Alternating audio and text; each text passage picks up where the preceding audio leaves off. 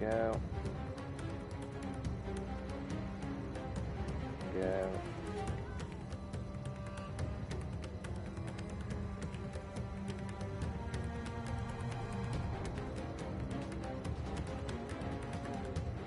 Okay, could you...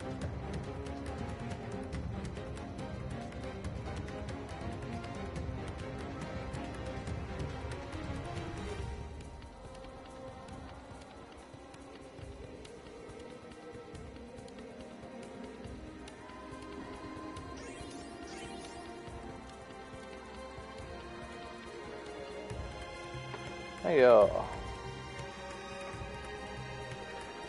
And we are live on day 3 after yet another long ass queue timer. Right, we said yesterday that we'd start from doing the side quest to get the flying sorted, and then we get on with the quest line. So what we're going to do first is grab these blues, quickly do them, and then we'll get moved on. Why are there matanga everywhere? Has this town fallen? Ah, your face, it is known to me. You were the warrior who fought with them for the mall in the dam. I am Ogle of Akatian. Hey, Slandy. It was your bravery and skill which inspired me to embark upon my own hero's journey. Yet now I have foolishly blundered in a den of matanga. Why do these others walk without fear? Did we not care if they are slaughtered? So myself are busy.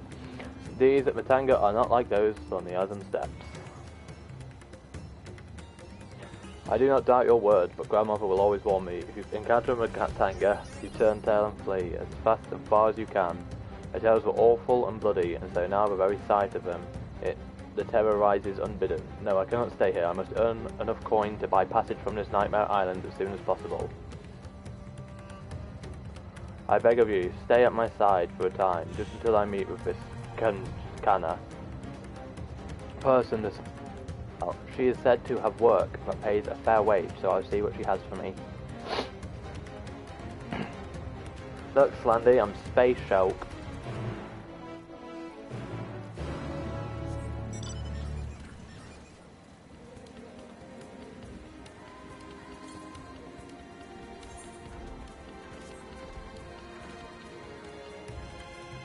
Alright, we got 2 side quests to do, Slandy, and then we'll be getting on with the main quest. I'm trying to make sure I get my flying sorted whilst I can.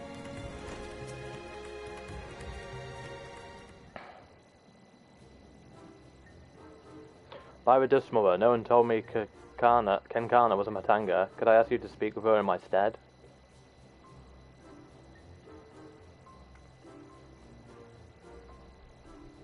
Welcome to Yedalimad, traveller. I am Kenkana, and it is my job to assign the right work to the right workers. Might I have your name? Shulk and Ogle, was it? Let me jot those down. Oh, grandmother, why? Why did it have to be a matanga? Is your companion quite alright? Ah, an understandable reaction. The Gadrasora tribe have done much to stain the reputation of our people. You are looking for work though, yes?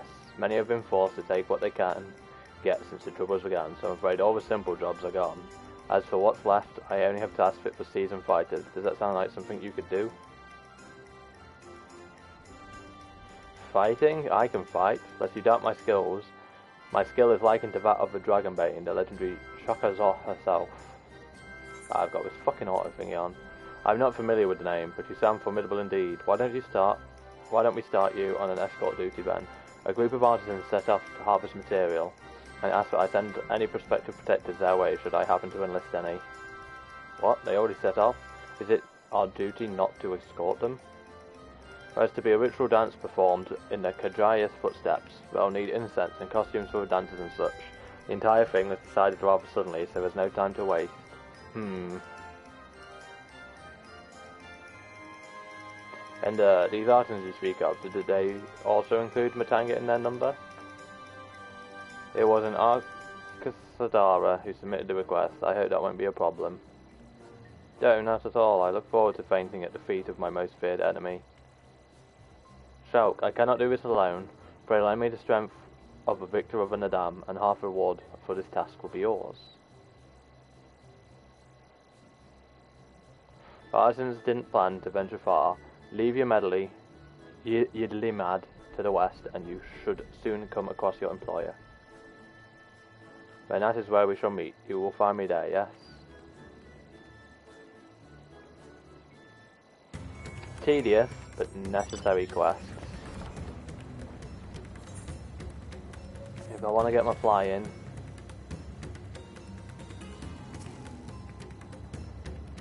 Ah, you must be our belated escort, yes? Glad to have such courageous... your companion not well, she seems a bit shaky. Of course, I should have thought of it before. I shall harvest the necessary ingredients while the artisan stays here.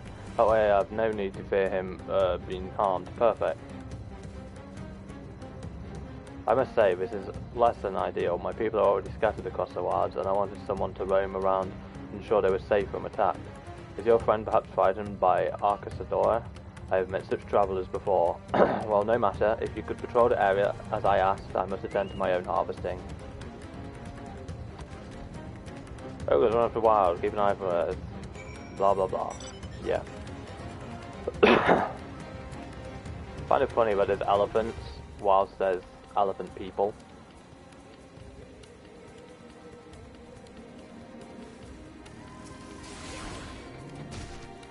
Hey, we don't get the battle music. Oh, that's bollocks.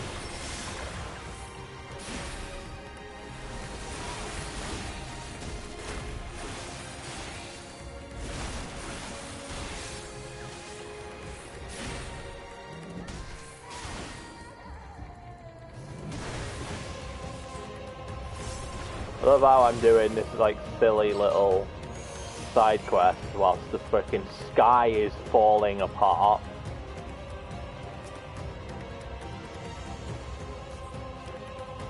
You must think me foolish.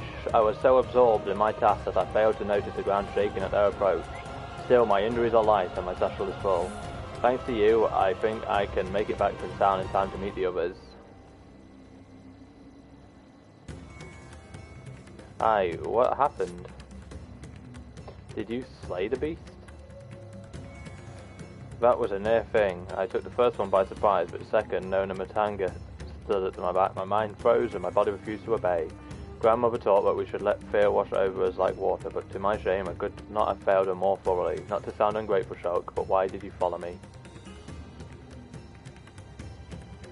We were to patrol. Forgive me, I should have waited for orders instead of running off alone and putting lives in peril. Come, we should return to our employer. I want to be sure that the wounded man reached safety. Man, this side quest is going on for a little bit. I like the ones where it's like, yes, do one thing, done.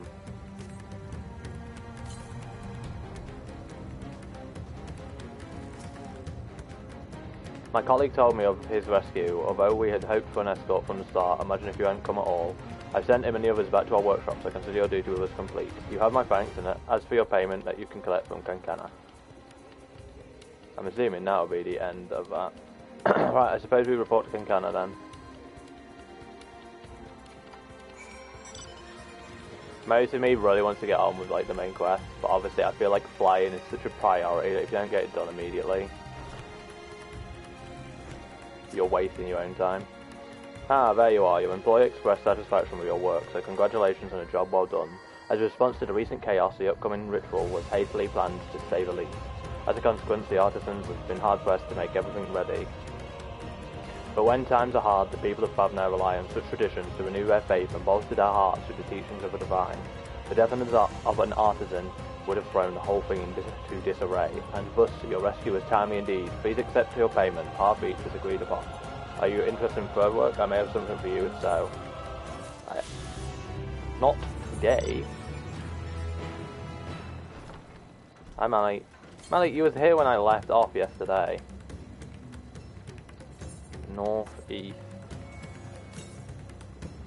East. They're gonna be like in... Oh, thank God. Yeah, we're just grabbing what we can for flying whilst we can, Mally. And then I'm getting on with the quest, obviously, to the north.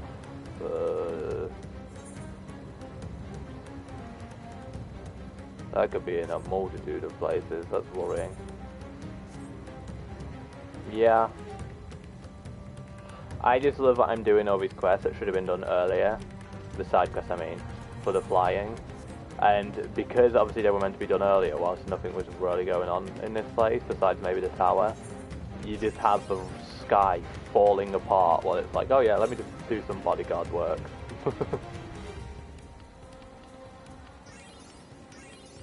Oh.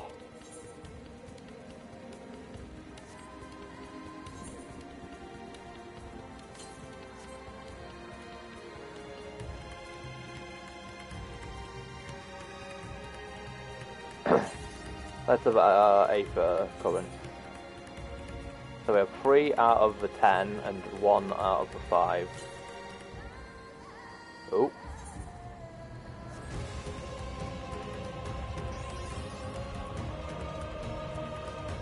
Hope this is an orchestrion roll.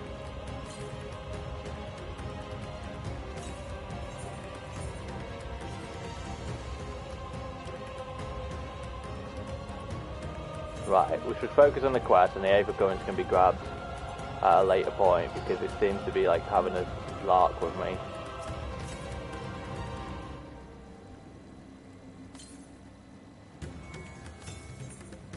Still, obviously, if I can find ones near me, I shall grab them. Oh, that lightning was cool.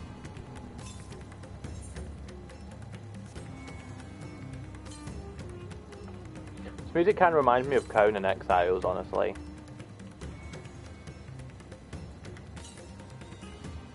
Oh, no one's activated the thingy today.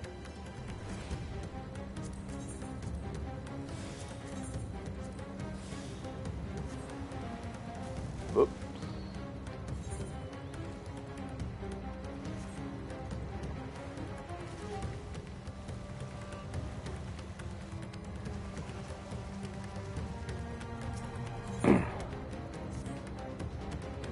Do you have a moment, adventurer? One of my colleagues has gone missing. She said she was going to Kajaya's footsteps to get a bit of exercise, but she hasn't come back. I'd go search for her, but it's almost time for a shift change, and I can't very well leave the film to operate itself. Could you find her and fetch her home for me? You're too kind. She should be in Kajaya's footsteps. Keep an eye out for her with black hair. I'm sure she'll be happy to see you. She was out last time you were by, and she was devastated that she missed out on the chance to meet one of the students of Baldessian. Love how, like, that quest accept music is so, like, out of place with this music that's going on. It's very cheery and positive compared to this, like, disaster music.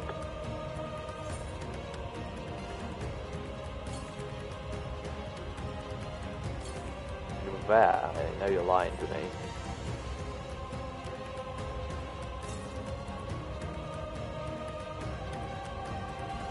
That now is really pretty though, isn't it? It's very much the ill meg of this expansion I'm noticing with the colours, I mean. The colour palette.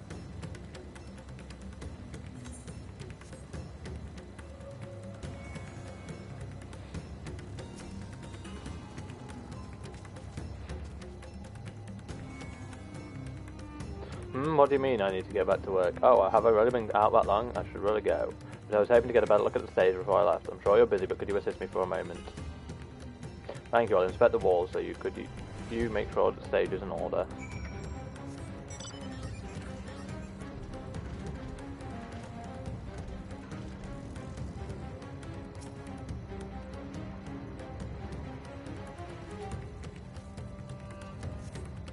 The cloth wavers exquisitely in the world and no problems here. Shulk Zabal, Guardian of the Universe, stagehand. There's a small hole in the floor, that can't be good.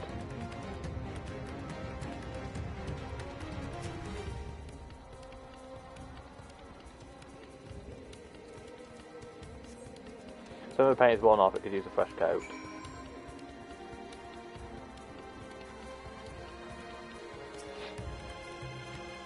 Any problems? Full or pain? I'll have to fix them next time I come by. Thank you for checking. You know, it seems odd that I've never met you until now. You wouldn't happen to be the adventurer sent by the Baldestin students of Baldestin, would you? You are, and here I was delegating you menial tasks. If I had known, I've always admired travellers like you. You see, I was studying to be a dancer under Mistress Nashmira at one point in time. I went to see the realm as I travelled for performances, and maybe I still can, not as a dancer of course, but as an alchemist. Oh, but we should hurry back to the great work. I don't want to cause any more trouble than I already have. Right, hand this in, and then on with the main quest.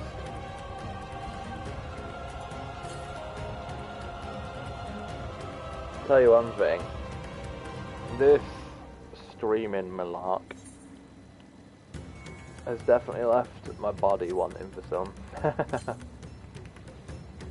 Whilst I still intend to stream like pretty much everything of Endwalker, I definitely will be like taking my time a lot more once the story's done. Like I'll be taking more breaks and making sure my legs don't go stiff and shit like that. I should probably take more care of myself now, but here we are.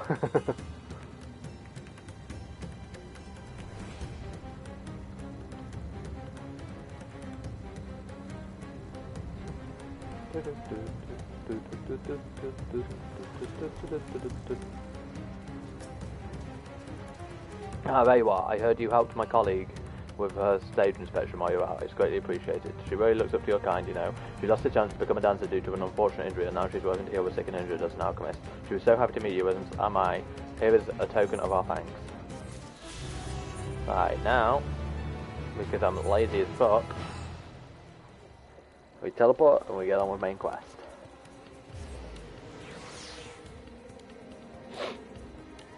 I've got my notepad here, slowly making a list of shit. Plenty of points to talk about.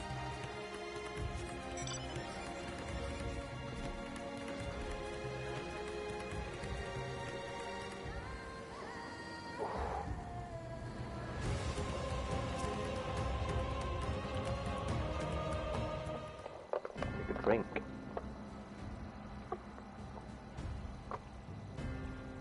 Everyone is assembled, yes. I thank you for lending us your aid in our battle against the blasphemy. Let's review our plan of attack. I would have you board this boat and circle around to the north side of the island. There you will find a dense jungle we call Vanaspati. It is a sacred wood home to many temples and a number of villages.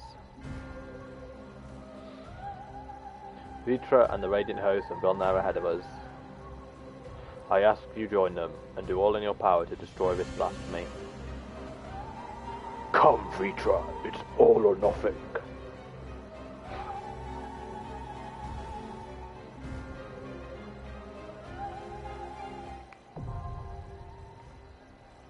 That's a dungeon? I left off before a freaking dungeon last night? Oh my god. So the beasts are not born of creation magic to run amok, but are rather the altered forms of people themselves. In that sense, this manifestation of the final day differs from that which we witnessed in Amaroth. And for worse, I dare say, if any man or woman or child could become a beast at any moment, there's no telling whence the next threat might come. We must exercise extreme caution. Don't worry, no matter how grim things might get, I won't lose heart. I'm ready whenever you need me. If it's true that the people themselves are transformed into beasts, why, even the Radiant Host could suffer the same fate, or us perish the thought. Innocent souls twisted and reformed into unholy abominations. I thought I had seen the last of such nightmares with the Sin Eaters. We must act quickly, Shulk. Every moment we tarry means another soul may be lost to this nightmare. I shall survey the environs closely as we go about our search. There may be some clue as to how we can combat this phenomenon. Usually, the most dangerous foe in a worm's domain is the worms themselves. If I were Vitra, I would be as offended as I am horrified. Right, so now we create the team. We're going with Alphano, right then. I stand ever ready. Astinian, and Glaha. Let's frickin' go, baby. Dungeon time. Good way to start.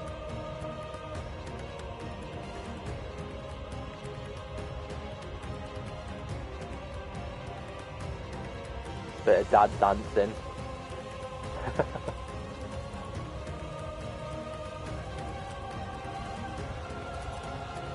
Terminus beast.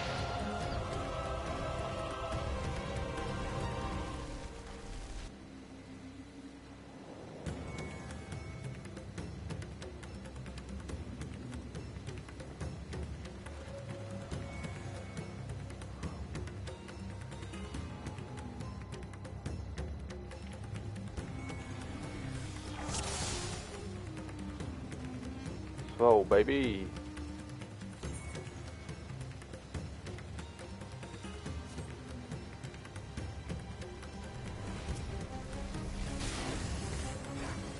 Hello, it's Reacher, my lad. Oh, I didn't see these fuckers.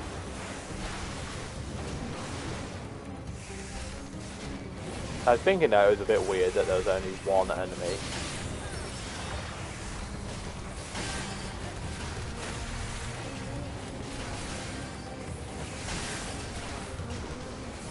Just as a note, this whole layout I've got right now will be completely changed by the time I'm done MSQ. Not by the time I'm done MSQ, but after I've done MSQ, should I say. I have some plans to make it look a lot better.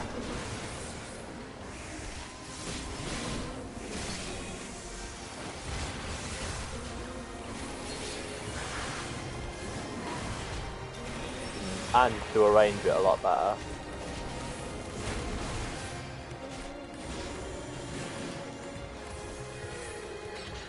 But I need to finish the MSQ. These are children of Slandy.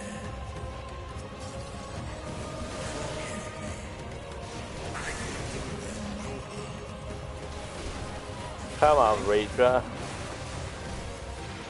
If I may. For some reason I actually really love having Graham on the party.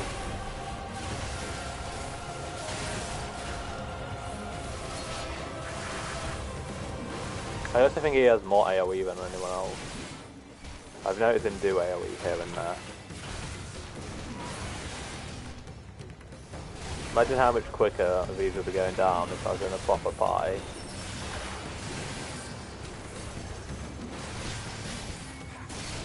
You know what the funniest part is? The biggest like hole in everything right now? Given what the first trial we had it is and what I was expecting to be the first trial, I have no clue what's coming as the next trials, which is good.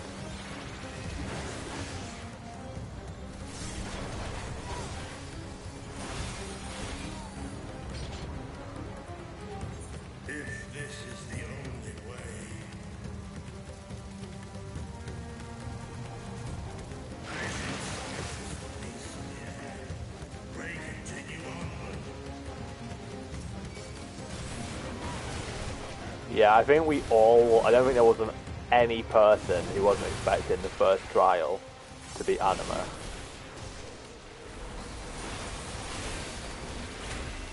We kind of figured it wouldn't be the Mega Sisters when we knew that from the Law Sword it was a dungeon boss. But Anima, that was good. That was a good move, Square Enix.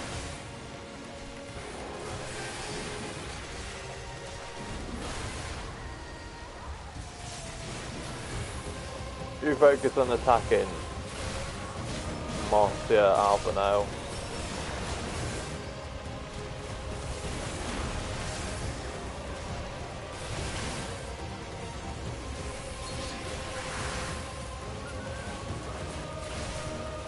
I mentioned that I love bloodwetting. The warrior changes are fantastic. Also the fact that Tomahawk no longer interrupts your combo is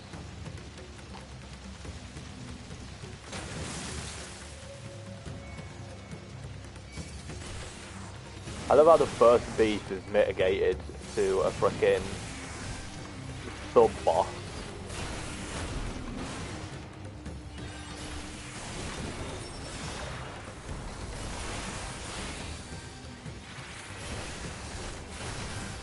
sub-boss, a mob is what I meant to say.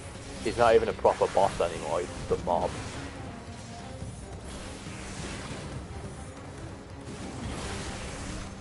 You know, I'd love to see someone do a piece of artwork that is the this Terminus Beast, the first beast, the Trampler. I'd love to see him in like a realistic looking artwork, just to see how creepy he looks. Because I actually reckon out of all the Terminus Beasts, he would probably be one of the creepier ones. Like, obviously, because of the way the art style is in this game, it's not that creepy. But like, if you think of how this would look as a real thing, I can't even this. That would be a creepy looking real creature.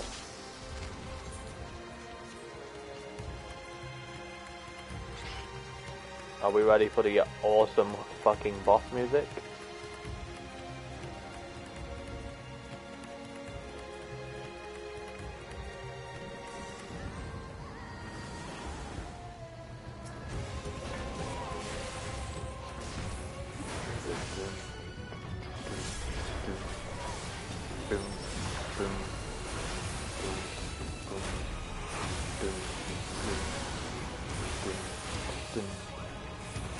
This one was probably quite creepy, but I still reckon that the other one would be creepier.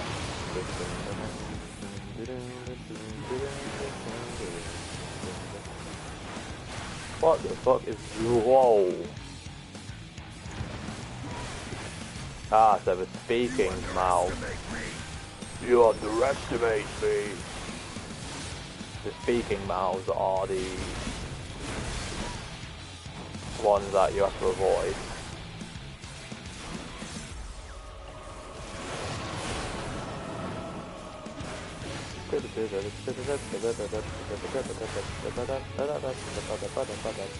I mean, that was pure luck what I dodged about what is left. I didn't even think about that.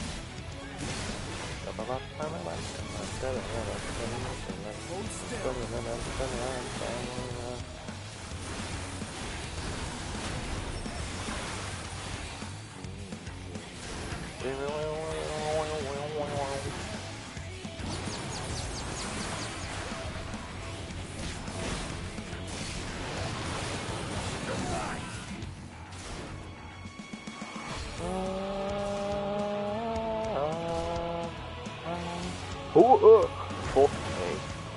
I really won't be afraid for the head. But we never lose our way. Tired of all this pain. We won't be afraid for the head.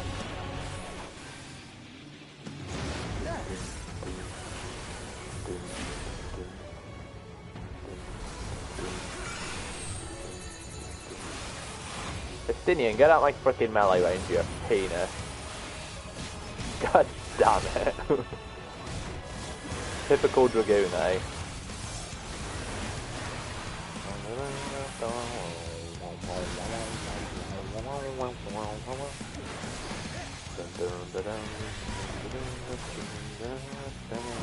Allow me.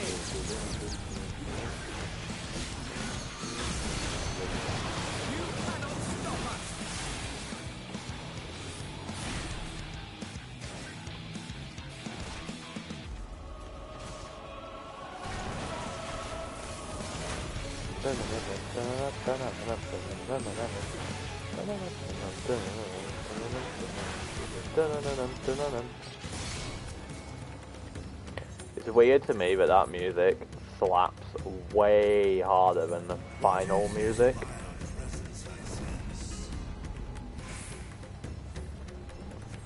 Like the final boss music.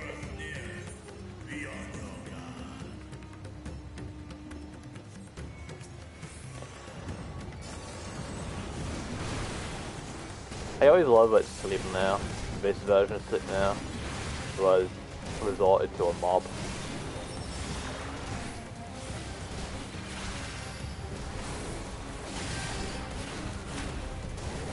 Would love this as a mount, a sprinter.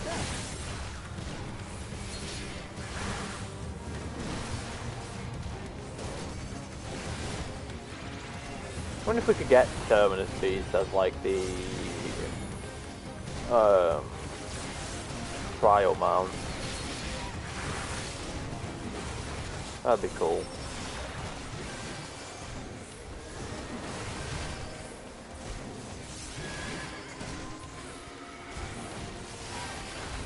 Man, I sure hope we'd never introduce mob groups back into raiding in this. I hate mob groups.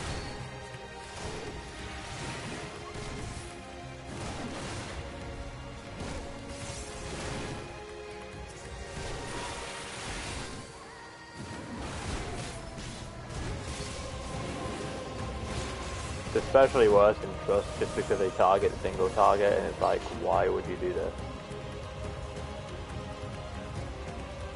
But what item level was that gear? 536. Cool. If I get a weapon from here, it'll actually be better than my weapon.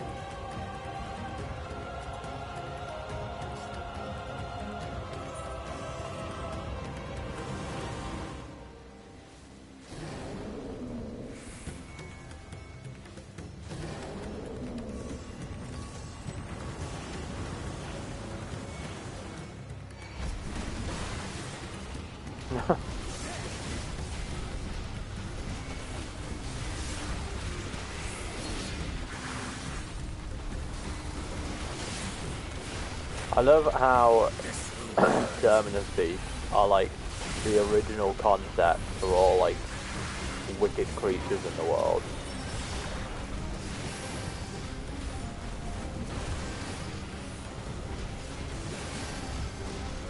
Like obviously not in like the art room design, but like in the lore design. Like you probably find voice sense. You find mobs like this in Alamigo and you just think they look like that lore-wise because Terminus Beasts look like that, and that's cool.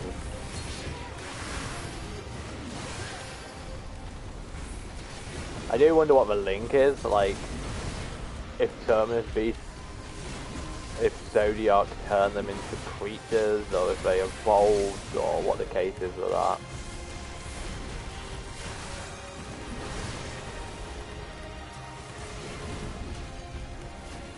If it was Zodiac who designed the creatures like Terminus Beast, seems a little counterproductive. Like, talk about giving your people PTSD.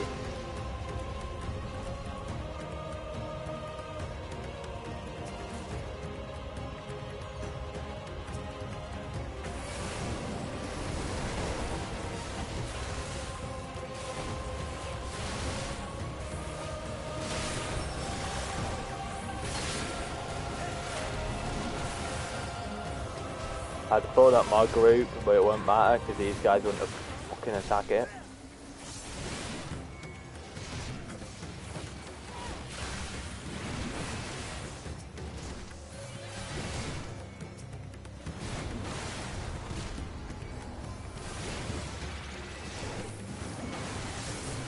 You cannot stop us!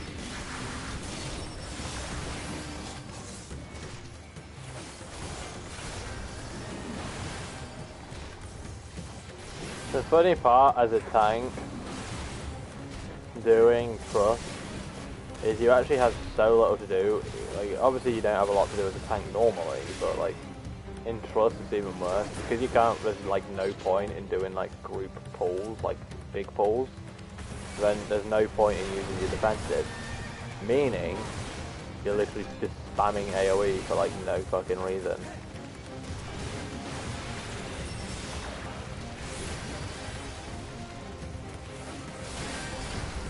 And like that's the whole thing you have to do between bosses with a Trust system. They really need to introduce.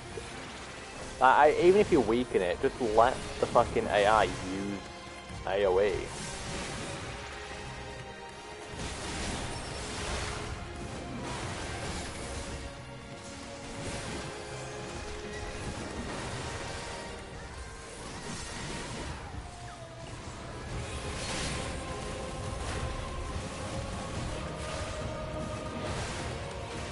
Like, you shouldn't be punished for using Trust. in my opinion. But like, that's basically how I've made it.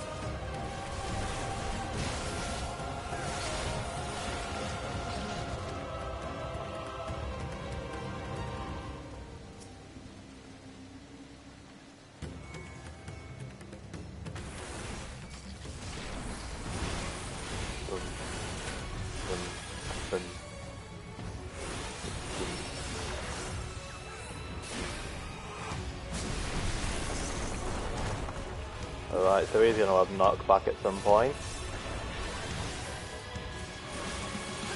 This will hurt.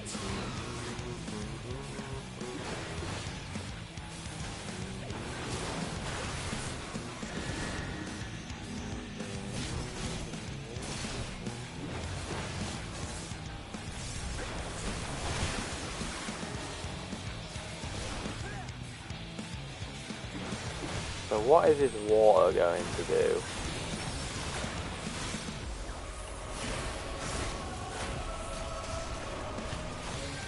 Hey Alexis. It is going good, thank you.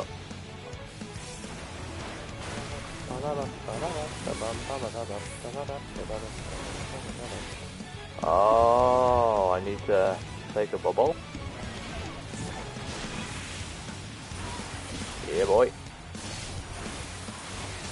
That's what they're for.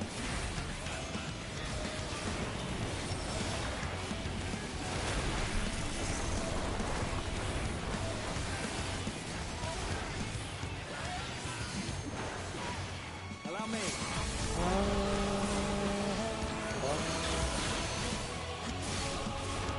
One of the things that I will say about this dungeon theme that I find really funny is it feels like an ending kind of theme, if that makes sense. Like, this could easily be the final trial of the entire game's music, and it would make sense. It's got that kind of epicissimo. I fucked up my combo there.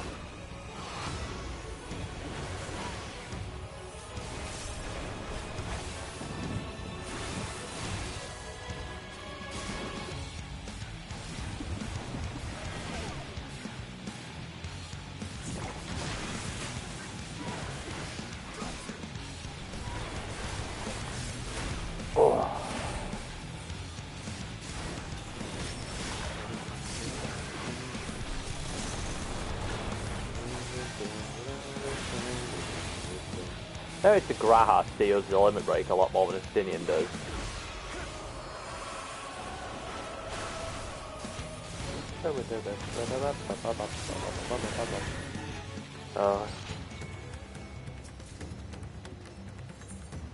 That song could easily last longer and I'd be happy.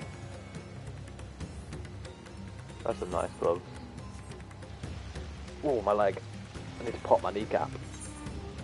Oh.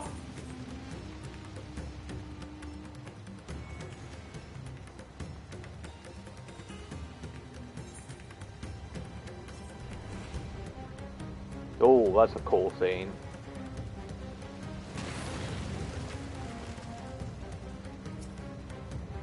I will always hate these monsters, the Birdmen people, these, because back in Final Fantasy XII, they'd always walk towards your location and know where you are, and like you could be fighting one, and you would only just be getting by fighting one, and then another would just start walking over, and you'd be like, fuck off, mate. You don't belong here.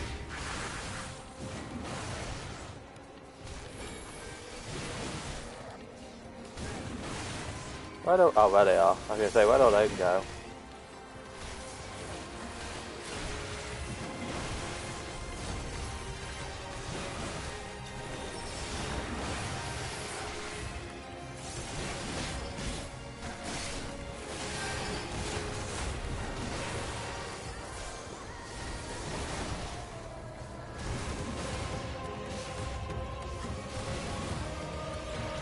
I may.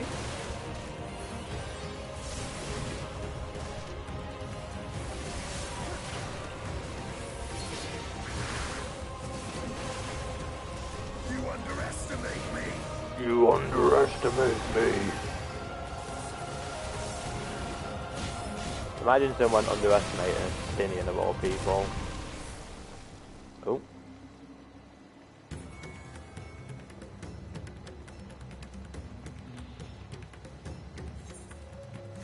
We're gonna have to fight like that statue as a terminus beast.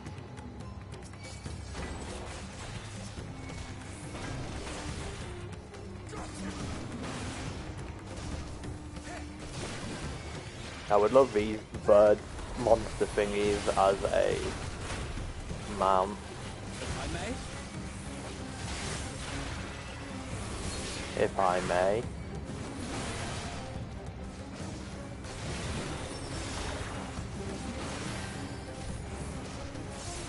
Tell you what, people were worried Warrior wouldn't have the same self-healing it had before. It's still ridiculous.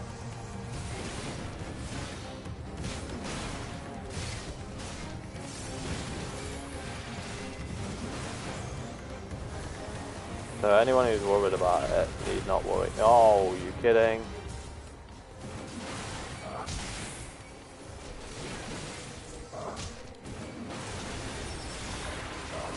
Look at that self-healing, it's still absolutely ridiculous. Probably keep a better eye on my bar, I'm probably overcapping repeatedly.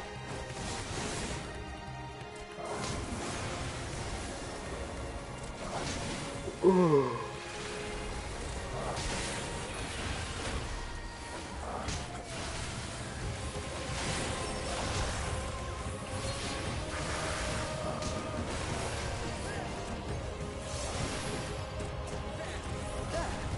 Man, I haven't got a single piece of frickin' tanking gear yet. From here, I mean.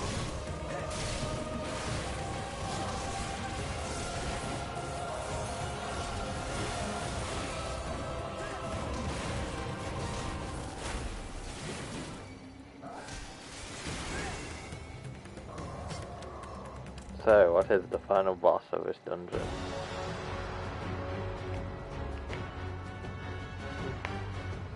Oh, a flying one of the first beasts.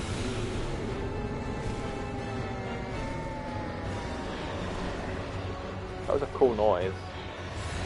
Hey, Vamp.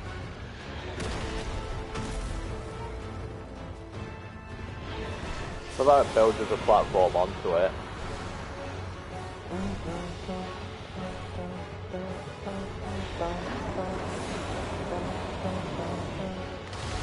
I am well, thank you.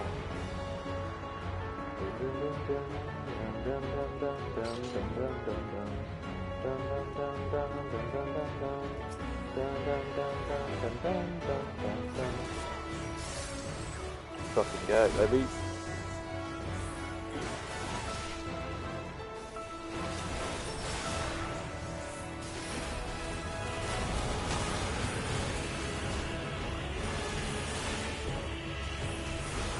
Don't worry, I'm sure by the time I'm done with all these streams that I have to do, I will be... Am I in the wrong platform? I will have no voice myself.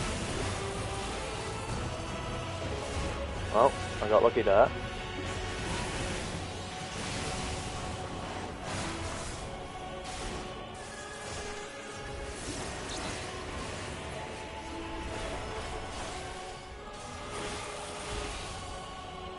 Am I the wrong side? Oh, almost killed a Stinian.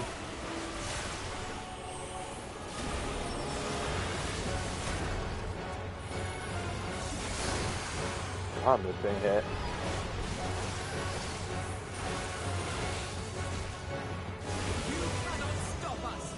I get it now, whatever he does as the colour thing is the one I need to be, so red will be the one going off, right?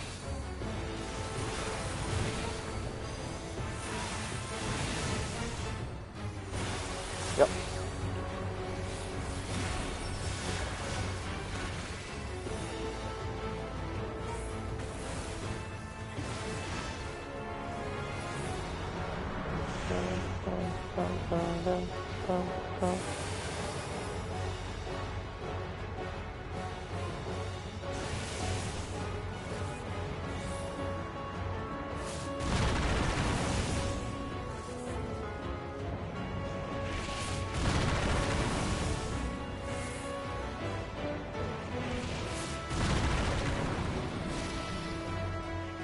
That was a cool mechanic.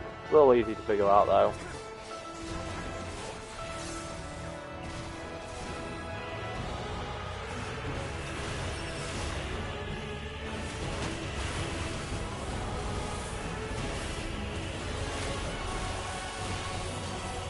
I realised I ended my inner release when I really shouldn't have.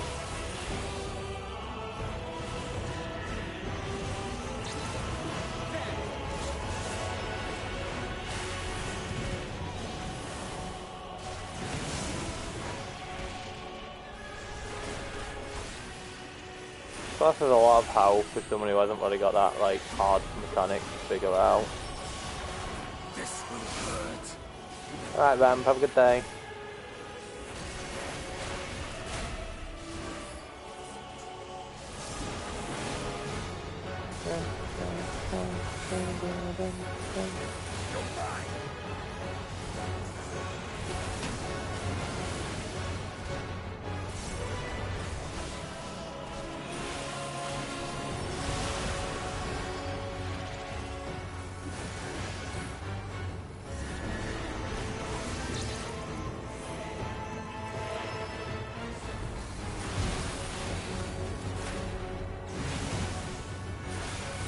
Just realised that my inner release stopped me from being knocked back and then was like, well, fuck me.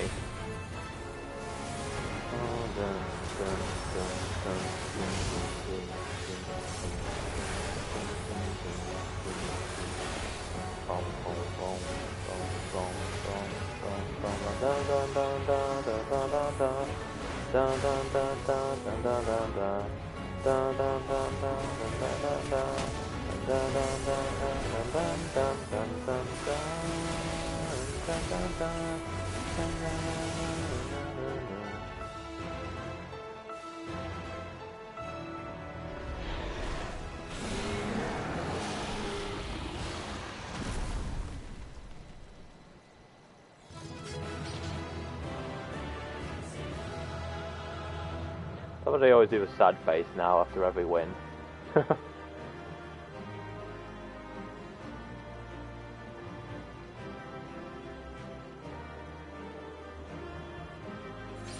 I got the piece of gear.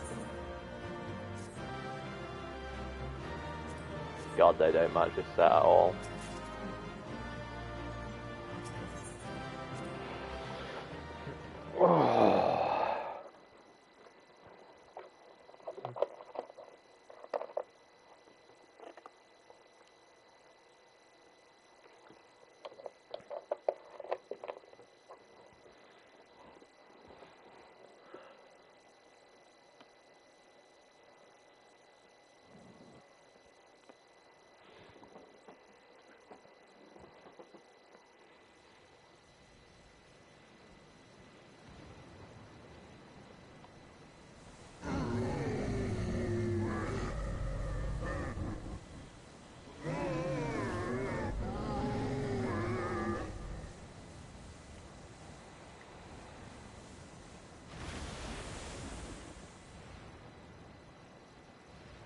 As I feared.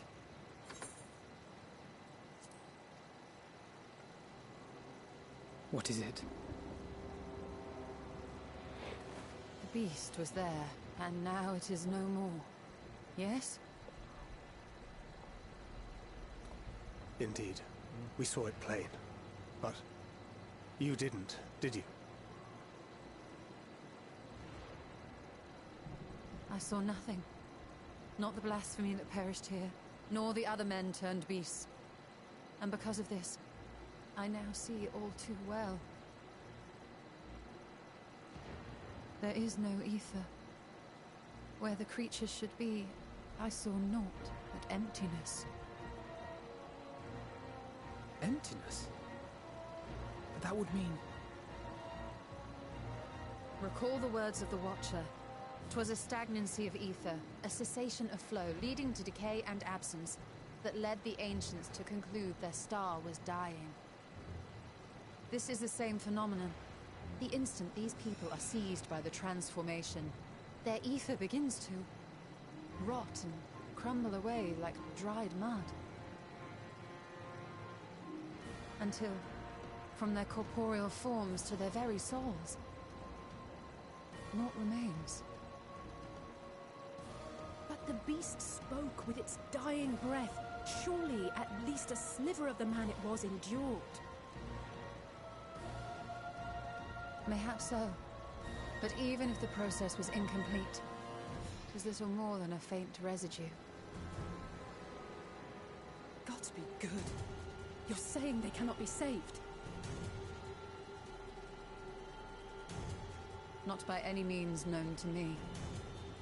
Or by any means at all, like as not. For there is naught left to save.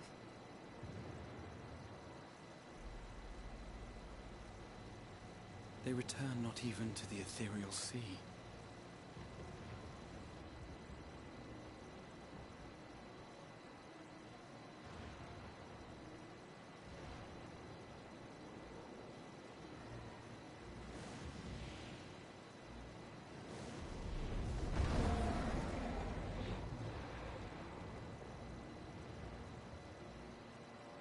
The beasts rage on, their hunger insatiable.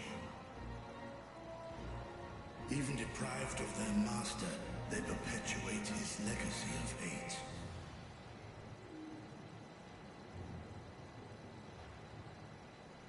Once proud sons and daughters of Thavnir, all of them, and now I spill their blood.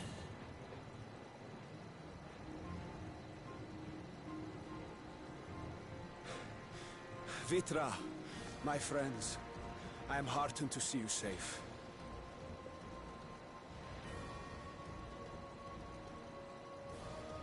You put your secret at risk. Those closest to me already know the truth. A truth I must now share with one and all.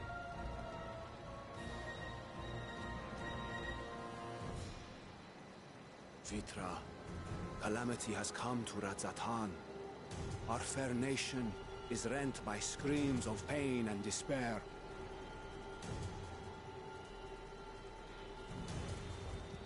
More than ever, we require a strong leader to shepherd us through the storm.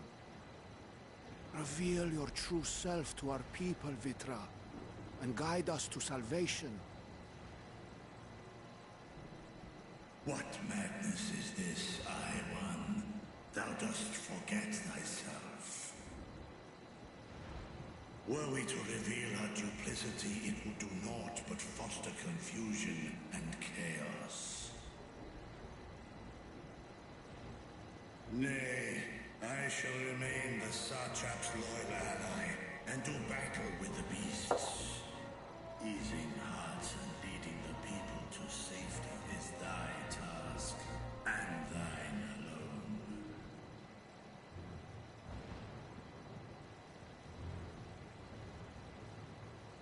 I ask that you remain at Ahewan's side, and render unto him what aid you may. I know not what lies ahead, but without you, Radzetan will not survive.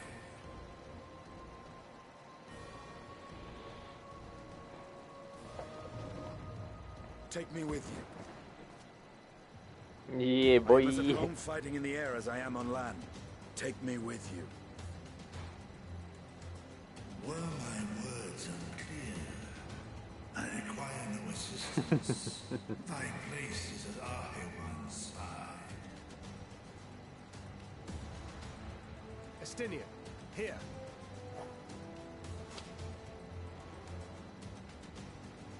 The last thing you ever wanted, a link pearl. We'd gain much from knowing your elevated perspective. And it'll keep you from getting lonely, which I know. Why is it bullying a You Estinian have just amuses me so Seems much? I'm coming with you after all.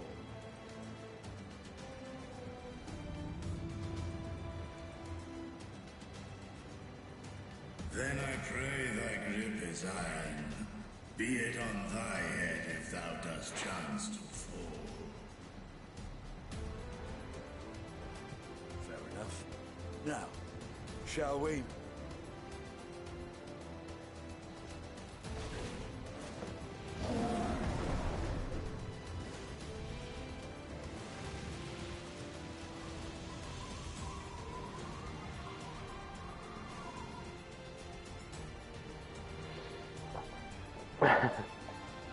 Why ain't a scene just like, bruh, I already read your sister. We will not survive this on our own, while I am loath to impose upon you again.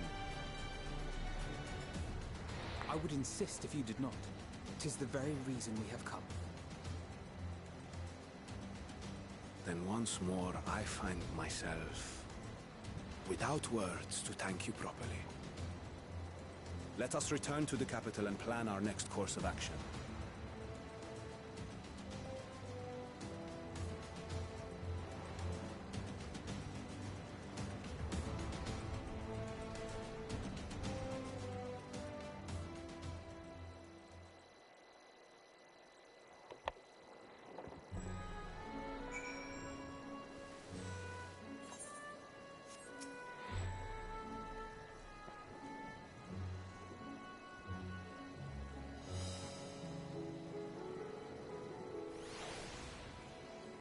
Our radiant host has eliminated the immediate threat to the city, but it pains me to know those beasts were once my own people. There is no telling when or where the next transformation might occur. We must remain vigilant and steel ourselves for whatever is yet to come. Random, die?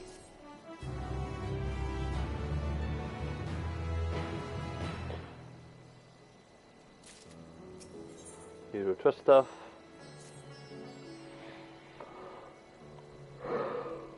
Forgive me, my friends, but I must return to Megaduta for the time being. That I can manage this crisis and dispatch my troops as the situation demands. In that case, we shall carry out an investigation of our own here in the city. Mayhap the residents can tell us more about the first of the transformations and the conditions under which it occurred. If we can ascertain what exactly triggered these tragic events, it may give us some insight as to a possible solution. Time is of the essence. Let us split into 3 groups that we may cover more ground. Alize and I will see to Pax's path. Vanguard and Stoll and McPray make for Dharma. I leave Arthur to Kadaha and you, Shulk. Any information you can gather on the first blasphemy or the manifestation of the final days here in the city would be most helpful. When we have completed our respective inquiries, let us reconvene in front of Megaduta, but we might share what we've learned with the settler.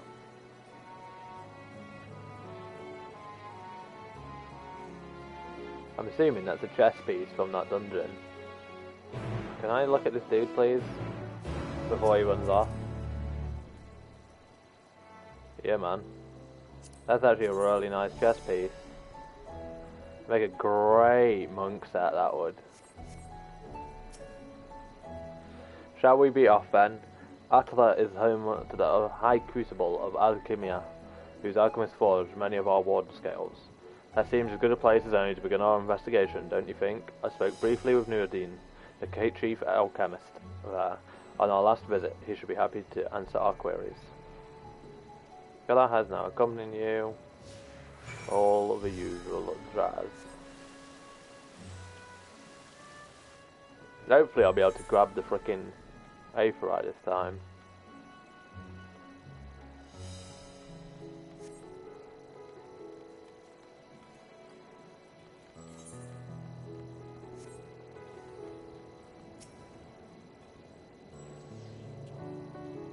Apparently not.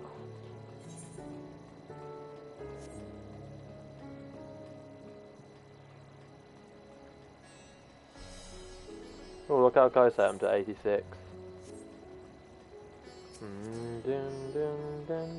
Those boots are cool.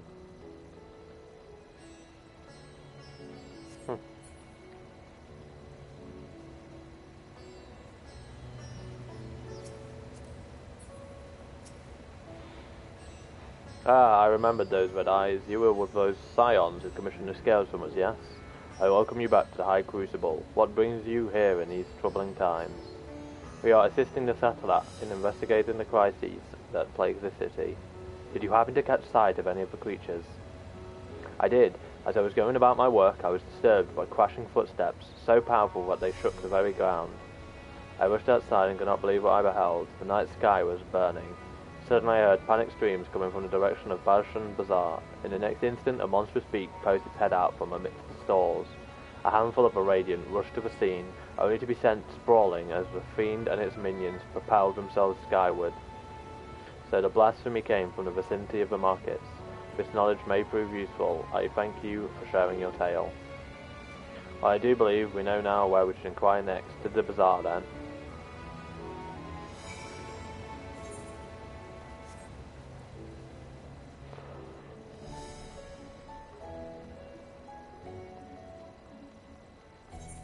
Again, as I said with yesterday's streams, I'm not yawning because I'm bored. I'm yawning because streaming for 22 hours, and with the extra hour on top, 23 hours, is exhausting within, you know, a 3-day period.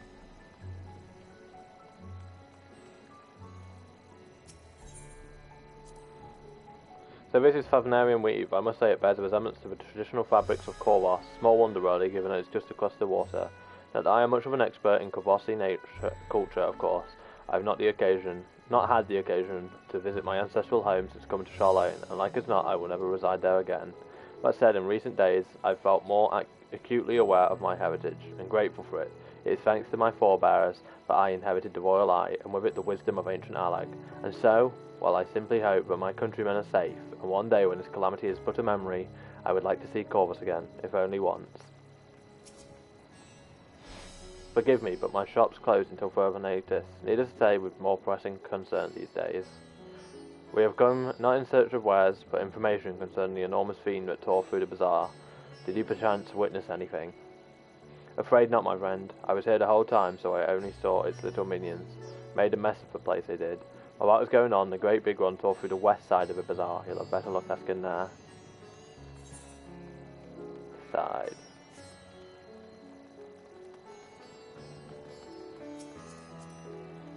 Fucking level.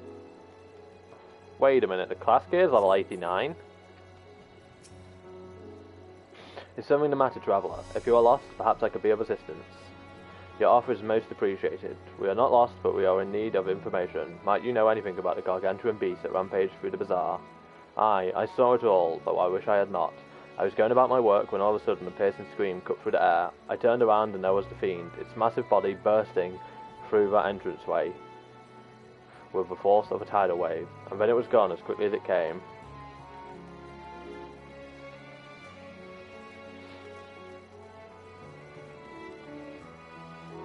Just had to double check that I read all that right.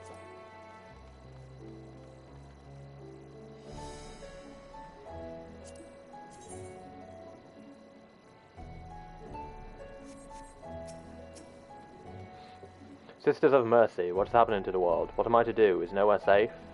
Settle down, friend. The danger is past, at least for now. If it's not too painful to remember, could you tell us what you saw? I am enjoying the story. It was a bit slow to start, and I had some complaints of how slow it is, but I'm slowly making a list of all the things that have mattered, and ones, or matter, but I enjoyed. And I've currently got 1, 2, 3, 4, 5, 6, 7, 8, 9, 10, 11 moments. First I heard the screams, then a horde of ravening beasts came charging towards us. One of them was huge, bigger than a married, throwing people about like ragdolls, and it was eating them. I hid under the counter, saw others do the same, but the shrieking and wailing kept getting louder, more voices in the throng. Beasts or victims, I couldn't tell. I knew not what was happening, I still don't. That is enough, my good man. You were brave to share with us your tale. Many of your fellow merchants are safe. The High Crucible too has survived mostly unscathed. Pray stay close to your friends and loved ones, and rest your body and mind while you are able. I suspect that is the most we can expect. The people here to tell us. I think it best we find a place outside the bazaar where we might rest and review our findings. My favourite moment so far in the entire expansion is the part where Xenos takes you out of your body and you have to fight as a unnamed Guardian and get like back to your body.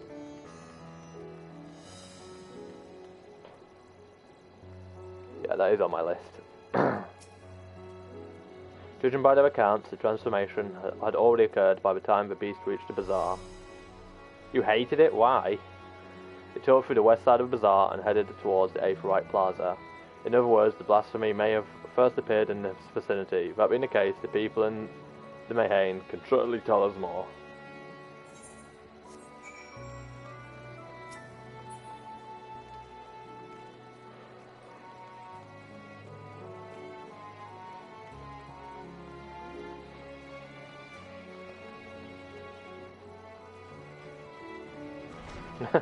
I thought it was fantastic.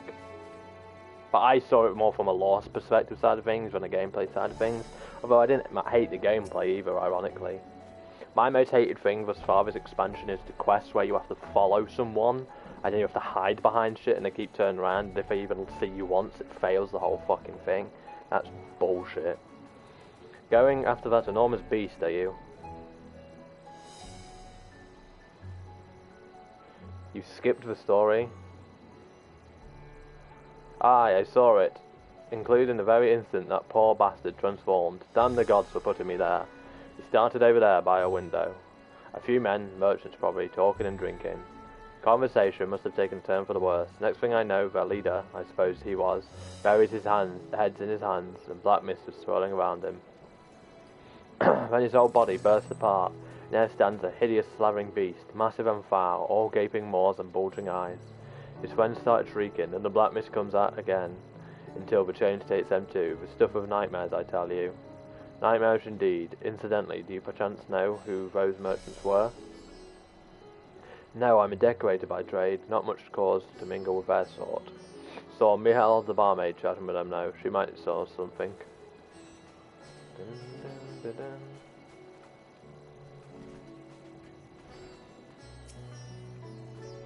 Even after repairing all that damage, it will take a while for business to pick up again. You mean the blasphemy? That's what the Radiant have been calling it anyway. I saw it too, we all did. I was standing here at the counter as Meride poured me a drink, when suddenly there came this dreadful sound like a pained, angry groan. It was unlike anything I've ever heard. I turned around in shock, and from an ominous cloud of black mist rose the creature, enormous and ghastly to behold. As for what happened next, to recall it sends shivers up my spine. By some stroke of fortune, I was able to slip outside before the beast got its claws on me. But the sight that greeted me offered me no solace. The blue sky above turned red as blood. Meride, myself, and the others clung to each other for dear life until the radiant host came to our aid. Wait, did I hear you correctly? The beast manifested before the sky began to burn? I'm certain of it. The windows here offer a clear view of the sky, and I saw nothing out of the ordinary until the beast appeared and began to rage.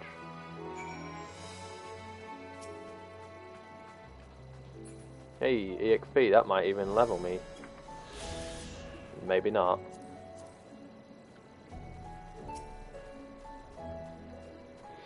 Alexis, why would you skip the story, psycho? Oh, hello there, welcome to Miride's Merian. What can we get you? Me stopping that first.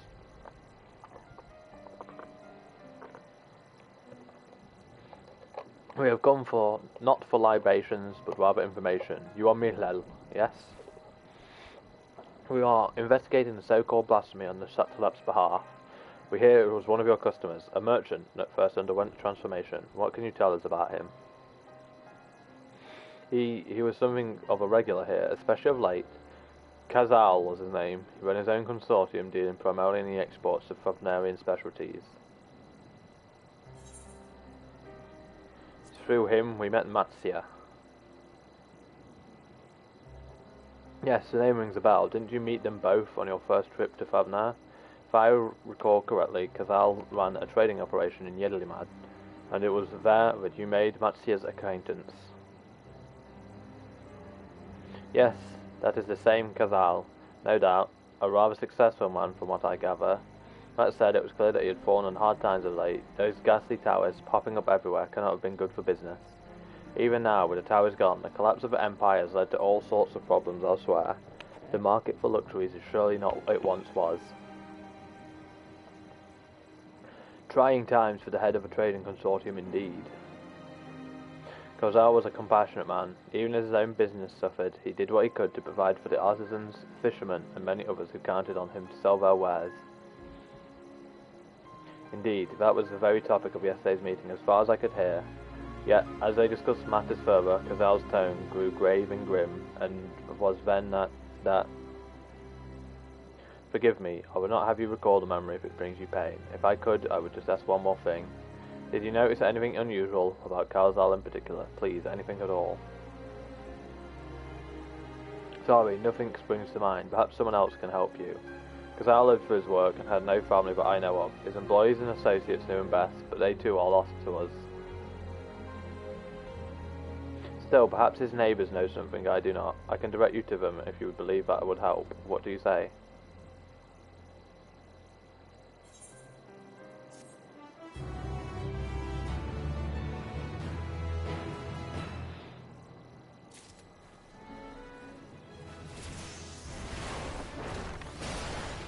Yeah, boy, finally got my AoE version of Upheaval. Cathal made his home in Kama, a nearby residential area. You disappoint me, Alexis. From what I gather, Cathal lived there since childhood and was known throughout the neighbourhood. Kama, the name is new to me. How did we get there? I'll write down some directions. I cannot promise that you will find what you seek there, but if nothing else, it is a start. Go on, let's see where this lead takes us. If I know all that, why do you have to tell me every time? Haha! Says it's new to him, but I... will first go speak to him here. Let's see, after leaving the main, we are to retrace our steps and head back towards the Averite Plaza. Or, alternatively, I can just do this.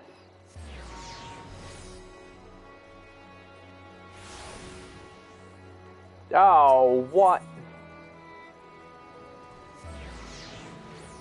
Apparently I can't just do that.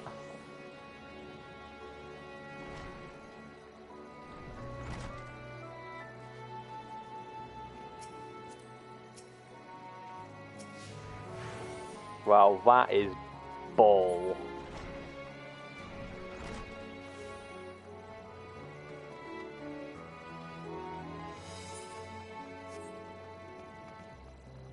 I am disappointed.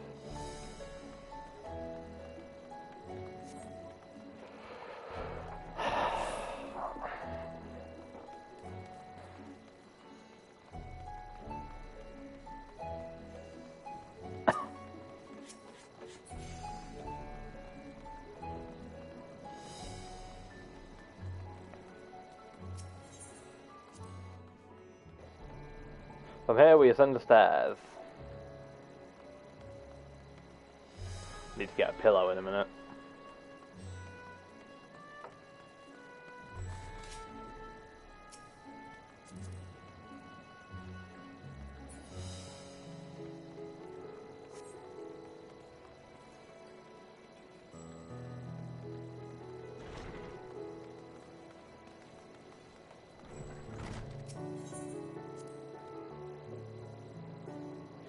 Ah, this must be huge, in which case we should take the path leading southeast.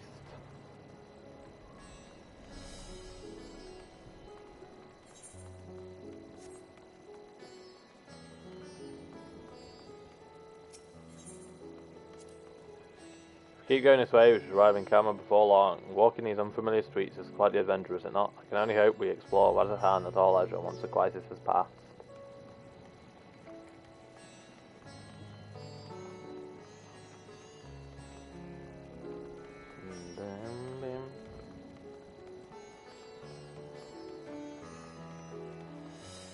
Right, I'm going to quickly grab a seat. No, a seat, a pillow.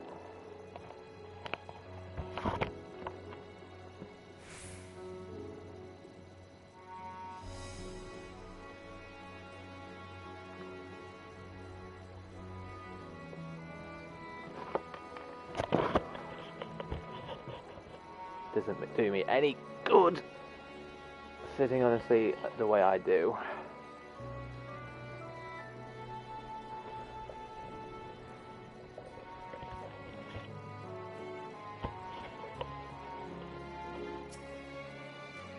I knew this must be Kama. We arrived at last. Let us begin questioning the residents without delay. No doubt someone here can tell us more about Kazal. Given recent events, I imagine they are taking shelter indoors. But I want to check his weapon. Oh no, he doesn't then.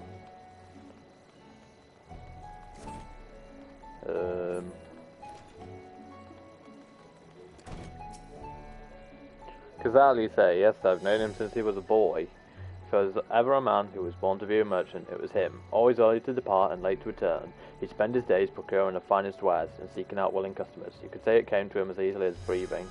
Sadly, business was flagging of late. No surprise, really, what with how dangerous travel has become.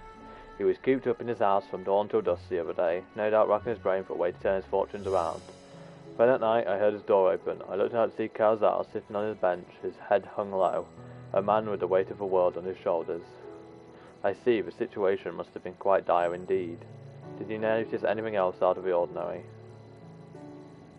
Nothing to speak of, other than the troubles with his consortium. He was the same on Kazal, cordial and honest, like always. These questions you were asking, has something happened to him? He wasn't caught up in that terrible incident in the bazaar, was he? I don't travel much these days, but my daughter's told me not to venture outside. Stuck in here as I am, I've heard little about these bizarre going-ons. Rest assured, the city is safe for now, but the situation may change without warning. I urge you, stay close to your daughter and be prepared to take refuge, should the satrap order it.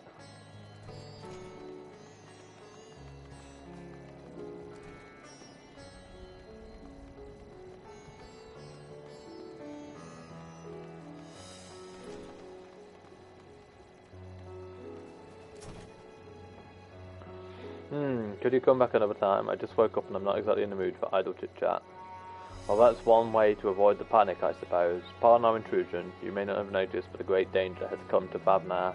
I encourage you to stay alert and prepared to flee the city should the situation turn dire. But before we leave you in peace, pray allow us to ask a question or two. Did you know a local merchant named Kazal? If so, did you notice anything unusual about him recently? Kazal? I know him. In fact, we spoke just the other day.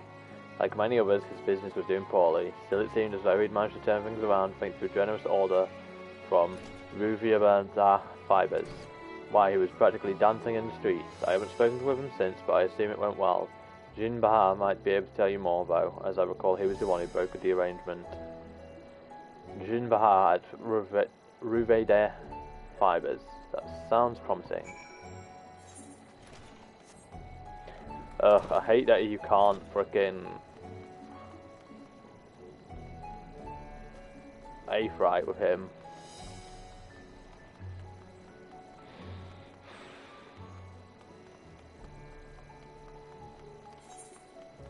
It's the fastest way there. Probably this way. Ooh! Let's have a quick look at 6 whilst we can. Boom.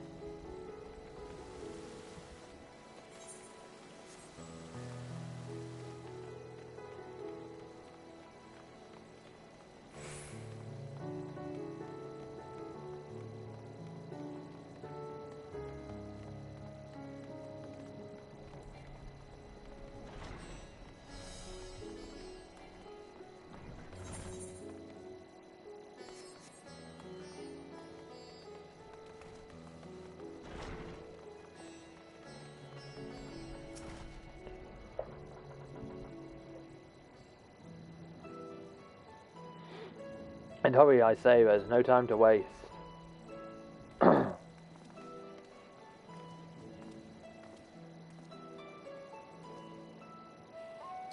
Pardon me, but you are in charge of buying and selling here, yes? We have a few questions that we'd like to... I'm sorry, but I simply don't have time to chat. If you hadn't noticed, we have our hands full at the moment. We must carry all our wares and equipment to safety before his accursed beast return. In that case, might we be of assistance? Perhaps we could speak when the job is done. Very well. You can start by helping us move our equipment. Ask the others what to put where.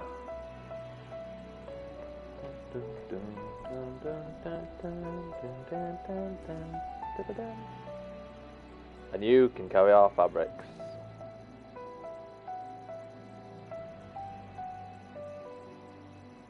Go through that door and speak with Kamala. She will tell you the rest.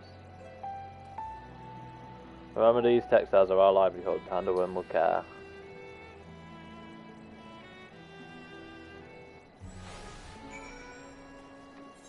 But I'm actually in the best gear I can be right now.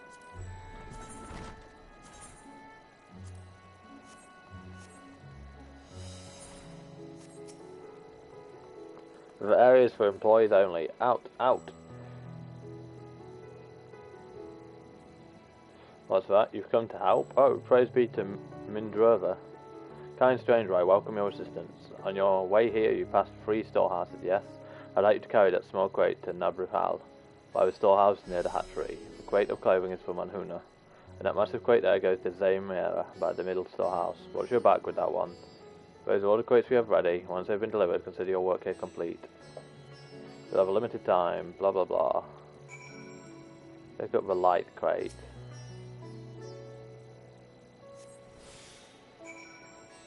Deliver the crate to Nabrihal.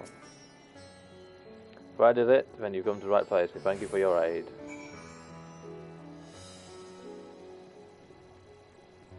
We can carry around shit tons of armor in a backpack, but we can't just carry all our crates like that.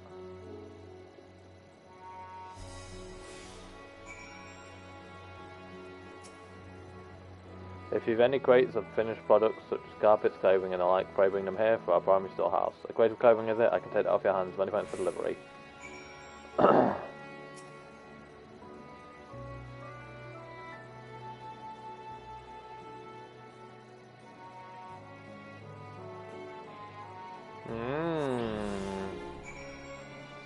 Well, that's one way to carry it. I say you're quite the brawny one, aren't you? A good thing that. Never know when you'll need to defend yourself in these unpredictable times. A crate full of fabrics, is it? Exactly what I was hoping to receive. Here, let me put that away for you.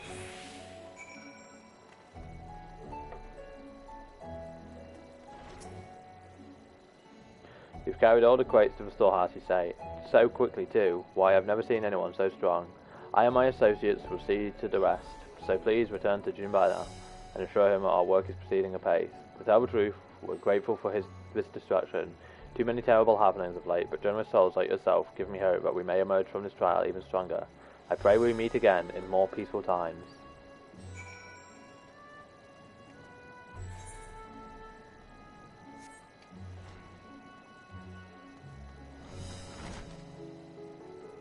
Then as I asked, have you? If Kamal is satisfied with your work, then so am I. You've done us a great favour, traveller.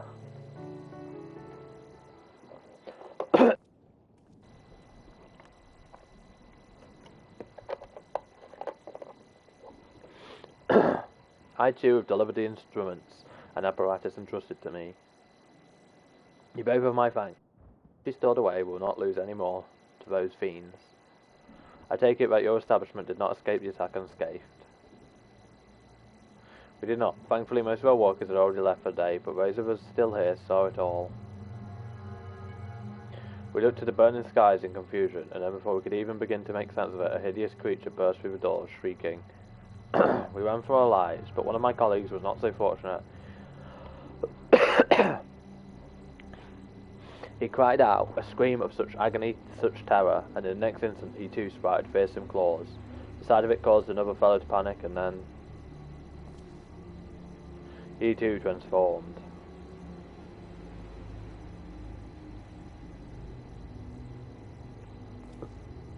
I'm sorry, there was something you wanted to ask? Indeed. You knew the merchant Kozal, did you not? I believe he had some dealings with your establishment. Kozal, I knew him well. We'd arranged for his consortium to deliver a large shipment of fabrics, but in the end we received a better offer and had to turn him down. I understand his business is struggling, but so is ours. Another of our most reliable trading partners agreed to transport the goods for a much smaller commission, and we'd have been fools to refuse. I felt terrible for withdrawing the offer, but you must understand we simply had no choice. He tried to put on a brave face when I delivered the news, but his dejection and despair were plain as day. He said he'd discuss it with associates, but I could tell he'd all but given up hope. Dejection and despair. You remember what we saw in Vanaspati, yes? Soldiers and jungle dwellers pushed to the very brink, turning into beasts one after the next. It would seem the same phenomena occurred here, those poor craftsmen attacked by the fiends, as well as those that witnessed it, all undergoing the change. I suspect that everything began with Kozal. By all accounts, it was he who suffered from the most profound and piercing despair. Wait, could that be it? That such intense emotions were what triggered his transformation?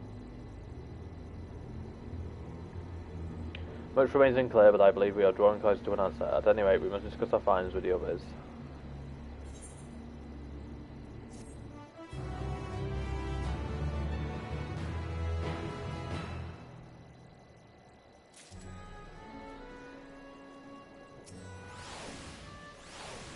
Is Slandy still here?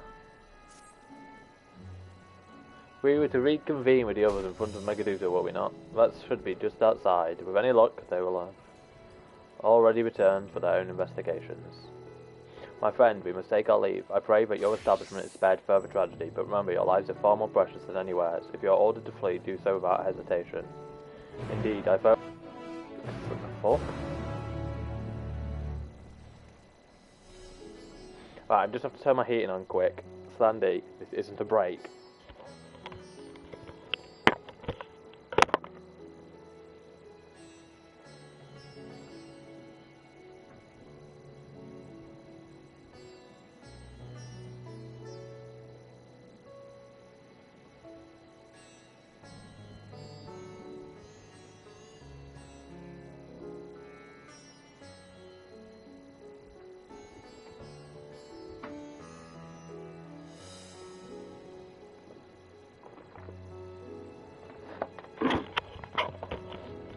Back. Remember that isn't a break, Slandy.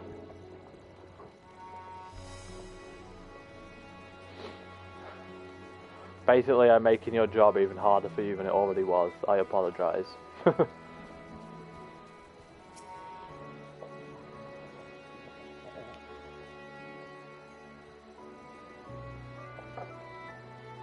Trying to take some self-care, at least. And not freeze myself to death.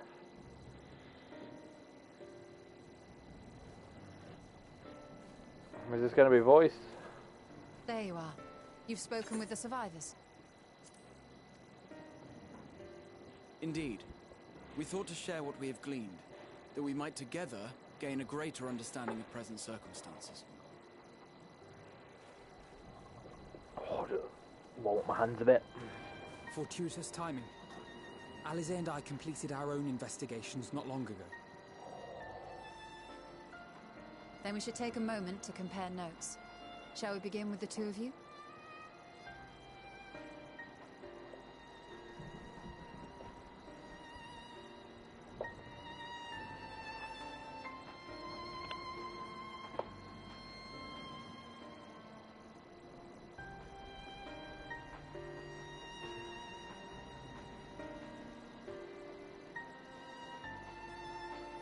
So the merchant Karzal was gravely concerned about his business in the days preceding his untimely end.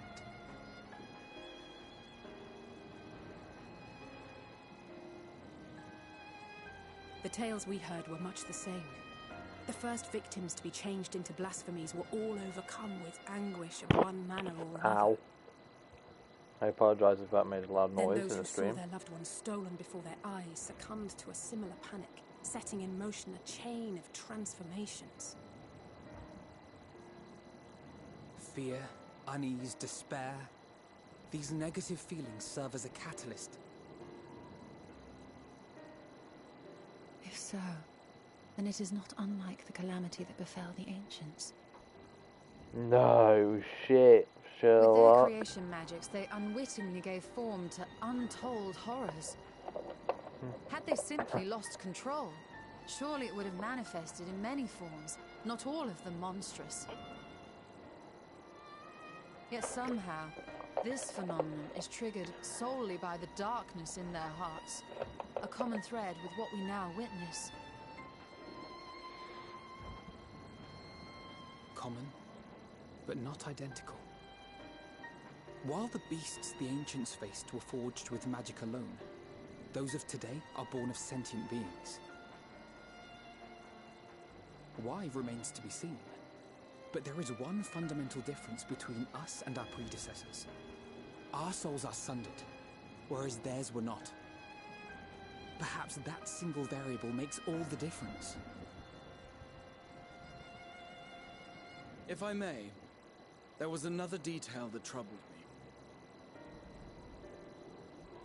We have it on good authority that Karzal's transformation took place before the skies began to burn. What? If that's true, then the situation's more dire than we realized.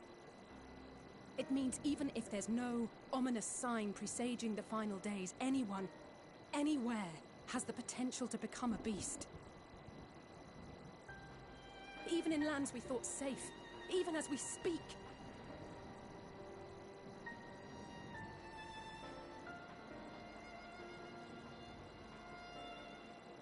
Look! It's the satrap! The satrap! Thank the heavens!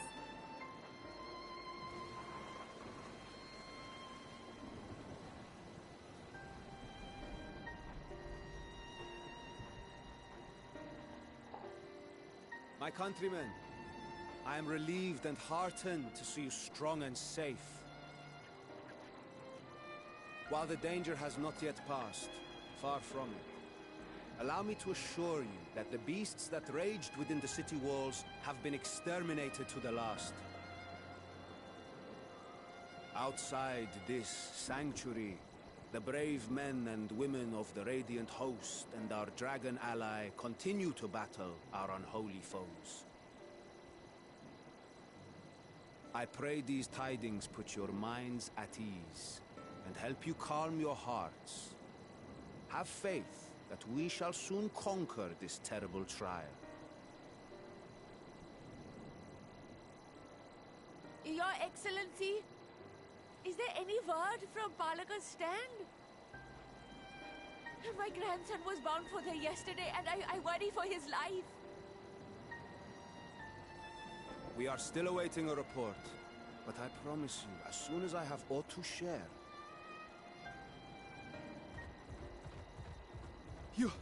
Your Excellency, I bring grave news. You are? I'm Matsya of Akyali, a humble fisherman. Ah, I remember you from our first visit. Wait, you're... But no, that can wait. I was about to say a bit more pressing, when the that, skies right? turned red, I set off for Palaka's stand, fearing for the safety of a friend. But as I drew near the village, I saw dreadful beasts all about. No! God have mercy! Your Excellency!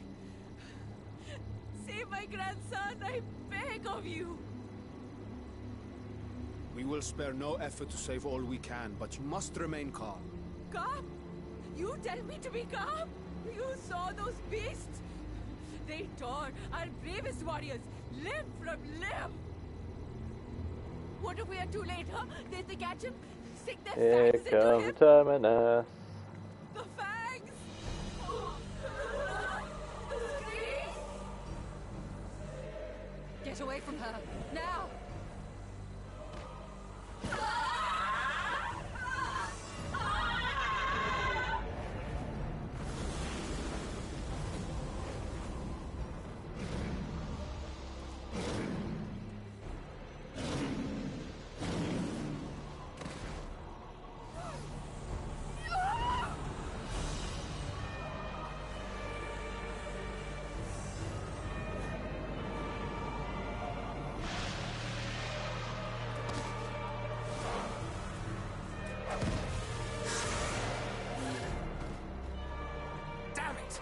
We've got to kill them before it spreads. We'll handle this. See the townspeople to safety.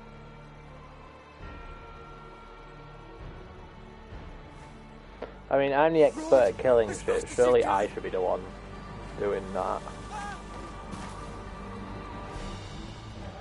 Well, that's a cool looking one.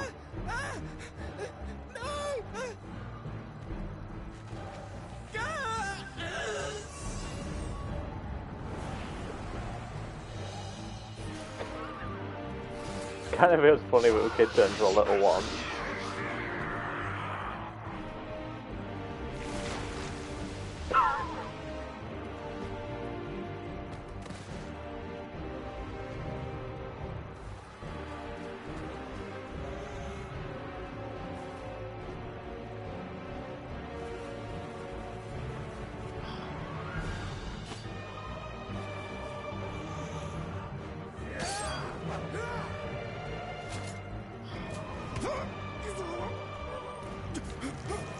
Well, there goes that dude.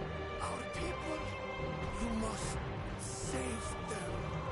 Why don't we just throw the fucking axe of mine and chop off the dude's hands?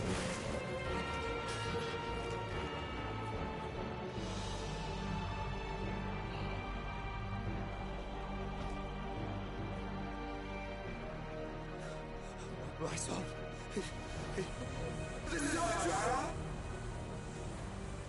Enough! You must run. For their sake and your own.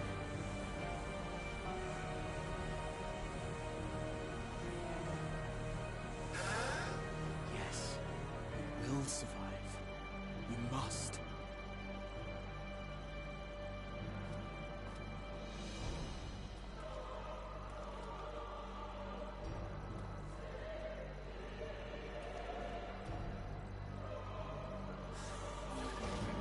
Is it really wise to send a despairing motherfucker like with the other ones who are trying to run away?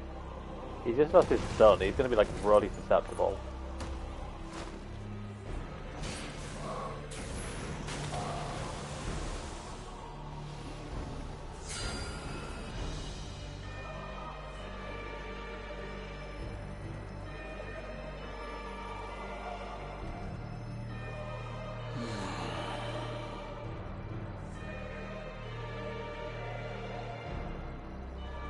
What's Graha about to do?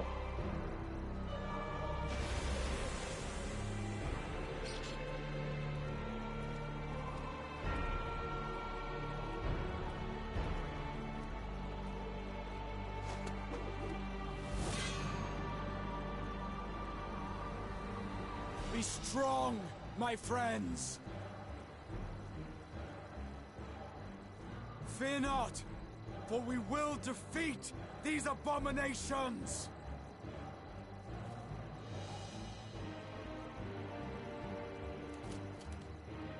Brave men and women of the Radiant Host, lend your Stola and Thancred your aid. Let not a single beast escape. The rest of you, flee this place. Carry the wounded if you must. Head indoors or underground. No, I thought he was gonna like do a spell or something. Stay calm. No beast will follow you. We will see to that.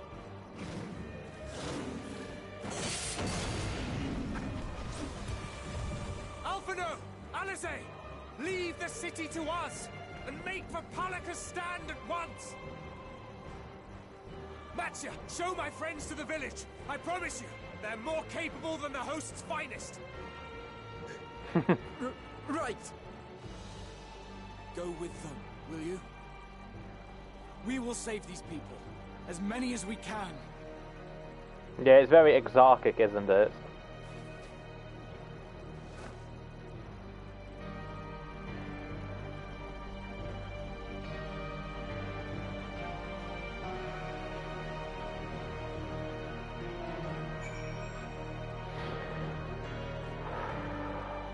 I think when the servers are a bit more stable, I'm probably going to New Game Plus Endwalker like immediately. I'll be taking notes the whole fucking time.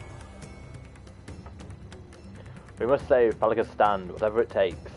Matsuya, it pains me to put you into harm's way, but I would ask your aid as well. Of course, Palaka's stand is not far, just down the hill. But as I told His Excellency before, the path was blocked by terrible creatures. I had no choice but to turn back. In that case, this is what we shall do. Choke, I ask that you take the lead and dispatch any beast you encounter. Alive and I will keep Matsuya hidden amidst the trees and follow when the path is clear. There's no telling what dangers await us. Keep your eyes peeled.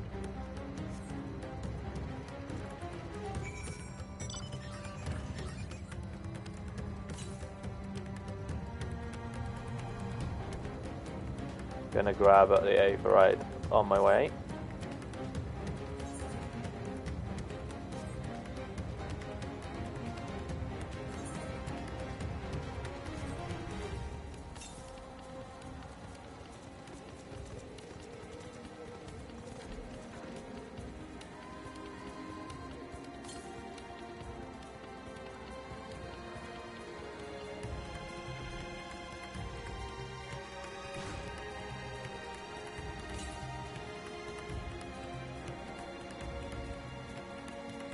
Ah, that's right.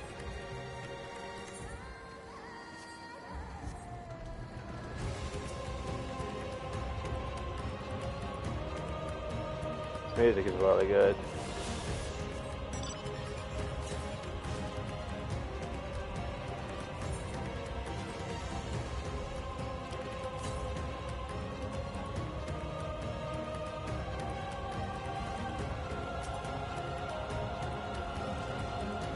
I like that it has the urgency in the music, if you get my meaning.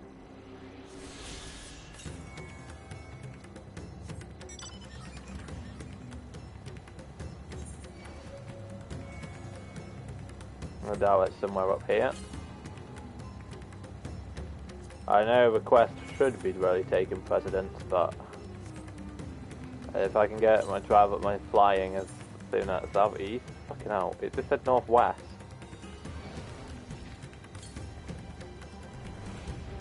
I don't believe you for a second, mate. I think there's one around here or something. It's just not telling me because it's been a funny bugger. So we're gonna go quickly this way. No, I'm not believing you. I'm reckoning here.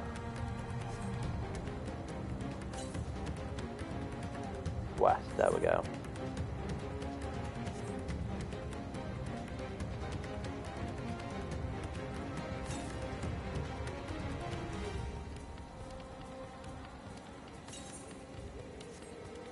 It's crazy to think that I'm like basically only halfway in the story right now.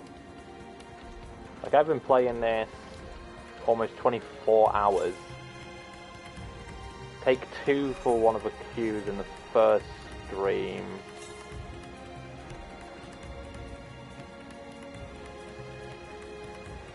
Am I missing something?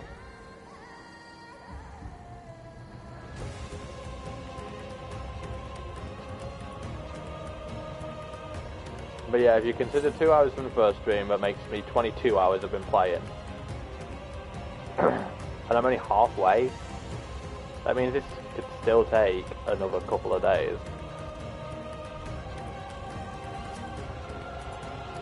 In my defense, I am reading everything out, so it's taking me longer than I'd usually take.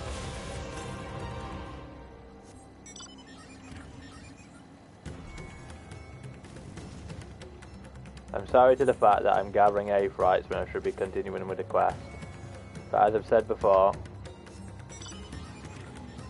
I want to just be able to grab flying the moment I can. That way I can move on to a next area without having to pass after the fact.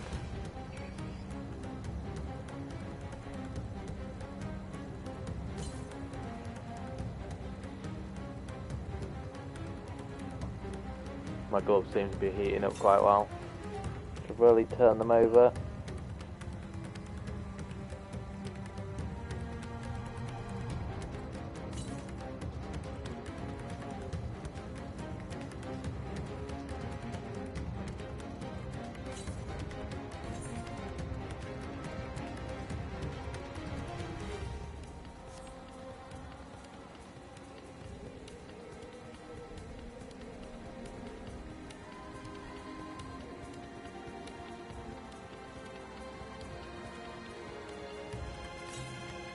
After this one, it should, I'm surprised I missed this earlier, but after this one, I should assumedly have one that's like way east.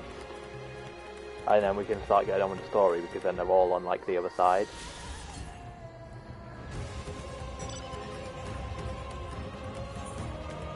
Yeah, that's going to be here. So now we can get on with shit.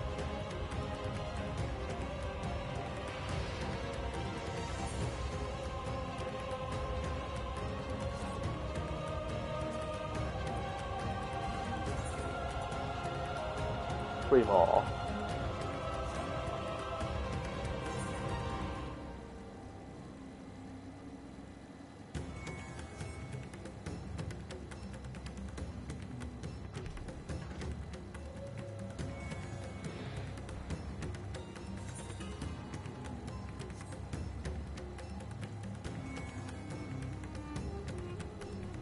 I've got a sneeze brewing, and it's really hurting my nose.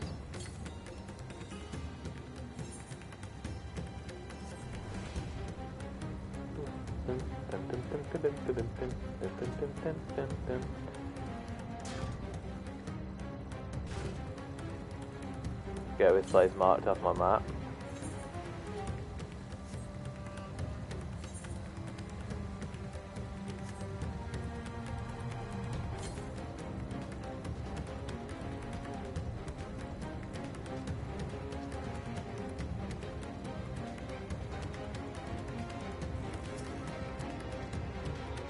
Roll, baby.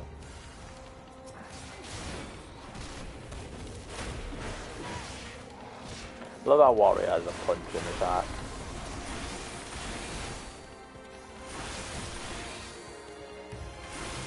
Hey, I like that. It's got the boss's move.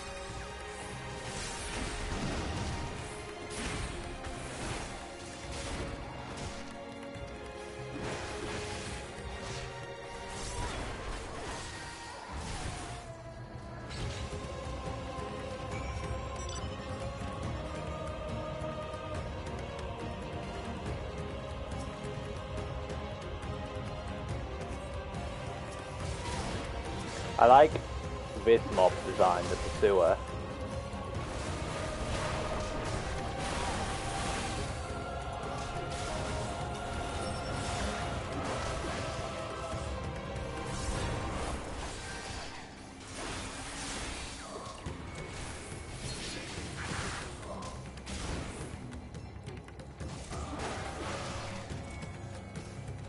And death now awaits this poor thing.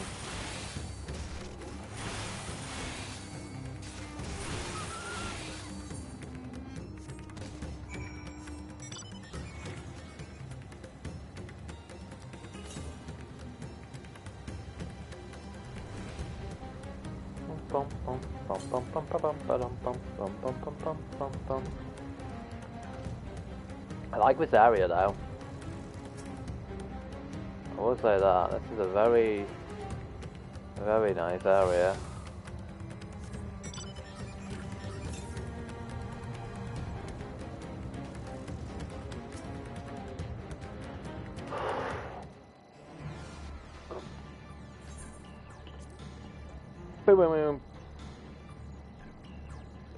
It cannot be.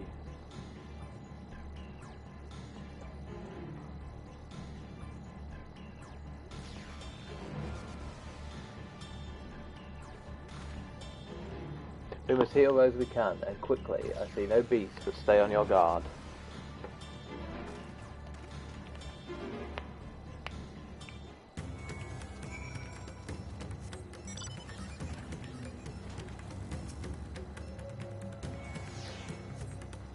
Golden body has already begun to stiffen. The massive wound suggests the villager was gored by a terrible beast. Villager has no pulse, nor do they appear to be breathing. If you think about it in a way, and it's going to come off harshly, dying is the best person for someone in this current state. Because at least that way their soul returns to the live stream. If you get inflected, you're not even a soul at that point. Though the villager's injuries do not appear to be life-threatening, he does not respond to your efforts. His breathing grows more ragged and shallow, and his vacant eyes are the man who has a man who has lost the will to live. Even if I wake, the nightmare goes on. No more, leave me to sleep. You call out, but the man does not respond. And then apparently teleport.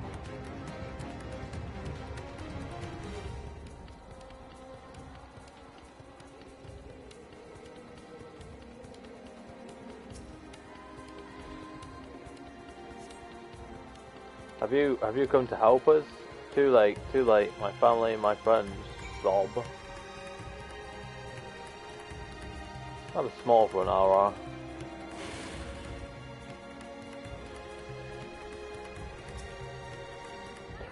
Are these the only villagers who survived? I can only hope others managed to flee, but if the rest have been turned to beasts by the 12, let's do what we can to see that damage spreads no further, and no matter what comes, we must keep our spirits high, lest we ourselves suffer a similar fate.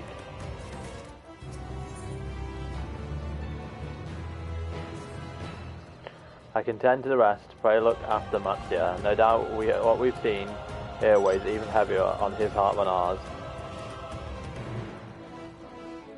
See what I mean about that music that's like kind of killing the moment?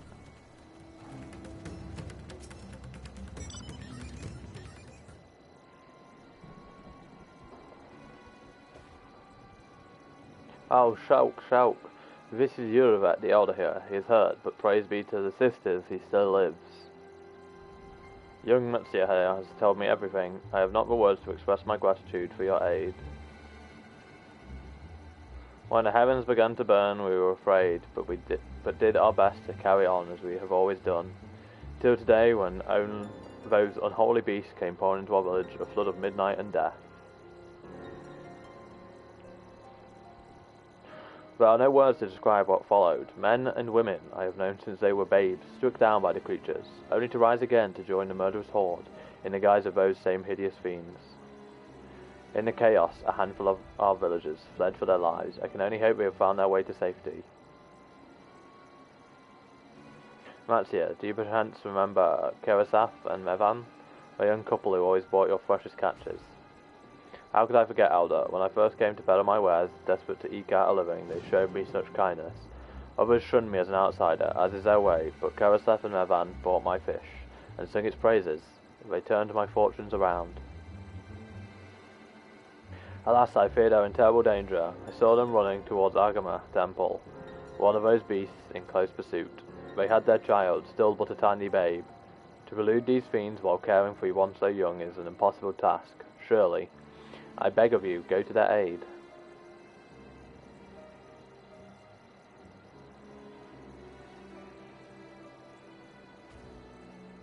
I want to help them, yet I am but a fisherman. I cannot face beasts on my own. Will you come with me? Oh, thank you. Agama Temple lies to the west of here. We must hurry. May lie to the west, but an aether current lies to the south or east.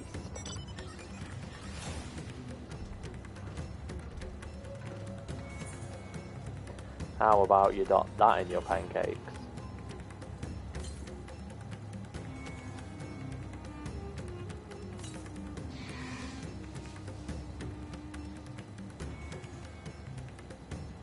What's attacking me? Oh, one of the snaky things?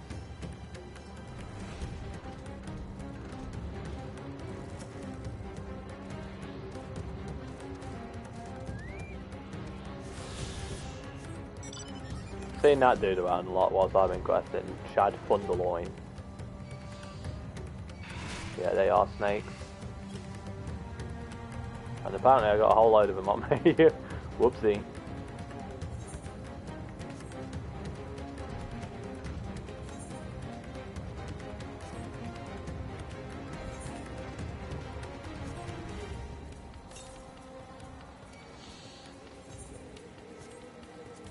How many aether currents have I actually got left? 2 more, and then 2 side quests. Did I attune to that? Yes, I did. Oh, my fucking leg just gave in. Oh, that hurt. Ah, random cramp in my kneecap.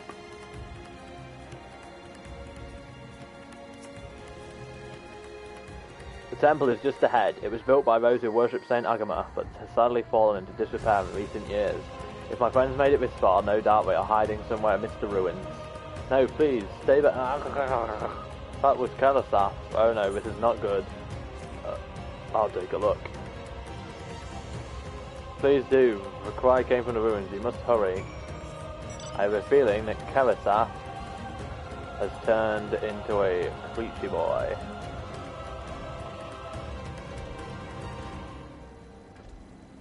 Might have been a fucking idiot.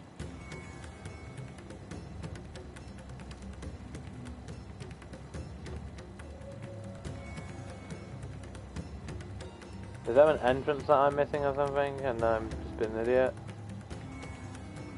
Oh no, big purple bit. I mean, I've still been an idiot, it's not about an entrance.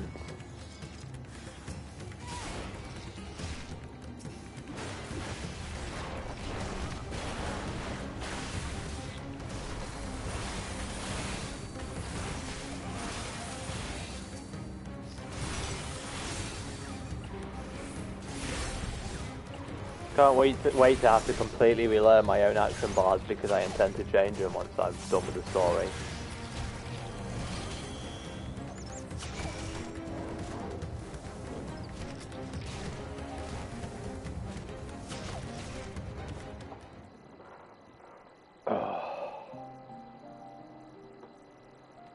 Oh no, a person that I didn't care about.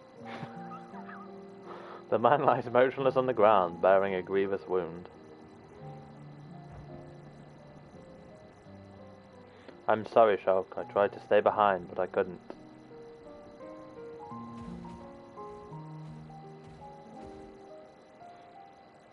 No, it cannot be.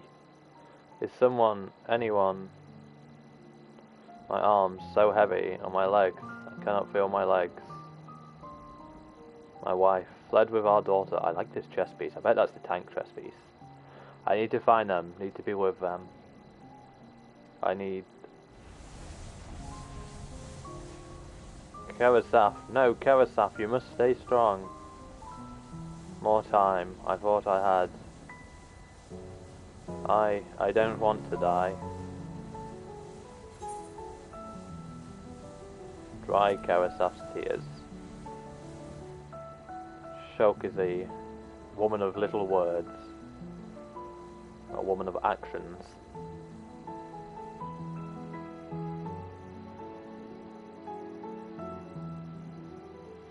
Thank you.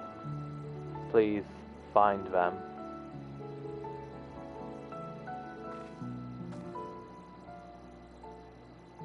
Melon still lives and she has their child. We must search for jungle between here and Palakistan. There's nowhere else she could have gone, I think. If you think about it in a way, that would probably be the worst way to fucking go. Is just about to be dying and then turning into a terminus at the last second. Because then that means you're not even, like, you were going to die and go back to the live stream, but then at the last minute you were taken away from that. Forgive me, Kerasaf. Once we have saved your wife and child, we will return and lay you to rest.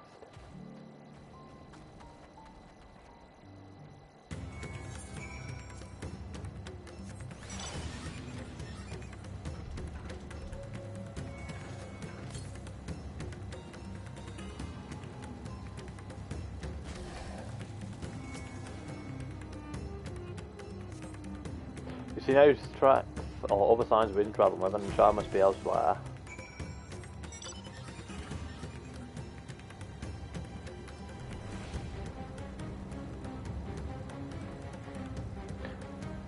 Honestly, this music would have made a good dungeon theme. I think it did. I think I'm just being an idiot.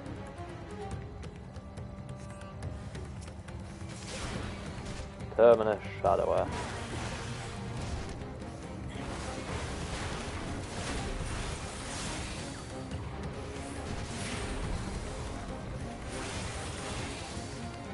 Nothing more satisfying than just randomly doing a shit ton of damage.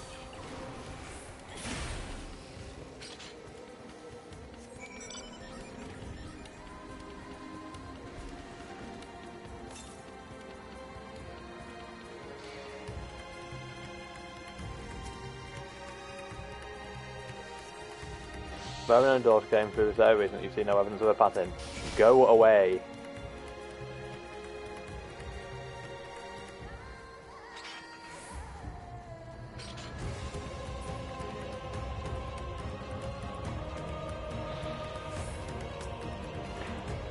Did you see any sign of them? I found nothing.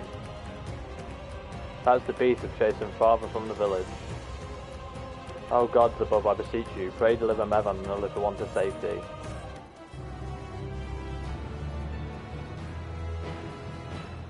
Well, he pulls you out at the moment. Alright, quest music.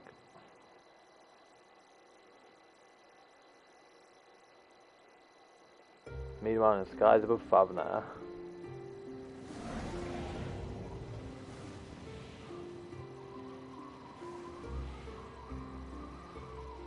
No more enemies to trouble us here.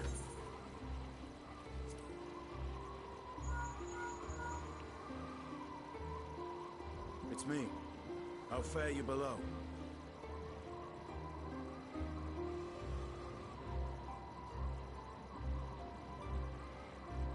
Understood. I will inform Vritra. Chaos and panic sweep Razat Han, and many more have succumbed to the transformations. Amidst the fray, Ahawan fell, protecting a grief-stricken father.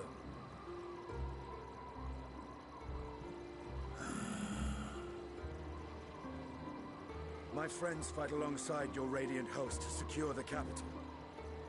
Beasts have been sighted in Palakistan as well. We have divided our forces in hopes of quelling the threat there. Of small solace is that we now know what triggers the transformation. As my companions tell it,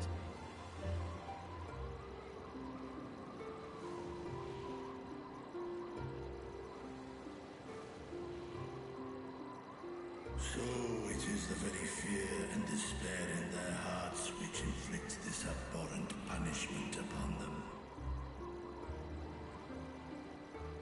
A nightmare from which my children will never awake. O capricious and cruel fate, they are undeserving of such condemnation. will you wallow in sorrow or rise to the occasion? Razat Han is leaderless. Before he passed, Ahawan sought to reveal the truth to his people. Honor his wishes. To what end? To breed a new conflict between dragon and man. These claws could reduce thee to shreds with a touch. These jaws crush thy bones to dust. Only through my proxy could I walk with my children. Without him, I am a bringer of fear, no different from the beasts which beleaguer them.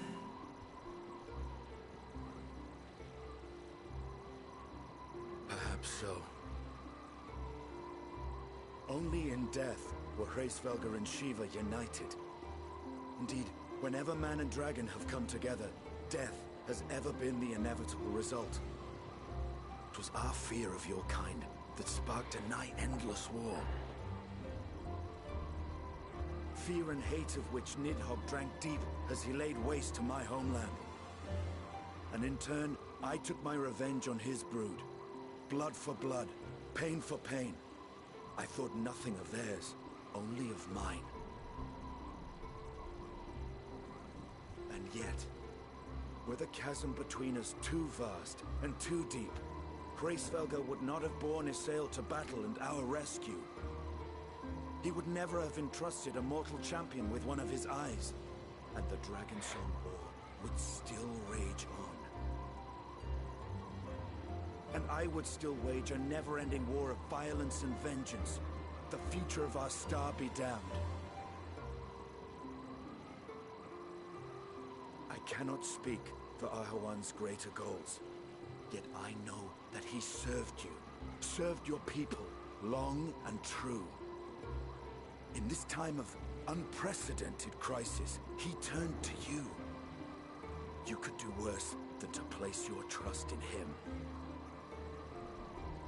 It will not be easy, but the future of Razat Han hangs in the balance.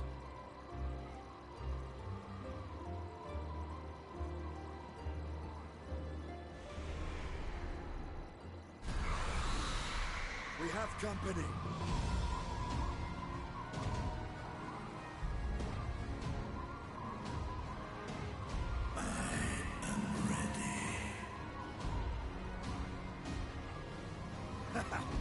The hour has come, Vritra. It's all or nothing.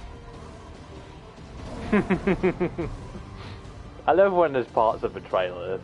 I don't know why, but when everything I've heard or seen in a trailer, when it comes to that part in the game, it just makes me happy.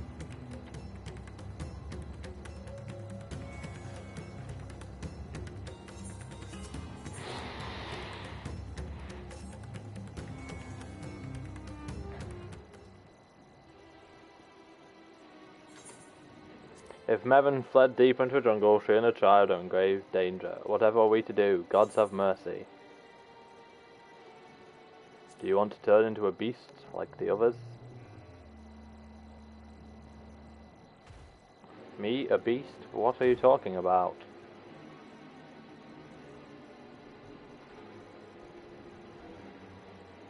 God, so that is what causes it, and I have no choice. I must keep my fear in check. I've seen to the wounded. How did the two of you fare? Did you find your friends?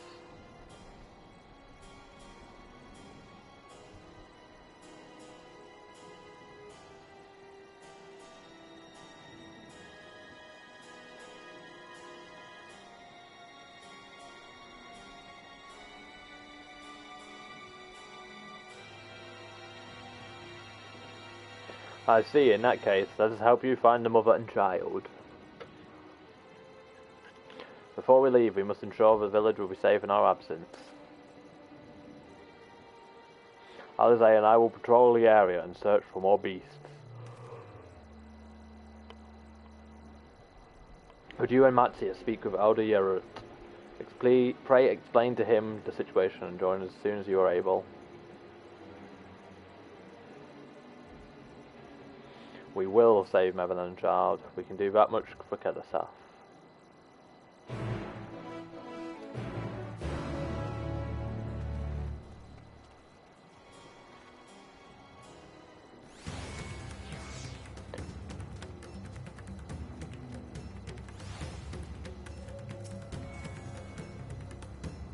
I'm honored to see you both safe, but what of the family? We found Kedasaf, but he... Say no more, I understand. We have lost another of our dear friends. Kedasaf may be gone, but there's still hope for Mevin and her child. Please find them, I beg of you. And if in your search you come across anyone else who escaped the slaughter, pray tell them what has happened. I will do my best to keep the villagers safe and their spirits high. Come, let us rejoin your friends at once.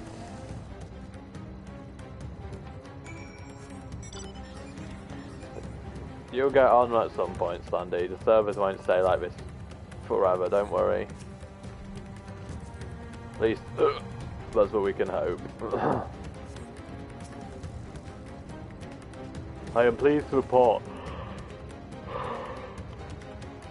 that the vicinity appears to be beast-free, no doubt thanks to your early efforts. And with that, let us resume our search for your friend and her child. Where shall we begin, Matsuya? If we follow Kistadoda south, we will arrive at the Barusa, a temple. It is a sacred place where people go to commune with their divinities. It's possible that Mevin sought shelter there, and perhaps other villagers as well. When it's settled, Matsuya, stay close to me, alright? You two, take the lead. Keep an eye out for beasts, and if anyone needs help. Very well, we make for Peruse as quickly as we are able. With me. Are you using a wired connection, Slandy, or a Wi-Fi? Because Square Enix do suggest keep using a cabled connection for a better connection in the queue. Oh, I don't know what to suggest then. As I say, eventually they'll sort it out and then you shouldn't have any issues getting on. They are looking into it. Obviously it sucks, no doubt, but...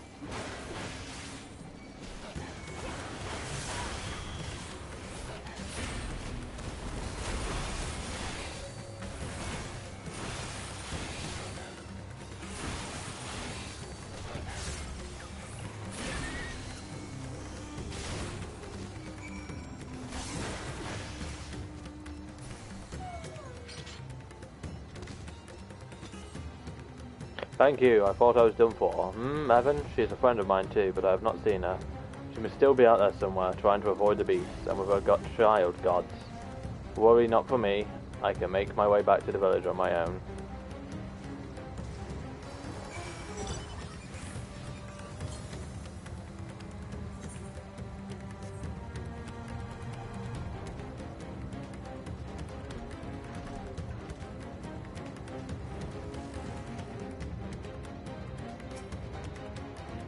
Shulk, wait. Produce lies just ahead, but something terrible has happened. The beasts have come, and many have already been killed. Havno and Haze have gone to do what they can, but there are so many. More than I could count. You must be ready. Oh no.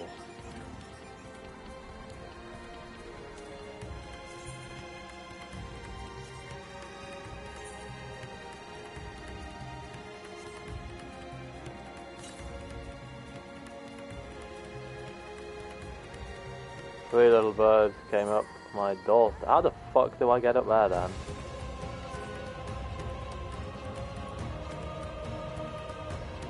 Oh, where's one?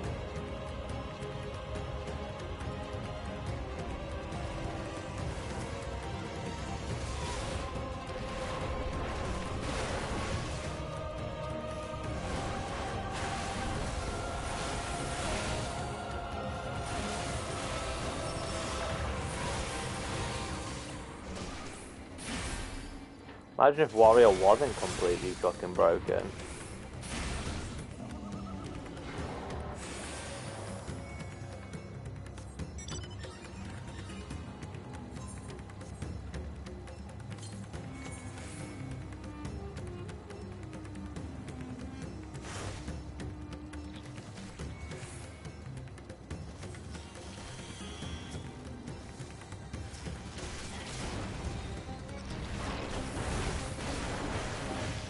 Need to stop catching that button. Oh, I can't wait till I sort out all this. What I've got planned is gonna look really good. It's just a matter of doing it.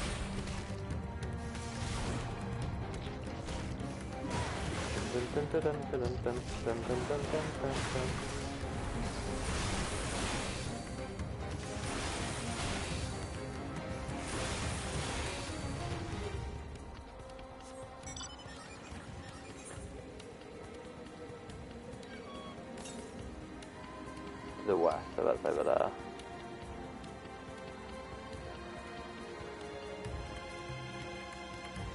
We'll go grab those Aether Currents the moment we've done all this. Oh, there's two of them. Now I can use my number 6 purposely.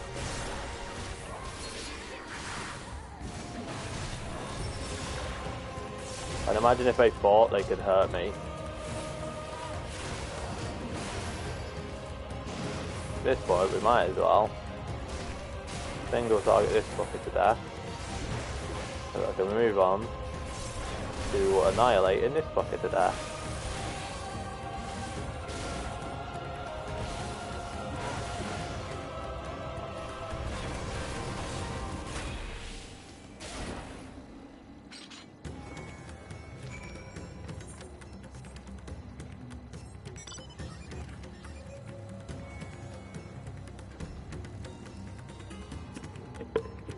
There you are, how fare the others?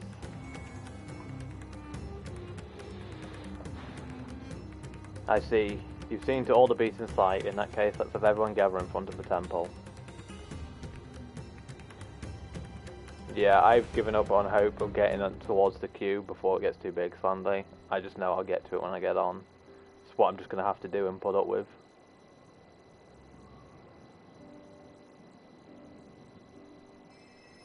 Courage, friend. The pain will pass. Has anyone seen Mevan?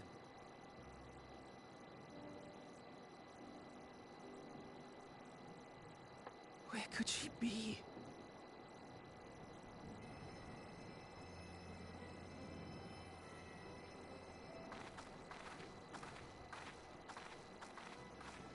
We've dealt with all the blasphemies and made certain no villagers are still in hiding. Good work. We've otherwise tended to the wounded as best we can.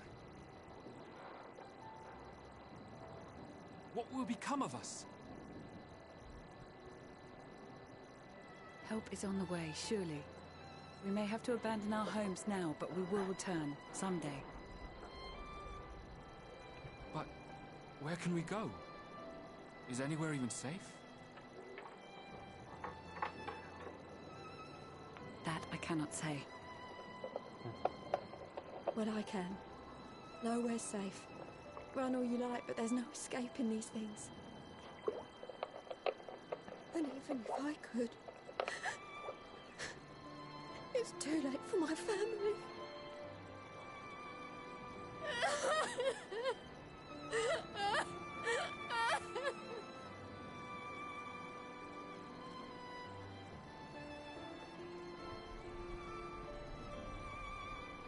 This isn't good.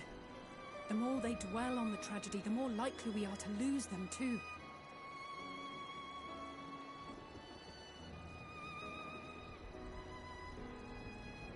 My friends, this Slandy. This is a place of worship. Should your heart quake with sadness, cast your mind to the heavens and remember. Remember the teachings of the old gods. Did they not implore us to stand fast when waves of sorrow break against our shores?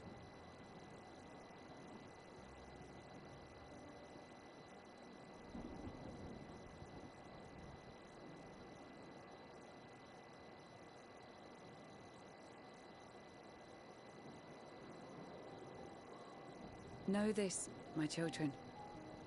There is more ugliness than beauty in this world. To live is to suffer. To drink of calamity and drown in anguish. To toil and be tested, always and ever. I like her voice actress. 'Tis a perilous path you walk. Death lurks in the dark, and is the sole promise that awaits at journey's end. You will tremble with terror. You will weep tears of anger and despair.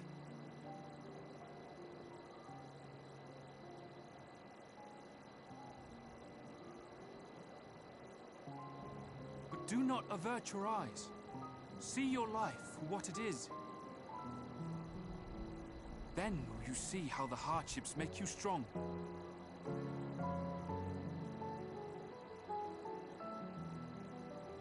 Every doubt reforged as scales for your armor. Every agony to temper your blade.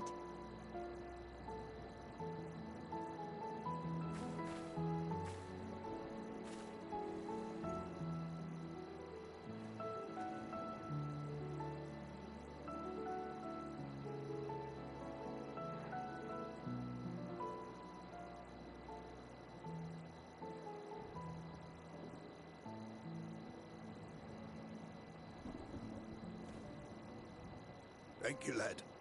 We'd almost forgotten who we are.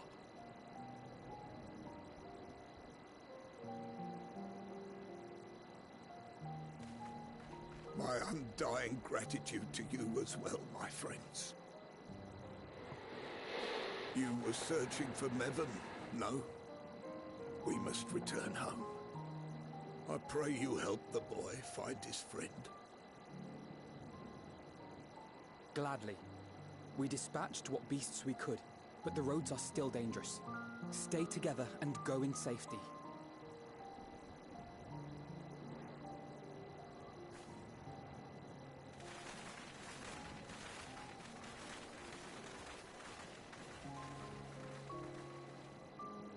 That was very impressive, what you did back there. Those words seem to resonate with your people. They should. They were the first spoken unto our ancestors by the divinity of legend. I'm easily upset, and fish are wont to flee a temperamental hand. So I recite the teachings over and over. He fucking is pissy about his fish leaving him. They're lovely and inspiring to hear, though I imagine they were born of great misfortune. They are born of life. There's as much bad as good in it. More, many would attest. All the more reason to appreciate the good when you can. I won't argue with that.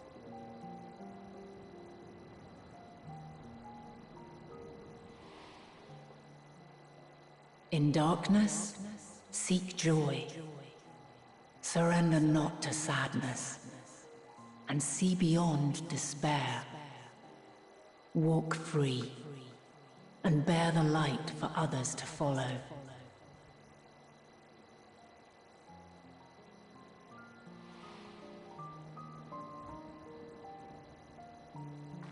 And with that, let us see if we can't find Mevon.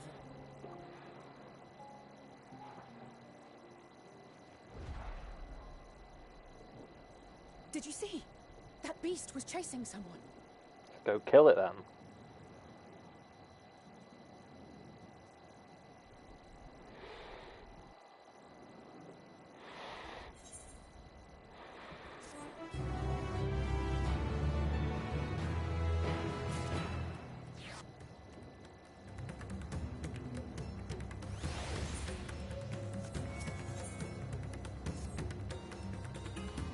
Over there, my view was blocked by the trees, but I'm sure I saw someone being chased by a beast. Shulk, go with Matsi and search along the river. Half an hour and I will circle around them.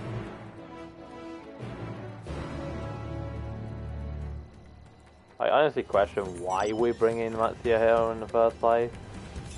Like, he's obviously not a fighter. I am 86, yes. I still have 4 more levels to go and probably lots more story. I know I've still got to finish Charlatan. I have 2 other areas though as well. Essentially what I'm saying is we're going to be here a while. Not here, but like, you know, the game.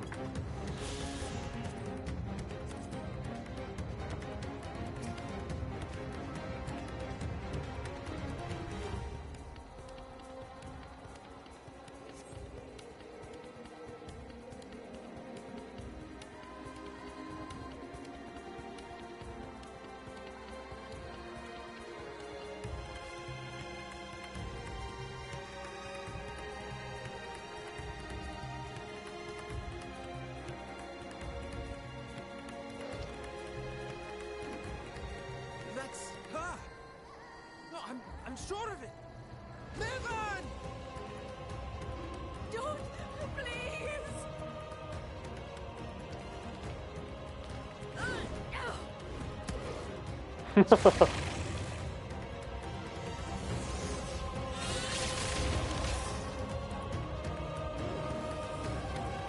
Go out for now.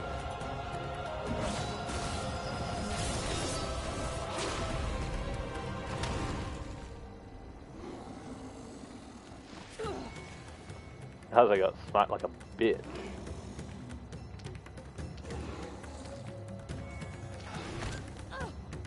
Oh.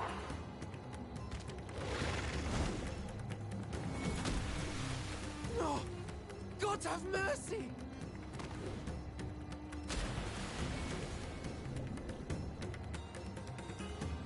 God's have mercy on what? She got thrown in water by like a bear. It's not even like a big enough distance for it to do any damage.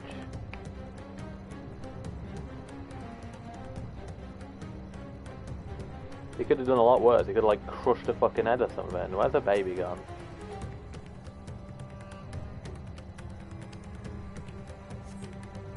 Heaven's life is body floats before you, battered and broken. The death no doubt came swiftly. Her inventory, however, is nowhere to be seen.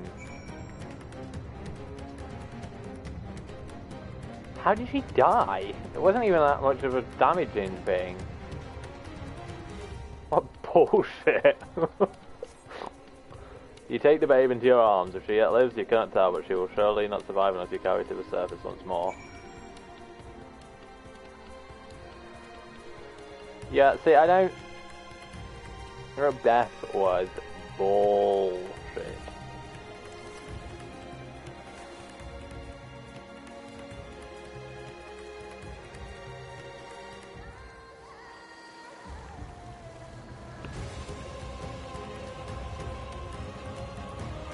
I still love the urgency of that soundtrack right now.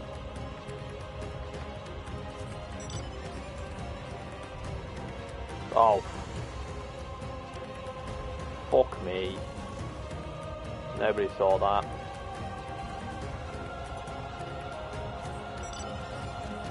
That's what I get for trying to be a smart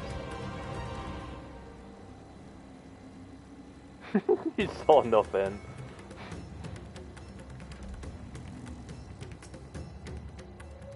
Did you find Mevin and the child?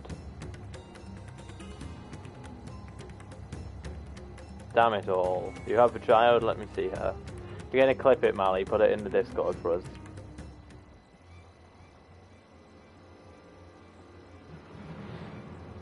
The PCG Discord, obviously. In clips.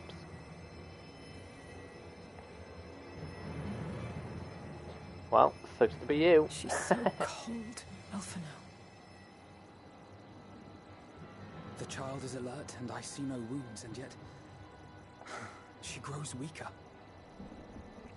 My spells can do no more. What she needs is a change of clothes and a warm bed. We must hurry back. I mean, I could, but there's also an Averite somewhere. Not now. Matsuya, take the child.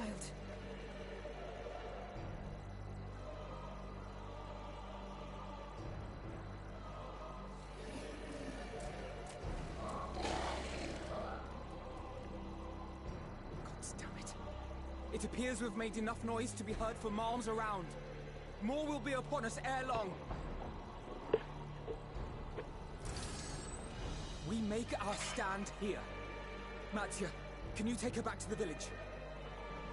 But the child, all by myself. You can't be serious. The beasts will follow you home unless we stop them here. And so we shall. Be strong, Matsuya. Her life is in your hands. Right. I can do it.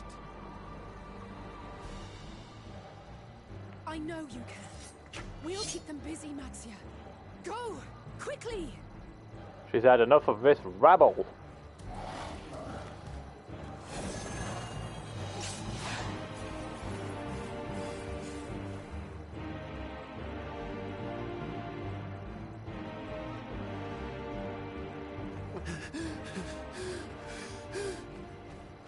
Steady. You know the way.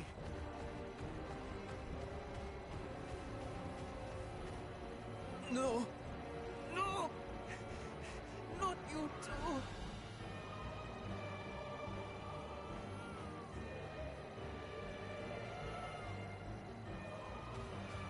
Don't be afraid. Don't be afraid. To live is to suffer, to drink of calamity. It is a perilous path. Death lurks in the dark.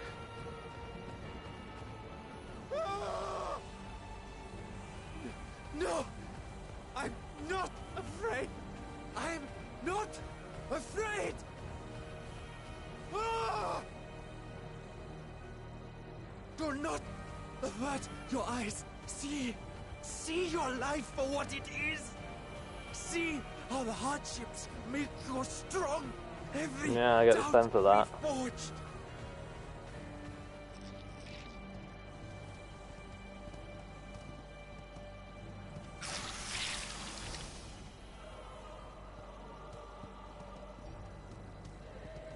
Every agony.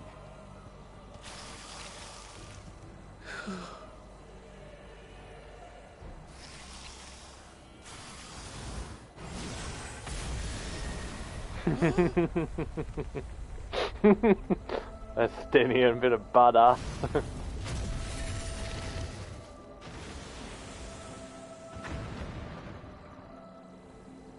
The divinity? Nay, but one who would deliver thee just the same.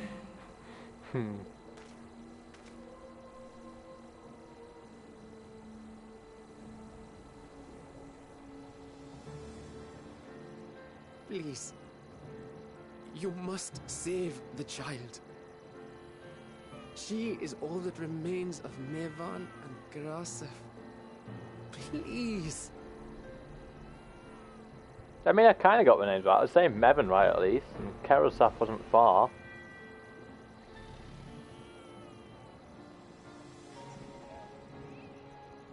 Well. Seems the babe's taken a liking to you.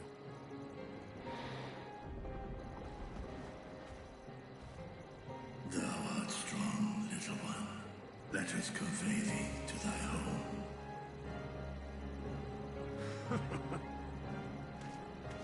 I spied our friends as we flew in. They appeared to be holding their own against the Horde.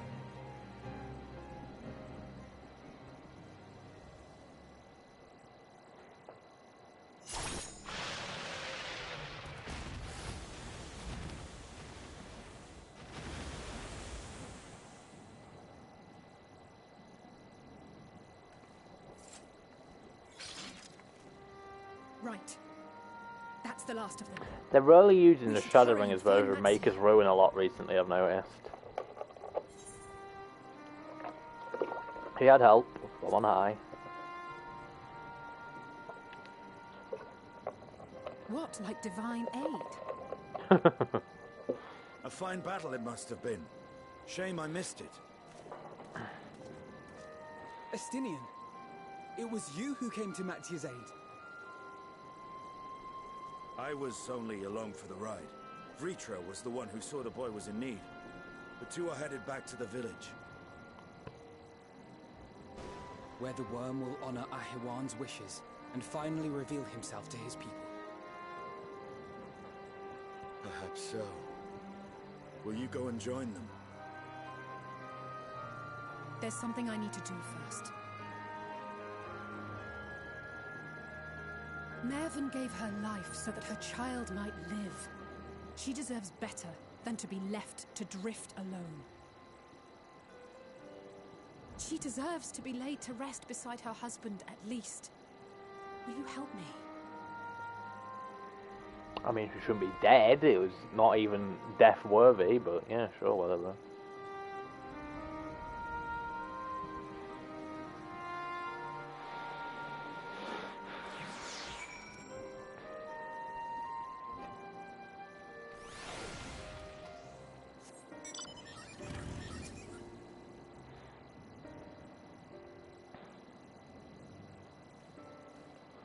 We have done what we can. 'Tis for the villagers of Palakistan to perform the funeral rites.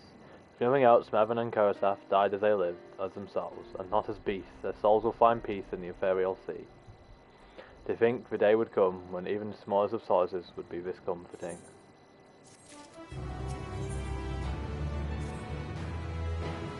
You all ready then? In that case, let's head back to Palakistan. No doubt Vritra is awaiting us. I hate to be the bearer of bad news, but I have... What?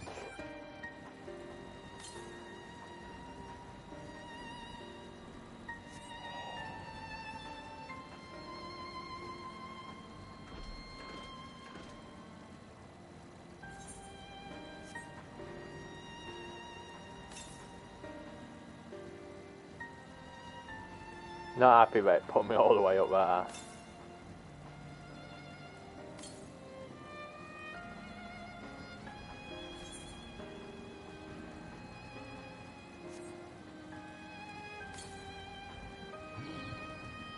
Begone, Ufiti.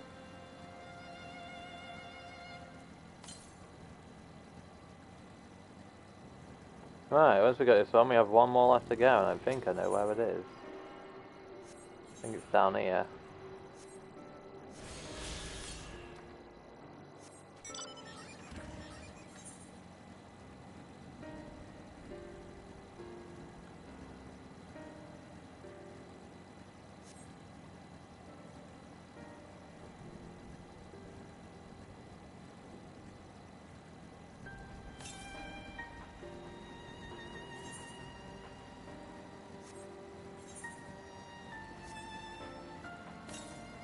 I see it. Boom.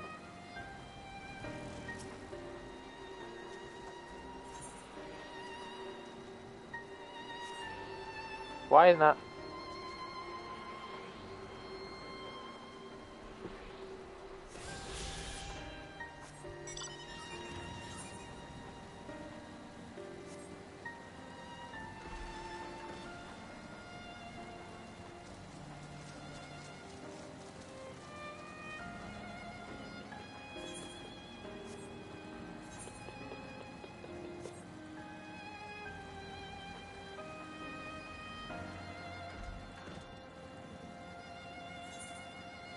See how many people are actually online. 5.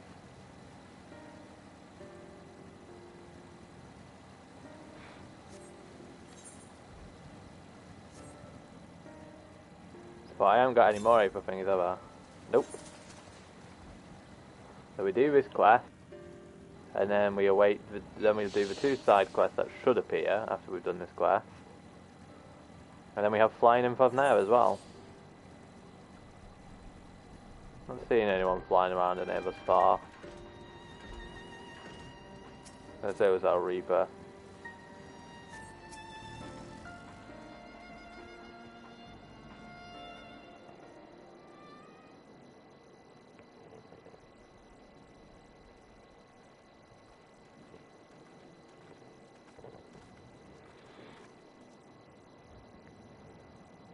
Rest easy, for all is well here. Young Matsuya returned with the babe safe in his arms, owing to a warm bed. The girl had already begun to regain her strength. First joys he received was word of her mother and father's fate, as well as that of their transformed neighbours. How many children of Favner must we lose to this calamity? Mothers and fathers, brothers and sisters, sons and daughters. Every death another void that can never be filled.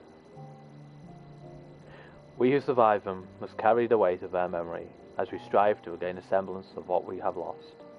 Kedosaf and Mevin's babe is a child of Favner as well. I thank you for returning her to us safe.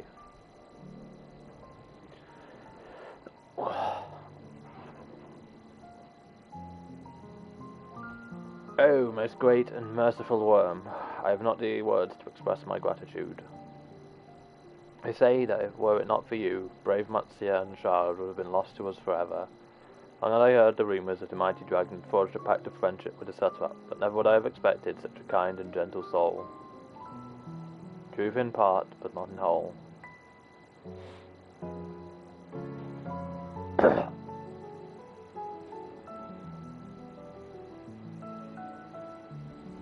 I am Vritra, and for years uncounted hath this isle served as mine abode.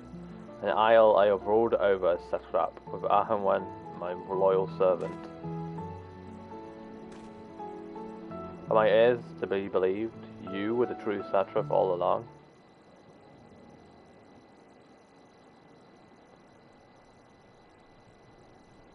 Nidana, what are you doing here?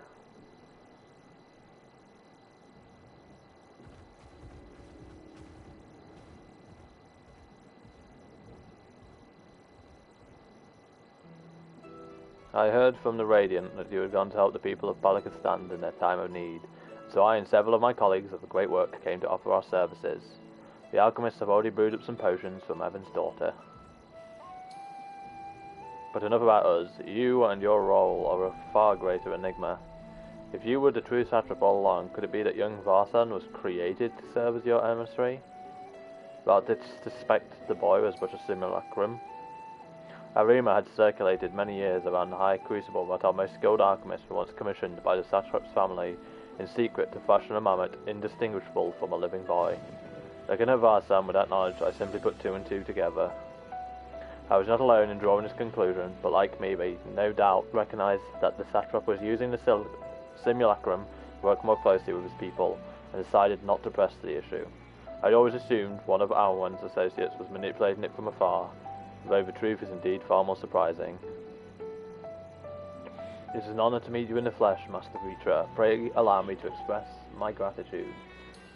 If you had not believed in and given unto us your scales, I do not know where we would be. Thank you from the bottom of my heart. 'Twas thou and thy fellow alchemists that fashioned the means to unmake the towers. You were the saviours not only of the sun, but the star. Far too kind you are, Master Vritra, but the star yet wants for salvation. Once more will my colleagues and I commit the knowledge and resources at our disposal to the mission of aiding the people in this, their darkest hour. To see this place in good hands, I would see now how Rotterdam fares. What will you do, scions? I will worry for the survivors we met at Perusa. Shall we pay them a visit before making our way back? In that case, might I ask a favour? Nothing too burdensome, I promise. This way.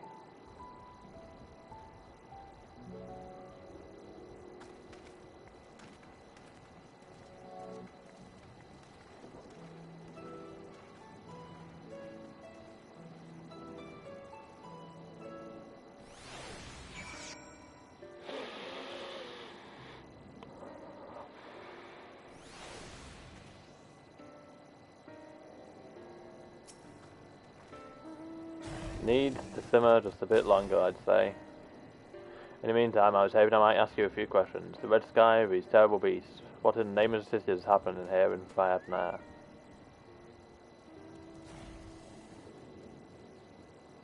Oh my, that's rather a lot to take in. It would seem the situation is even more grave than we suspected. Thank you, friend. My colleagues and I will use your knowledge to see if it can further our own research. And with that, here we are. A pot of piping hot chai, brewed from my own secret recipe of spices and tea leaves, together with hearty helpings of rich milk and pure sugar. I've made enough for everyone in the village. Might I trouble you to deliver a few cups? The drink has medicinal properties, then? Not in the least. The ingredients are quite ordinary. It's so very tasty, though, and has a way of lifting the spirits. The spicy aroma and distinctive sweetness of chai is a simple, everyday pleasure on our island. Sometimes the best medicine is the simplest. A lovely sentiment, Nadana. By all means, allow us to assist.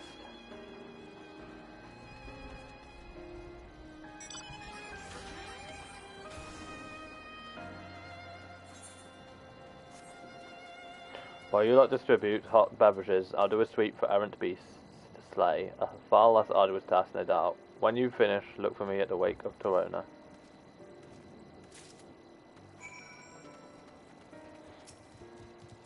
Look at them all, lazing about, knowing full well the beast might strike again at any moment. Do they not realise their lives are in danger? Well, I for one intend to survive. I'm too young to die. Yes, I'll leave this island behind if I must. But where would I go? Is anywhere safe these days?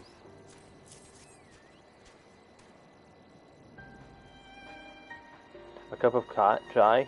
Can't you see I have more important things to worry about? No, you're right. It's precisely in times like these that we must strive to remain calm and steady. I do believe I'll visit the Elder and see what needs to be done. If there is any way I can aid my village and friends, I will do it.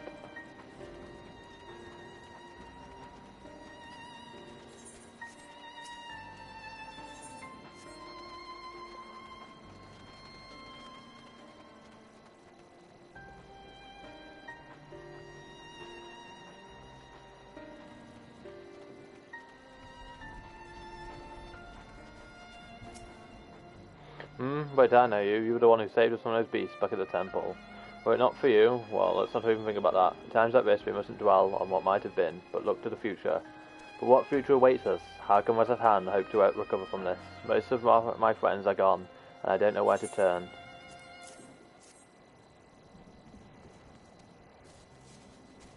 A cup of chai? Well, if you insist. Ah, that aroma has a way of clearing the mind. Come to think of it, we've faced our fair share of trials in the past as well. And no matter how hard the times, we've always come together as a people united. One day at a time, one step at a time. For that is all any of us can do, yes. Back to work, once I finish this cup. Thank you.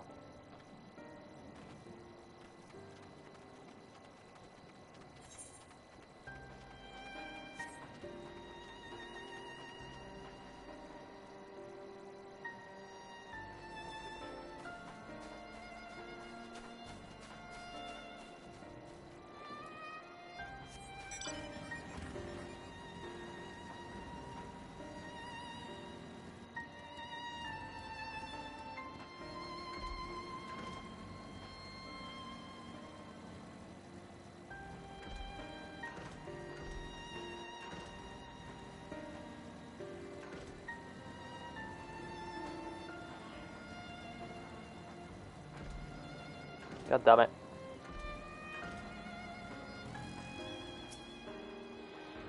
I'm sorry, I just want to be left alone. My best friend and I, we fled the village together. One of the beasts took him and it was all I could do to run. All the while I could hear this monstrous voice screaming my name.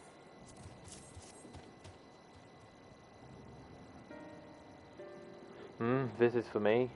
We used to drink chai together often, shared stories over steaming cups after a hard work day. Thank you, friend. The pain may never pass, but I press on all the same, for his memory and for those we must remember.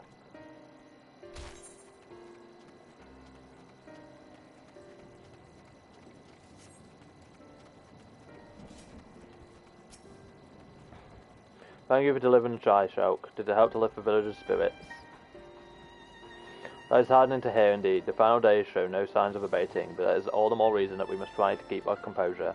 Our lives have been forever changed. The people we have lost will never return to us. These tragedies will long away on our hearts. But we have the capacity to live with our suffering, to carry the agony till we too join the falling in death. It is not a surrender but recognition, for it is only in acceptance that we find the strength to move forward. Alright, before we speak to him, side quest.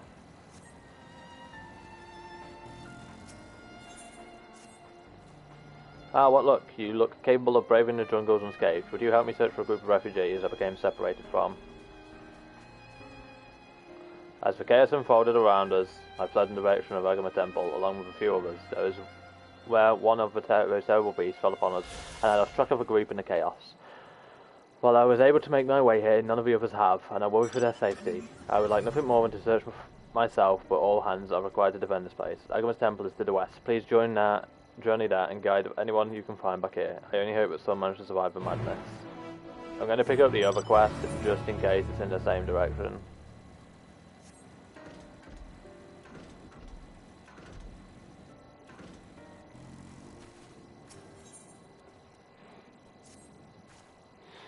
I know we are beset by monsters, beasts and worse, but if you have even unanswered stuff together, I would ask you for your aid. I am in need of a brave soul to help patrol the area in search of any lost refugees. I just met brothers and sisters of Radiant Host, but our numbers have been greatly diminished. It is all we can do to keep the darkness from swallowing this settlement whole. Very good, it should be heartening to have another warrior by my side. Let's commence at once.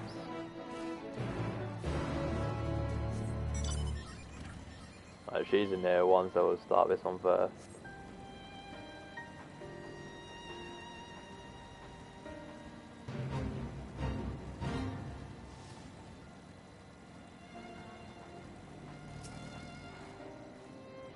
Begin our patrol by heading south, a route through which many refugees called the Yellowmire Pass.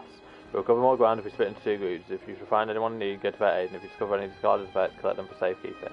And if you should encounter one of those terrible beasts, stay out where it stands. Once we have made it through the thorough search of the area, let us rendezvous back here. Godspeed.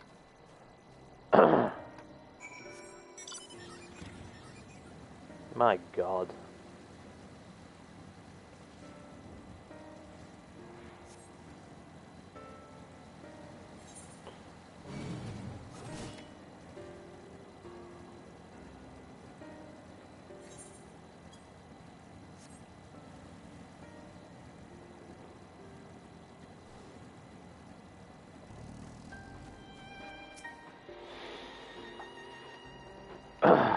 Entertaining content, this, right?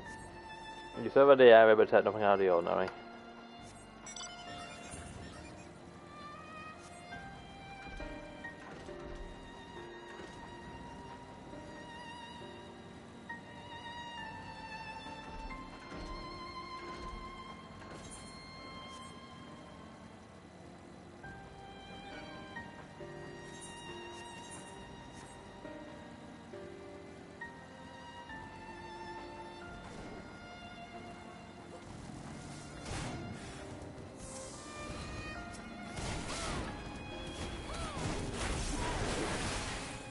See who wins, this person as Bard or me as Warrior.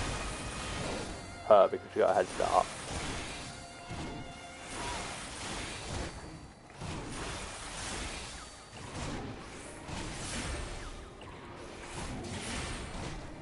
In my defense, I almost took her.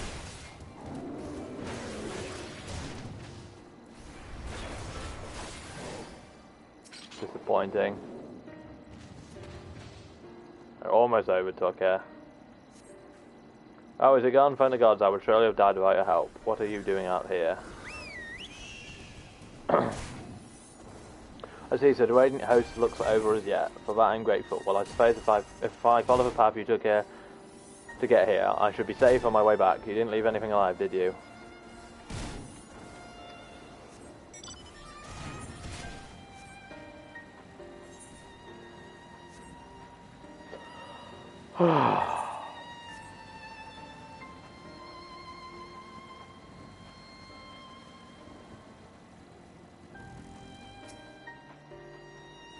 I probably should have read that, but let's see.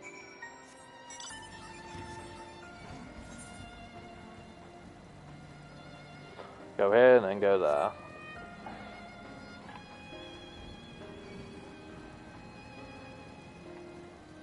Well, at least once we've got flying here and done that next main story quest, we can safely say that I'm about halfway through the story.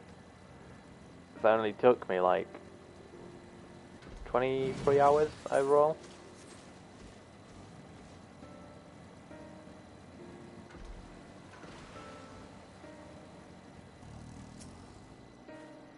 Welcome back. I've heard all about your noble deed. Allow me to thank you for protecting those we cannot. I'll add my thanks to hers. If not for you, I'd be nothing but food for the beasts. You've more than earned a reward for your time. Sue me again at Palaka Stand and I'll show you get it. I can wait.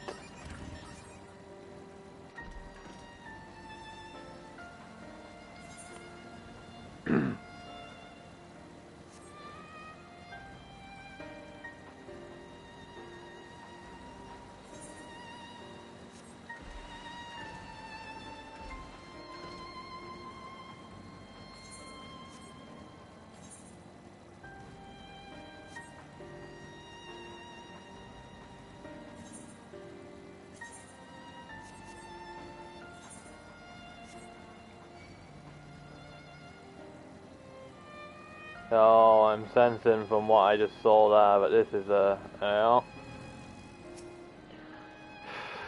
Who are you? Are you here to save me? Of course, I knew she wouldn't forget about us. The beast prowled the area for some time, but I managed to find refuge among these rocks. However, I've been too fine to set from the shelter for fear of drawing attention to the same hungry animal. But with you here, I believe I can find the courage. Will you come into Palaka's stand? Thank you, no, let's tread carefully. Yeah, I know, it's a frickin' escort mission. I put that 2 and 2 together myself.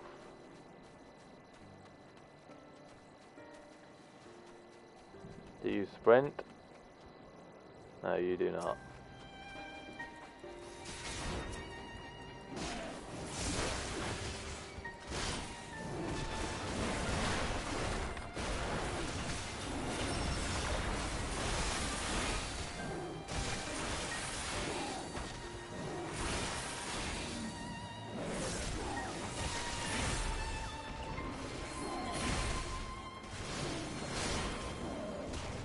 He doesn't want to die.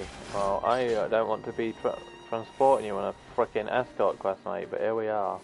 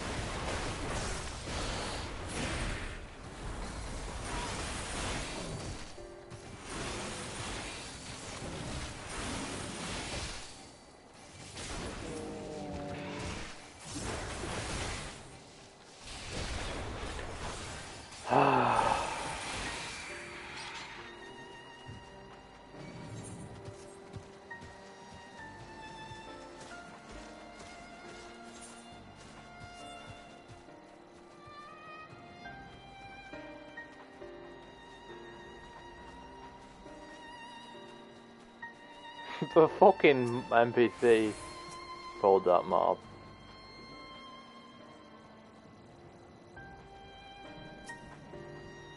Look, I said I'd failed. Fucking not.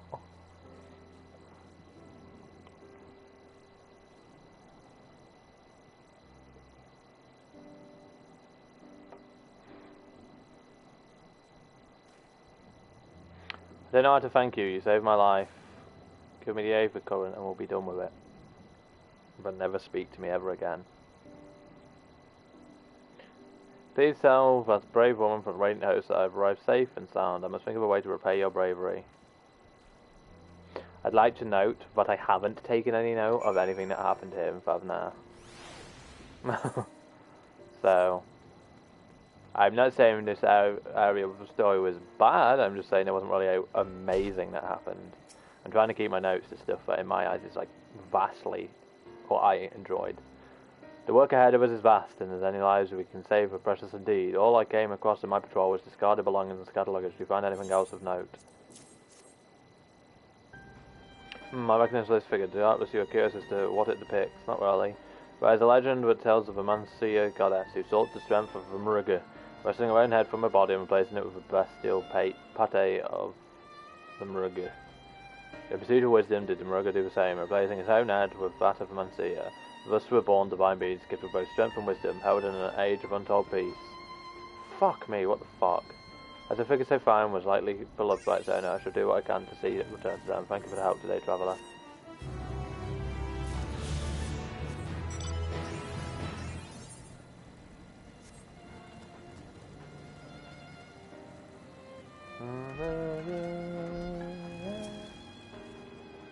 I watched your arrival. I recognise the man from the group I was with, and I am overjoyed to see him safe.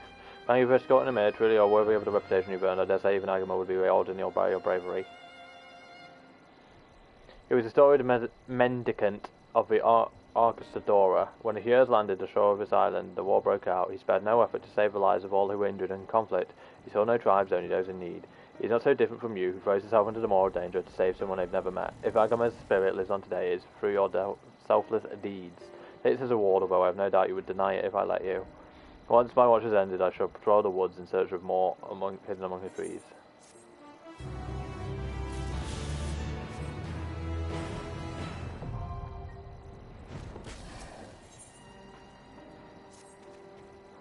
As you have finished your deliveries, mind I talk with you for a moment? I was curious to know what has become of Mevin and Koros' remains. Ah, thank you, friend. Surely they will be able to rest peacefully by each other's side. I and the people of Palakistan will perform the rites as soon as we are able. As for the child, it will not be easy for her growing up without her parents, but I promise I will do what I can. Once she is able to eat solid food, the fish I catch will help nourish her.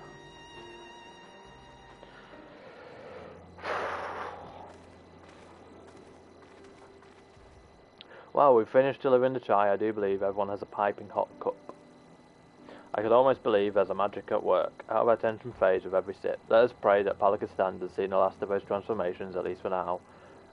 They are still at risk, as is every village in Favnair, like as not. Still, I trust we can leave this place and negate our friends from the Radiant and the High Crucible. Shall we return to Rezat-an? By all means, do not let us keep you further. There are still many who have need of your wisdom and strength to deliver them from this terrible calamity. Now I'll do what I can as well. I will bring rations and supplies from Akiali. We have plenty to spare. When let us find Estinian and be on our way. Where did he wander off to again? The wakeful Tirana near the bridge to the Rezat-an. As I recall, very well then.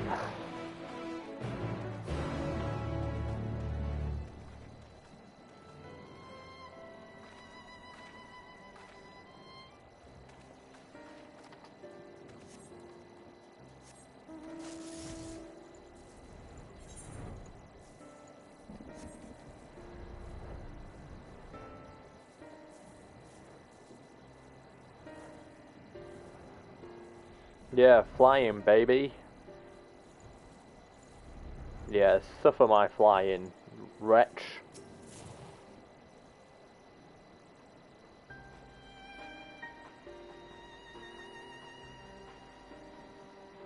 Arvino told me everything, for glad am I to hear the people are safe. Likewise, you will be pleased to know I found no evidence of lingering beasts in the jungles and ruins. It would seem you finished off the last of them. Trying times yet lie ahead for the people of Favnair. Fortunately, they have a wise and benevolent Satrap to shepherd them through.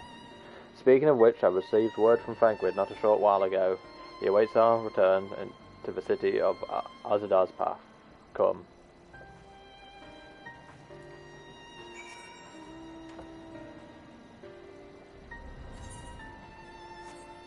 Can I please get the fucking A for right now? That's the first time I've seen the frickin' pick a zone thing.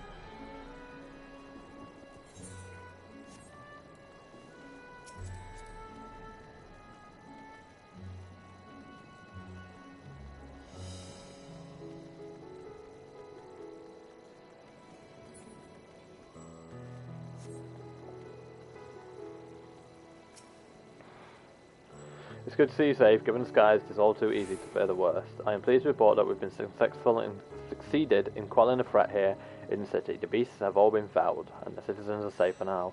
I've also heard from the Radiant that an important proclamation will be made in the city square, but they said no more than that. Might you have any idea what this is about? So Rita is finally coming out from behind the curtain. I suppose we too should hear what he has to say. Do make a do to then, but before that it would appear the word of assembly has not yet reached all the citizens. If any are unaware, we'd best enlighten them. What are we, slaves?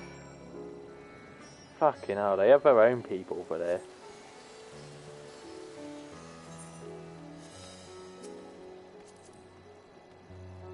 I think they don't know where they're meant to be taking that box.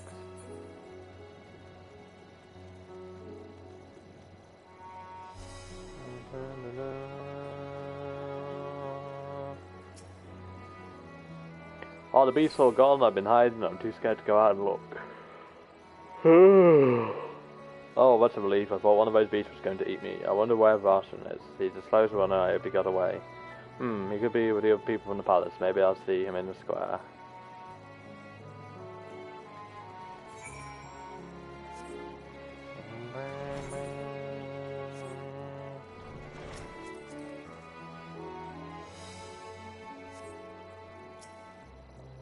Leave me be, please. I swear to you, my flesh tastes absolutely terrible. Oh gods, what are you doing, scaring me like that? If we're not quiet, those beasts will find us. The square, you say? But that's where the satrap was killed. With my very eyes I saw him crushed in that creature's maw. So many eyes lost, such terrible carnage. You say there is someone else who'd lead Razathan in his stead? Whoever they are, if they say anything to sully the memory of our beloved satrap, I'll make them regret it.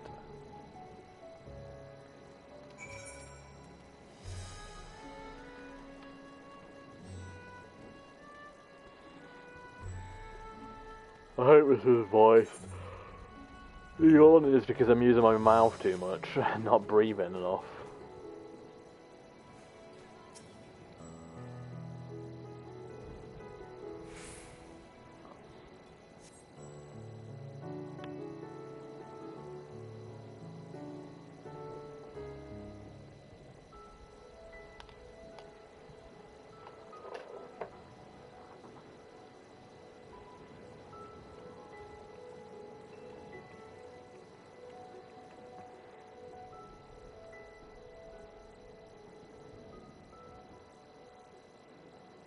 Look, someone's coming.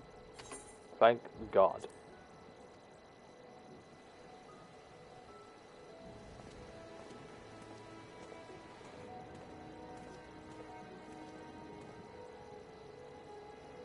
People of Razathan, it warms my heart to see so many brave, resilient souls before me. Today, I would share with you a great revelation. But before I do, I must make a humble request. Do not be alarmed, nor avert your eyes. See the one I unveil for who he is, and know that he means you no harm.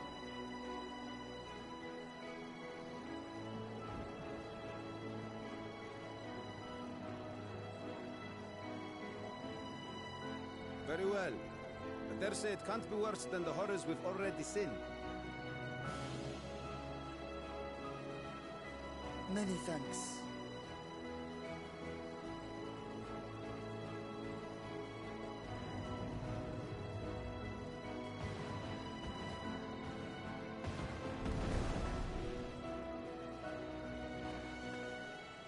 A dragon! What is it? Dragons?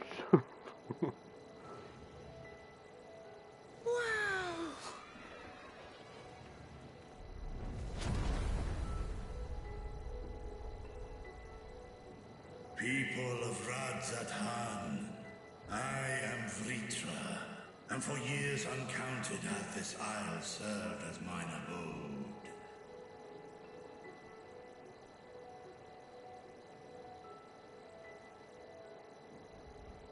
'Tis as the satrap's ally I am known. Today, I would reveal the truth unto you.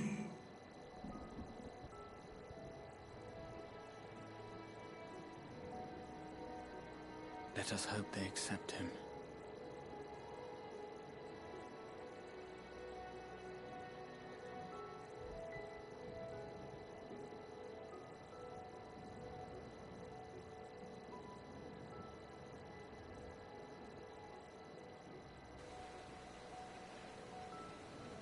I thought I was just going to skip over him telling them. Oh, it did. If I am hearing this right, you were the satrap all along? Vashan! I mean, Master Vitra, does your divine eye really see all? Nay, child. While mine eye hath borne witness to the whole of our nation's history, to its future I am blind as thee. Countrymen, calamity the likes of which we have never known is come to Favnir, our home. Alright, Slandy.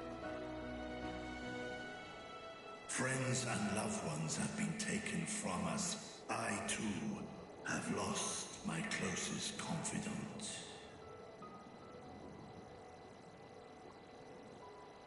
Ahawan loved this land and served it with dignity till his dying breath.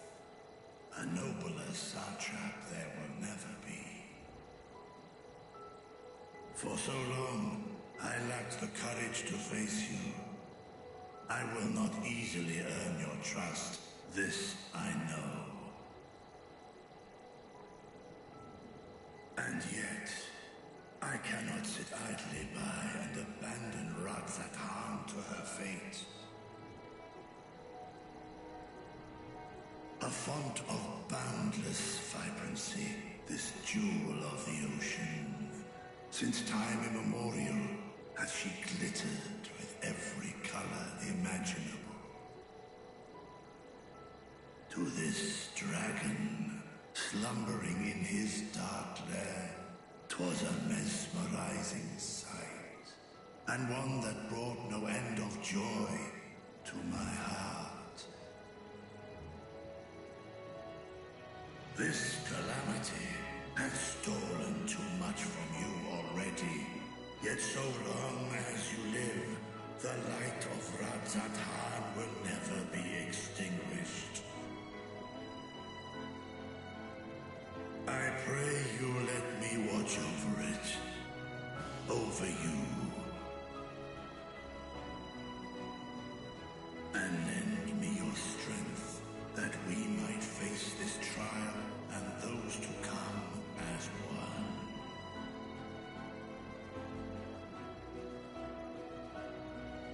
I do not know you, dragon, but I thank you for speaking the truth to us.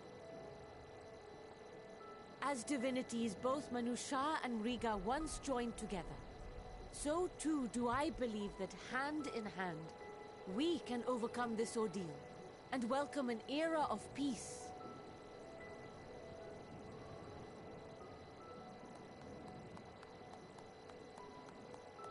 Just a one dude clapping. A sight that would have surely brought a smile to Azael's face. How dare they bring up my little life heart. Indeed. Break my heart.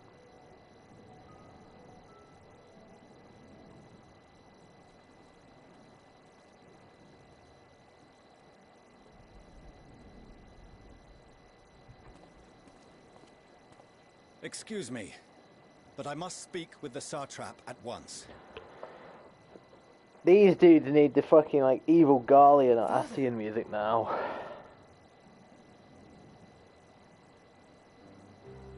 You have suffered dearly of late, yet you must endeavor to look beyond these losses to the future you yet have.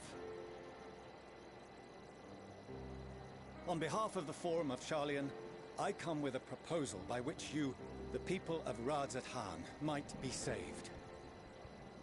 I say again, I must speak with your satrap. I beseech you, take me to him with all possible haste. I am satrap here. Speak thy proposal. All present shall hear and judge. I feel like he's gonna get turned down. Reach is gonna be like, ah, fuck you, bitch. If I have given offense, then I apologize. First, allow me to share with you what knowledge we have of the phenomenon responsible for your woes. The final days. 'Tis an affliction of stagnancy and rot, sown into the currents of the star. Though the first prominent manifestation was here, in Thavnair, it will invariably spread to every corner of the world. The Forum was forewarned of this apocalypse several centuries ago. Thenceforth, my predecessors sought to prepare for the end times in the only conceivable fashion, by securing a means of escape.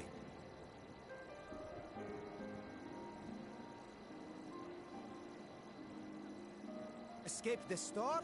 What madness is this? 'Tis by no means madness. With the coming of the 7th umbral calamity, the true nature of the Red Moon, Dalamud, was revealed. That it was an artificial construct of ancient Alag.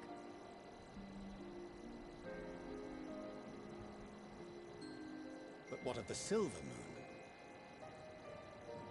This celestial satellite is yet another technological marvel fashioned and maintained by ancient allies. A ship that will sail the heavens and deliver our people from destruction. And by our people, I speak not only of Sharlayan. We mean to save every man, woman, and child it is within our power to save. Including you, our dear friends of Radzat Han.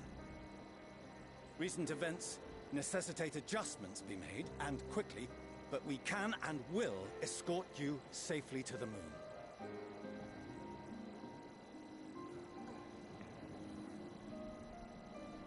Long has thy forum been allies to Thavnair.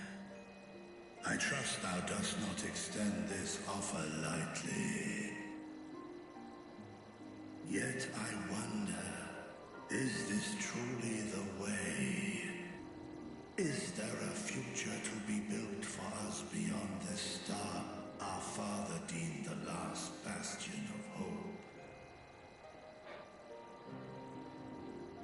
It is for that very reason I come before you and your people. To answer any and all of your questions. To offer my assurances and allay your fears. Though, if you wish the best for your people, I advise you to render your decision swiftly.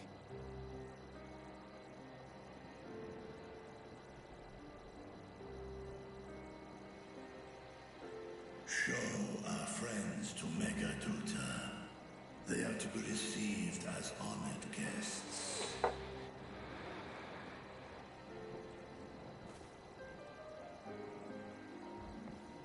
Worry not.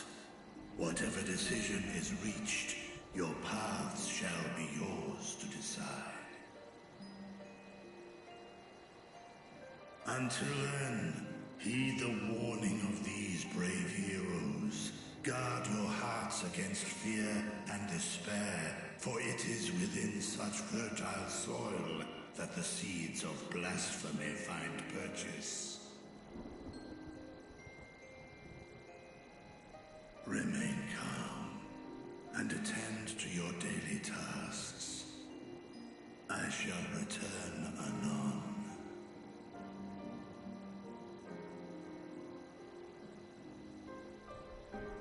We'll do as you say, Master Vitra. We believe in you. What the fuck was that voice acting?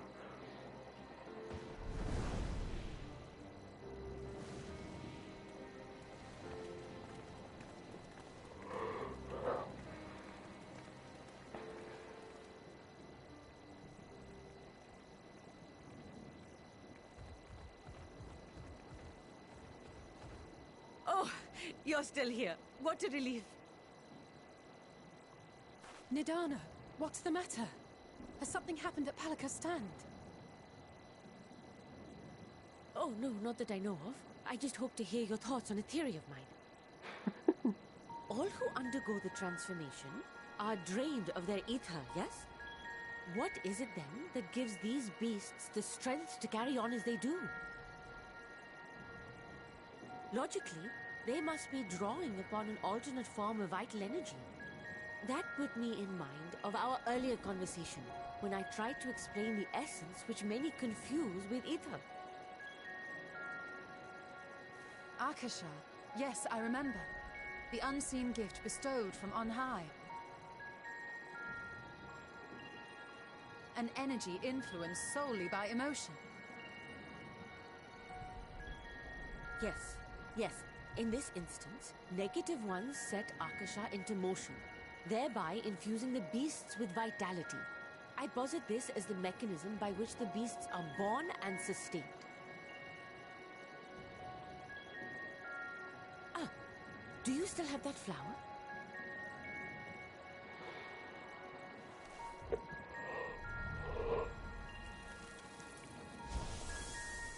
That would be a no. If we accept that it once shone bright by drawing upon Akasha, influenced by the thoughts of those nearby, then fear, terror, despair, negative emotions so powerful as to suffocate it, permeated the air in this place.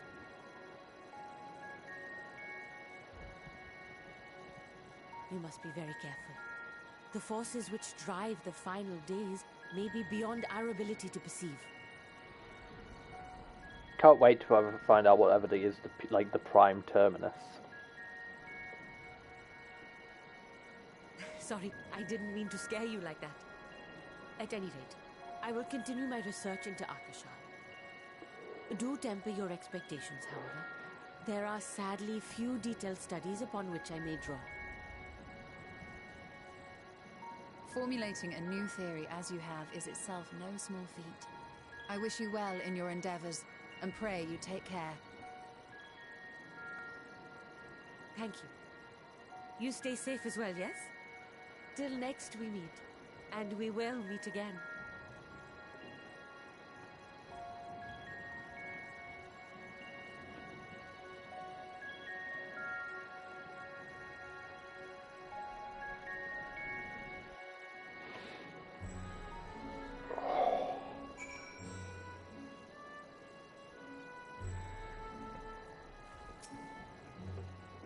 As far as we have come, after all the horrors we have seen, there is still so much we do not know about the final days.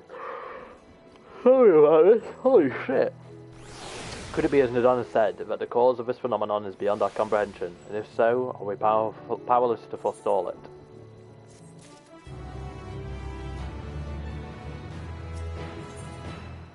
Wait, is that a Reaper weapon?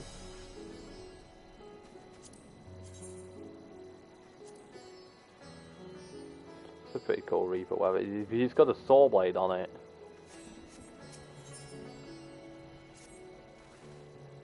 Greetings, and signs of the 7th Storm. I have a message from His Excellency to such that. No. Brave signs, you have my gratitude for aiding my people in this most trying of times. Alas, my third Megadu to prevent me from meeting you all in person. As a token of my appreciation, I have arranged for a feast to be held in your honour. May it nourish you in preparation for the trials ahead. Such are the words of Master Vitra. The feast he speaks awaits you at Meraids Mayan. Pray make your way there, whenever your business here is done. We thank you for your kindness. Indeed, I was hoping we might find a place to discuss our next course of action. It seems an ideal venue. As to you, Shulk Libertus, as someone we had hoped to introduce to you in particular. While I am loath to detain you further, might spare a moment of your time. Personal invitation, knowing full well your services are in the highest demand right now. This must be important. Worry not, we'll save some food for you, so take all the time you need. Thank you, friend. Whenever you're ready, please join me in the Aetheryte Plaza. I shall go on ahead.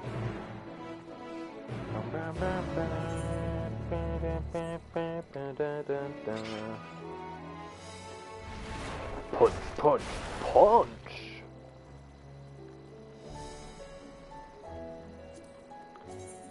Look at that. 3 achievements complete. Very happy.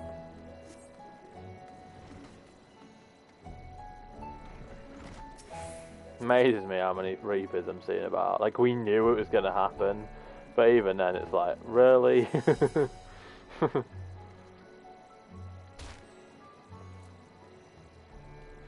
Who is this mysterious person to meet? Access to the Apex, you see, there has been restricted to select few ever since the tower first appeared. We sincerely apologise for the inconvenience, but it was deemed too dangerous to permit the free movement of visitors at a time of emergency. It was a risk we could not take. In light of recent developments, however, Satra has decided that such a restriction would only hinder our efforts to combat the final days. Such travel would encourage you to attune with the Apex before proceeding along the corridor.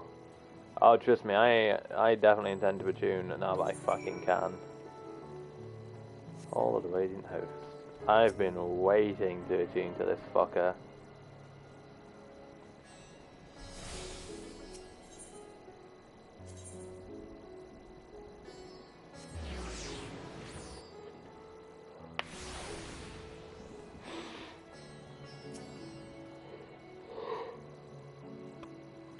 God damn it. Ah, you must be wondering where this place is. You stand in the hall of a Radiant Host from where our leadership oversees all the right-hand military operations. Sundrop, our destination, lies just ahead.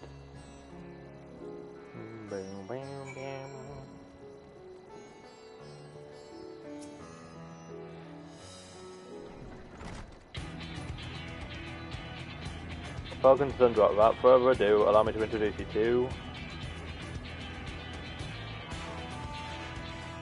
Oh, so you're the famous Shelter to say, I knew it the moment you stepped through the door. You've the look of someone who's worked through hell.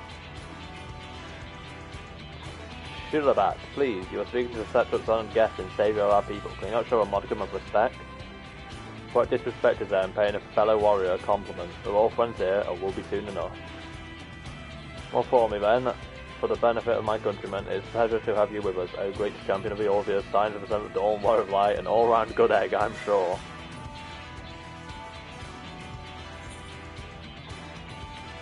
The talk of eggs reminds me I'm late for dinner.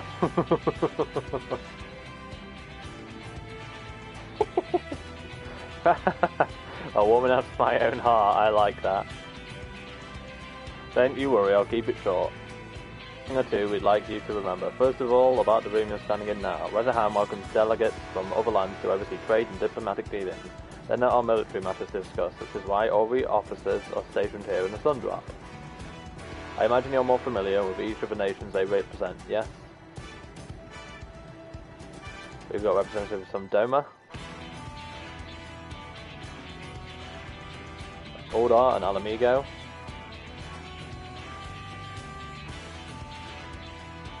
Linsulaminsa, Gridania, and last but never let it be said least, Ishgard. Now the eyes, ears and mouths that bridge the distance between Weatherham and their respective homelands. Well, here's the role quest then. We've used this brief respite to share the details of our plight with our overseas counterparts, and wouldn't you know it, all of our leaders requested a few words from you specifically. You're a woman in high demand, eh? And so, would you mind regaling us with your own account, indulge us before you indulge yourself?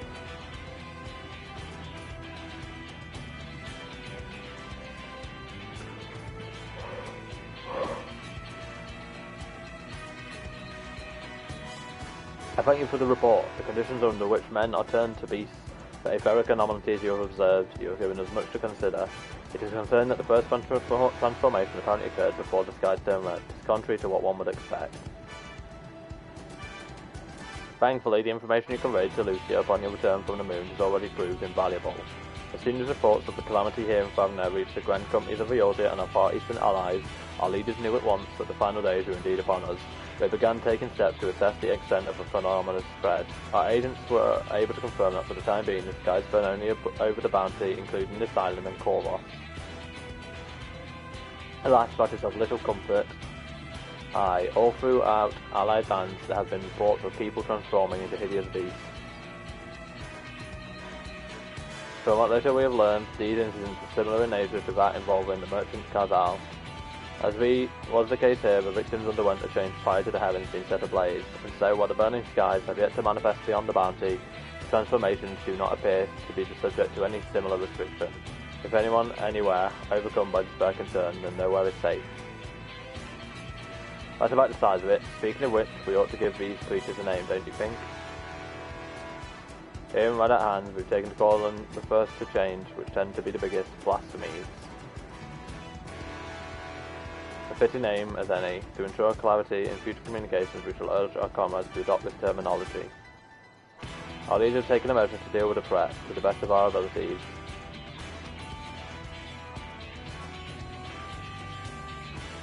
Each nation has assembled their own groups of elite soldiers to put down these so-called blasphemies and their spawn as and when they appear. At the same time, they are doing all in their power to put the people's minds at ease and prevent panic and fear from spreading. That said, brave souls with the strength and fortitude to quell these terrible fiends are not easily found. Just so, and it is for that very reason that we turn to you. Pray lend us your strength and help us slay the blasphemies that plague our homelands. Now, you don't have to give your reply before dinner. I should also mention that each blasphemy seems to possess widely different characteristics. What works well against one may serve poorly against another. So before you go rushing off to save everyone's day, have a word with the delegates, they'll tell you what to expect.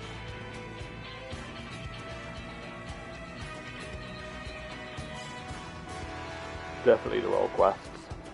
And with that, I do believe our friend here has a piece to attend there. Spare a thought for us while you're sucking in all that fine cuisine, eh? You've gained access to the role quests.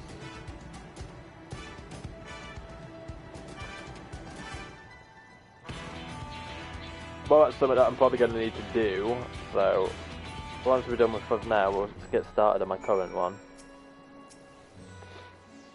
Pray forgive Shurabata Runa, she can be a bit boisterous at times, but it's simply her nature. Anyway, my apologies for keeping you from your hard-earned rest.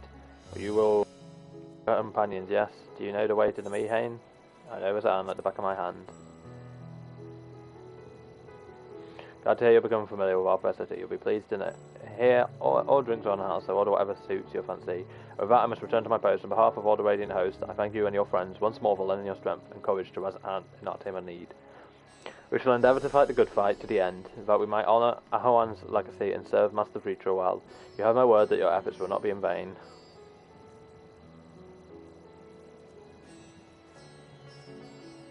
So my role quest is in the Shroud. Who has the most unfortunate quest? Poor healers. Although I did see Fusdola in that picture.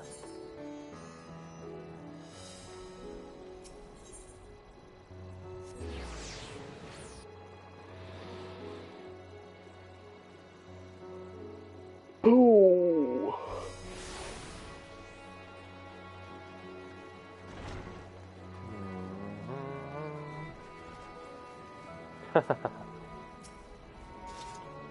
Welcome. When the sergeant asked us to entertain a party of honor guests, I was wondering who it might be. This is a lovely surprise to say the least. By the way, I heard all about Gizal from your friend Gudahati here. I understand there was nothing that could be done, but I was heartened to hear he meant us no harm.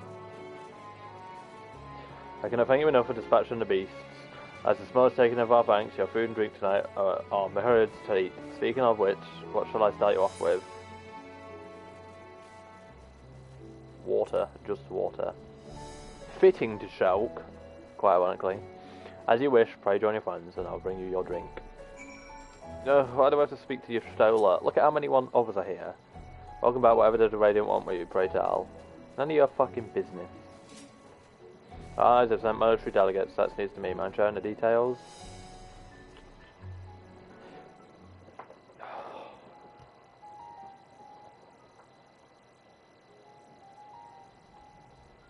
So blasphemies now plague all the realm. It will only get worse Nice, if what Slandy. Father said is true, as it did in Amarot. If that's our model, then shouldn't we expect the effects to grow more severe as it feeds off its own spread? As if people transforming into those monstrosities wasn't bad enough. If the flora and fauna, if the land itself turned against us. No one would survive.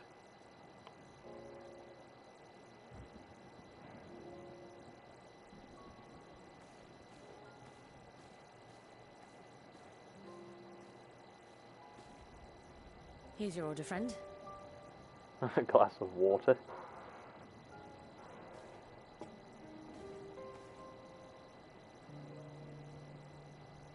May you find comfort in these dark times.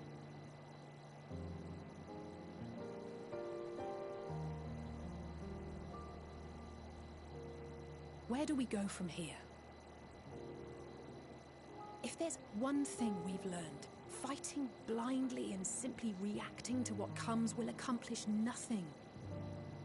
We must find a solution that addresses the fundamental cause. Before our strength is exhausted, before this crisis spirals out of control. Is there something, anything we've overlooked? If there is an answer, Hydaelyn herself will have it. 'Twas she who bound Zodiac and forestalled the final days. Alas, we have heard naught from her since the Tower of Babel. Whether she cannot or will not speak, I can only speculate. Even the flower she gave us is no more.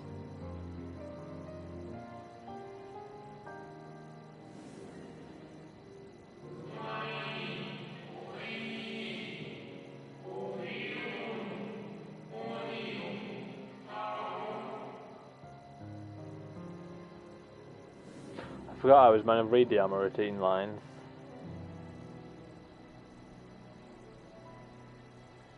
So advised the Watcher. What could be the significance of that name? It is entirely unfamiliar to me. Let Graha of a moment have been the intelligent one. Get rid of fucking Stola.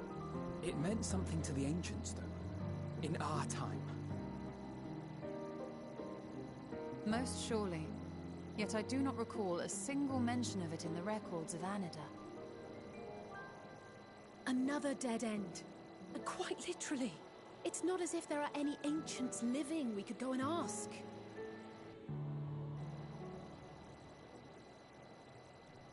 Not alive as such, but not quite dead.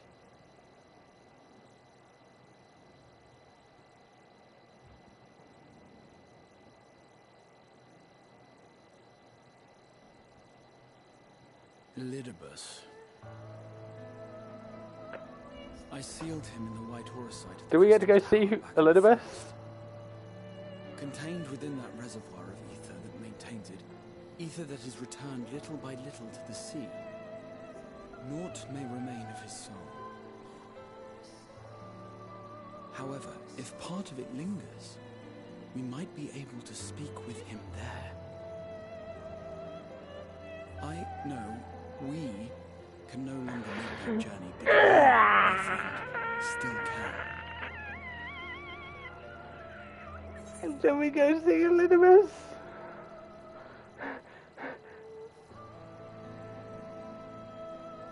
It's worth a try. Well, that's going on my list. Yes, we can but act and hope for the best. If nothing else, should we learn the First is safe, we'll have that much more reason to keep fighting the good fight. That said, the odds are in our favor, to say the least. Which is why we're fortunate to have Urianger up there on the moon, working hard to make all the necessary preparations for our departure. And why we have nothing to lose by staying the course till the last instant. Indeed. To the last, let us all do what we can. I will consult with Master Matoya and see if she knows of a way to reach Hydaelyn from the ethereal sea. And I will visit the nation's leaders and attempt to ascertain how far the final days have progressed elsewhere. Keep me abreast of your findings. I can seek out and see the most of the immediate threats, if only to slow the spread. Unease, terror, despair. Try as we might to suppress them, these emotions will return to harry us time and time again. But when they do, remember this. I love Elidibus. He's my best boy for years. You are not alone.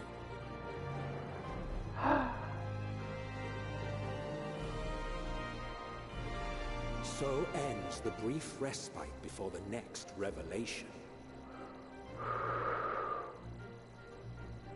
Yes, so much left. No, it's always been Elidibus, Slandy.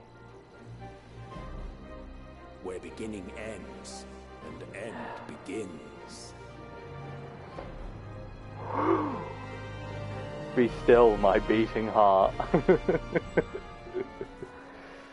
Oh. Emmett's gonna have to suck it. Elidibus has been around since The Realm Reborn, and I've loved him since The Realm Reborn. Oh, that's hurt me with happiness.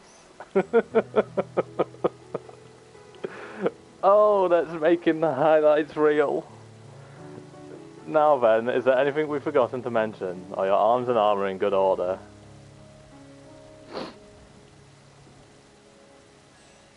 In that case, it's time we attended to our task, and when you arrive on the first, give my regards to Reen. Tell her I miss her.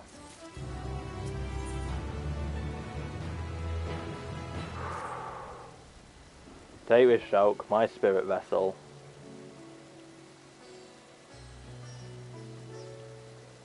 Empty now, of course, but it should allow you to operate the tower systems in the Umbilicus. If even the smallest fragment of Elidibus essence remains, it should be possible to locate it. As for access to the Umbilicus, pray seek out Lina for assistance. Chances are she still stands watch at the Ascensor Gate. Should she or anyone else ask after me, tell them I am living my life to the fullest, that I am happy, hardships and all. Well, we had best be on our respective ways. God's willing, we will see each other again ere long.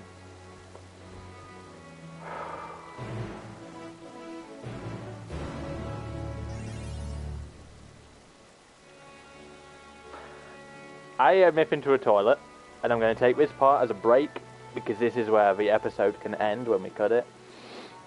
And then when we get back, I'm going to do the role quest, and I'm going to be using a bit of us. So I'll be back in a couple.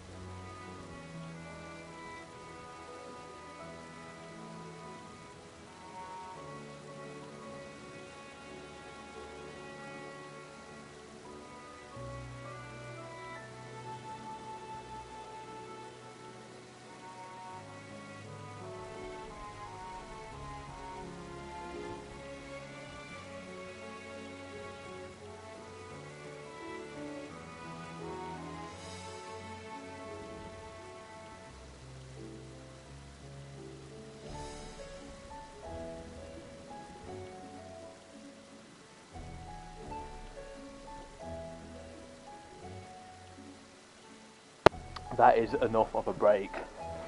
My baby is waiting to see me, and I have role quest to do first. Sandy, I hope that was enough of a break.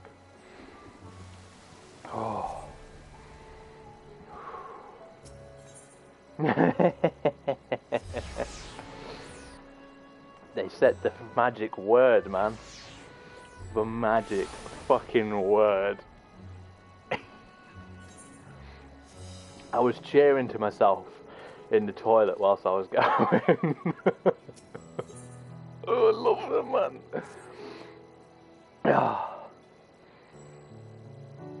I've come on behalf of the Twin Adders to enlist the aid of accomplished fighters. The small folk cower in their homes for fear of unprecedented threat to the Twelve's blood, a blasphemy. It strikes quickly with deadly precision before returning to the shadows, whence it came. Try as we might, we have yet to devise a means to track it, much less slay it. Several brave souls search for it even now, but their chances would improve greatly if they had a stout protector by their side. Judging by your reputation, I dare say you're precisely the one we seek. What say you? Will you serve as a shield that stands between Gridania and certain doom? Protecting the realm is what I do. And as a serpent, an Twin Adders serpent, makes sense. I will take that as an enthusiastic yes. Make haste to the Adder's Nest and report to my superior. All Gridania shall pray for your success.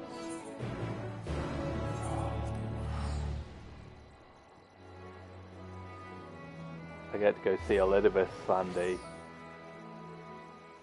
I get to go see Elizabeth. Yeah, boy.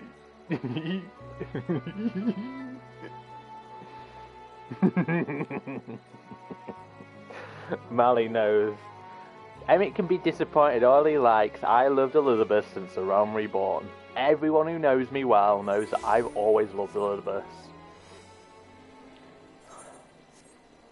Oh, this is fulfilling to my soul. This is the moment Endwalker has been truly about. Going back to see Elizabeth. Nothing else matters. Our liaison at Resident sent word of your arrival, but I can still scarcely believe our luck. Are you truly here to help us bring this wicked blasphemy to heel? When there is hope for us yet, I shall fetch the Elder Seed Seer at once. She is leading a hunt, and I'm certain she'll be most eager to see you. Mally, are you happy with the reaction you got? Knowing that was coming all this time? Full God am I to welcome you in good health and good spirit, Shulk. On behalf of all Gridania, allow me to thank you for rising to our defence yet again. You will forgive me for eschewing further formalities. As time is of the essence, I shall share with you what little we know of this elusive scourge.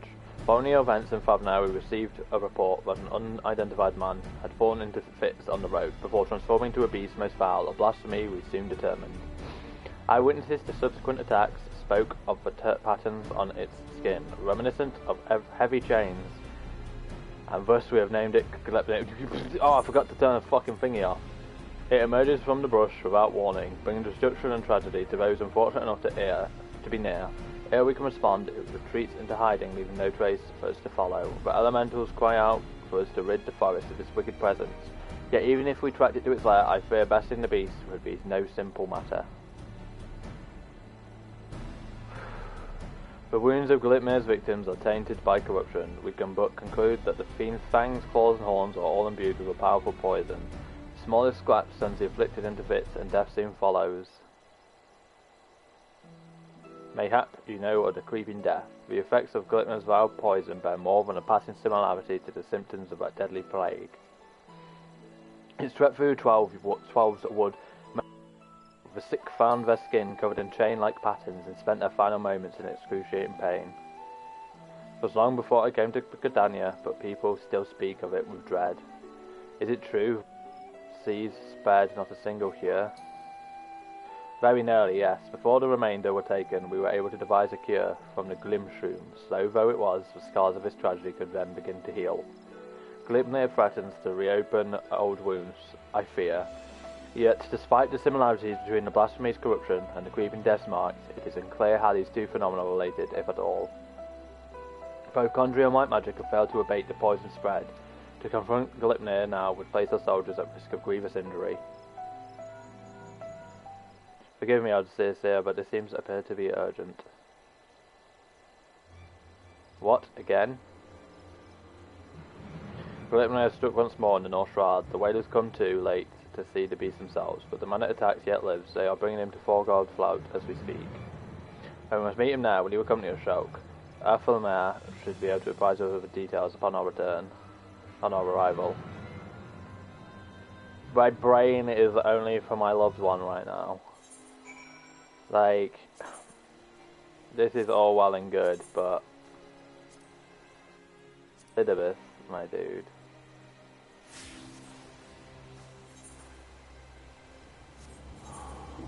I'm too lazy to walk.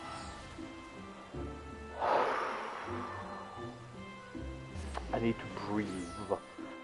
I can barely feel any air in my lungs. I exhausted it all in excitement. Whew.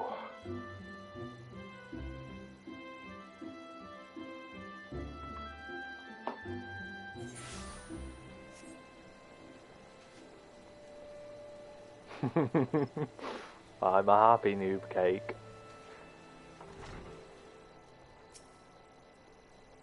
Elder Sealed Seed Seer, you honour us with your presence. I cannot thank you enough for coming all this way. Given the dying circumstances, I will not leave this to another. Where is the wounded man? Outside the bobbing cork, being tended by one of our healers. He's a capable healer, but I worry this is beyond his abilities. I shall do all in my power to aid him. I, in turn, may have need of assistance as well. I ask that you stay close, both of you.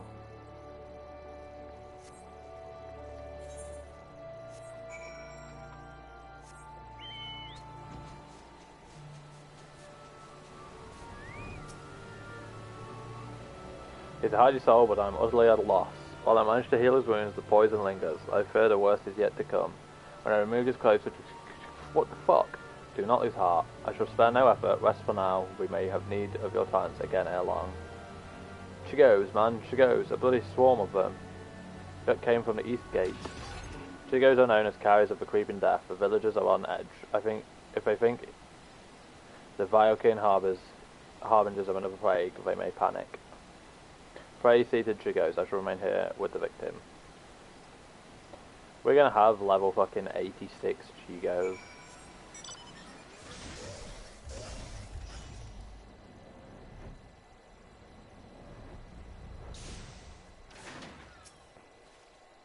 But when Alder Springs, a whole swarm of them, like an army getting ready for war, bringing the creeping death like it's not. Folk have been dropping dead with no rhyme or reason, and I'm not about to join them, no sir. I'm running back as fast as my legs could carry me. Were you bitten? I will show you to a hero if so. Not a single hole that doesn't belong, you can be sure. You'd best do something about that swarm now. Word that we could, but keeping the gate man is our priority, and we have not the numbers to spare for a hunting party. By the time whaler reinforcements arrive, it may be too late. We'll deal with the Chigos. The one who calls the greater number owes the other. I commend your bravery, Godspeed, and don't get bitten.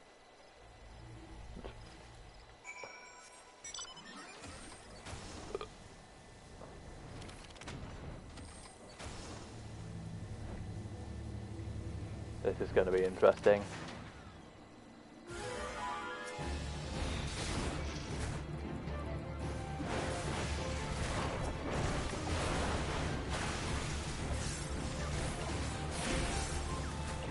Interesting in the sense of seeing a level 85 Chigo, but apparently not interested in the sense of battle. I came for bloodlust.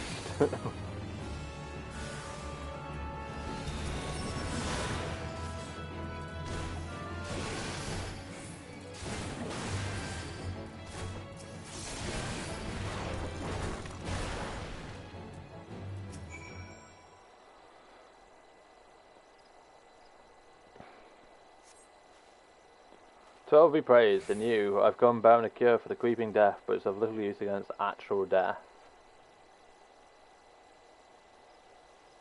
Aye, that's why I've come. I'd heard tell of a man suffering from uncommon pains at Fall God Float. There's an opportunity for philanthropy and a touch of profit, I'll admit. But if what you say is true, his condition demands a much swifter pair of feet than mine. Could you bring him to medicine in my stead? No need for payment this time, of course. You saved my life, as one good turn deserves another. I only hope the cure works as well as purported. As for me, I'll be on my way, and give any Valkyrie I spy a wide berth.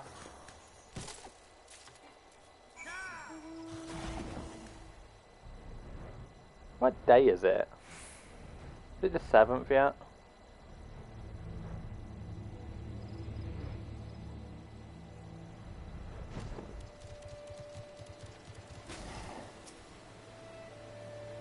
Thank you for culling Chigos. Alas, our patient's condition has yet to improve, and it's all we can do to keep him from succumbing to the poison.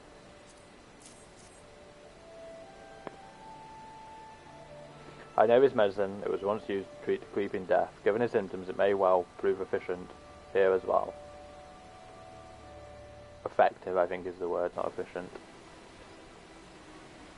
It works upon the body quite quickly, as I recall. Hold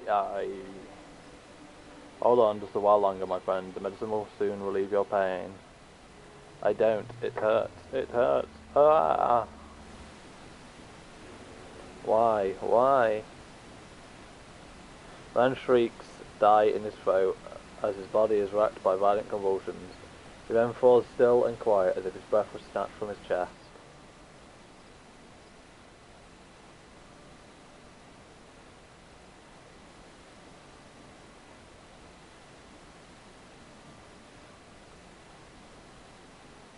Need my glasses back on, my eyes are hurting.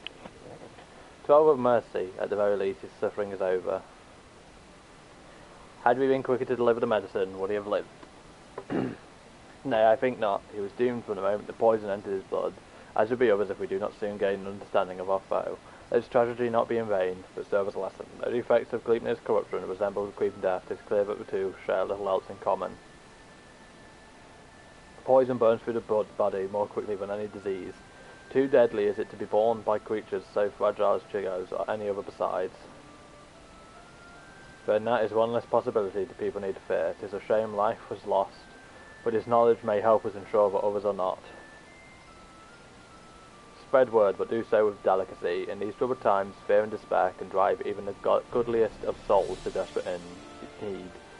Gleipnir is the only blasphemy known to us in Gridania for now. We must do our utmost to stop him from sowing further discord. Only so that I was here, I will give a man a proper burial before sharing what we've discovered.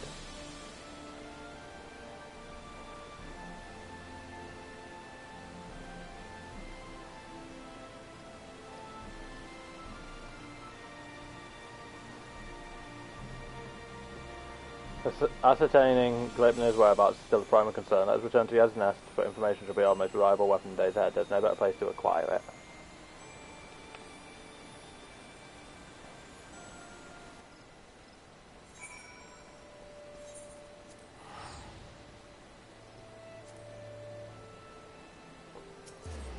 No, I want to go. I wanted to look at that dude. I think my happiness for Elizabeth has scared Mally off, because happiness scares her.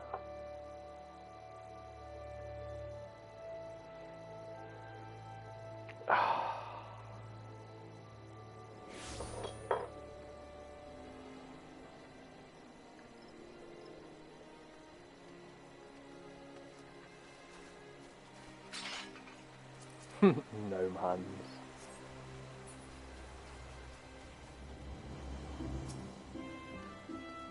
Gleipnir has been sighted in various locales, and though we are reviewing every report, we suspect most of it are erroneous. Fear has a way of making one jump at shadows. It will take some time before we have determined which reports merit a more involved investigation. Until then, I ask that you stay vigilant and keep your eyes peeled for any sign of a blasphemy.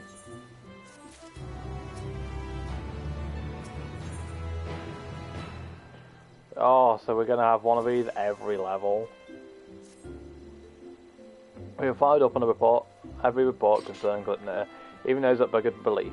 The most promising suggests that blasphemy is currently stalking the South Shroud. We need to proceed there at once, for there is no telling when it might strike again. The Elder Thieves Seer is already en route to Roots Lake. Let us not keep her waiting.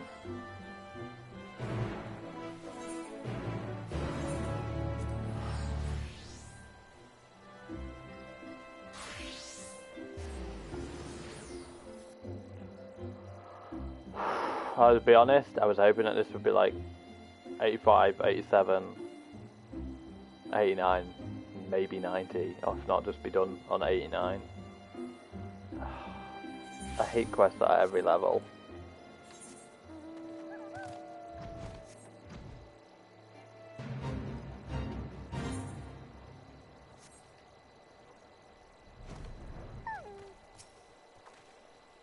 Greetings, Shulkers. Look would have it, my sister Rayo frequents Camp Tranquil. We would do well to meet with her first, for she may have knowledge of this threat that can aid us in our search.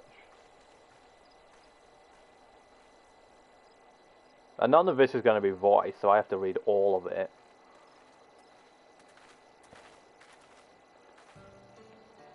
It's been too long, Rayo. Kenny, I was afraid that the situation might force your arrival. Word that this reunion was under more joyous circumstances. It's heartening to see her joined by the bearer of Atawa's will.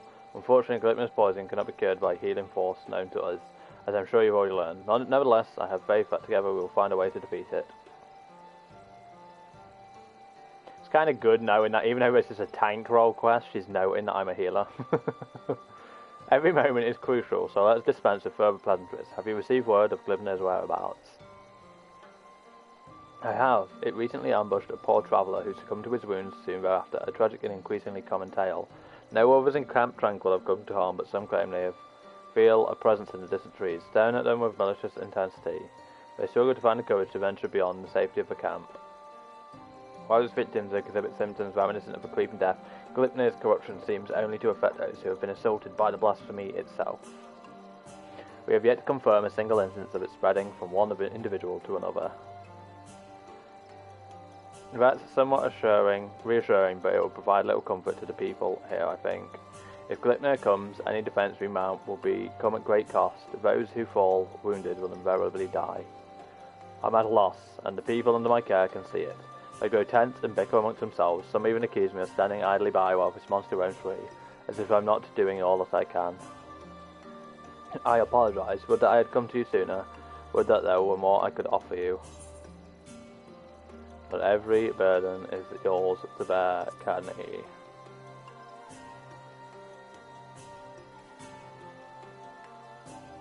She is right. It is the duty of all seers to face this threat, and so we should do so together, with the aid of the elementals as well. Under different circumstances I would agree, but their strength has waned since the calamity, and I am reluctant to impose upon them. Indeed, when I open my thoughts to the elementals, I shudder to hear their distress. Once we have laid low the blasphemy, the elementals will be at peace. Well then, how do you propose we go about that? First, allow me to speak with the people here, and assure them that all will be well, but Gridania's resolve to weather the storm remains steadfast. No road is closed to those true of heart. I suppose I shouldn't be surprised that you begin with an earnest and heartfelt appeal. For my part, I shall reach out to Arun. Perhaps together we can find a way to offer similar comfort to the elementals. I have no doubt he will require that assistance in the days ahead. Thank you, sister. May the 12 watch over and keep you both.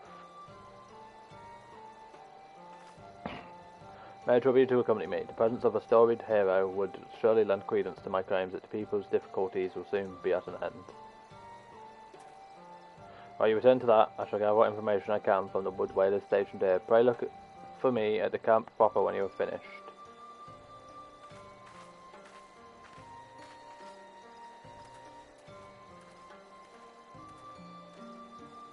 I just had a really bad thought. What if the twins become blasphemies, but we figure out a way to save them? If we are to convince the people that they need not live in fear of Glypner, then my words alone may be insufficient. I do not comport myself as an imposing figure, blessed with martial prowess to say the least. You, on the other hand, are renowned as a peerless warrior who has triumphed in countless trials. Simply looking on your features fills me with a confidence that the crisis too shall pass. I pray you stay by my side, that those we speak with might be joyed by your presence. Yes, I know. Which means I can't man up. Siegers are sitting pretty with their guards and finery. What do they care if the beasties run them up? They'll be fine. That's why they're not doing nothing. That's why they're doing nothing while it hunts us. We before us just the lives to those that don't care a whit. Aye, past time we went south. At least in Oldor I don't pretend to look out for the common man. Oh, Cecil, I was just, I promise you that we are sparing no effort in our hunt for Glypner. However, it will take time, and more may suffer before the beast is laid low. Nevertheless, I ask that you place your faith in me, if only for a while longer. I love the Tweleswood and her people with all my heart. I will not let our enemy torment us forever.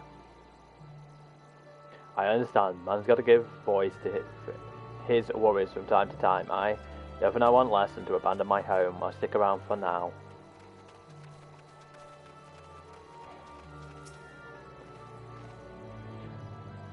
A single scratch is enough to spell one's doom, they say. Nothing but to wait for death to come. How can we face a beast like that? Do not give in to despair, my friend. Never I shall do all in my power to see us through the crisis. Hold fast to hope, and encourage others to do so as well. I'll try, Elder Seed Seer, I'll try.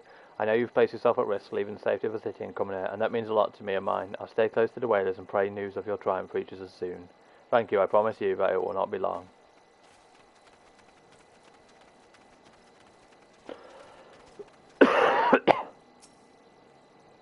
I saw it, a gargantuan beast stalking the woods with horns the size of my leg. What's to stop it from coming here to fill its belly?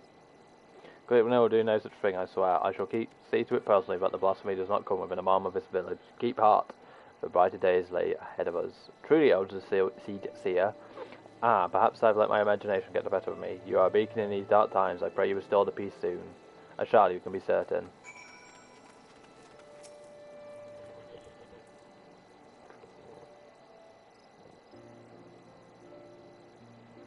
Will that be all for now, Elder Seer? It will. I have done what I can to quell the unrest, but so long as Gleipnir lives, it will never be at peace. Sometimes simply lending an ear does wonders, as it must be the case for the elementals. Yes.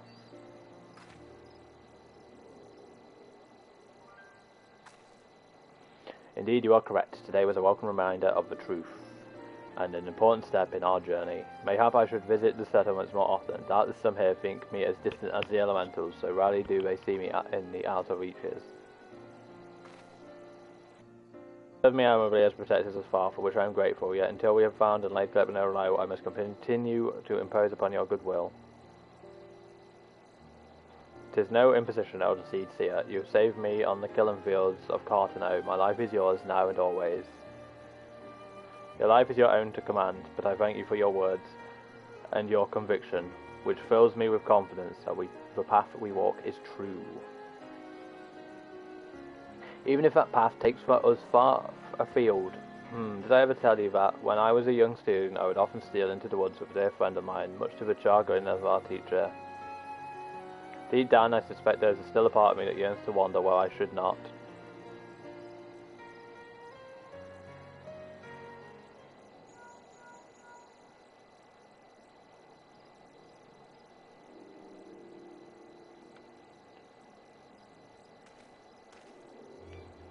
Oh, the Seed Seer. Word from the border. We've got ourselves a right bloody mess by the sounds of it. What has happened? Per your earlier instruction, the whalers closed the roads to all travel while we scoured the woods for signs of Gleipnir, but now a group of locals are demanding to be let through into Fanalan. We're terrified by the sound of it, screaming about the creeping death and God knows what else. Spare grips their hearts. If it consumes them wholly, then we may have yet more blasphemies to contend with. I will speak with them. Wild rumours fuel their panic, and with truth and compassion will I convince them to see the reason and return to their homes. I'm a bit annoyed that we're calling them blasphemies when we could just say they're called terminuses, like they are. If anyone can, it's you, Elder Seed Seer. We're doing our best to keep them calm for now, but my man's words painted a grim picture. I pray you make your way to the border as quickly as you can.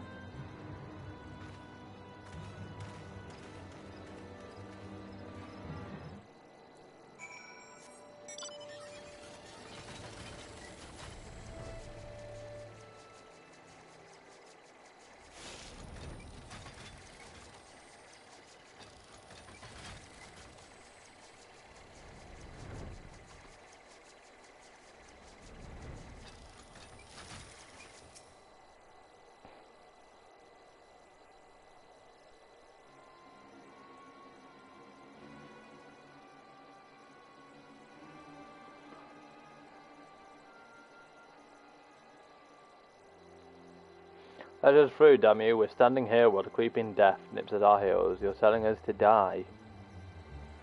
Those rumours are false. The Seed Seer herself sent word that the creeping death is not responsible for the recent incidents. You mustn't surrender to panic. Return to your homes while we deal with the threat and pay no heed to baseless stories. Stories, stories. I've seen the dead with my own eyes. Don't tell me what is and isn't true.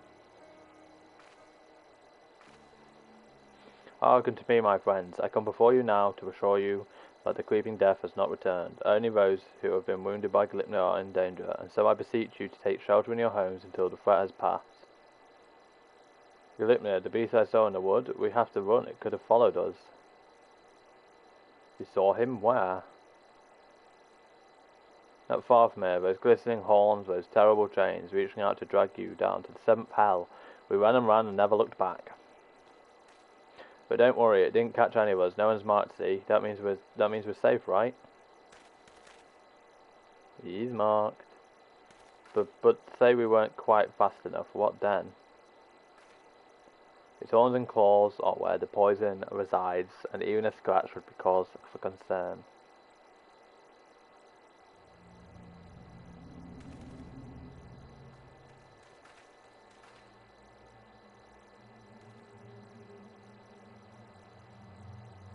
Even a little scratch. Then, when it's too late for me, is that why my body feels like it's on fire? You told me the Banshees tripped you up. You said that's how it happened. You said...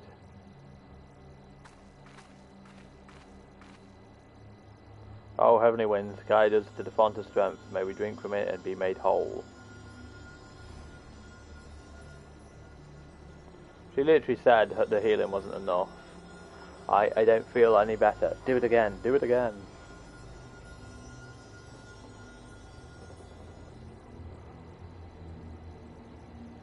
It hurts. Help me. Conjurer has no threat. There can be no mistake. This is Glipnir's doing. Even so, I ask you, do not lose heart. Stay strong, for if we surrender to fear, the beast has already won. No, I don't want to die. Please help me.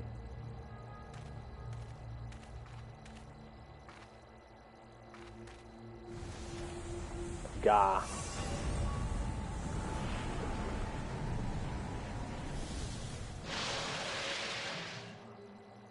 Get back.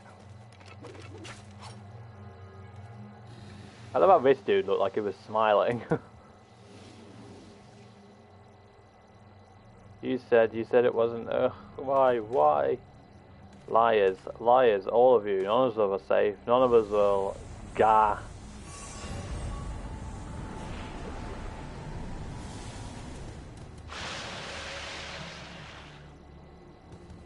Despair made manifest. 12 offend. There naught that can be done for these poor souls.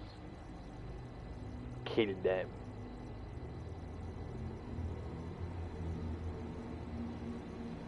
Naught but one thing, I know. We must lay them to rest. Contain the threat.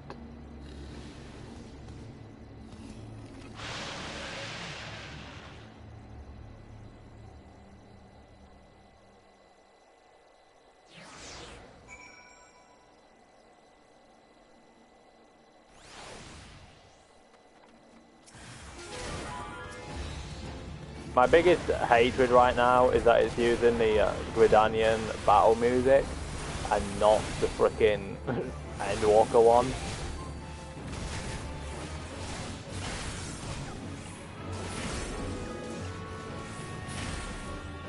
Dead.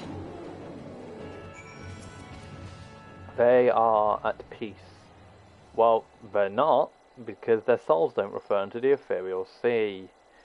Would that it had not come to this, I was powerless to prevent it. You did all you could, Elder Seer. Is that what's going to happen to us? Is there no hope? What you witnessed was the fate of those who fall to the deepest despair. It feeds upon grief and anguish, and is more deadly than Glipnir himself. But as I swore to you, that we should defeat the blasphemy that haunts our homeland, so too do I swear that despair will not be the end of us.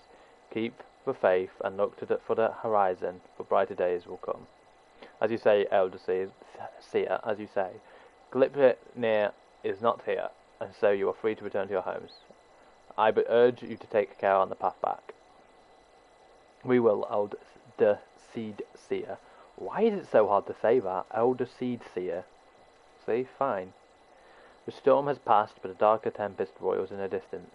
As long as the spectre of despair looms, the people will struggle to take any words of comfort to heart. We will see more tragedies like this. The elementals too cry out for a solution. The longer we struggle to resolve the crisis, the more innocent lives we put at risk. Rayo said that we would need to turn to the elementals for assistance, and I know now that she was right, and so I will seek an audience with the Great One. However, there are preparations I must first attend. I shall make proper ablutions at the Lotus Stand. Pray return to Yaz Nest and await my summons.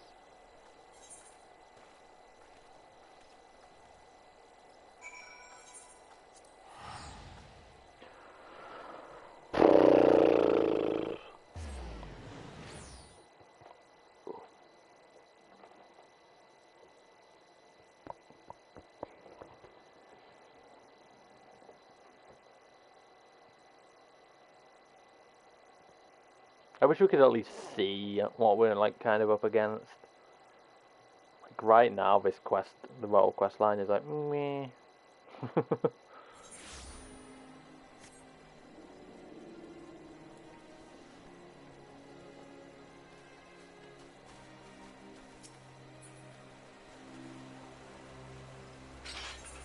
But how much EXP is this worth?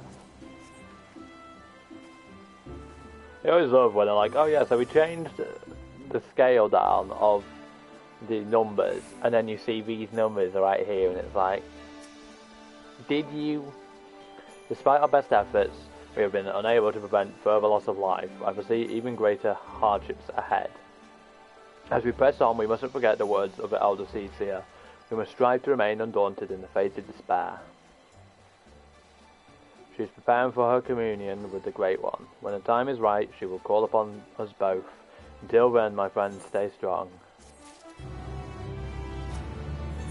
Yeah, lot 87. Right. Now we go to the Crystarium. Go see my boy.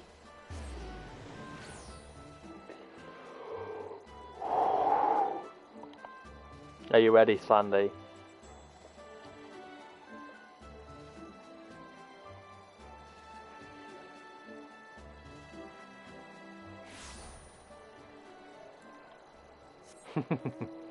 Tough titties.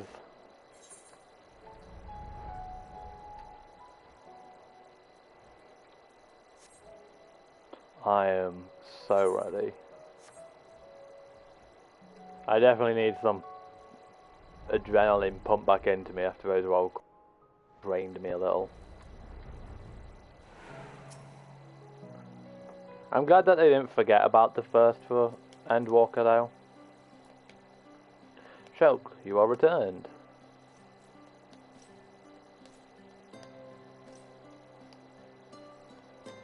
Have you been well, you and the others? We've no shortage of troubles, but we're well enough.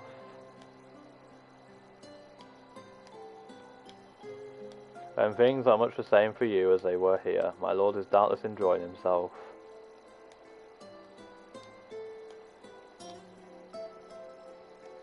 He has said this to you, these exact words?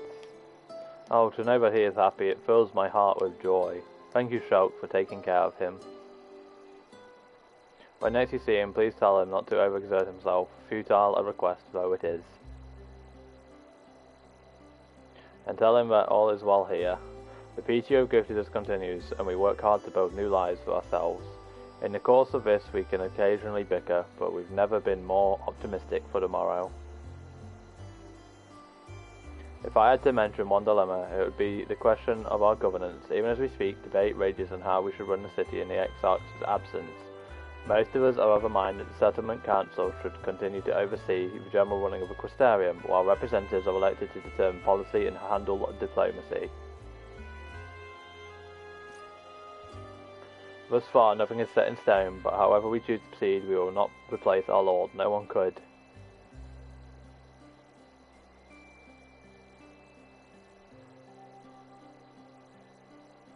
Have we recently observed any unusual phenomena?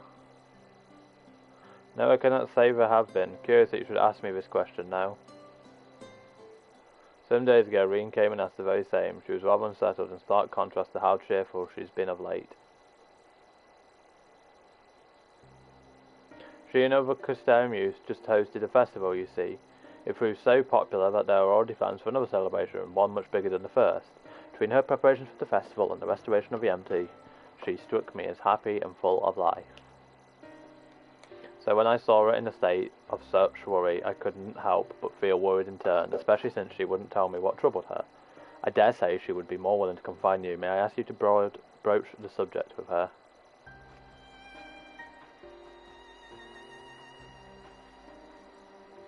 You wish to enter the umbilicus. Very well, I shall fetch the key at once and take the opportunity to find Reen. Please wait for me in the city, in front of the Cabinet of Curiosity, shall we say. I will be along as soon as I can.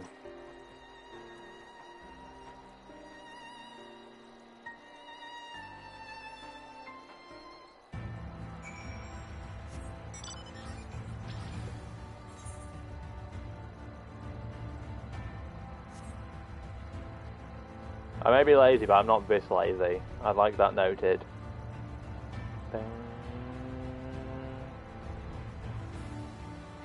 Let me see my boy a little first.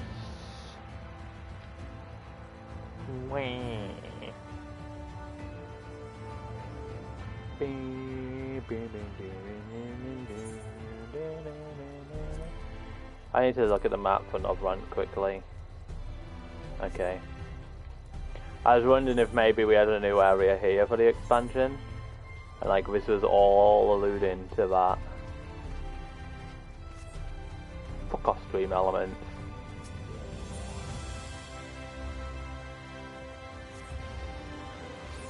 I went to the wrong place, I've just realised.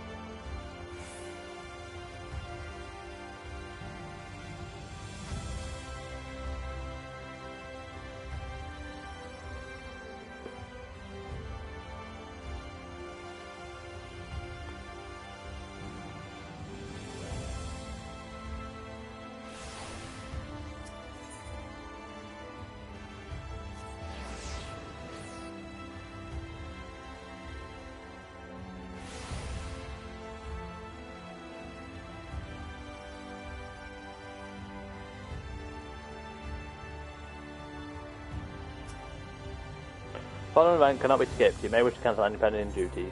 No, I don't care.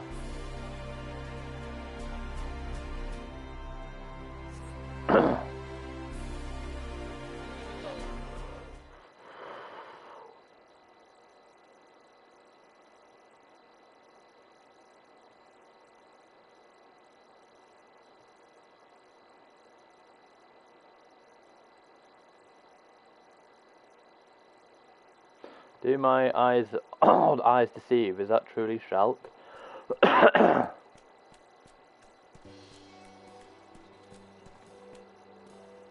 Ah, it is. So glad am I to see you hale and whole, my friend.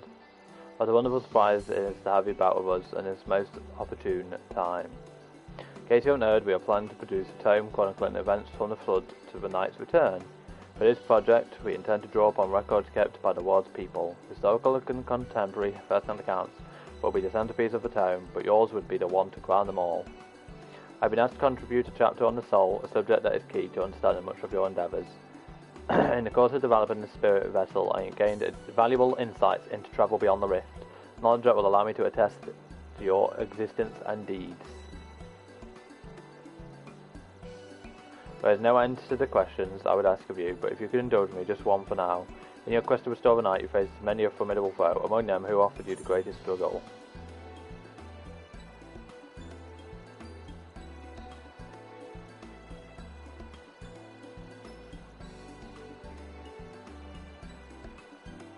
I'm going to say Titania, purely because like the normals of all of these were really easy, but Titania had the hardest fucking extreme.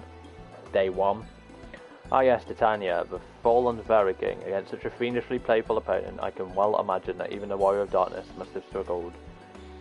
But you succeeded in setting them free, and your victory proved a pivotal moment in your quest. We will see that it features prominently in the tome. I know you'd love to talk her ear off, Morin, but we should really move on with our way. The documents from Yulmore won't collect themselves. Of course, and afterwards would you care to join me for tea? I was hoping you might clarify a few points in your treaties. Till next time then, do tell the others to look after themselves. Our overzealous friend in particular, remind him not to overexert himself again and again till his ears fall off, if that's what it takes for him to take it to heart. My god, I need a drink. Always talking hurts.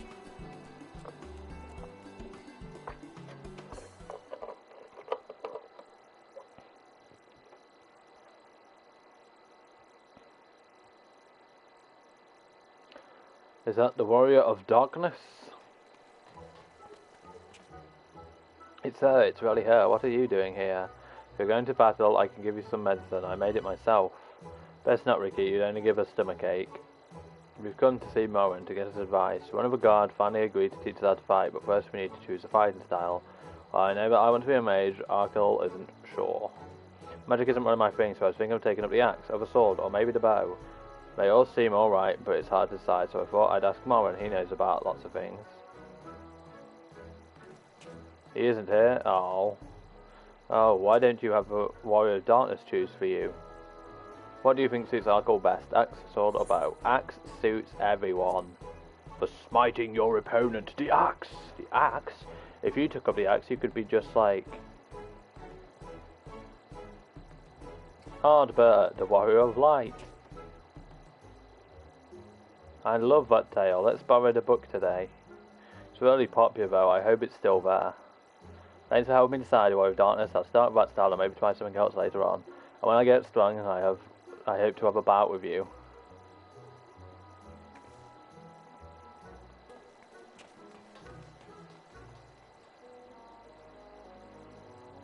Came here for Elizabeth and I'm ending up talking to people I don't care about. Just want to see my boyfriend. Been having basking in the adoration of musty old bookworms and wide-eyed younglings, but does she spare thought for me? Of course not.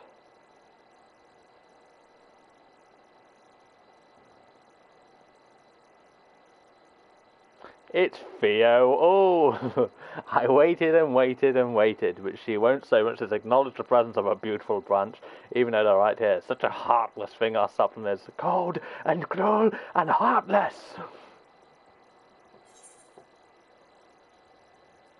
Oh, faithful Theo, all loveliest of branches, how I have missed you. If you truly missed me, you should have cried for me at the top of your lungs the instant you arrived. To make up for it, you will call with twice the passion next time. Though for there to be a next time, you've some few struggles to overcome. So, my adorable sapling, the world is on the verge of destruction, is it? How do I know this? Joined as we are, spying on you is as simple as sliding back down the back of a rainbow. Would that I could come to your aid in your quest, but the fate of the wee fae folk is bound to that of the star.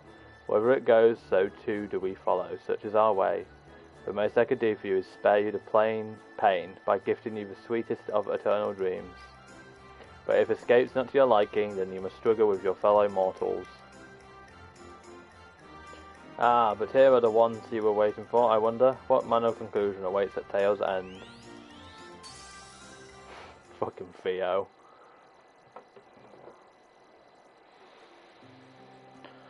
Can we just have a proper quest where I see me as me? I hate these first person modes. My apologies for the delay. Shulk, it's so wonderful to see you again. You doubtless have much catching up to do, so I shall leave you to it. I've taken the liberty of unlocking the umbilicus, and you may enter at your leisure.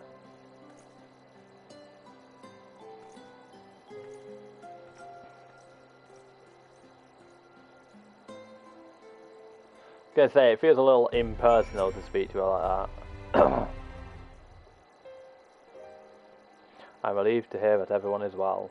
I've had this feeling like a pit in my stomach, and I was afraid that something might have happened. Maybe I'm overthinking, but it's just that. I'm the Oracle of Light, but I've never spoken with Hylian, never once heard her call. Even so, I've always had this feeling deep inside of me, a connection to something immense. These past few days, though, that connection has wavered, as if that immense something was distant, then close, then distant again. And then the other night, I was jolted awake by the feeling it had completely severed. Wanting some fresh air, I went to open the window, and to my horror, the sky was ablaze, like during the star shower. But then I blinked, and everything was normal. The next day, no one said a thing. No one else had seen what I'd seen. As far as I could tell, nothing was out of the ordinary. I began to wonder if it was a figment of a half-remembered dream. Shulk, what are you not telling me? I have to know, please. It doesn't matter how terrible it is.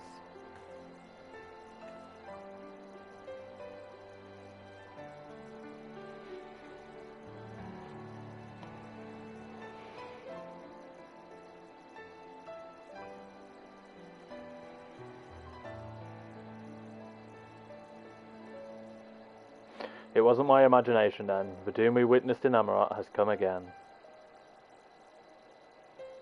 I can't believe it. Like I told you before, all is well here in the first, so don't worry about us. Please look only to the threat before you. We're fine right now, and even if we weren't, we've learned how to survive. Should the final days reach us here, you may be assured we won't go quietly. No, we'll hold on until you can find a way to save all our worlds. So long as you continue your fight, so too will we, united in purpose beneath a blazing sky.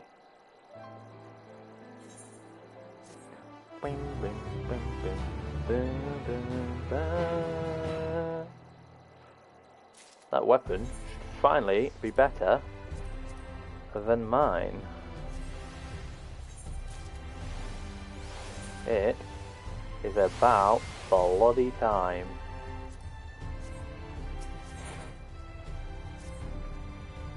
You're headed to the Umbilicus to consult with Elidibus, right? I'll do some consulting of my own and speak to Lena. Decide how we might best prepare for the final days. It's farewell for now, but we'll see each other again, I'm sure of it.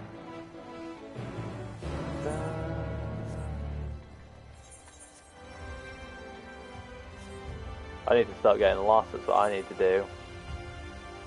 The Docile Gate. I love this new Aetheryte map.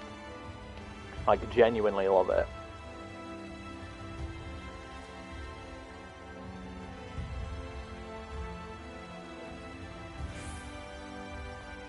Once we get into the Elidibus scene, I'll take off my glasses so you can see my eyes when they are in joy.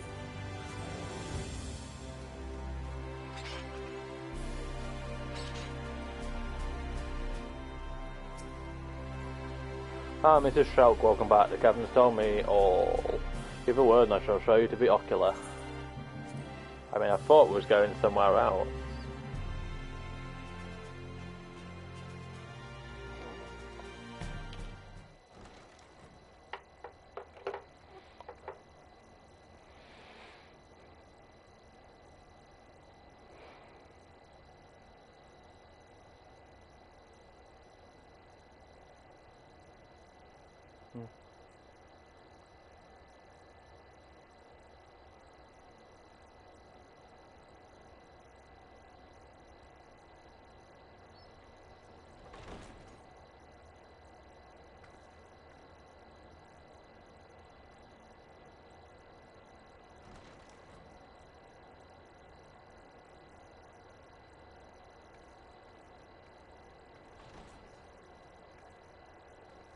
I surely hope this is voiced. Please don't ruin an Elidibus scene by making me have to voice him. Biometric authentication complete. Please state your business.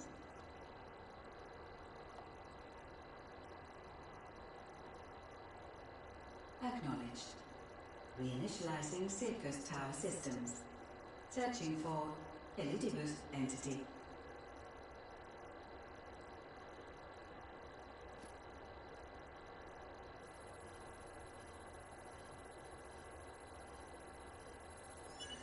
Target located in subterranean core power accumulator.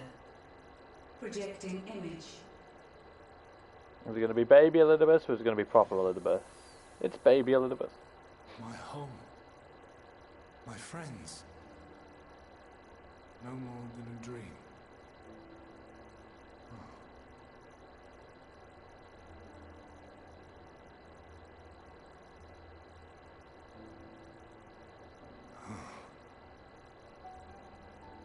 You. Why have you awakened me? The anger. You. I no longer sense those places beyond. Or Lord Zodiac. You must explain all.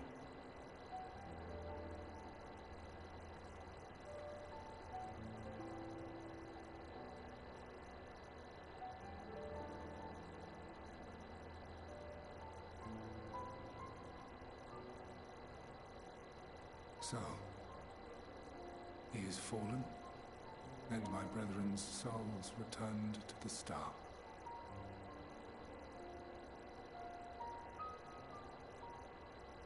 The doom we sacrificed so much to prevent is come again. Old burdens now yours to bear. But if this is Fandaniel's design, then I, as Elidibus, have a duty to fulfill. Your unsolicited act has restored to me some few memories of the convocation. Such knowledge as I have, I will share.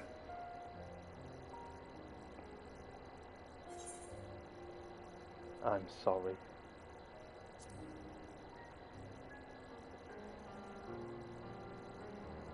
Why apologize for receiving a favor of the defeated?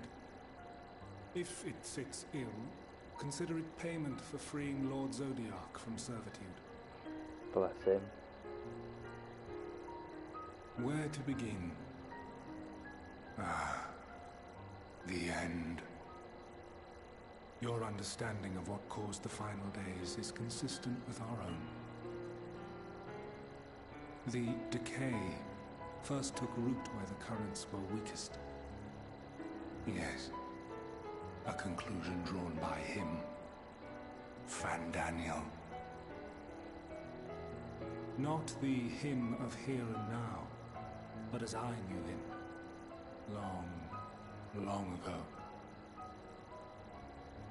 Having shed light upon the phenomenon, he dedicated himself to devising a countermeasure. Were it not for his knowledge of the Celestial, we would never have made the connection, and thence forestalled the final days.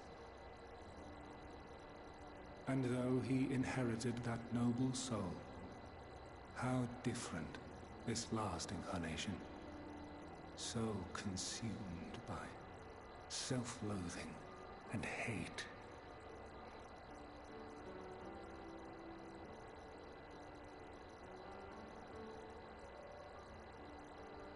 Elpis. Yes, the name is familiar to me. Yet I know it not as a flower, but a place. A testing facility for determining which of our creations were fit to be released into the world.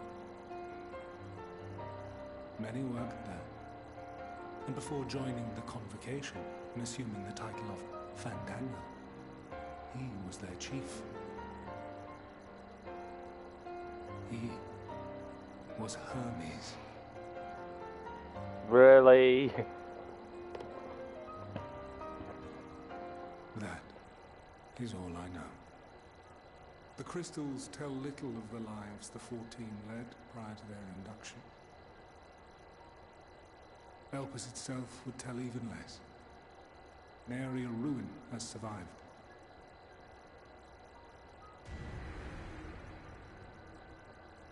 Wait. I saw you there.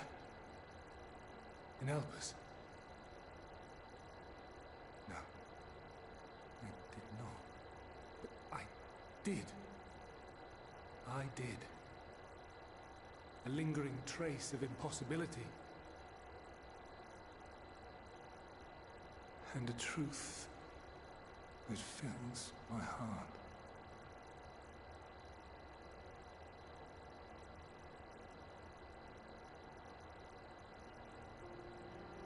My memories remain clouded, I fear. However, they have revealed to me one possible course. You must travel to Elpis, to the time when Hermes served as its chief. In glimpsing the Exarch's memories, not only did I make his summoning magic mine own, I also mastered the workings of this tower, which, having absorbed my empowered essence, now harbors an abundance. Oh, don't make us absorb Elidibus to go back in time. As such, I believe I can deliver you unto the past, unto that place and that precise moment. Given the eons that must be traversed, the gateway will not be fully formed. Your form will be less tangible still than those warriors of light I had summoned. In all likelihood, none will be able to see or hear you. Yet even should you manage to interact with others, you will be unable to effect meaningful change. For the reality you wish to save, the reality to which you must return, exists as a result of the final days. You cannot reshape the past to undo the tragedies of the present. Cannot unmake the sorrow and suffering fated to come. In full knowledge of this, will you still entrust your life to your foe and make the journey? Any time with Elizabeth. Very well. I shall cast you unto the river of time. Let this be my final act. You must input the commands. I no longer have the authority. First, you must reconfigure the systems, that the tower's ether may be channeled for the magic.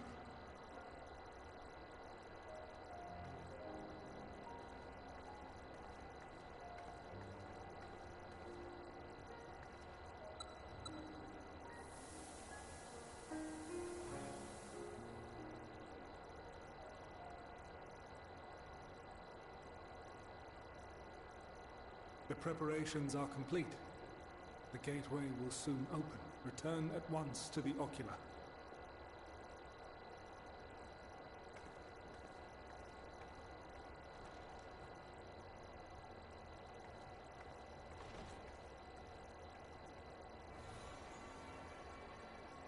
All appears to be in order. The ether flows unimpeded. The magic should consume every last mote of my essence. Why are you surprised? Did I not say that this will be my final act? Lord Zodiac is no more. There is nothing for me here.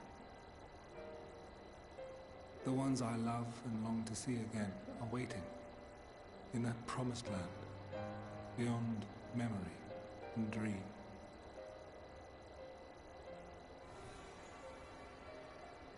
Now go, warrior of light. Go and do not look back.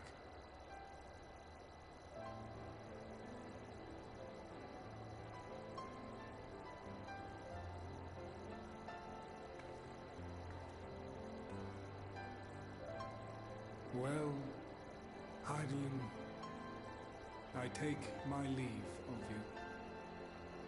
you. Yours is the mantle of the last of us. May you have the joy of it, the burden and the solitude. It falls to you now. You and your champion to save our star.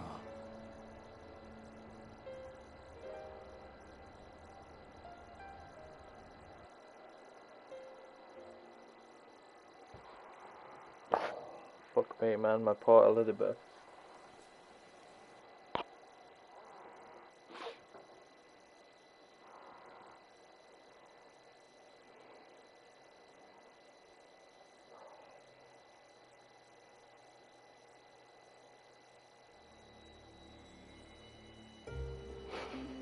You too, Slandy, you're a good boy.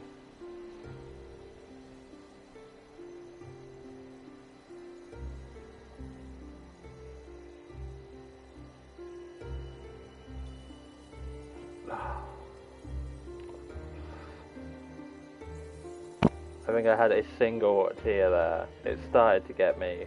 If I had lasted just a bit longer, I might have been in full tears.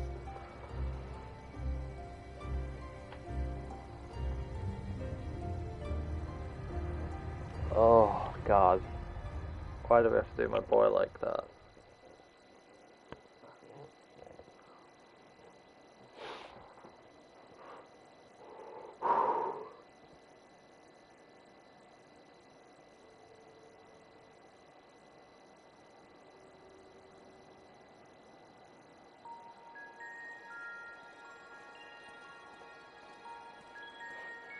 That's an Alizon model. You can tell because of the mustache.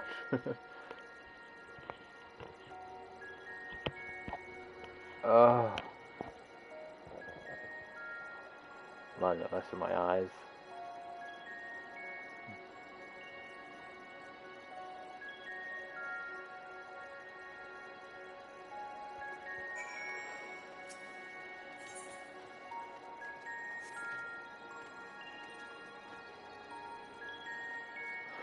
The device is reminiscent of Aetherite. Perhaps it's possible to assume of it.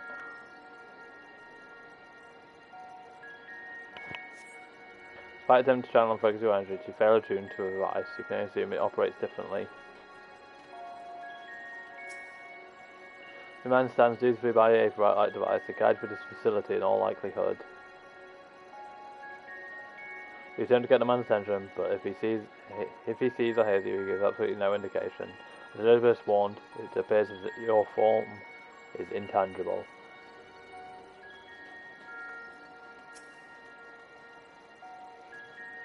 She doesn't have a mask on. This is the right place, yes. Propelion? Judging by the woman's words, the facility is called Propelion.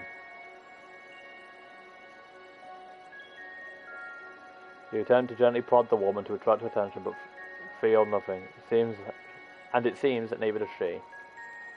Yeah, though, she's got a mask off. Tut tut.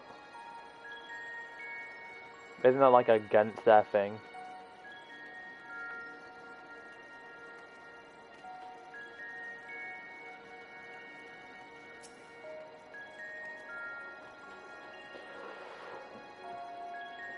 I can't help but feel we might run into Emmett here and he'll see us because he's capable of shit like that. The remarkably large man wears a black robe and a half-mask, much like the phantoms you encountered in Mara Mortem and the recreated Amarok. It would seem you have made it to your destination.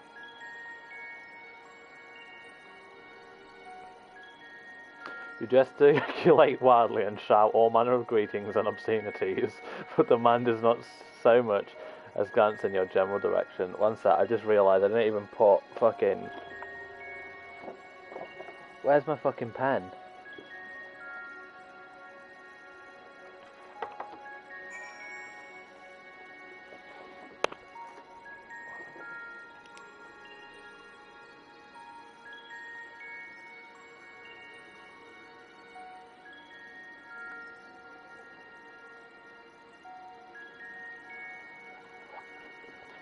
Had to make another note.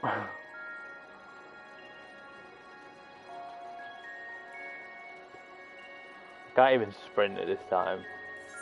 Apparently can teleport though. You suspect the door leads outside, but how to open it? Could I not just walk through it, being the ghost that I am? Fuck me, I'm always taking half my room out with me. Trying to move my dressing gown from under my chair.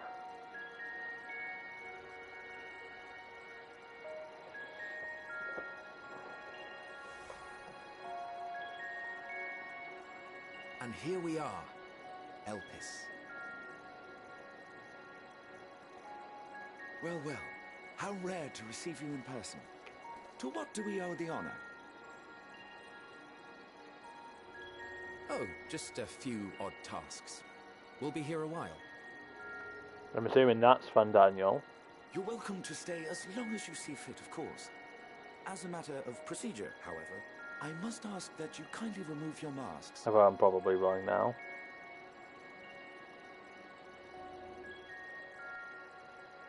Come now. Is this truly necessary? Surely you can tell who we are. Who you are, perhaps, but I am far less infamous. Regardless, if we do not follow protocol, 'tis our hosts who would be held accountable. So, please, do favour us with your handsome face. Is that who I think it is?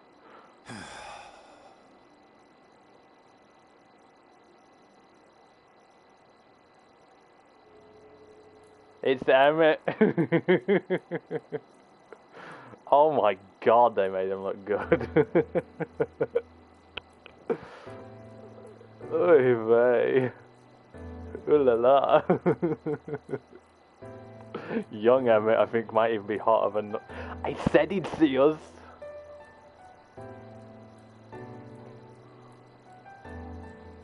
Satisfied? I thank you for your cooperation. Yeah, boy. Free to go about your business.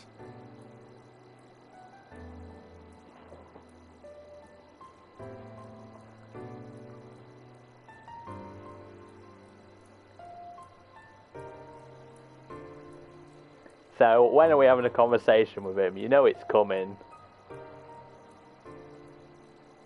By the by, you see it too, yes? No fucking way. I haven't the foggiest what you're talking about.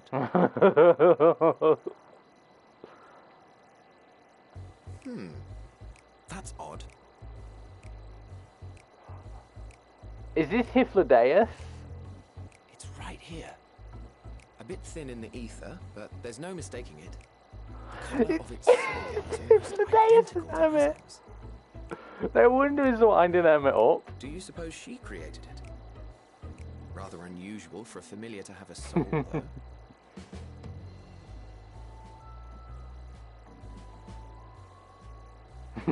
Don't ask me. All I know is that it's trouble. Doubly so if it's her spitting image. So let's leave it be. Come now. They think I'm a familiar.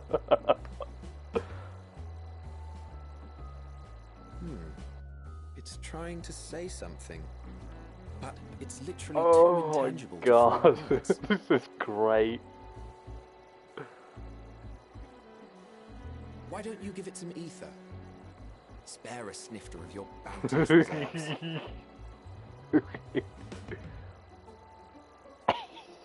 Who do you take me for? Oh, I love these two. Why, a dear friend, of course.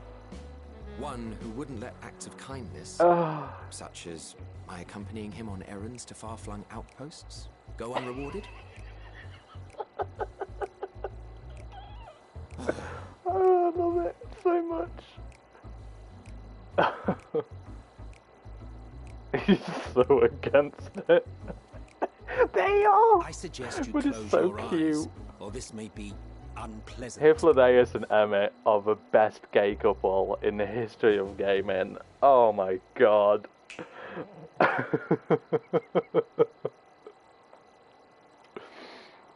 Oh, these are the moments you live for.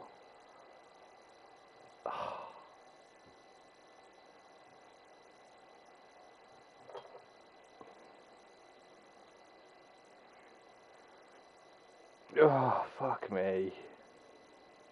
My eyes. They went from almost crying to You may open laughing. your eyes. Fuck me.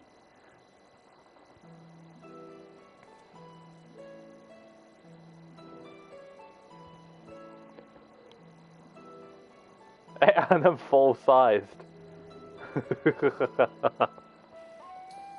Oh, you even adjusted its size. The better to indulge your whim. This way, it will be easier to communicate. How very thoughtful of you. And may I applaud your artful reinforcement. Oh my god, this is Without the further ado best. then. Greetings. I am Hyphlodeus, Chief of the Bureau of the Architect. Sulking beside me is the most honourable Emmett Selk of the Convocation of 14. Fucking hell. And how might we address you, my new friend? If you think about it as well, him calling you his new old friend now makes so much And I'm more pleased to see sense. you understand our words. Oh my god, I can't wear my glasses not when So for tell that. us, whence have you come? The thinness of your essence suggests you weren't created here.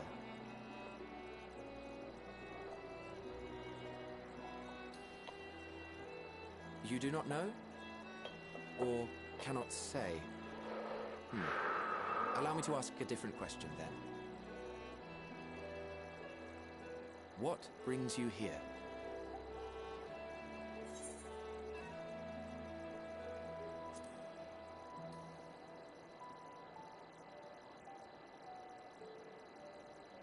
Well now, the same as us. Perhaps Azim wished to come too, but had to settle for a familiar. If she truly wished to be here, then she would be.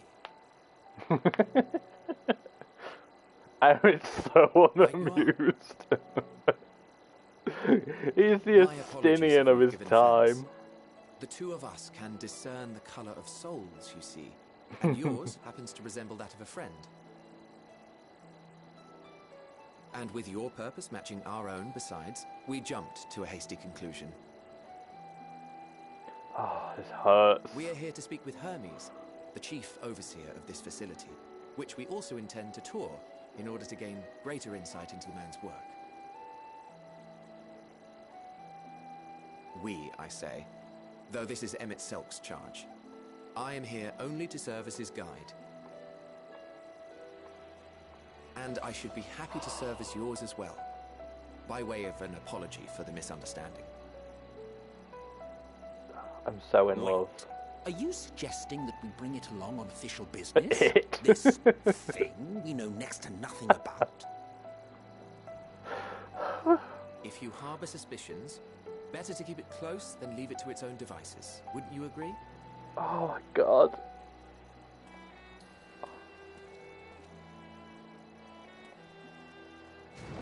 This is a moment. Besides, having a mysterious life form in tow is the norm rather than the exception here.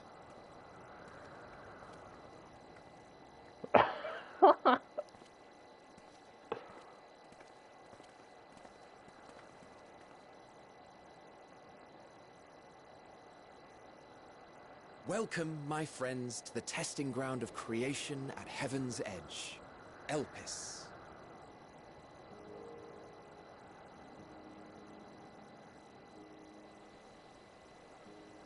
Wait, is this his...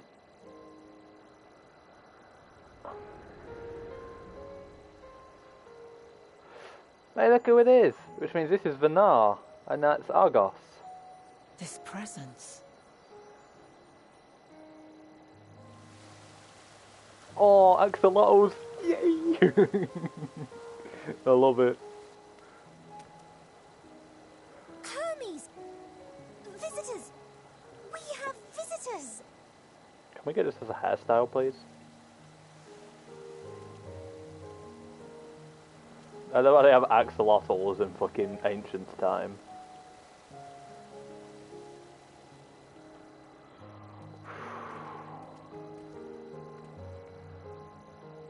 What secrets are you hiding, I wonder? Emmett's so fucking done.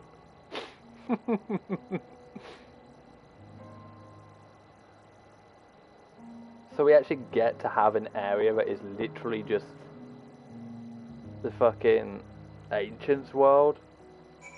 Does that mean I can go back and... No, that isn't an Aetheryte, but we do have Aetherytes. Oh, this is so fucking cool. This is so fucking cool. What the fuck? This is hardly my first time here, but the scenery never fails to take my breath away. Why, it feels as if you could reach out and touch the heavens. Now then, to begin our guided tour, perhaps you already know these things, but for the sake of thoroughness I shall start with the basics. Using concepts to give shape to Aether, creation magics allows us to bring forth anything we desire, be it an inanimate objects or living beings. Anyone may conceive of concepts, but they must all undergo evaluation at the bureau of the architect. As part of that process, living beings and certain arcane entities may be sent here to Elpis for in-depth observation and study. A fascinating facility, isn't it? I dare say you'll enjoy touring it with us.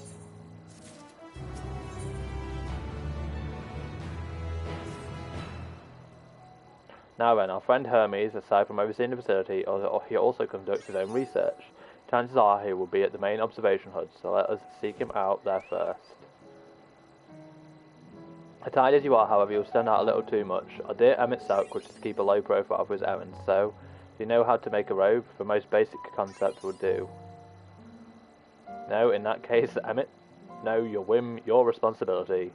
You're getting not another thimble of Ava out of me. The way he squints sometimes, you'd think he wasn't a nigh bottomless font of magic.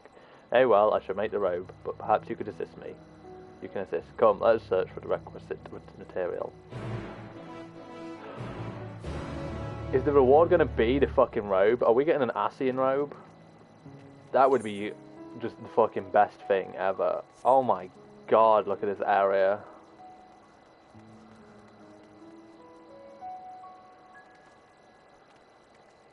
We thought the flying lands was above Garlemald. It's this.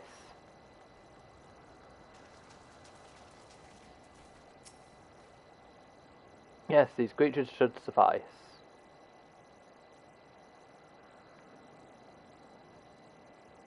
An aetheric rope. I want you to use it to capture, shall we say, 2 petaludi. There are 3 species here. I believe any 2 different kinds should serve. Now I should mention that the strength of rope is tied, no pun intended, to the strength of its user. As your aether is still thin compared to ours, you'll need to weaken the petaludi first. Good luck.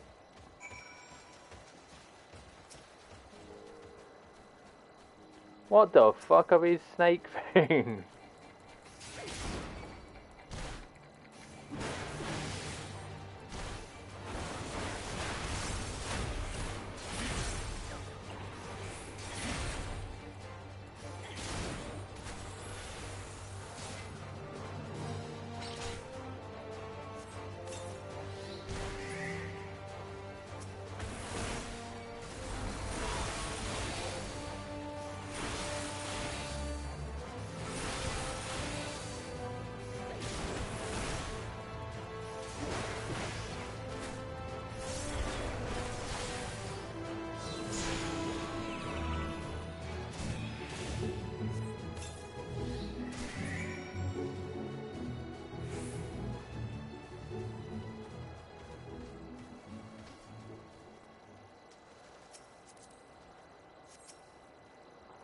You've caught the petaludi. Come, come, let us see.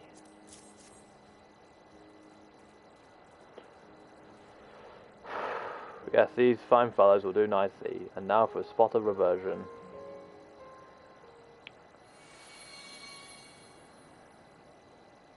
There, it's ready. It's different fancy, but when we're not trying not to stand out, try it on for size. Won't someone be angry with us for using those creatures?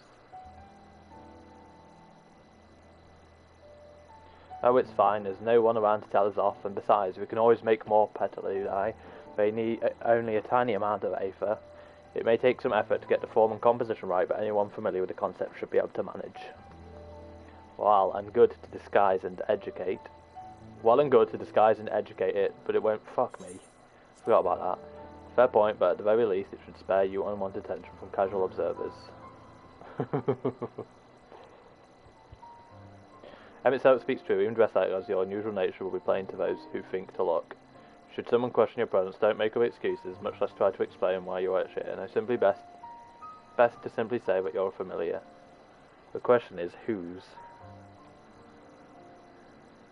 Ah, of course, Azim's. If you say you belong to her, people will give you the benefit of the doubt for any and all outlandish behaviour, exploiting our associate's absence. For lack of her presence, absolutely. Were she here, she'd have been the first to propose the idea, and you know it.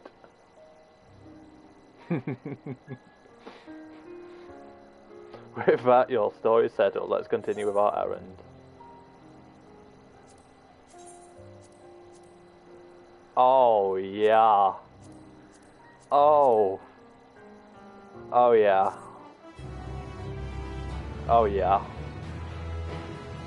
Oh, yeah.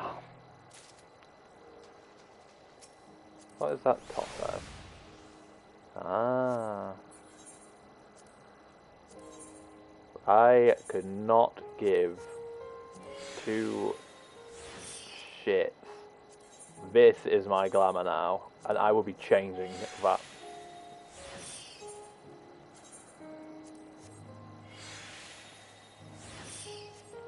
Yeah, boy, I'm an ass here. If you're ready, let us continue along the path to Anagnoris. The place serves as an observation hub and residents both. Someone there should be able to point us in the direction of Hermes.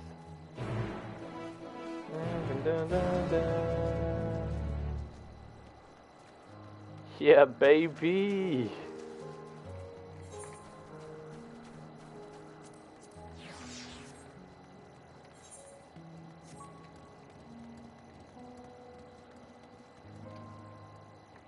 Yeah, I should probably man up. I keep forgetting I can man.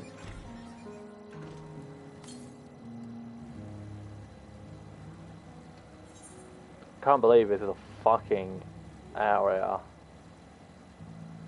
I so fucking hope there's a dungeon here.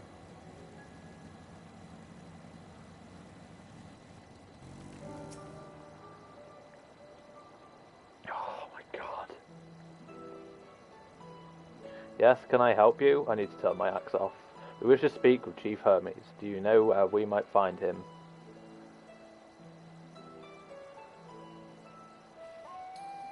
Well now, by your mask I assume you're one of the 14. I wasn't aware there was to be a visitation. Between you and us, it's something of a surprise. Your discretion in the matter would be appreciated. I see, my lips are sealed. The Chief should be out, conducting observations as usual. His focus of late has been aquatic creatures, so I expect you will find him at one of the pools here. God, we're going to run into La Habrea as well? He's the fish dude. The pools, you say? Many thanks, and apologies for disrupting your work. I say, Hypnodeus, while I've never met Hermes, you know him well, do you not? That being the case, couldn't you simply find him by his ether? Aye, that I could. As you know, Soken and I can discern the colour of souls. By the same token, we can also see ether quite cleanly and from great distances. With this skill I could readily locate Hermes, but I felt that it would be a waste of an opportunity. We're here to perform an assessment after all. By searching the ordinary way, we stand to gain an insight into Elpis and the man in charge of it. This is as much for your own enjoyment, like as not, but point taken. If you're going to accompany us, make yourself useful and help us look for Hermes. According to his profile, he has short, dark hair. So you know, it's because we're in Elpis that we don't have our cows up, a simple exemption due to the need to be aware of dangerous creatures. Elsewhere, we do not exhibit our individuality. It's unseemly. This is all common sense, but I would not assume you possess any. It's a rare treat indeed to be able to search for someone by their appearance, and I thank you for humouring me. Come, let us find our man.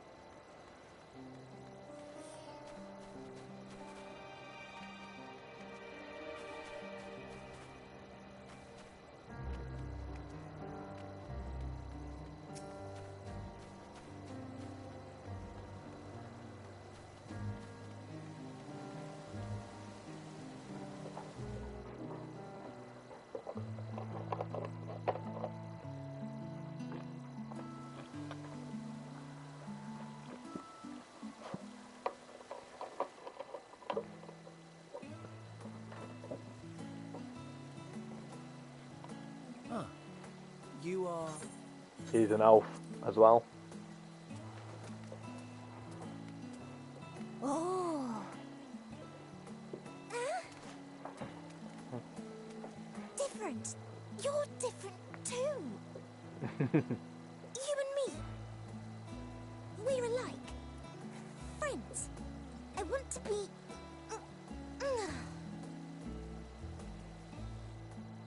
Wait. Please. Wait.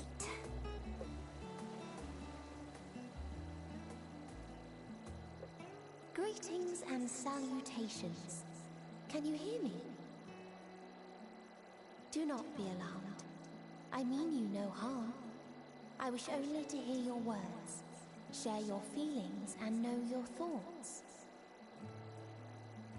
May we please be friends?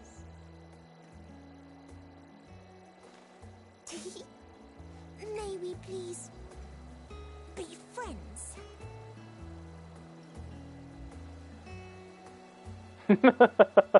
Ah, I see you found him.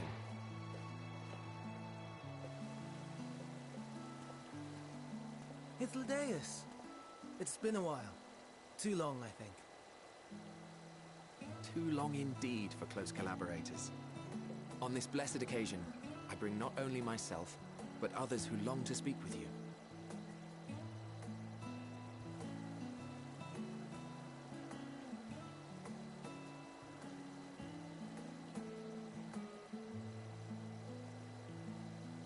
You are of the convocation. Emmett Selk at your service. Do I have the honor of addressing Hermes, Chief Overseer of Elpis? You do.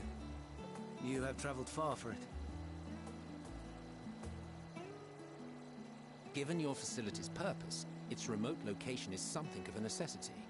Would that I didn't have to rely upon a guide. Oh, you wound me. Have I not ever been an attentive and helpful friend? But moving along to more agreeable company, this one we chance to...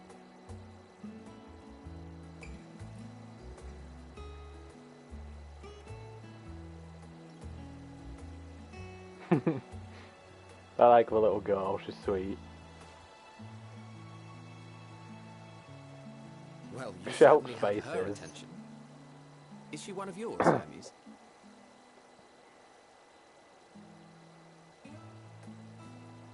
Her name is Meteon. It means shooting star.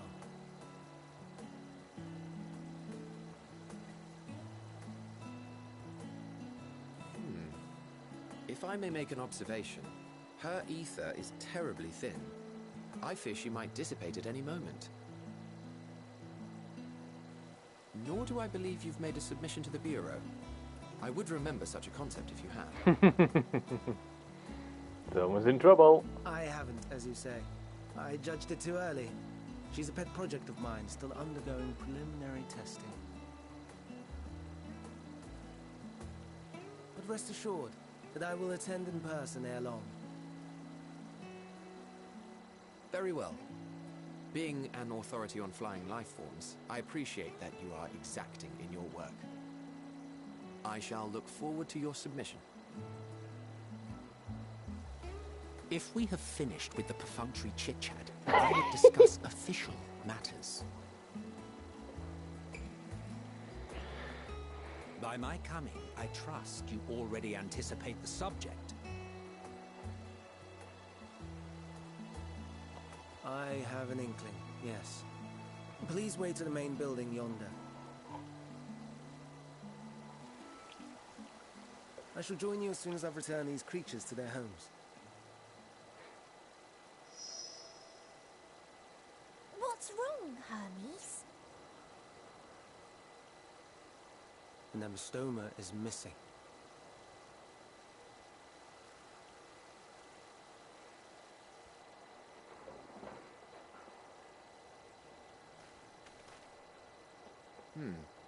I may have found it. A creature with the self-same ether as those there, nestled in the boughs of a tree outside the grounds.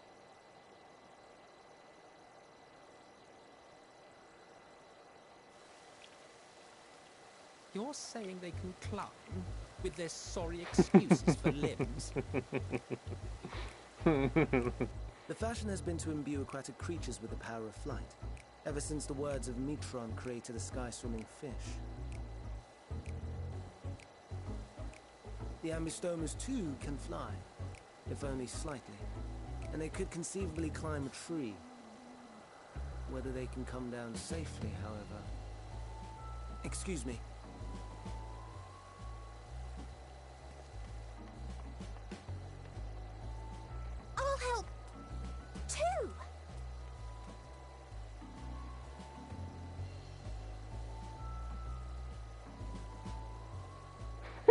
And what are we supposed to do with this lot?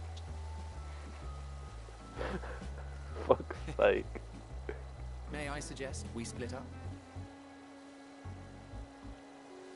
If you would be so good as to assist Hermes, Emmett Selk and I shall keep an eye on these adorable creations in the meantime.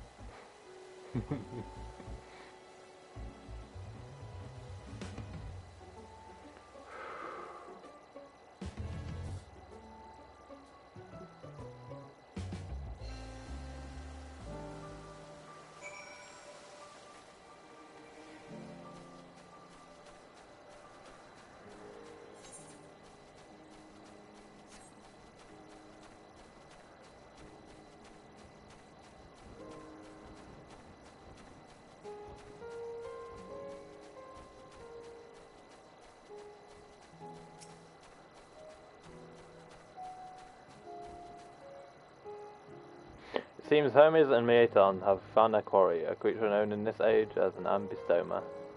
Yet though it has been safely extracted from the tree, appears to have found himself in quite a predicament. The ambystota, Hermes saw it high up in the tree. He climbed up to get it, but it jumped on him, and he slipped. Do you need a hand? No, I'm fine, if a little embarrassed. Now, for your own safety, please stand back.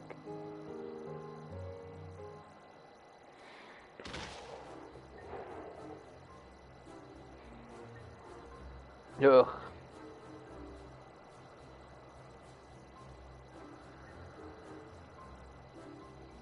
Hermes, are you alright?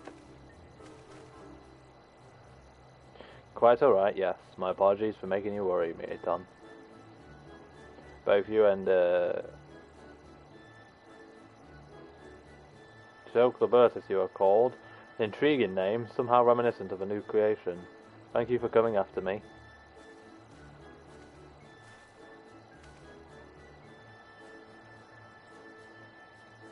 As for you, little one, you must be more careful. You may be able to fly, but it doesn't mean you can't fall and hurt yourself.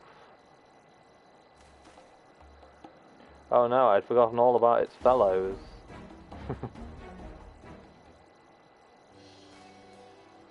Truly, what a relief. I must thank Emmett Selk and Heavensward when I return to them, but first, with the distractions out of the way. As Chief Overseer of Elpis, permit you to welcome you to our facility. I hope you will enjoy your time here. Just realised, can I dye the robes? And how do they die?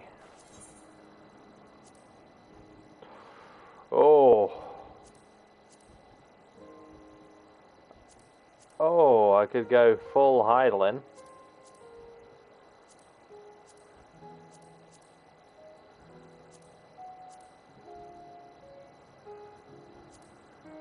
Damn, these die nicely.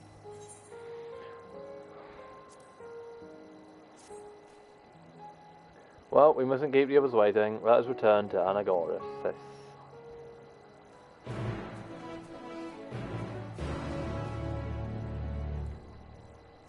Let me just bring out my creation of a motorbike.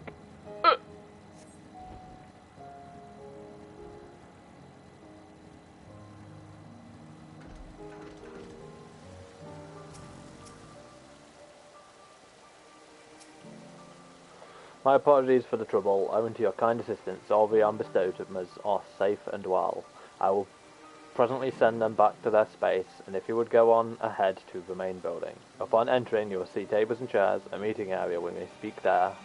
Very well, take care not to let those creatures slip away again.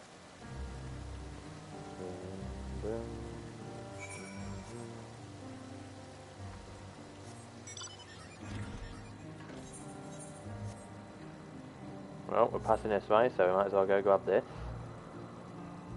Can't believe we're going to go to the Ascent era. This is awesome. I'm assuming this will be counted as others. Yep, lots of others now.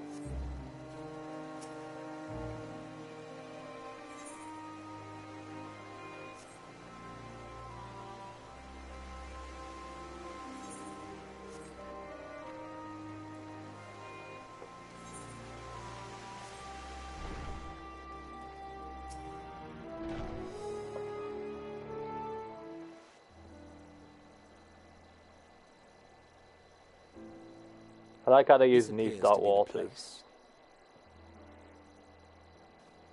And here is where we part ways.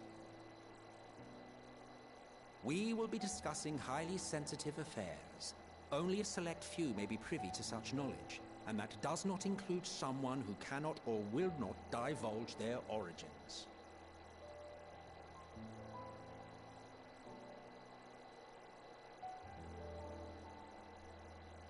What? Will I have to remove you by force?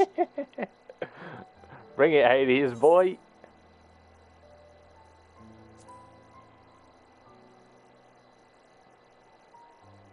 Yes, I'm sure your business with Hermes is quite pressing.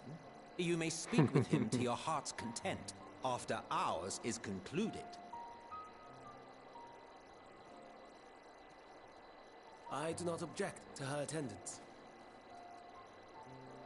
Hermes, this is highly irregular.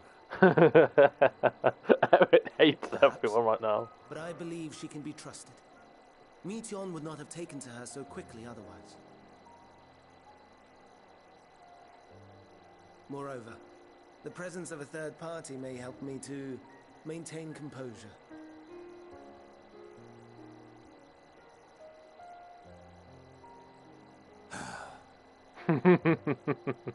As you wish, then. Behave yourself, do you hear?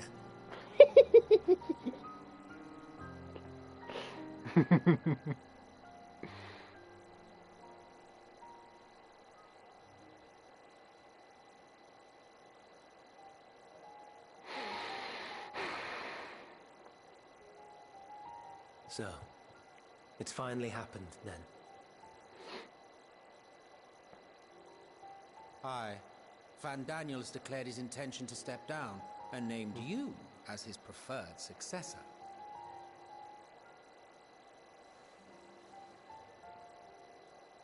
In recognition of your knowledge and your works, the Convocation is giving the recommendation due consideration. As one who does not know you personally, I am to use my impartial eye to take your measure.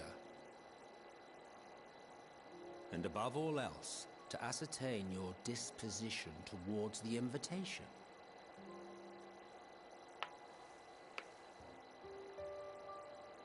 I understand that you and Fandaniel are close. He himself was once chief overseer of Elpis after all. I should not be surprised if you knew before anyone else that he wished to relinquish his office. I did.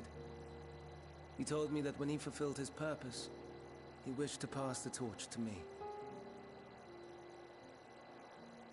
A torch you seem none too pleased to accept. Are you so averse to serving on the Convocation? No, it's not that.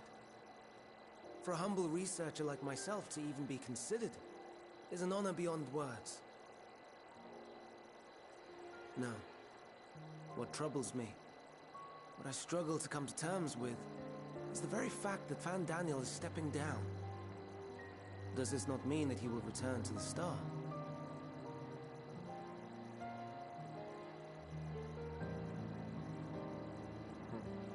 Of his own volition, yes. Like so many others have before him. That's interesting lore. Return to the Star? Does that mean die? Well now, that's not a word I hear often. Is that what you say here in Elpis? Mankind is the life of Atheris. Each of us, a drop of blood flowing through its veins, bearing sustenance. In our finite time upon it, 'tis our duty to make it a better place, that all who call it home, now and in future, may abide in happiness. To that end, we have dedicated ourselves to the pursuit of enlightened creation. And by our efforts did we transform this once untamed wilderness into the peaceful paradise you enjoy today. To return to the star whence we came, is a privilege afforded to we who have so loved and nurtured it. A choice embraced by those who have lived their lives to the fullest, in service to our world. And when they depart upon this journey, it is beautiful, always. The 14 are no exception. 'Tis believed no occasion is more felicitous than the fulfillment of one's duty. Our office becomes our lives, and to retire is to return, or so the majority of us hold. Some few have elected to eschew custom.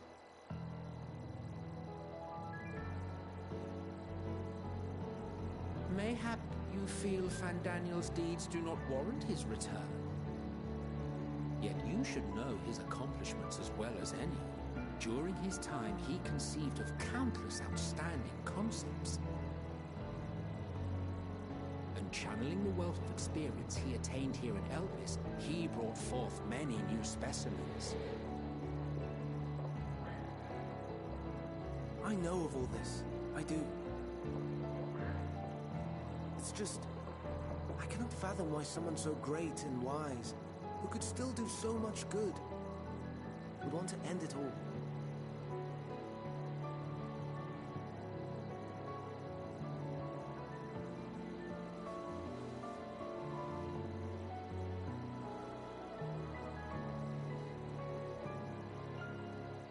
Oh no, I've made her upset. Forgive me. I know I requested your presence. Might I trouble you to take Meteon outside? A change of scenery would do her good.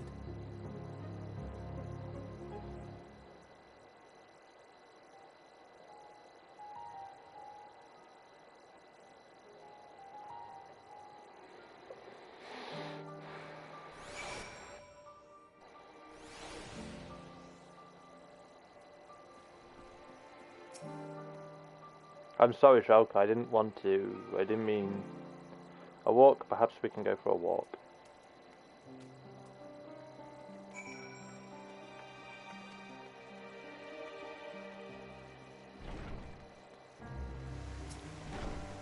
Hermes gets sad when he thinks about death. When others are sad, I'm sad too. That's how I am, how he made me. But don't worry, I'm fine now. So why did you come here? You want to learn about Elpis and Hermes? Oh, teach you. I can teach you. We could take turns. I tell you something when you tell me something. Sounds like fun. It will be, it will be. Where's that? Ah, yeah. Let's talk to Memnon. He should be near the Aetherite. I'm not good at explaining, but Memnon is, so I'll have him explain instead. Yes, I know.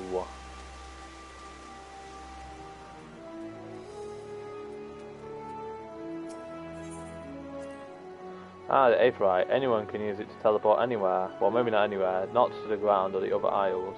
For that you need teleporters. Oh, and permission.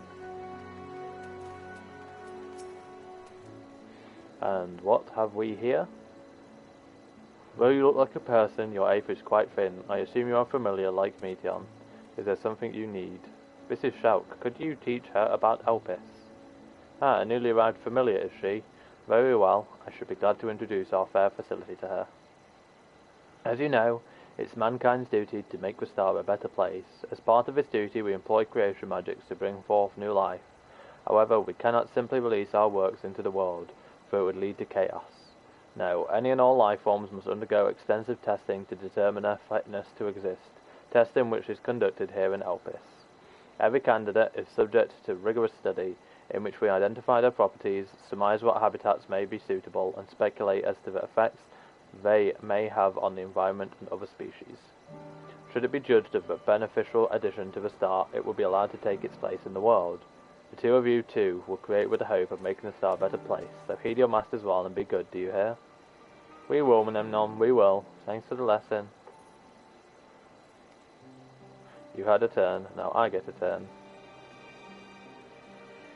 Where did you come from? From the Crystarium, I guess?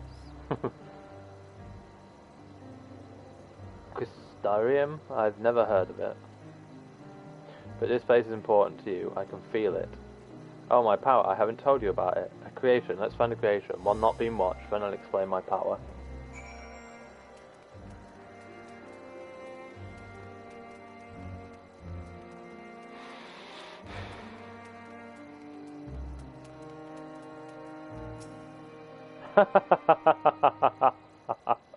Really?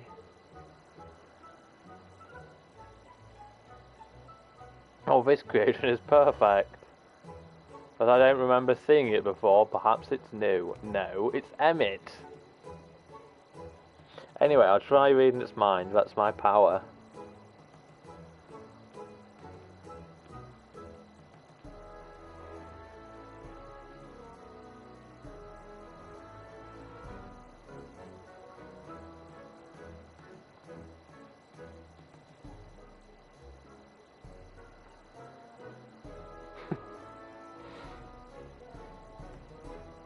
I can't read it. Or maybe there's nothing to read? Wait, please wait. I'll try again. With you this time. I just realised I need to turn my auto text off again.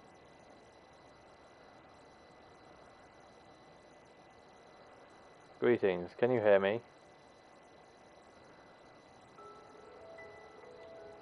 This is my power. I can read the emotions of those around me and project my emotions to others in return.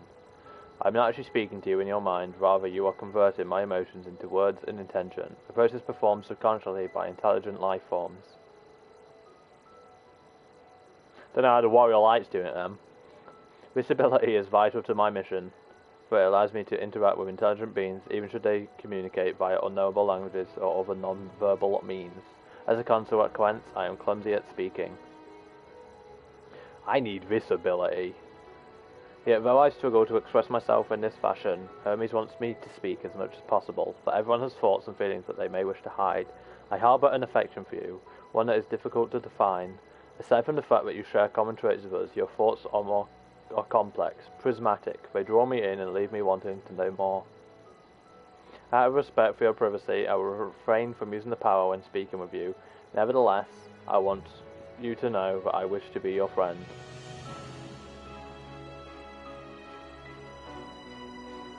Did you hear me? Good, now it's my turn again. So, what are you good at?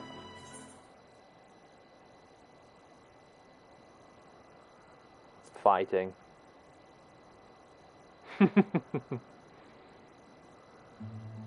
Oh, fighting, that must mean you're strong. Hermes is strong too, but he doesn't like to fight, even when creations fight him.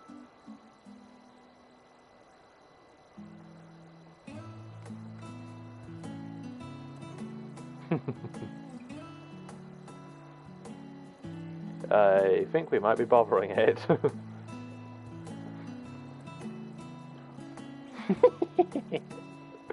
Let's keep going. We'll go and see Ethan next. She's usually in the small building, one on the west row.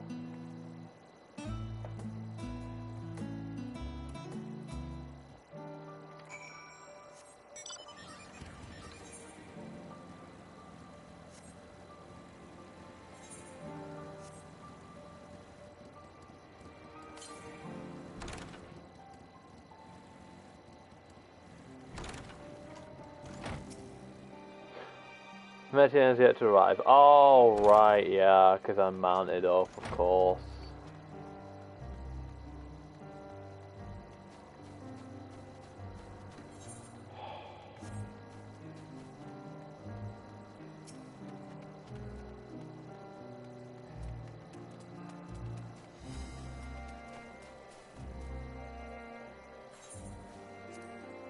Spriggans? What are Spriggans? Oh no, we call them Urae. If there's many, it's just one. We say Uraes. Though they're cute, they can be naughty. Sometimes they run off with concept crystals, and Hermes has to run after them. Have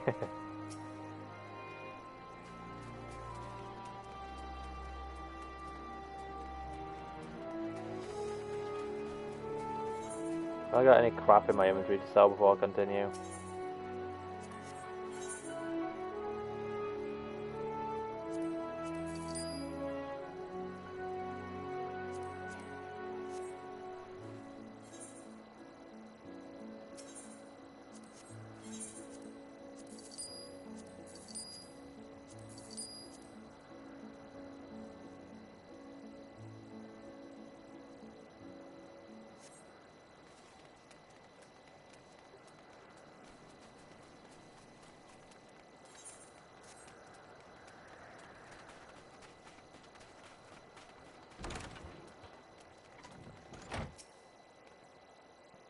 Well, if it isn't Meteon, I see you've brought a friend today.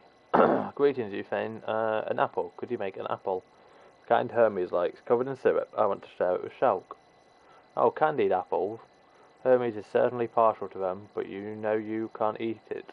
Eat, Meteon. You weren't made to do so. But I like it too.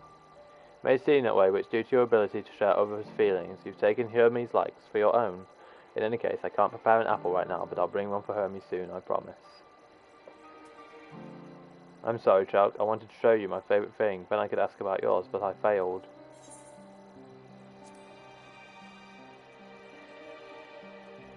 Oh, that's what you like? Yes, I can feel it. Your joy and happiness. And it makes me happy too. Thanks for sharing it with me, Shulk. Well, we've walked and talked a lot. Maybe Hermes has finished talking too. Shall we go and see? I like the little kid. Usually kids annoy me, but I don't mind this one.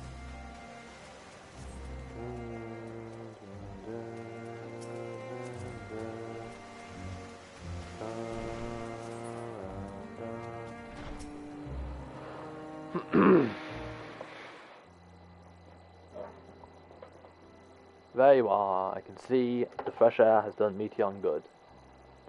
Shulk wanted to learn about you and Alpis, so I taught her.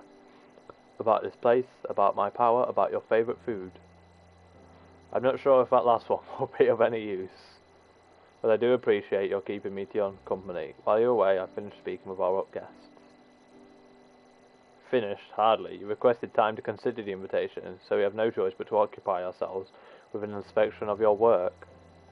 My apologies.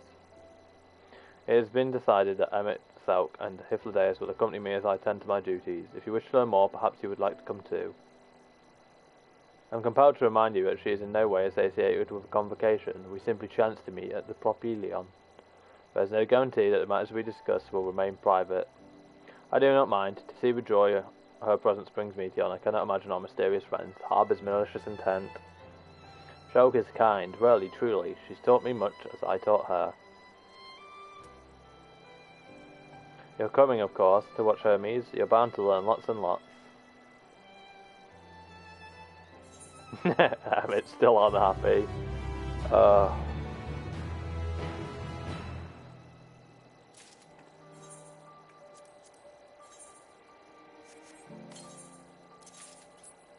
Stresses me out knowing how good this is getting, but tomorrow I'm going to have to sit in a queue just to get in again.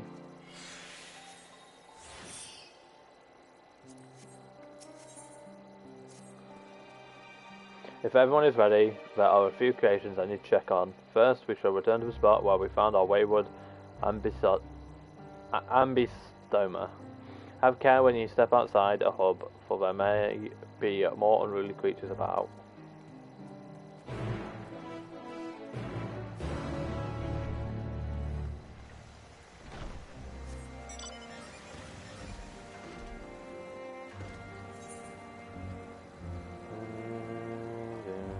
Oh, that's the point. There was one of these north, wasn't there?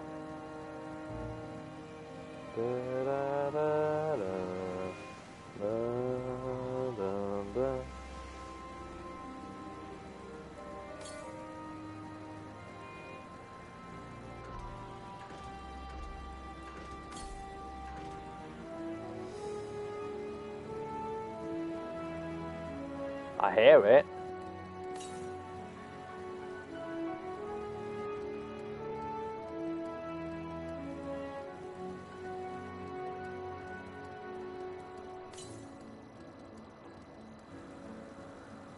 Oh, there it is.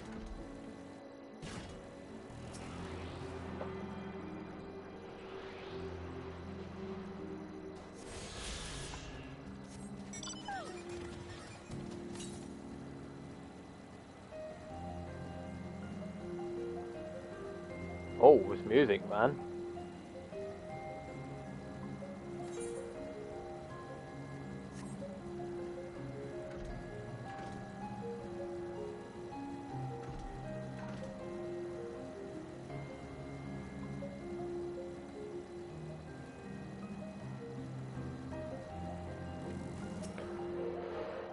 This here is a new species of Petraluda we recently set loose. It has been doing very well, managing to maintain a stable existence thus far. If it can see its observation period to the end without issue, we shall release it onto the world. Tell me, do you know the difference between living beings and arcane entities? I do, we don't have souls. It's the presence of a soul. If the soul isn't something you can choose to have at will. It disappoints me that I can't use the fact that I already learned this in fucking academia and neither. No, it manifests only in those beings whose forms adhere to the laws of creation, but can endure on their own. Beings that do not fulfill this requirement, such as those spontaneously born of magic or natural phenomena, do not have souls. No matter how much it might resemble flora or fauna, if it lacks a soul, then it is considered an arcane entity. They say it's not for mankind to decide what is living. That domain lies beyond our manipulation, and it is hubris to assume otherwise. But come, let us head to the nearby beacon. I've received a report that arcane entities have gathered there.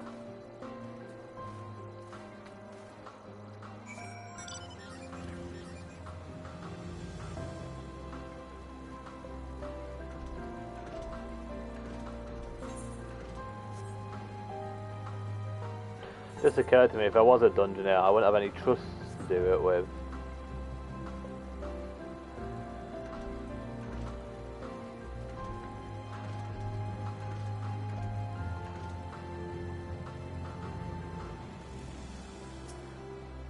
Ah yes, lightning pneuma, just as the report said. Although we call this structure a beacon due to its form, it is in fact a magical device. By manipulating the balance of elements, keeps the isle airborne and maintains the climate thereupon. In the course of its operation, it often sees an internal shift given towards a given element. Right now, the element is lightning, which draws the pneuma here to replenish our ether. It appears Meteon is busy. Would you care to assist me in her stead and feed the pneuma? By using this lightning convoyer, you can harness ambient lightning and focus it into a ball, a veritable feast for our dazzling friends. Go on, give it a try.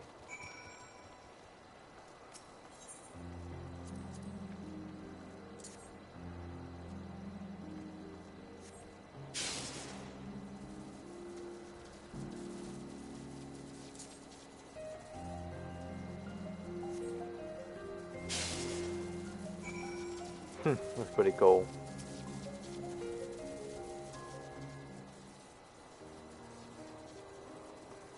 Perfectly done, Shout. Look.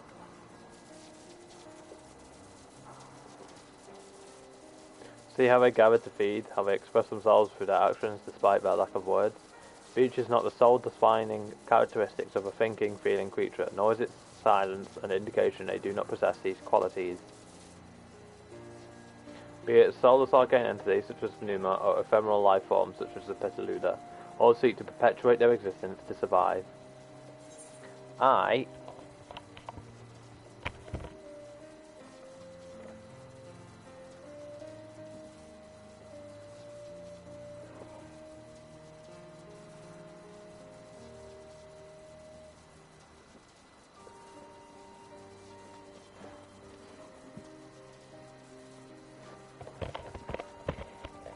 needed to change my pillow. Is Meteon an arcane entity?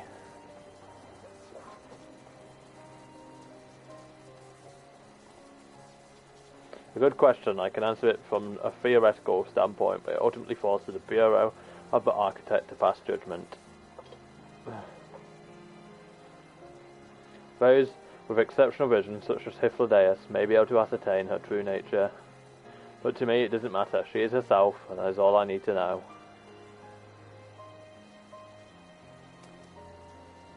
Oh, you finished already? I'm sorry, I was in the way. Not to worry, my dear. They missed nothing of note, and we still have plenty of work for them to observe. Next we will head east to the Morning Dew. I need to speak with some observers there.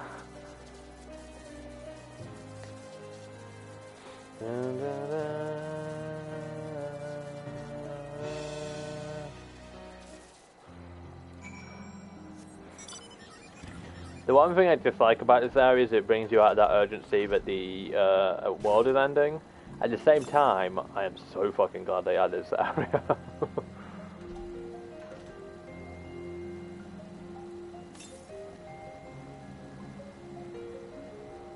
This is easily probably one of my favourite things I've been doing.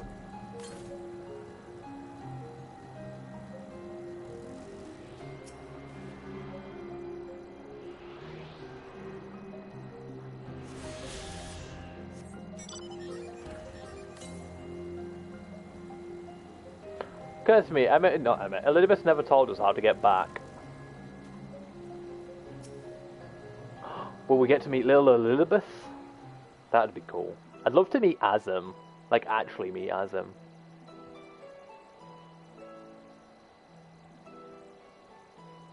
Amazing, is it not? The Ampelos, one of our newest subjects.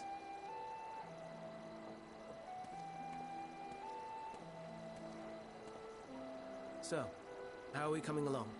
I love how you see some of these like concepts that obviously we know as monsters, but it's like, why did they come up with a giant, leathery looking thing with trees growing on its back that can sneeze on you? Like, how bored are the ancients?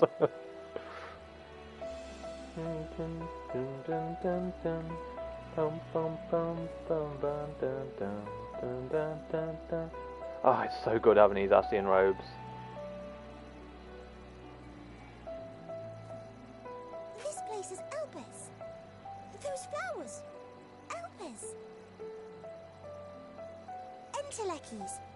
Like me.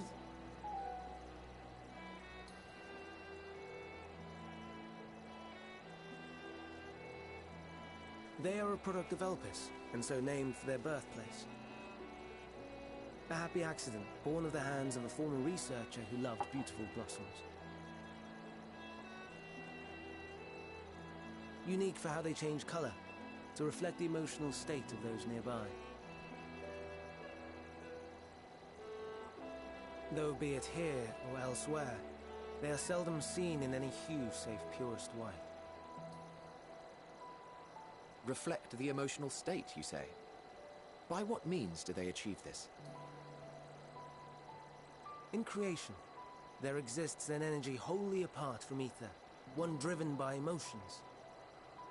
In like manner to how we manipulate ether, this flower is subject to the influence of said energy.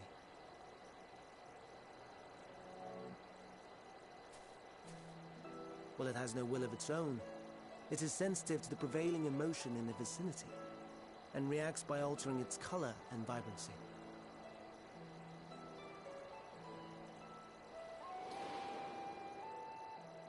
Akasha? It is one of the unseen energies defined by Harnish alchemical theory. Though a gross oversimplification, some describe it as an essence influenced by feeling.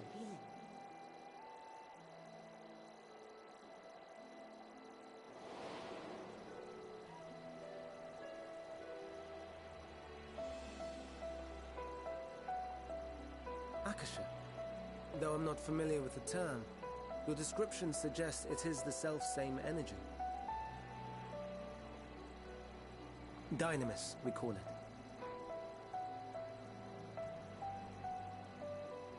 And those entities like the Elpis flower that have the ability to interact with this energy, converting emotions into tangible phenomena, are Entelekis. That's me! That's me! An Enteleki! That you are, my dear. And no ordinary one at that, but the first possessed of free will.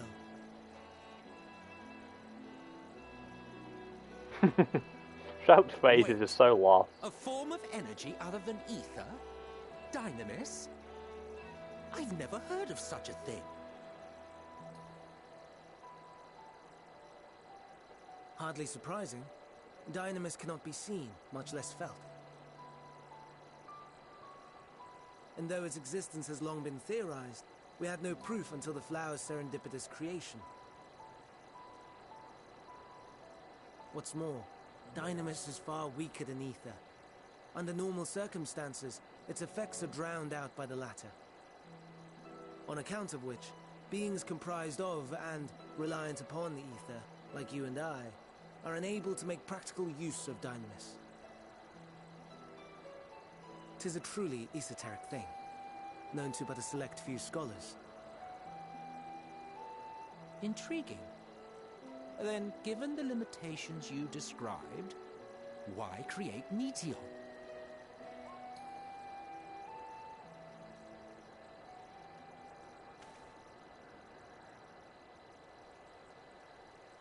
Our star, Aetheris, is especially rich in ether, so much so that its name is derived from it.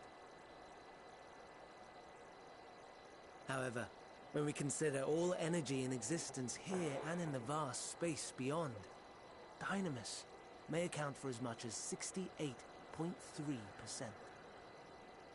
The more abundant form by far. Were we able to control it, we could open the door to limitless possibilities.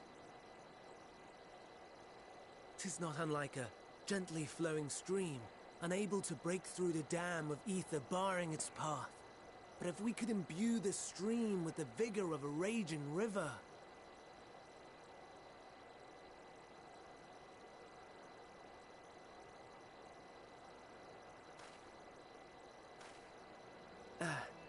Not that I have such grand ambitions.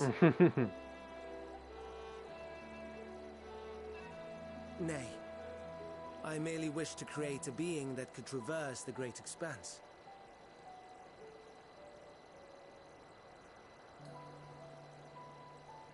The relative scarcity of ether beyond the bounds of this star was a concern. And so, I looked to another source of energy by necessity.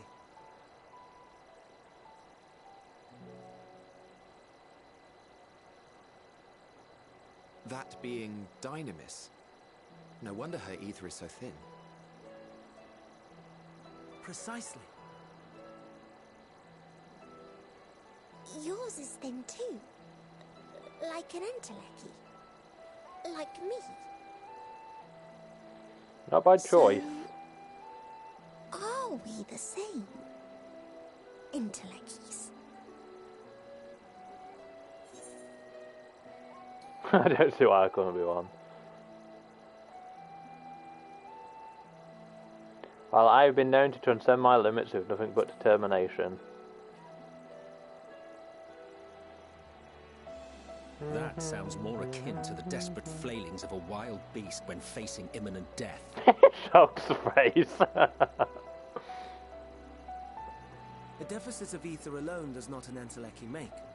It would, however, make it easier for you to interact with Dynamis.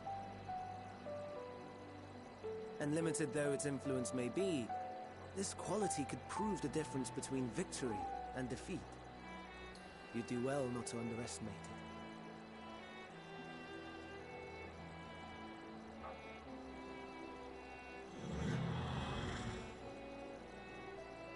Oh dear, I'd forgotten about the poor fella. You must excuse me a moment while I go and verify a few more things. Emmett is just... Emmett right now is filling all of Estinian of just being that grumpy motherfucker who just is done with all your shit no matter what it is. I love it.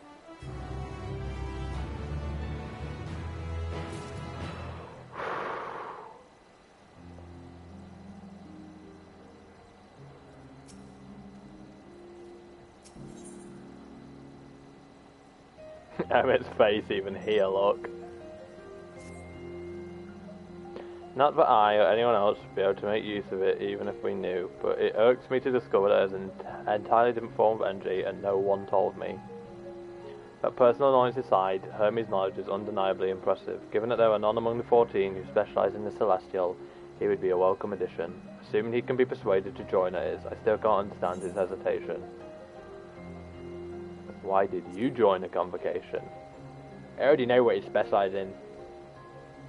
Oh, you wish to know why Emmett Selk was chosen for the convocation? I should be glad to share the tale. Ahem, it began when Hyphlodeus denied the position. Not another word. Lest you forget, we're to learn about Hermes, not me. My misspent youth is not your concern. It's because you got the job second hand, bitch.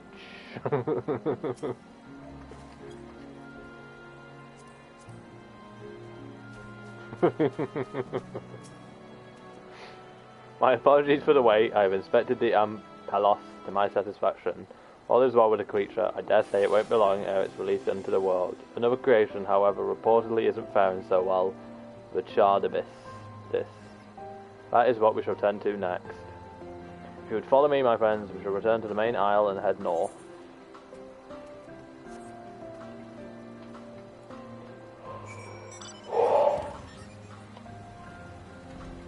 This area is so good. I need food. IRL, not in-game.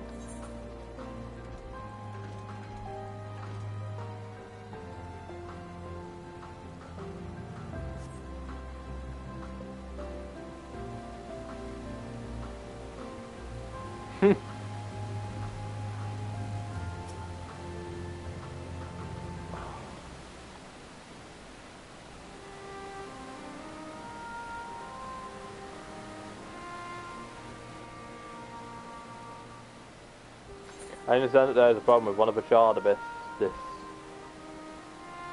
Yes, that's right. As you know, the Charred Abyss is based on a sea creature. Owing to adjustments to enhance its affinity to wind, it is capable of flight. Specimens created from the concept could all fly without issue, but a problem arose in subsequent generations. This third generation creature was born with an etheric balance leaning strongly towards water.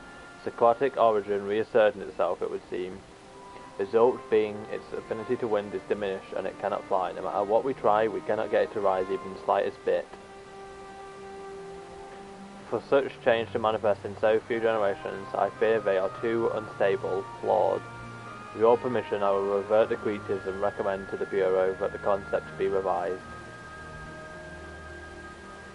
With its etheric balance leaning towards water, the Charred Abyss would indeed struggle to manipulate wind. Yet it is too early to conclude that it cannot fly. Having failed at first, it may simply have developed a fear. I shall transform and fly with it, helping to manipulate wind until it finds its wings. What? You needn't go to such lengths.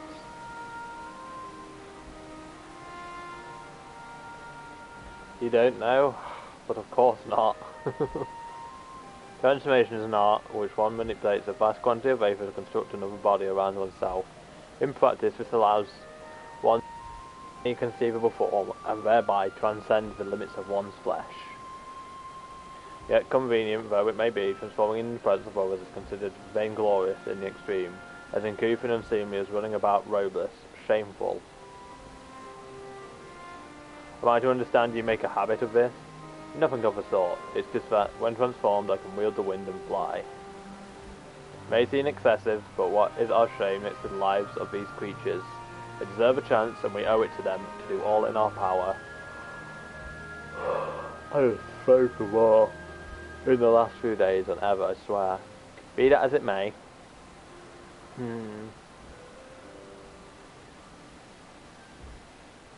Yes, I believe I have a solution, MSQ. May I trouble you to move that Charred Abyss away from its fellows, somewhere out of sight?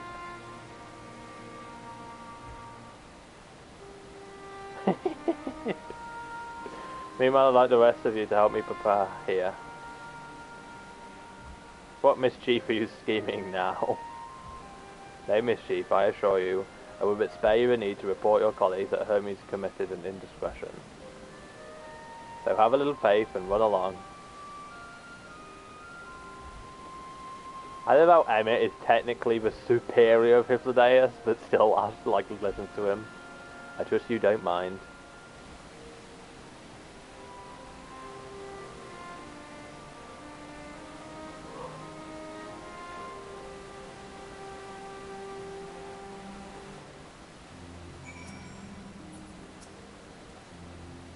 MSQ is out of sight. Good, let's speak of the plan. It's a stroke of genius, really. We have MSQ train the Charred Abyss. Aside from being able to fly untransformed, he can readily see aether currents. And with his adept spellcraft, he can also employ suitable wind magics to guide the creature along. While he is indeed capable of what he described, it is not his duty. I am loath to trouble him with it. Don't be, as I mentioned, it would be also for his own sake. With that settled, let's begin at once. Shulk, I want you to go to MSQ, tell him you have a favour to ask. You will be disinclined to cooperate at first, but you mustn't be discouraged. With our friend, the trick is to be unflaggingly persistent. Off you go now, and good luck. I love that we're just winding up Emmett. Like, that is pretty much the whole objective of this area.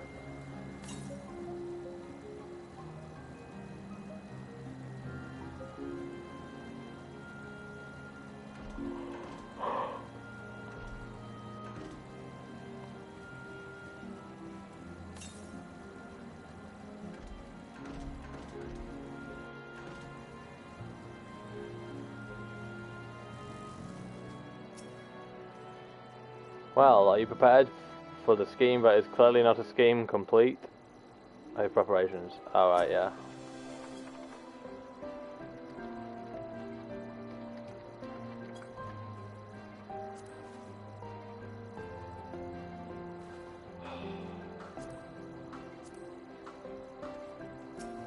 I didn't mean to skip all that, I do apologise.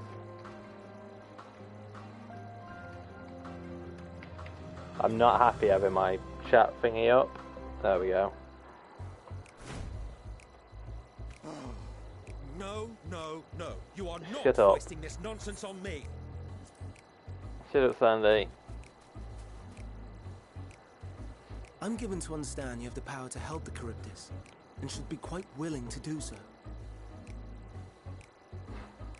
And so I appeal to your better nature, Hey, brother. most benevolent Emet-Selk. Please teach it to fly.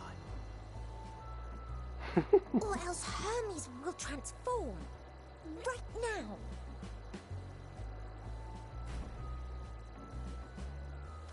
Now, there's no need to go quite that far. Altruism is its own reward, as I'm sure he would agree. If Ladeus is the bane of Emmett's existence. And who contrived to put me in this position, pray tell? Nothing so devious. I merely suggested a possible course of action.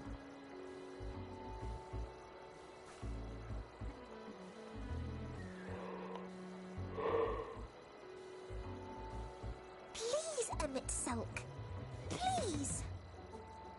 I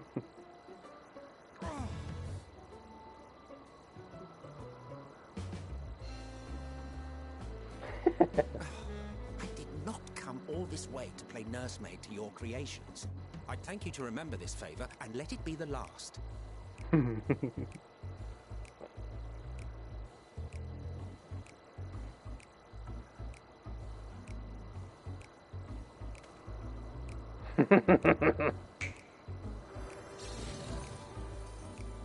Sagadani.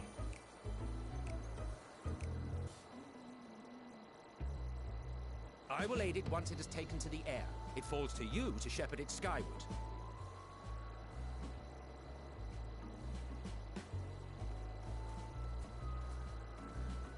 Well, at least we know now where that mic came from. Well, let's relax and enjoy the spectacle, shall we? Can Hypnodeus be my gay best friend, please? I love him.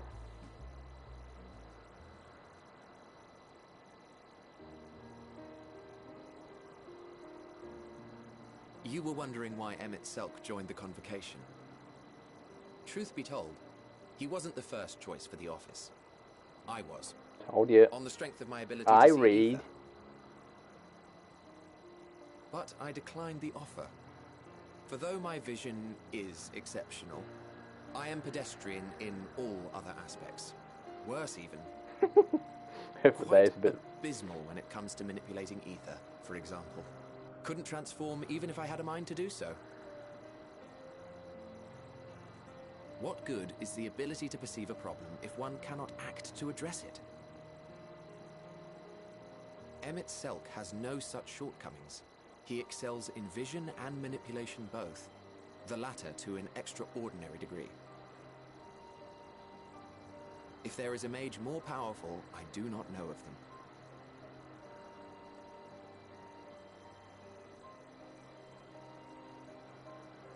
Could we get some Thus Adam did I whilst we're recommend here? him for the office in my stead. And I wasn't the only one. Far from it. Countless others vouched for his skill and character. People the world over, to whom he had previously lent a helping hand. Oh, look at us find out Emmett used to be a little good boy. Oh, how surprised he was. Claimed he hadn't done anything remarkable for anyone. modest to a fault.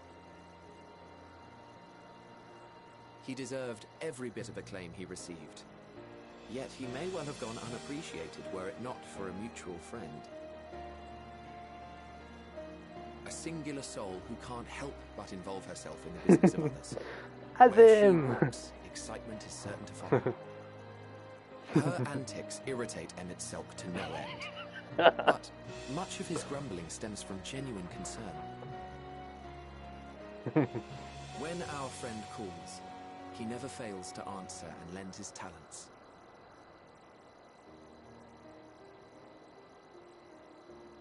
And in the course of doing so, he himself came to be recognized and respected by those around him. They are truly remarkable individuals, and I'm proud to call them friends.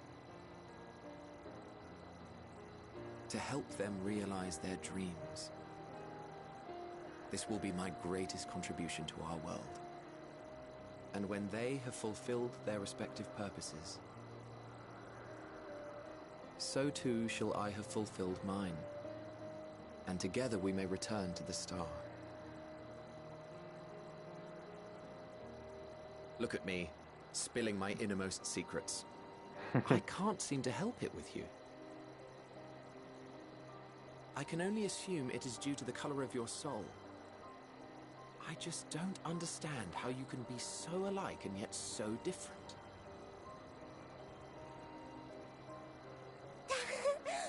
Well done, my pet. Well done!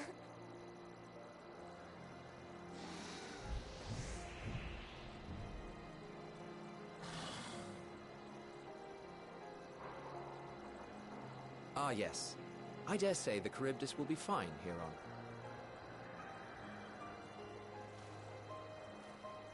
Why don't you go and signal to Emmett Selk? Let him know that his arduous task is at an end.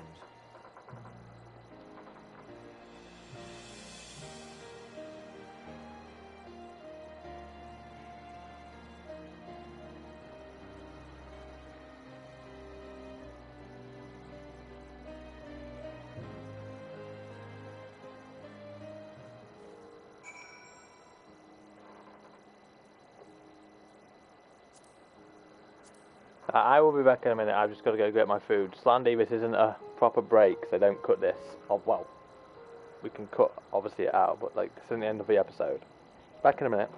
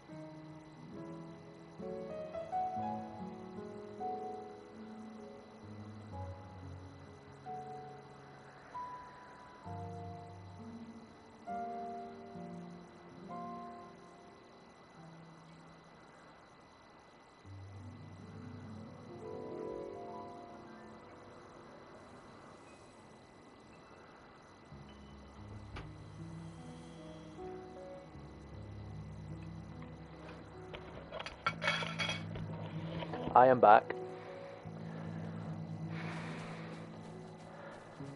It's funny because I get really paranoid, even though I'm only away for like 2 minutes. I get really paranoid. That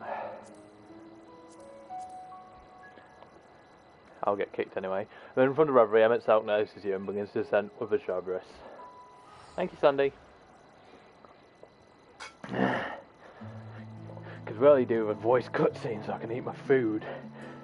Yeah, I bet it's not going to be now. I have no words to express my gratitude. Thanks to you, Richardibus has learned to fly.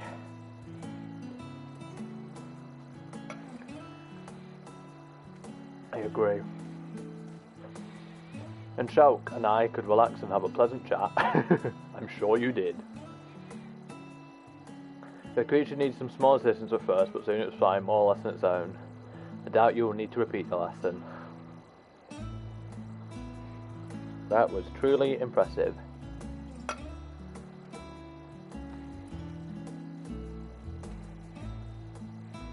I witnessed it all from afar. The Chardibus flies. Indeed, with this, not even a creature with skewed aetheric fangs is capable of flight. But we helped him to achieve this, which Chardibus is a herd animal. They may well aid their struggling kin in like fashion, if and when need arises. Keeping this in mind, I bid you continue observing them. If that is what you want.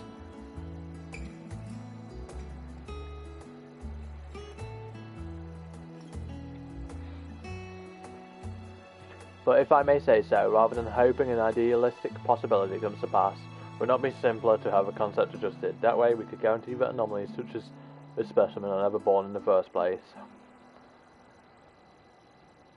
These creatures are already here. We will spare no effort in giving them a chance to survive. As you wish, Chief, as you wish.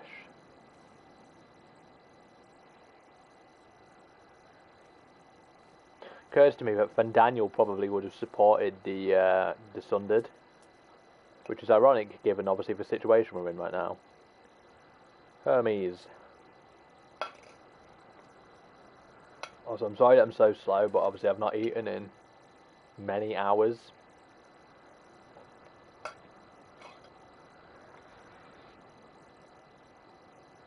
I'm fine, don't worry. The stream's been going on 6 hours 11 minutes. I was probably in the queue for about 2.5 hours before that, so it's been about 9 hours-ish since I've been eating. And further back from that. So, well, that concludes all of my present tasks. Let us return to Angornis for now.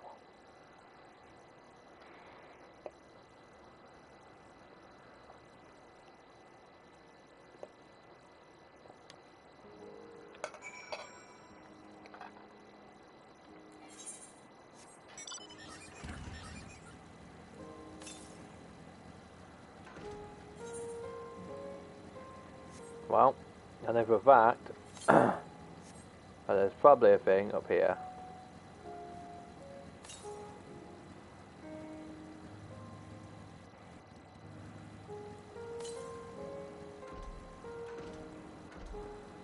Oh, perhaps I'm an idiot and it's not. It's up there. Also, Slandy, can I have a question for you, if you are still here?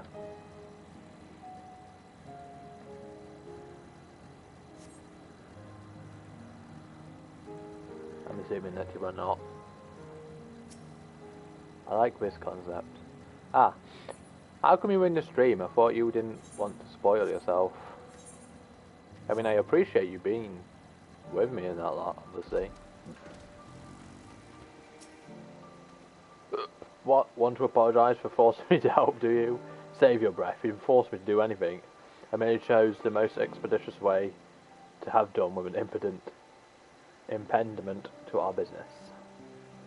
Okay, Sandy. Hey, a lazy 7.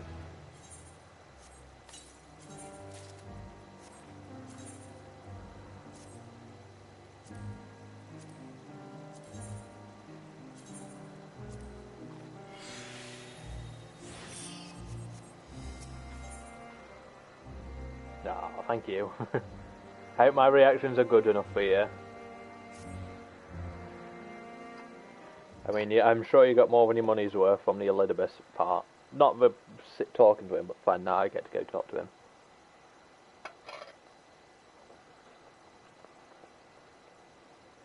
Tell Michelle, in the course of watching me, have you learnt aught of value? Dynamis seemed promising.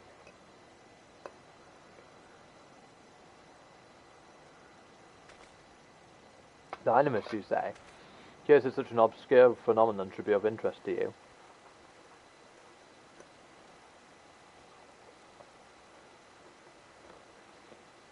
Chief Hermes, what good fortune to find you here. When are we going to talk about the fact that Vanar is around somewhere here? Is something the matter?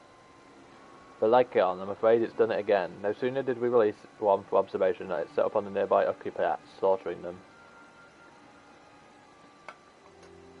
Was the creature hungry or somehow provoked? I had just fed them myself and the occupants were keeping a wide berth. It is just it is the nature of a Lycaon to blame, that innate viciousness. Temperament aside, it's an outstanding creation, perfect in form and function. Though it may not be suited for release, I have no doubt the Bureau will accept its concept for preservation. In any case, there's no point in postponing the inevitable. Dealers will revert them all once the paperwork is in order. Where is the scene of the incident? Just off the path to the 12 Wonders. As you make your way, you should see it on the left. I don't know if Doros is still there, however. Hermes. I love how you can notice how many of the Asians are using the Elezen face model. This is an Elezen face. Also, can we have Emmett and Hyphlodeus' face for Midlander males? If this is part of his work, then I would observe. We follow. More particularly, as much as I love Emmett, can we have Hyphlodeus' face for Midlander males? I will gladly make a gay Midlander male with Hyphlodeus' face, because he is gorgeous. And I am totally dating him if he's available. We are doing this side quest because it's a for current. Welcome friend to the Anagoras. I am Soklas and I manage this region under the authority of Chief Hermes. I am the head overseer of Elpis.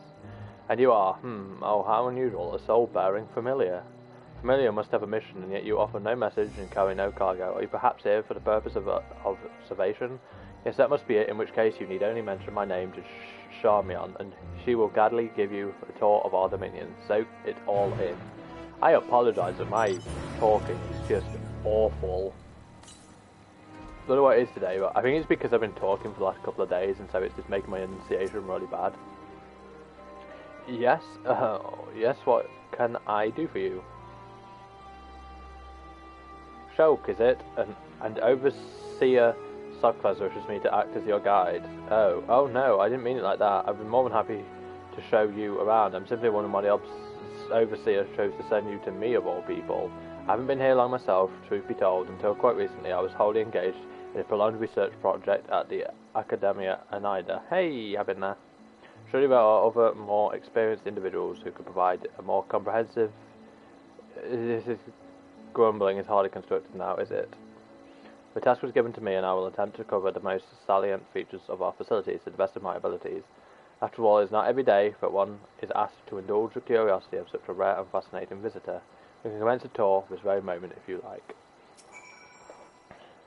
Then let us begin. You know, rather than let me lecture you as we walk along, I think observing firsthand what we do here in Anagoras would prove more beneficial. I will point you in the right direction and you can question my colleagues to your heart's content. Once we've completed the circuit, we can return and speak to Overseer Soklas.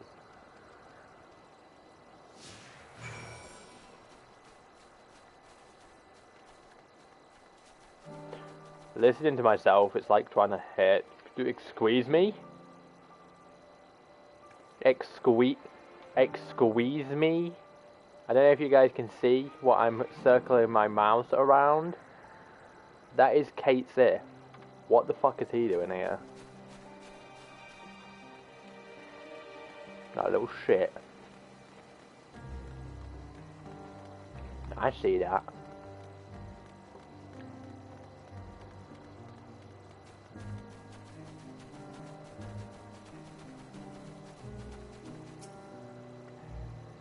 Hello, Charmian. Was there something? For every visit asked that I give his familiar a tour of the grounds, and I thought the best way to do it was to show her what we do here firsthand. I see. Well, as my work is rather difficult to demonstrate, I hope a brief explanation will suffice. Our creations are many and varied, but I mainly preside over plant life. When it comes to watching certain grasses grow, one must be prepared to observe over the course of several years, and in the case of trees, sometimes decades. Tedious, perhaps, yet necessary. Plants are capable of altering an entire habitat, and their presence as a food source has enormous influence on local wildlife. Was that the sort of thing you wish to know?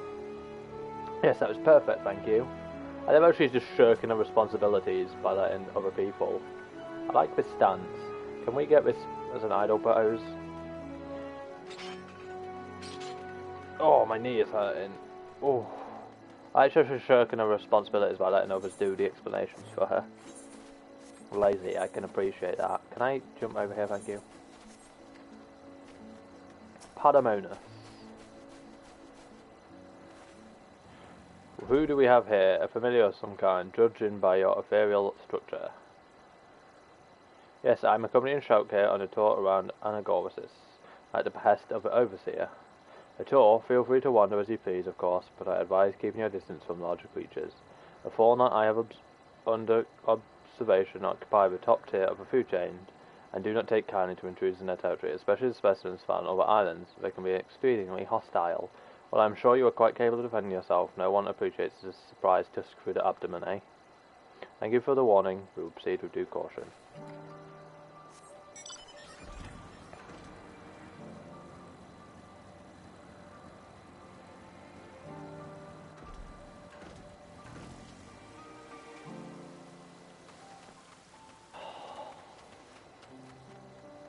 I forgot about the mount thing again.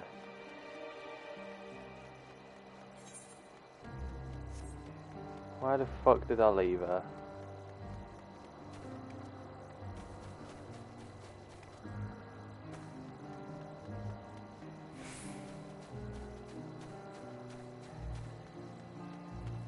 Wait, do I have to go all the way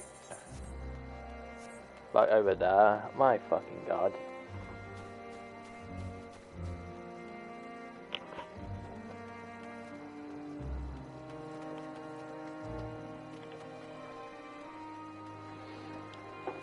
After I've done this quest, I'm going to eat my burger quickly, and then we'll get on. Feel free to continue, yes, it's very much start.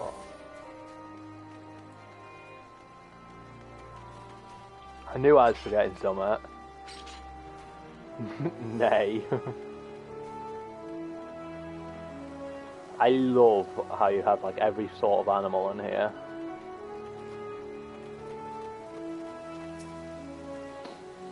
Charming. Oh, and who is your friend? Azim's familiar. Why, you appear so astute and deliberate in your thinking. I should very much like to make an extended study of your composition and consciousness. Oh, do forgive my forwardness. It is my duty to chart the behaviour of familiars, and I find it ever so diverting.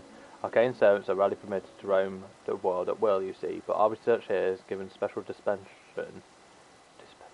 dispensation. Once the subjects are properly registered as concepts, of course. There are times when familiars are tasked with tending cattle or must otherwise exist with other living beings. Such projects are brought to me, and I'm responsible for observing and evaluating their potential compatibilities. Oh, but of course, if Azim might grant us permission, and you could abide here for a few years while I analyse. And on that note, we must really be moving along. Step lively, Shulk. I think we've covered the main areas of interest. All now that's left to speak with Overseer Soken.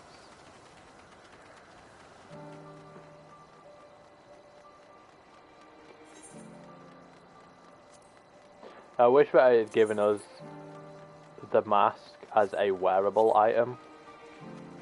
Damn it.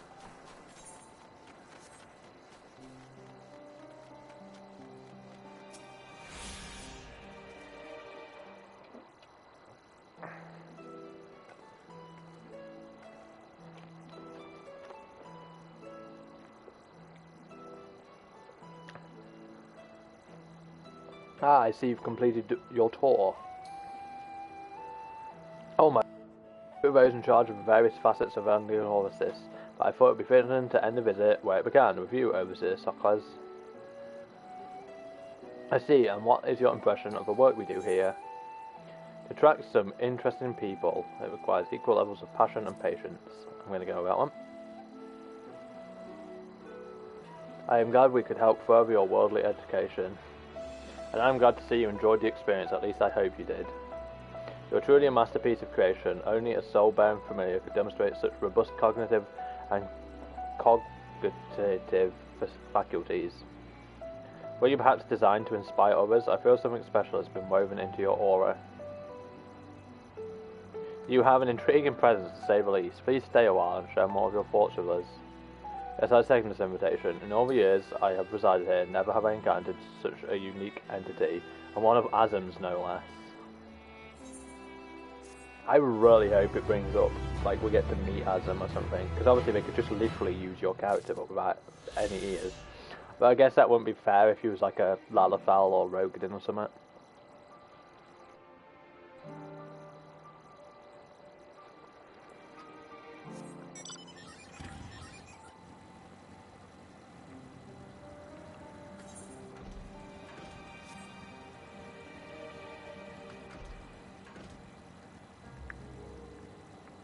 I mean, it could be that they just do the smart thing, just have a male or female Azam pre-made model. But I swear Hafladea said that we bear a resemblance. Then again, he could just be talking about a soul, obviously. Well, that is a cool little mushroom tree. Trying to run away from one and walking into the other. The lacerations and burns are unmistakable. Alekion was indeed responsible. Give me a second.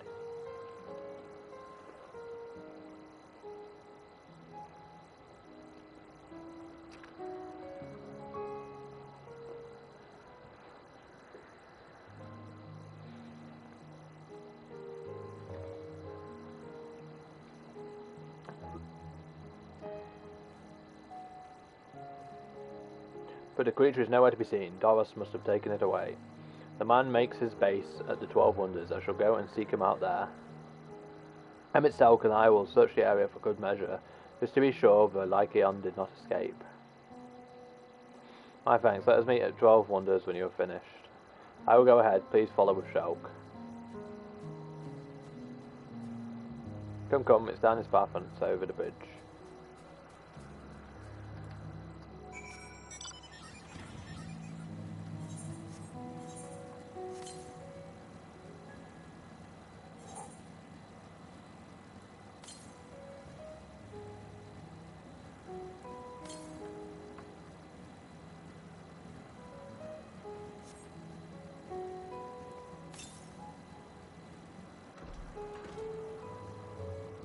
I've just noticed there's no moon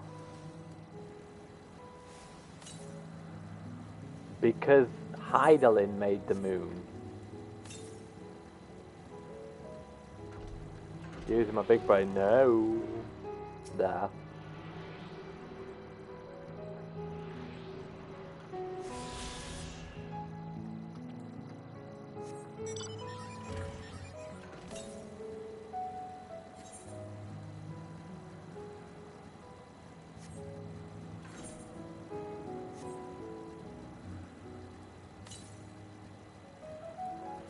Is Mali still muted? Or whatever.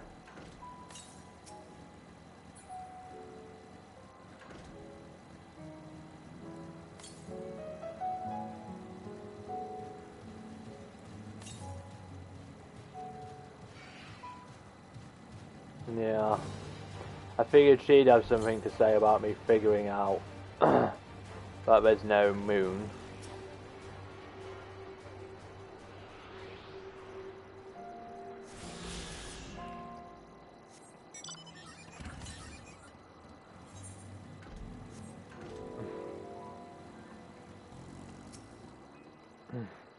There it is, the 12 Wonders. Hermes is looking for Doros. Let's look for Doros too.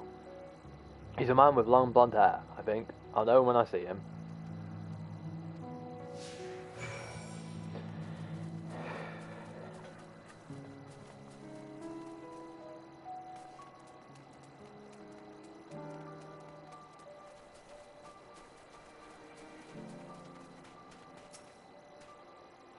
Once I get back and record today's results, I should finally be able to put that report to bed. Not to Doros, his hair is long, but the colour is wrong.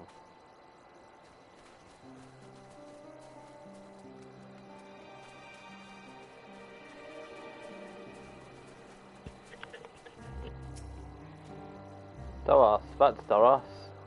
Well now, if it isn't Meteon, what brings you here?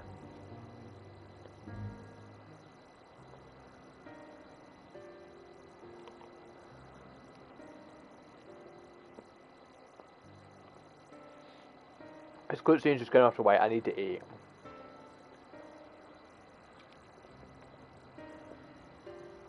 Just going to move off camera, I'll be back in a second.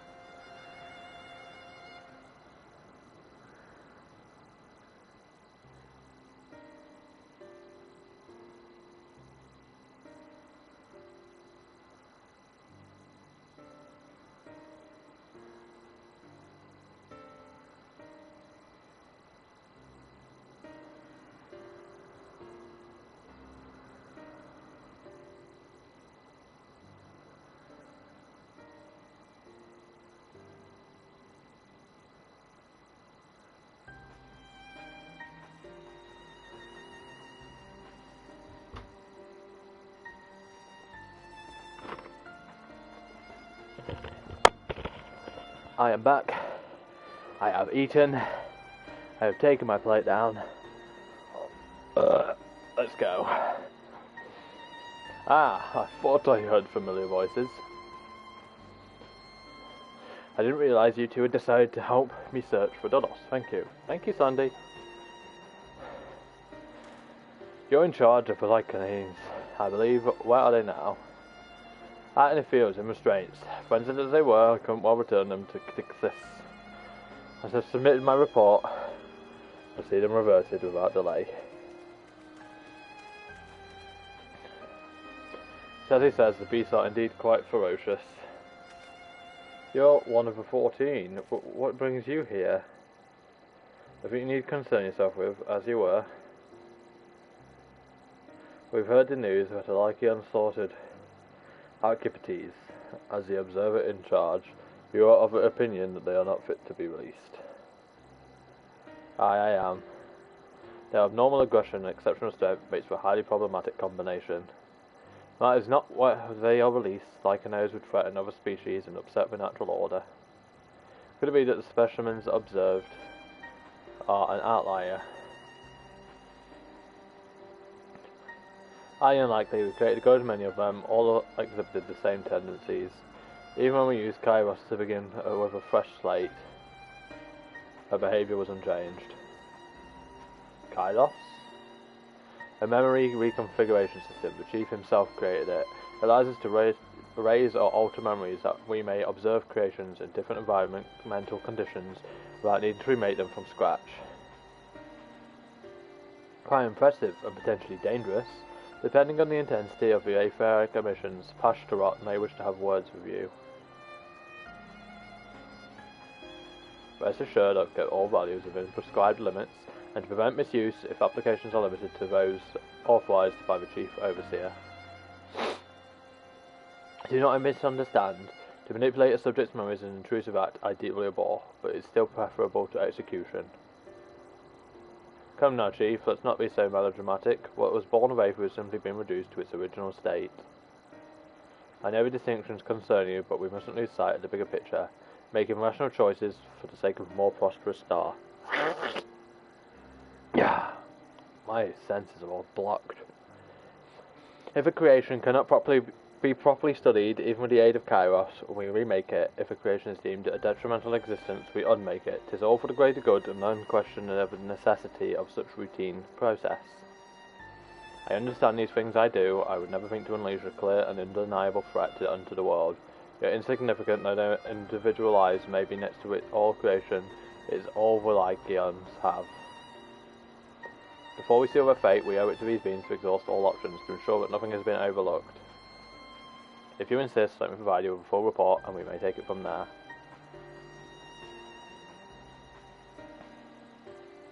Would it be possible for us to end the discussion that M itself may better carry out his duties? By all means. Pray show them the meeting room. Just give me a second. Sorry about that. Just checking on my battery life of my controller, as that's what my headset has run through.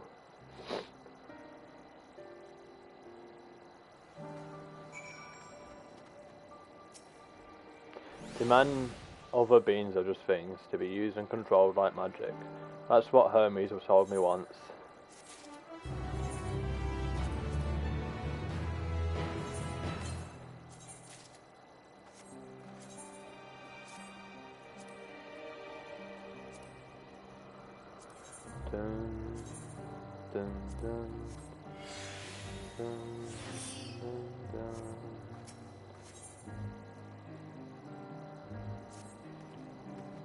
I fear the discussion may take a while, during which time...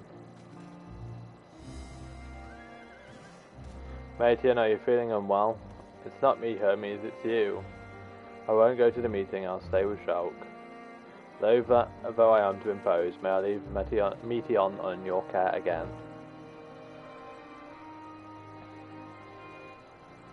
I'm in your debt, if you'll excuse me. Can you help me with something, Shulk? The meeting will make Hermes sad. I want to cheer him up with a flower. Hermes likes flowers the most of all the creations in Elpsis. Most creations are expected to be interesting or beautiful or strong, better in some way. But flowers are different. They're designed to suit our emotions, what we feel and want to convey. Hermes likes that. I can't make flowers, so I've searched one, and I want you to search with me. So let's start here at the 12 Wonders. Let us start by grabbing this.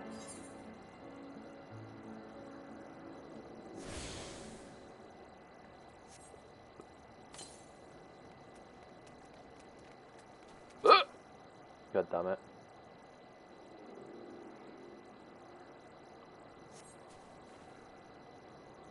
Vibrant purple hues bigger than your hands adorn tree. Oh, so big and bright, I love them, but they might be too bright. You have to think of a recipient. That's what Hermes said.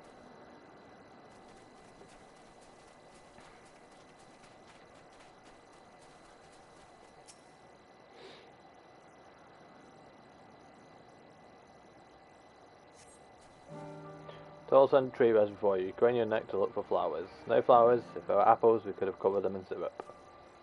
Let's head outside next. Don't worry, we won't wander far. I have both of these as mounts.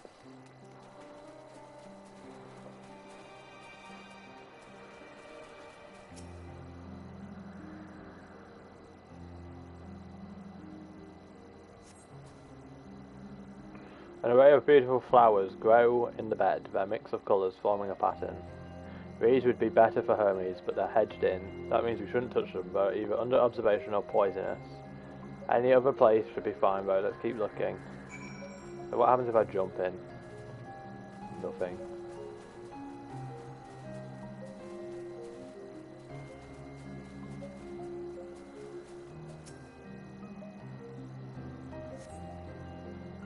Set on a tall, thin stalk with oddly shaped flowers mesmerising with its undulations. Oh, a conion, a flower that can move. When Hermes wasn't looking, it shot seeds at him. Not a good gift, maybe, but you're good, Shulk, at spotting flowers. We'll find something soon. This music is very good.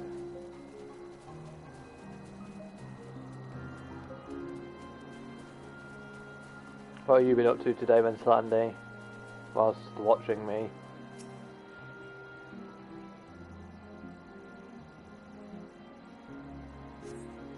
Find nothing promising nearby, at best common looking grasses with some tiny few towers.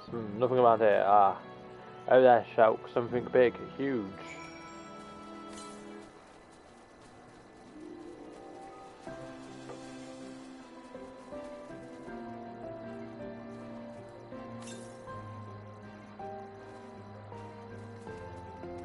Ah. You having fun?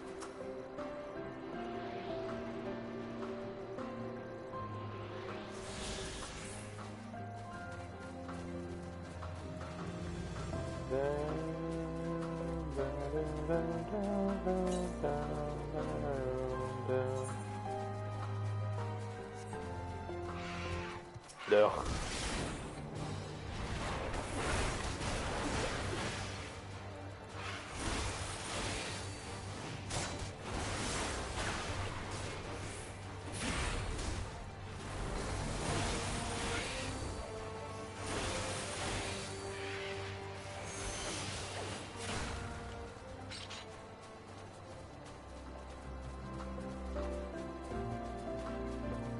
And it's the mobile.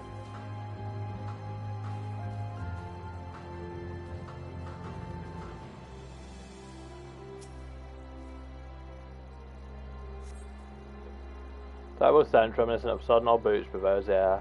Without doubt the culprit is the mobile-like creature before you. It's an Adonis. The things around its mouth look like petals, but the flowers are the orbs on its head. When Hermes inspected it, it swallowed him up. He didn't leave his room for days. What do you think, Shulk? Would he like it? It's probably not the good sort of memory. So not this one either. Find a good flower, it's harder than I thought. I'm sorry, Shulk, but could we search a lot more? Maybe as far as the fields over there. I'll pick something after that, I promise.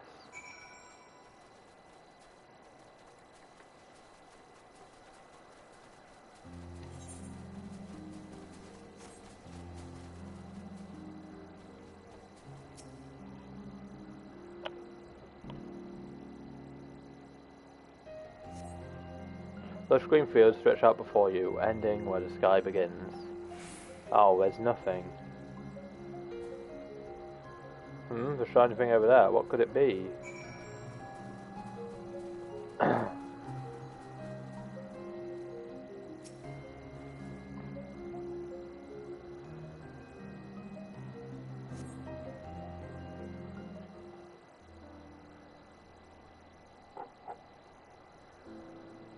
Oh, Elpis flowers, they're here too. Hermes likes and dislikes them at the same time. Like me, they're entelecchies. Like me, they feel his pain and turn dark. That's only for Hermes though. For others, they're always white and bright.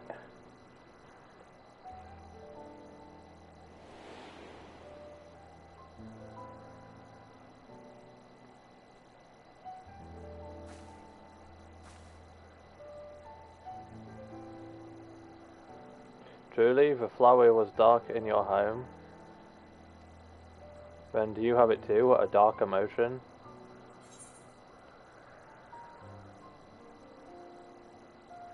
I dare say I have a few.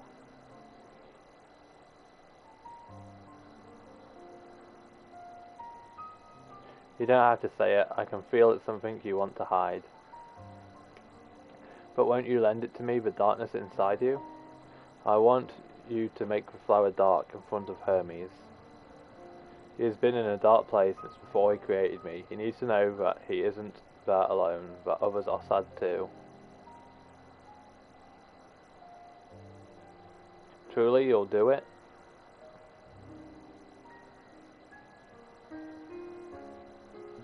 Thank you, Shulk. Thank you. It means more to me than I can say. Can't wait to see how Hermes reacts. Let's go back and fetch him.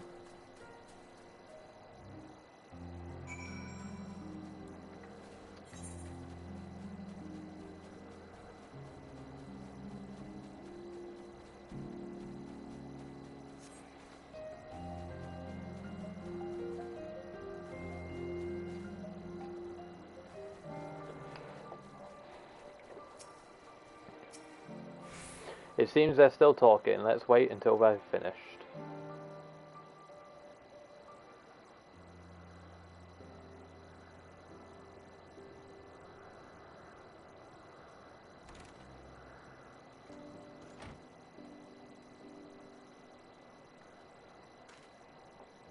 Hermes! Oh, finally.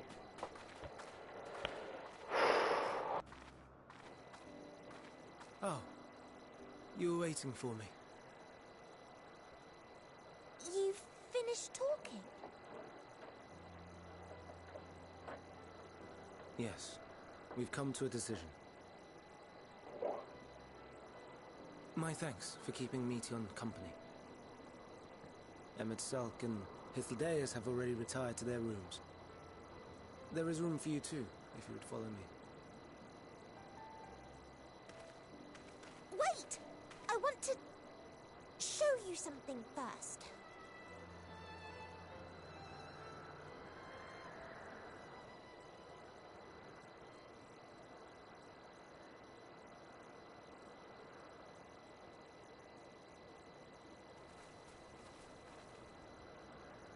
Elpis flowers? Go on.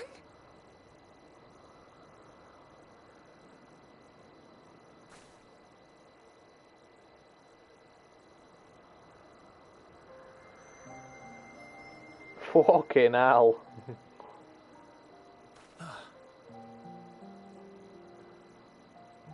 You're not the only one, Hermes. Others feel sad too. You're not alone.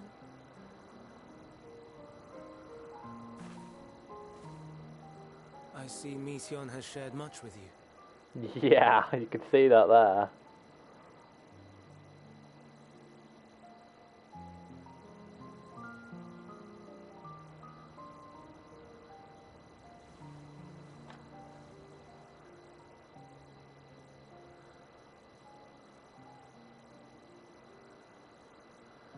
May we talk a moment?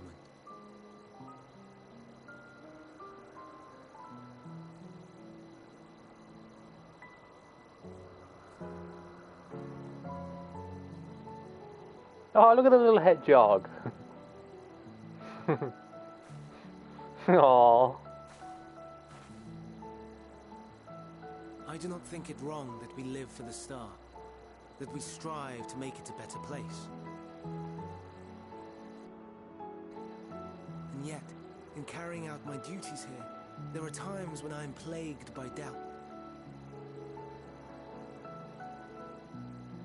recall what Hythlodaeus said when we first spoke of my nomination. Death is the privilege of those who have fulfilled their purpose, a choice they embrace of their own free will, and when they depart, it is always beautiful. Perhaps it is, but only for man. Creations that he deems useless are discarded with nary a second thought. Some scarcely born into the world, afforded a handful of breaths before life and potential are abruptly extinguished. We make an effort to spare them the pain. They sense what awaits. Rage and anguish and cower and fear. And it is not beautiful. Yet no one cares. No one. Definitely get the feeling Hermes would be like pro. Upon the duty that we do not pause to question. Sundered. Pain and suffering, confusion and despair, writ plain in the eyes of those poor creatures. Yet no one sees. We turn a blind eye and carry on in blissful ignorance. Not amiss. And always, always the blossoms shine pure and white. A contradiction so blatant I could scream, want to scream. How can you all accept this aberration? And I wonder, am I the aberration for thinking thus? And I am filled with dread. But now I know I'm not alone. Not the only one for whom the flowers weep. I won't ask what you thought as you kneeled beside the Alpes, or if you only did it at Meteon's insistence. Nevertheless, I thank you. To know that you too have experienced suffering is a comfort.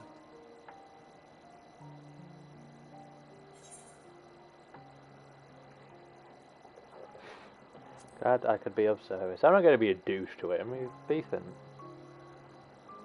I'm going to be a douche to people who deserve it. So willingly lend an ear to ease my burden. You are a strange one.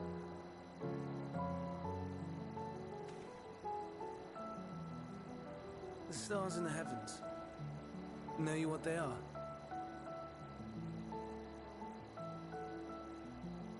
Though it is too far to tell, each glittering light could be a world not unlike Aetheris. A world filled with life.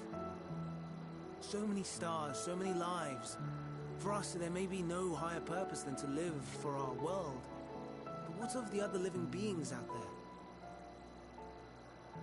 What is it that gives their lives meaning? That drives them day after day after day? To pose that question to our undiscovered cousins, I created beings of dynamis, who can traverse the vast emptiness between the stars. Meteon and her sisters. Aye, sisters. She has a great many of them, and they have already departed on their journey, traveling to one star and then the next in search of life. As one might expect, exploration on such a grand scale is rife with difficulties, and thus far I've naught to show for it. But I have faith that we will make some manner of discovery ere long. And when we do, I should be glad to share our findings with you, in gratitude for your kindness.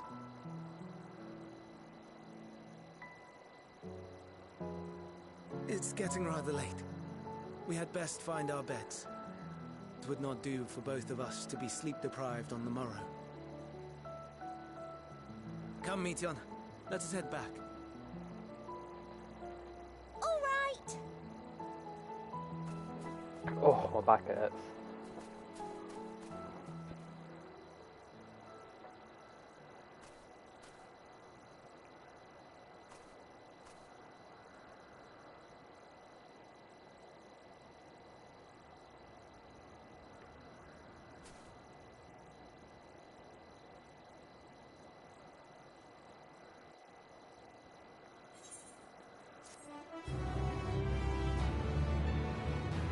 That ending was a little suspicious.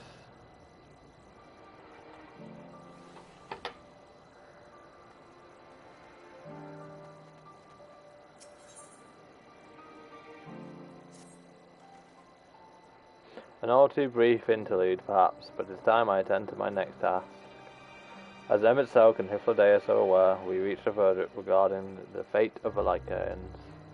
7 were created for observation, and all 7 must be unmade. Doas had followed the correct protocols.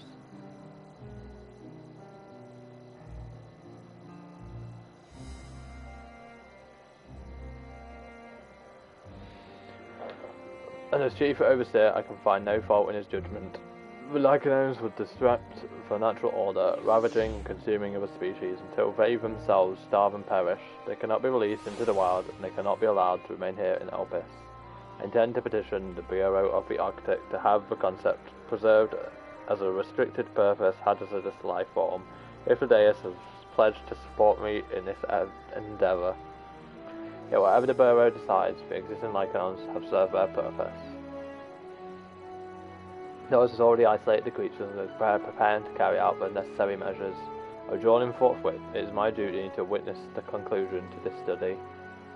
You are resolved when we have but to accompany you. Of course, let us be off then. We return to the main aisle.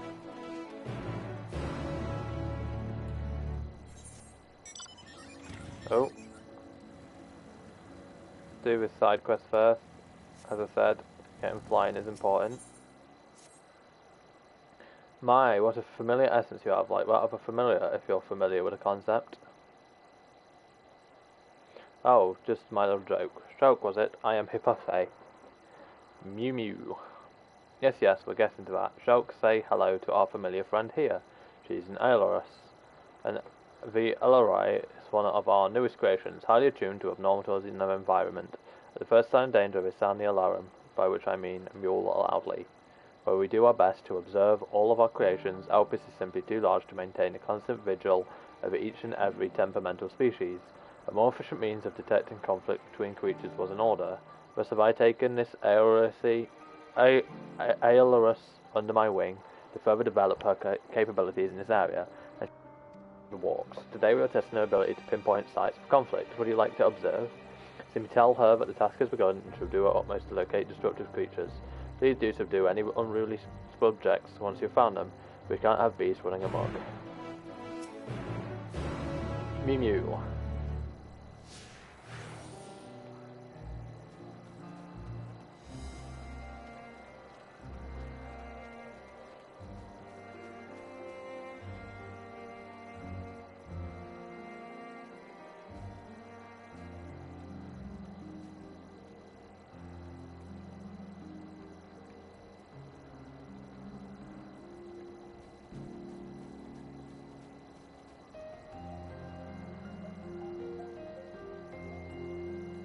Sandy, if you're still here, could you just quickly message in chat, because I don't know if I accidentally fucked my stream manager.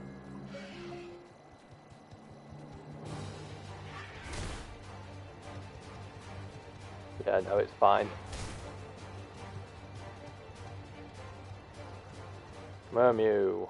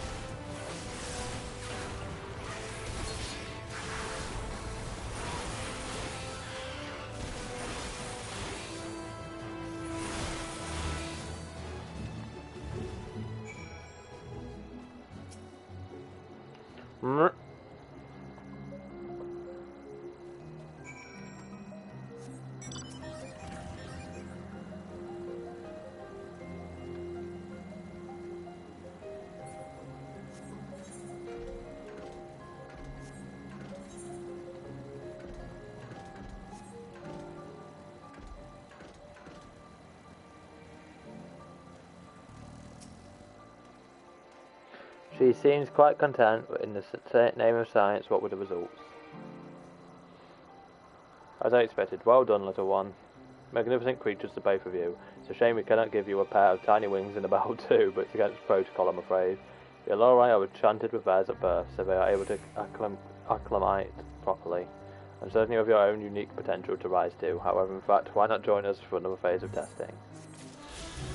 Because you don't offer another Aether Current.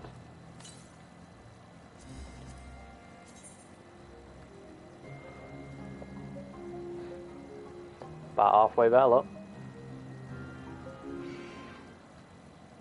That'll be Charlatan, so this is whatever the final area is. My suspect is after we're done here, we go to Charlatan, and then we go to whatever the final area is. Ah, they are Manigams.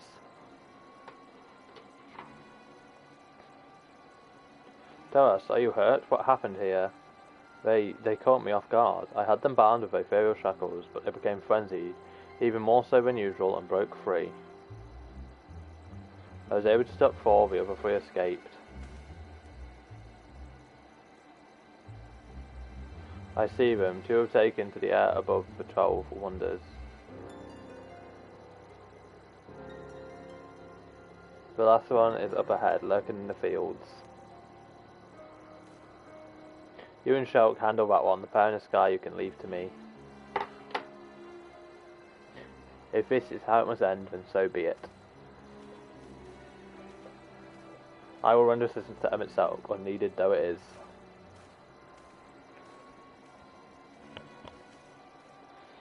Meteon, you have to stay here with Dodos. But Hermes, the Lycanise must be reverted. I would spare you their pain, and mine.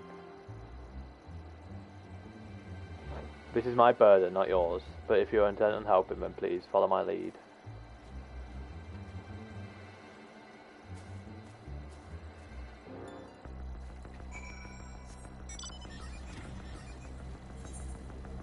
I like this music.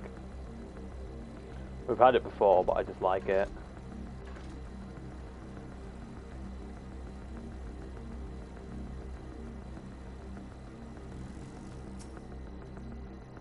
I appreciate your help and lament that it is necessary.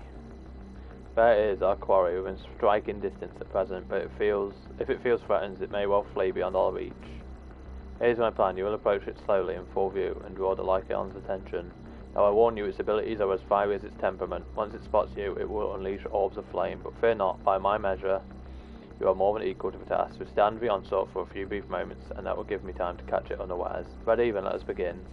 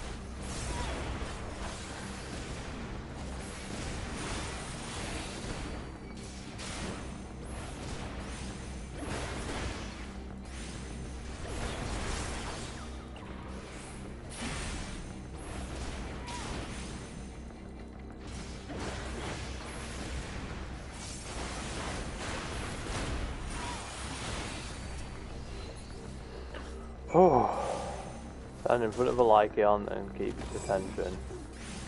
Ah.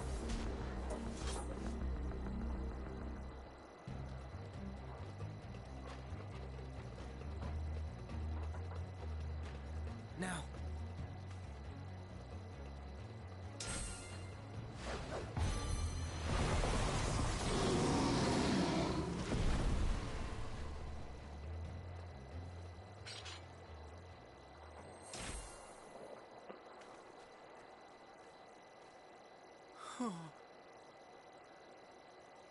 Forgive me. Please, forgive me. May you and your kin find peace. Wherever your souls may drift in the underworld, may you find tranquil seas.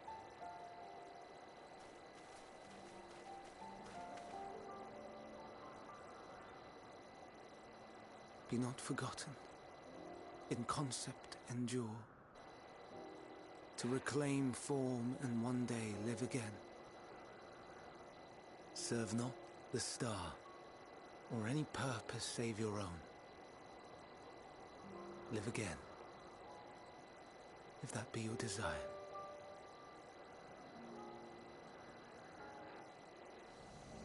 Bless poor Shulk, she heartbroken. Hate, if that be your want. We are worthy. But leave your suffering behind. Lay down your burdens, be born anew. Fly high. Fly free.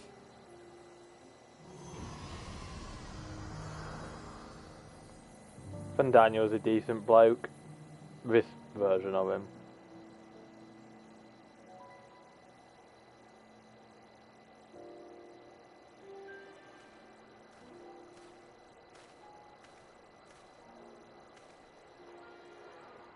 Join the convocation, Hermes.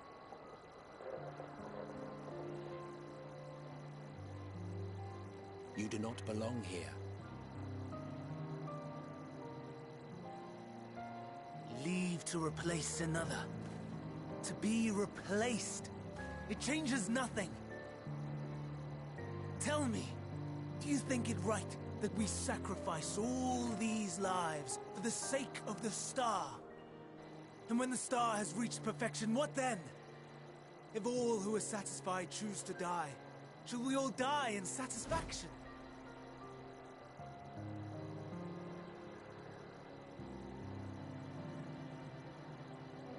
I do not know. Were I to take up the seat of Fandaniel, it would be tantamount to approving my predecessor's death. I do not know if it is right.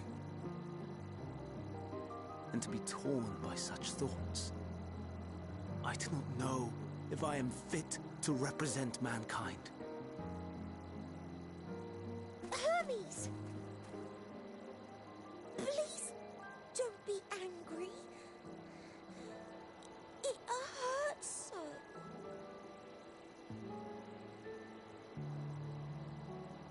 Forgive me.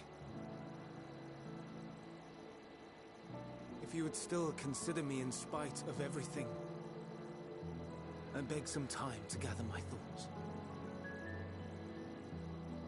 Meanwhile, Hythlodaeus, I fear I must trouble you to attend to the others. 'Tis no trouble at all. Take as long as you require.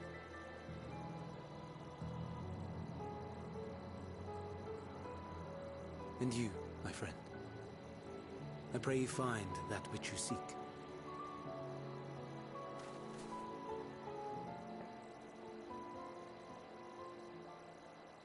I expect we have some few matters to discuss. Shall we return to the 12 Wonders for a time?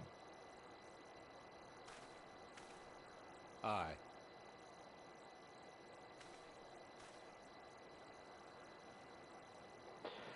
I need to change my pillow. Hope there's not an extension to this cutscene.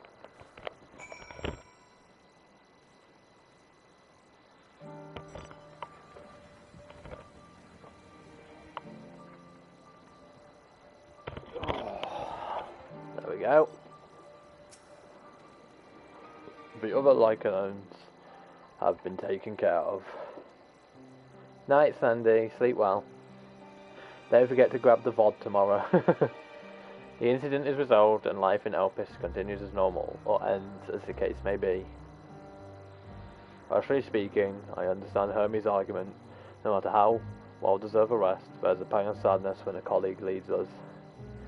Yet, never has a departure caused me such grief as Hermes appears to feel. What must it be like to experience such torment? Yeah, hopefully, Slandy.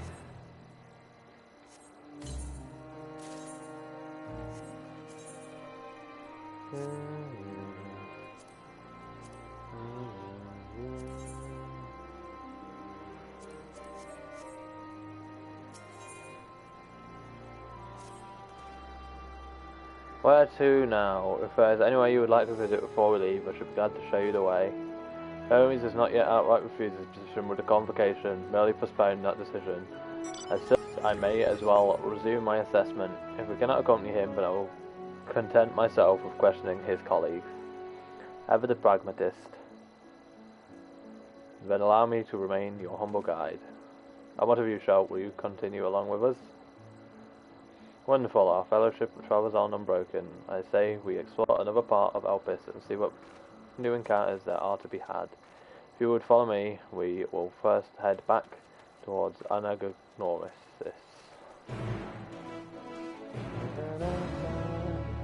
Bit annoyed that these gloves aren't hidden.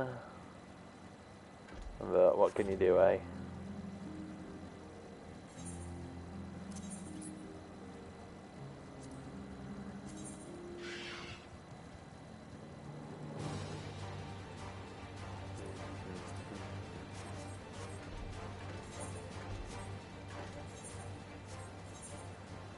Pressing the wrong button repeatedly.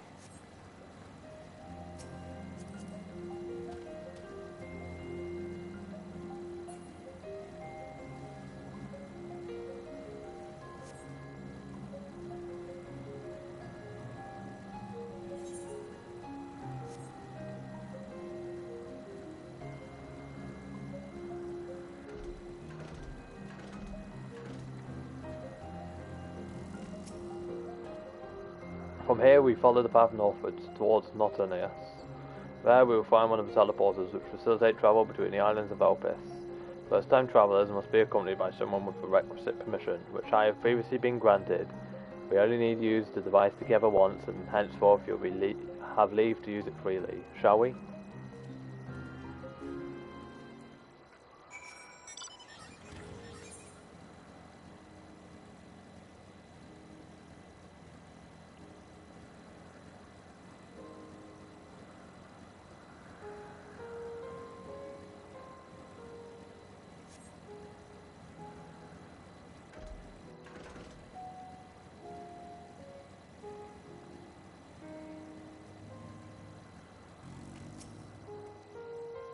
Here we are, Notications. This teleporter will take us to Calamaleus Zephyrus, the western island. That's it right there, looming large over us. Step this way and we can soon admire the view from above.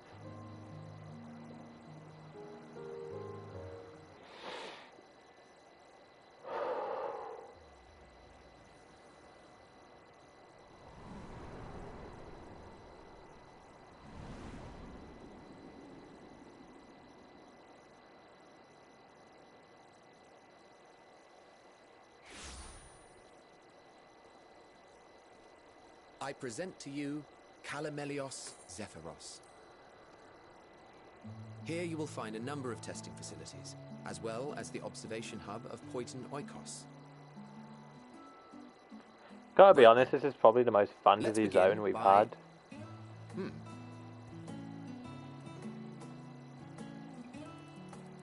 Well, well, an Arraius. How delightful. I love how Spriggans were little thieves even back in the original days.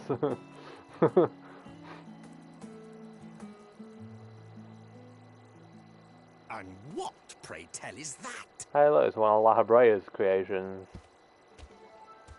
Ah, that's a new species of shark. We approved the concept but a few days ago. Sharks are among the most popular sea creatures. Rare is the day when someone does not submit a new concept. At first, they were largely orthodox, consideration given to such things as size and environmental impact, and then a whimsical someone thought to bestow it with flight, another superior intelligence. And then the floodgates burst, concepts with multiple heads, or arms and legs, and so on and so forth. It was getting absurd. A part of me wanted to tell them to go away and find something else to create, but in the end I couldn't deny their passion. Here we are.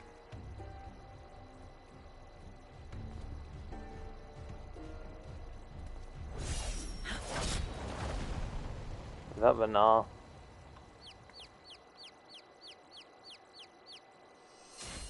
That was a cool weapon either way. That was too close.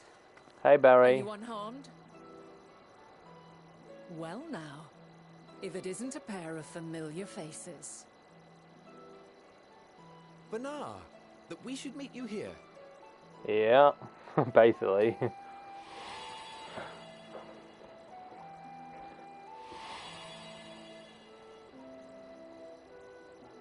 Very good. I've been streaming now. The better part of the convocation holds that when we retire is when we return to the star. Like 30 hours-ish? Well, she is not among said majority. Even after stepping down, she carries on with her work. Vanar is her name, and she is the previous Azem. Of course she is. It has been a while, Hythlodaeus. You look well.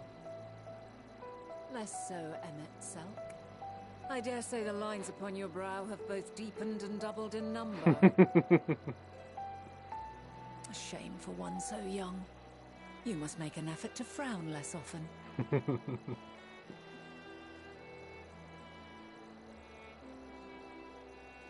Easier said than done, thanks to your unruly successor. How is she, if I may ask? Incorrigible as ever. Rushed headlong into a volcano on the brink of eruption just the other day. I should be glad to share the tale in its entirety. We know that story. If you're so inclined. Oh, you know I am. Now then, you are?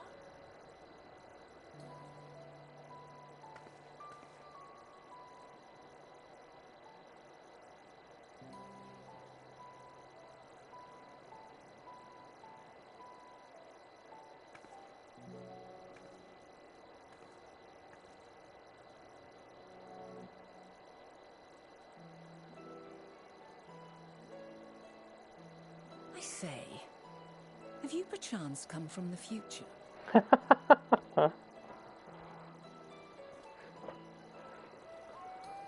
I do not believe we have ever met, yet I sense my magic upon you.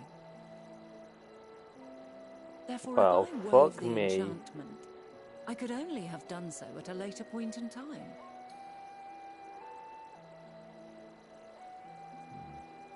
What manner of magic is this, if I may ask? A traveler's ward, of course. It prevents the corruption of one's ether.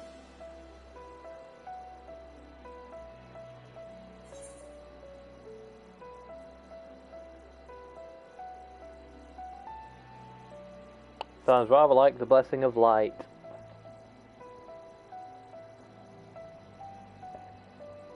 I see you are not ignorant to its presence. And while there are many protective spells, the one you bear is unmistakably mine. Hold on. From the future? That's absurd.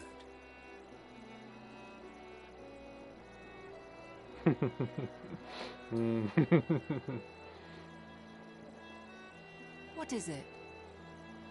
Are you unable to speak of the matter?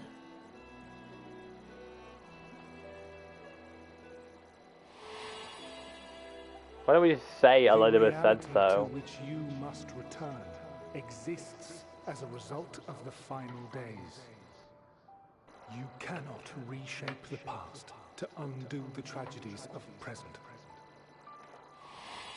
Just putting my tablet on charger. I'm still paying attention, don't worry.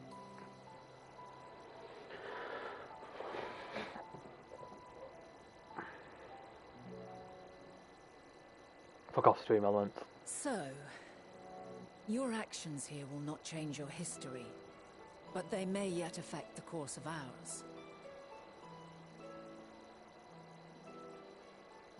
How very exciting!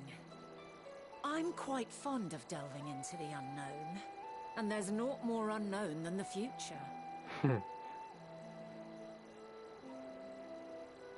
Until a moment finally arrives, we cannot know for certain what will come to pass, regardless of our supposed foreknowledge.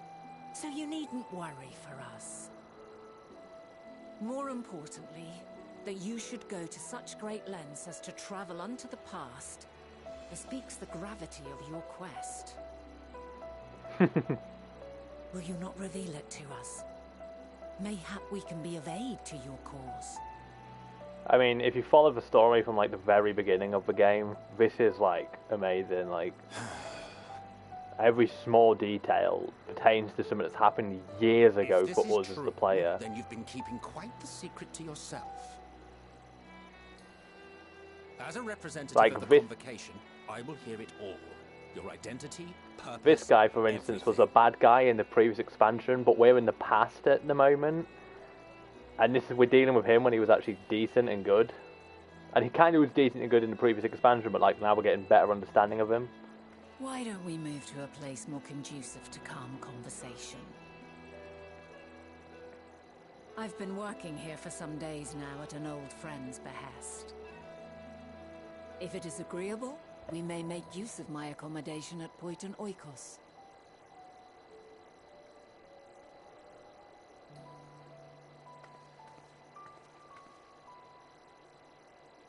We were meant to meet. I am certain of it.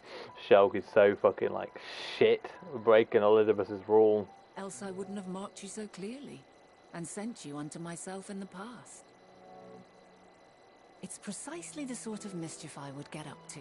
I'm quite inspired, if I do say so myself. Well, this isn't a little flashback. Like we have been here for a while now. We're kind of like it. We are. It's not like a flashback. We're actually there in like the past.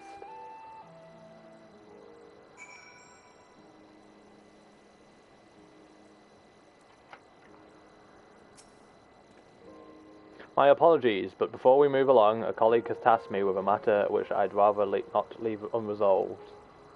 It involves finding a certain concept-engraved crystal and the quick-fingered Aureus which made off with it. An Aureus, you say? I think we might have seen the culprit before, being distracted by that business with the shark. Would you like us to follow its ethereal trail? That would, of course, lead us only to the Aureus, but there is no guarantee that it hasn't dropped or stashed away the crystal you seek. Please, even that much would be enormously helpful. While you are hunting down the thief, I can follow behind and scour the forest floor just in case. Could I ask you to join the search? I would appreciate another pair of eyes to cover the land to the west of here. Many thanks. There's a small bridge leading to Poiton Oikos. Let us meet up there once we've exhausted our efforts.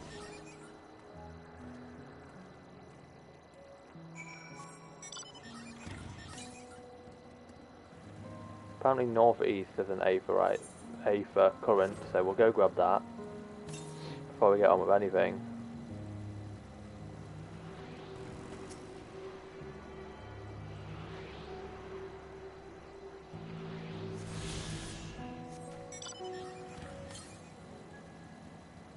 Northwest, so that's probably around here-ish, so that's fine, we can get to that at another point.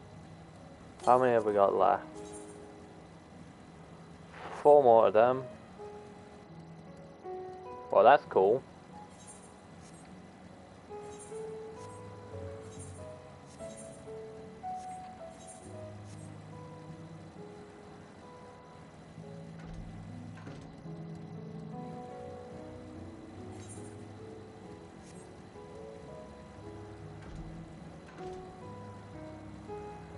Concept crystal.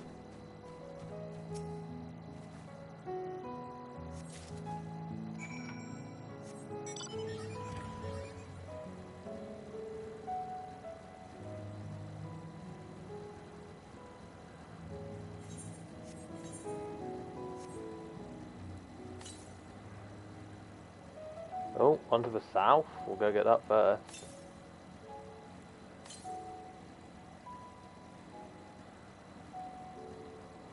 Assuming it's here-ish somewhere, or behind this. There we go.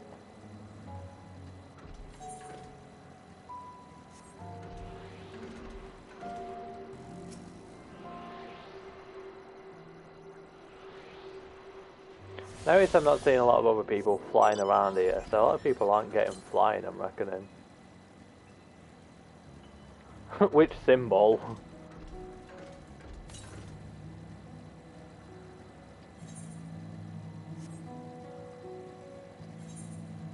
This one, I'm assuming you mean, the blue thing.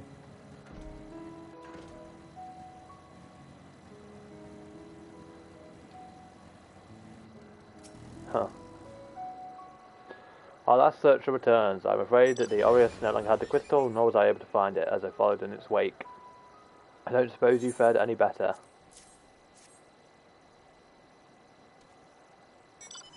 The crystal, well done. Wonderful, now I can focus on your tale without that missing concept nagging at my mind. Have you always had a knack for finding things? I've often been asked to do so. Oh, you two? Some of us seem destined to always be searching, for ourselves and for others. Long ago, when I held the seat of Azim, I was forever trekking back and forth across the star in search of answers to people's problems. Naturally, the need for such journeys has lessened considerably since I entrusted the position to my whimsical successor, yet I am still eager to come running should an old acquaintance or new interest require my personal attention. That is what brings me to Elpis, in fact. Many times has my presence been requested, my opinion sought concerning the habitat of this or that creation. Agreeing to help locate the missing crystal was a mind distraction, which now promises to become a major revelation. How strange and wonderful it is that the way one thing leads to another, wouldn't you agree? Thank you again for your timely help. Now then, it is time I return this stolen property. If you would go on ahead to my accommodation, I will join you as soon as I have attended that task. Follow the path straight ahead to the building at the top of the slope. I have the entire place for myself, so we can speak without fear of being disturbed or overheard. It's weird to see Emmett doing exactly as Venar asks, considering Emmett is Zodiac's buddy boy, and Venar is Heidelin. Oh, hello, Minotaur.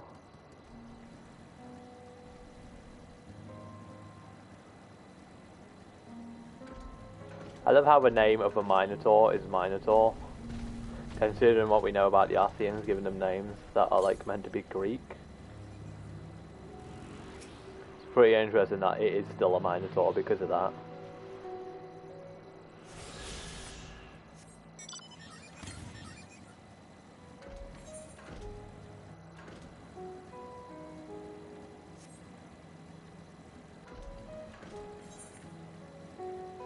First we need to get that Aether right. Swore she said she had the place to herself.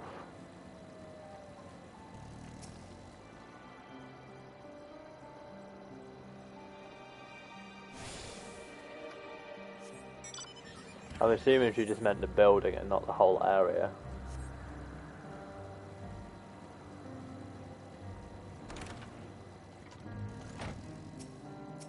Hope this is a voice cutscene. Welcome to my temporary abode. Please make yourself home while I put on some tea. The importance of this story kind of feels like it should be voiced to save my voice. I've been really playing Answers with Venar here.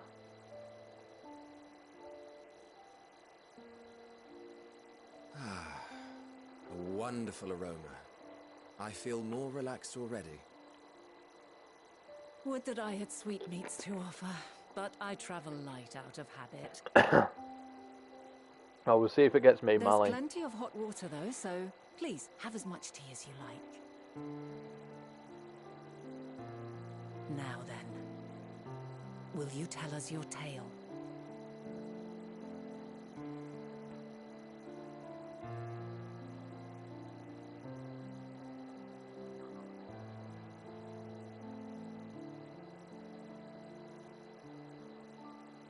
Alright, Barry, have a good dinner.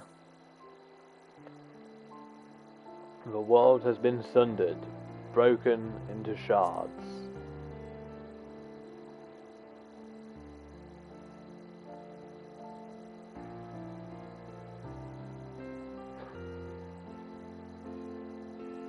Why don't you start from the beginning?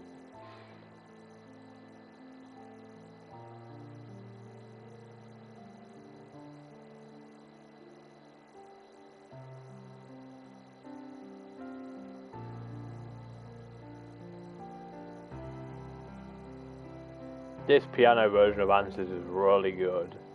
Nothing's even going on emotional, and I feel emotional.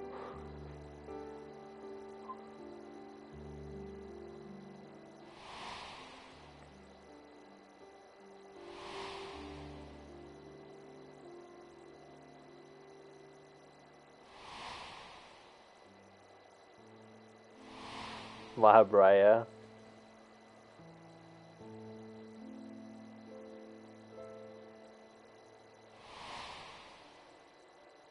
Oh.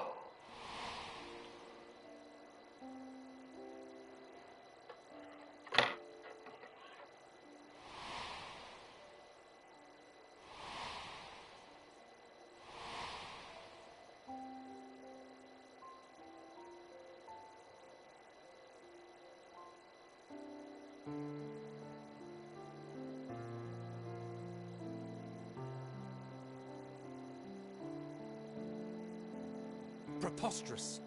Utterly preposterous. While not the words I would have chosen, I too have my doubts. Much of it borders on the incredulous.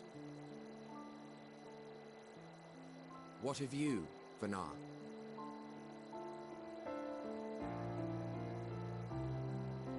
This music needs to fuck off. Not knowing the precise details of the first final days, it is difficult to determine the veracity of the tale.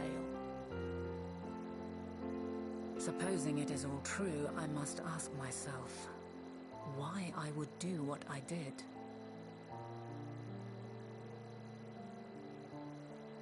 Why would I feel I had no recourse but to oppose the 14 and create this Hydaelyn? Circumstances change, of course, but it would not have been an easy decision regardless.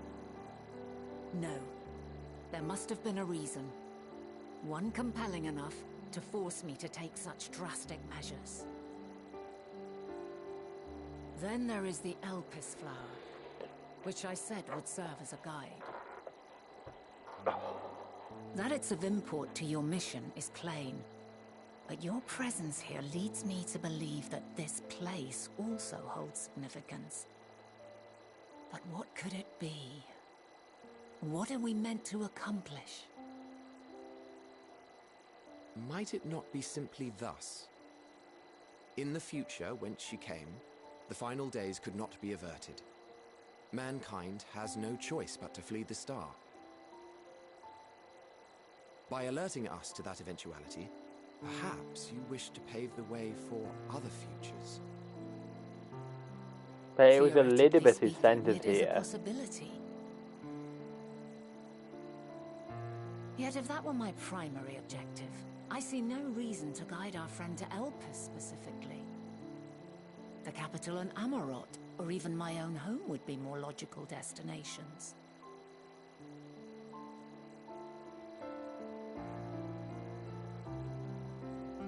True. Emmett's speechless. I note also that Hydaelyn did not specify a point in time to which she must return. By this, it may be inferred that it was not critical that we should meet. Alternately, she had reason to believe that our paths would converge, coincidental though it may seem.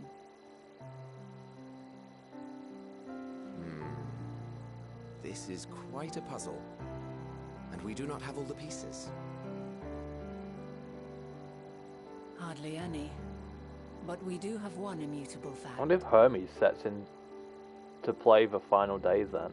If the final days are indeed as described, they will bring death to all that I hold dear. But then why would he help some Zodiac? Long years of preparation. The only provisions I could make were for flight. Nay, my first and foremost endeavor would be to find a way to forestall the coming doom. Given that even the 14 failed, mayhap you deemed it impossible. Nothing is impossible. This I have always believed. And if Hydaelyn is indeed me, she would believe the same.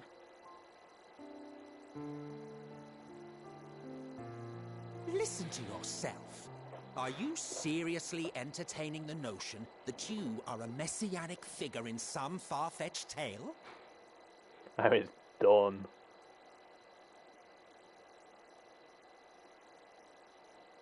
Well, I will not. I refuse to accept that our world could be undone by some unforeseen calamity. I also take offense to my portrayal as a megalomaniacal madman. To sacrifice oneself for the star is a noble act, and I would hold those who gave themselves to this zodiac in the highest esteem.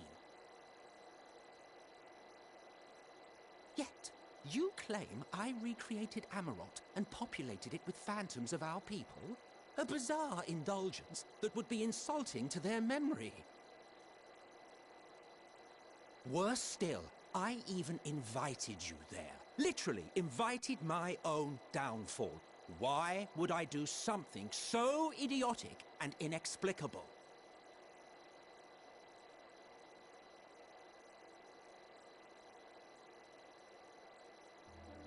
Now, I will allow that the hypothetical task of restoring our world would be daunting in the extreme. The thought of having to bear such a burden for 1,000 lives horrifies me. But I would never forsake my duty. I would never forsake my brethren.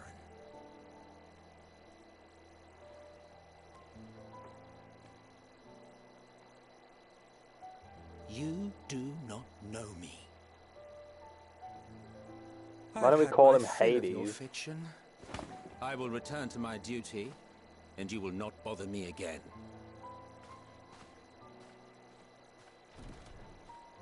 They just called him Hades, and he would have known.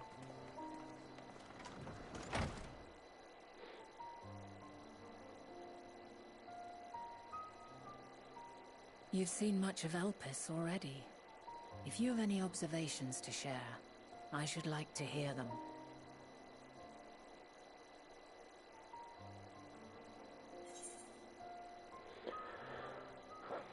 Hermes and Miaton are somehow involved. I am convinced Fandaniel has something to do with it all. Hermes and his creation Meteon, you say? If Dynamis is the self-same energy as Akasha, as it likely seems, then those two may well be at the center of the calamity to come. This warrants They further put my investigation. fucking controller in charge. Sorry if this causes a buzzing noise. With that settled, it is time for action. The missing pieces of the puzzle are here, I'm certain of it.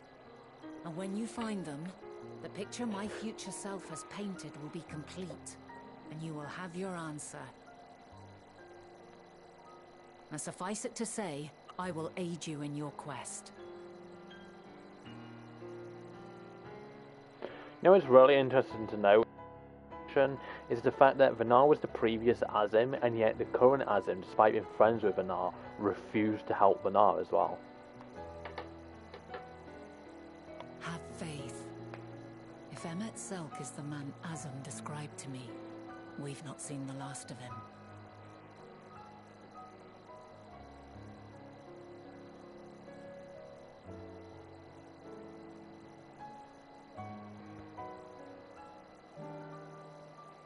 Just the food for thought.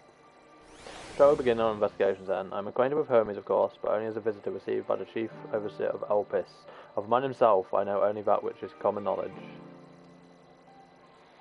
First I suggest we fall back on the tried and true method of conversing with the locals. The observers who live here can surely tell us more of Hermes and Meton. And I have a good idea of where we might begin.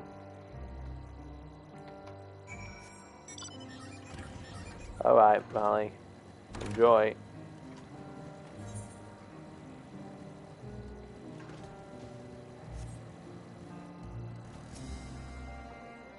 See you, the woman standing in front of yonder building. Her name is Ismene.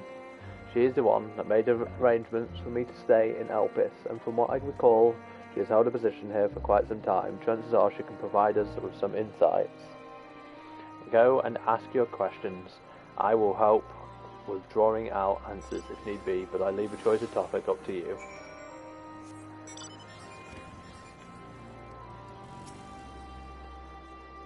Questions for me? Well, I suppose I have no other pressing duties at the moment.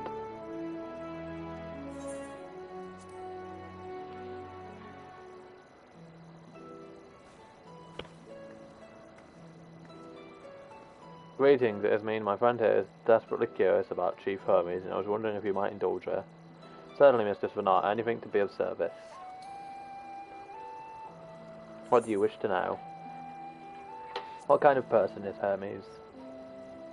Well, I can only answer that from my own experience, but I would describe him as a quiet man, reserved you might say, and occasionally somewhat poor with his choice of words. His reticent nature, however, does not prevent him from carrying out his duties as Chief Overseer.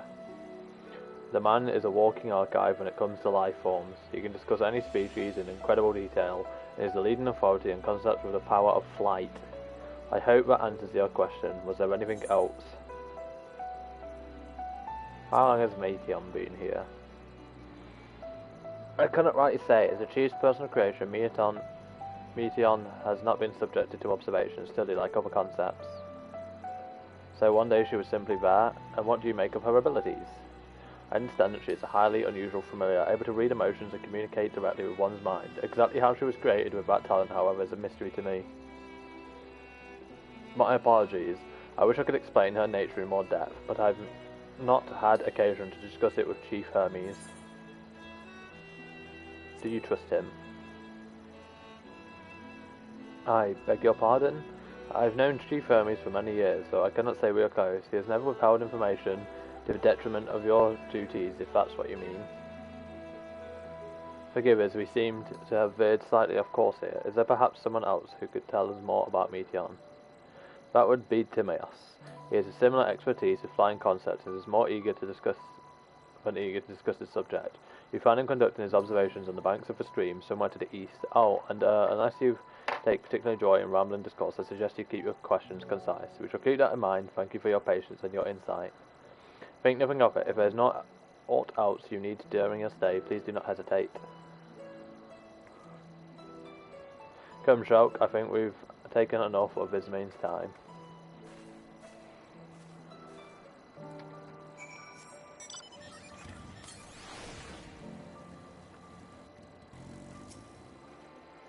Our investigation is off to a fine start, wouldn't you agree? From here I propose that we split up. I shall continue making inquiries with the resident observers, and if you could track down the colleague Ismane mentioned.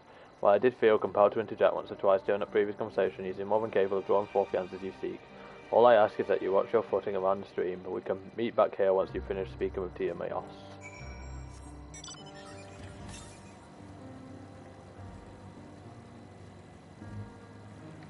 First things first.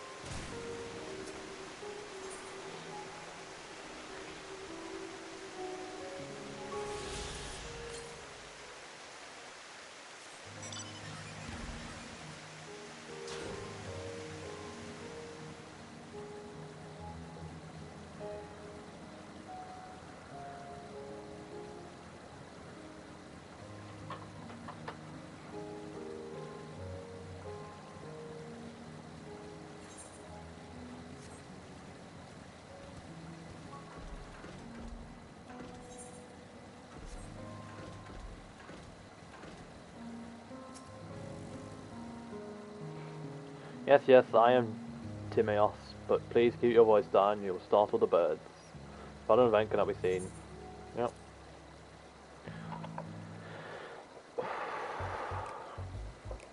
So, what is it you wish to speak about?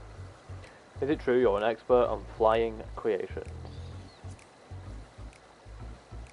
A fellow enthusiast, are you? Well, settle in and we can discuss the finer points of fascinating craft. My deep and abiding love of avian artistry can be traced back to when I was but a young boy, stricken by the transcendent beauty of a glorious golden-feathered creature my father designed. It was then and there that I vowed to one day surpass that masterpiece.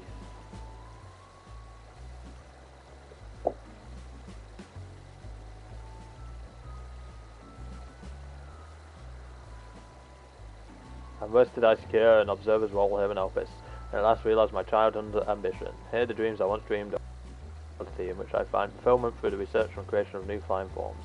In a brief recount of events, as it was doubtless to your disappointment, is there any specific part you'd like me to expound on?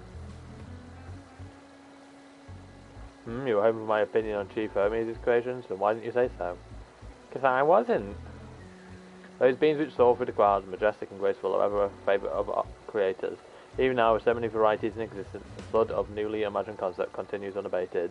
What sets the Chief's creations apart, however, is how they bereft from his boundless knowledge of the celestial realm.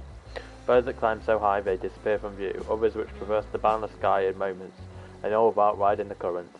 I know of none save he who can conceive of such marvels. Even we who prize elegance of form above all else are dumbfounded by his genius. Meteon too is a marvel then. My opinion on that matter would be superficial at best. Despite my admiration for Meteon as a concept, I have never delved too deeply in the inner workings of her nature. I know that she has a gift for communicating via her emotions, but otherwise her abilities are a mystery to me.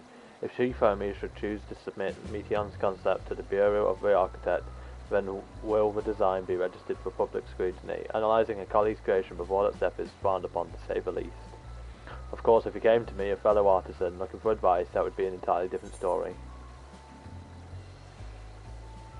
Do you know of Dynamis and Entelectres?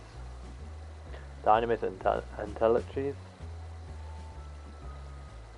Those terms do sound vaguely familiar. Was there not a flower made here in Elpis which exhibirated properties of one or the other? It must have been centuries since last I heard anyone speak of such things. Has there been a resurge of interest? And why bring up the subject? I'm flattered that you sought my insight, but I cannot afford to neglect my duties for the sake of idle chatter. Now, I really must return to my observations. Surely you have your own tasks to attend to.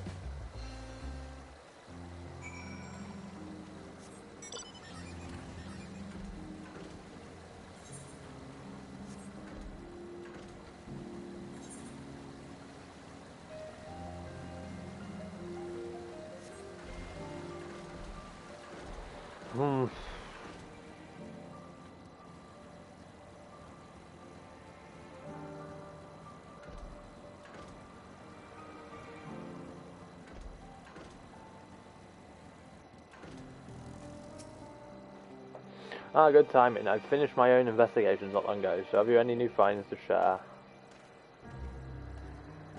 I see. Even an expert in the field has a little understanding of Meteon's capabilities, let alone an awareness of Dynamis. My question resulted in much the same answers. Hermes' colleagues view Meteon as a personal project and can provide no details beyond those which you had just told me. Which leads me to believe that the only person with any significant knowledge of Dynamis is Hermes himself.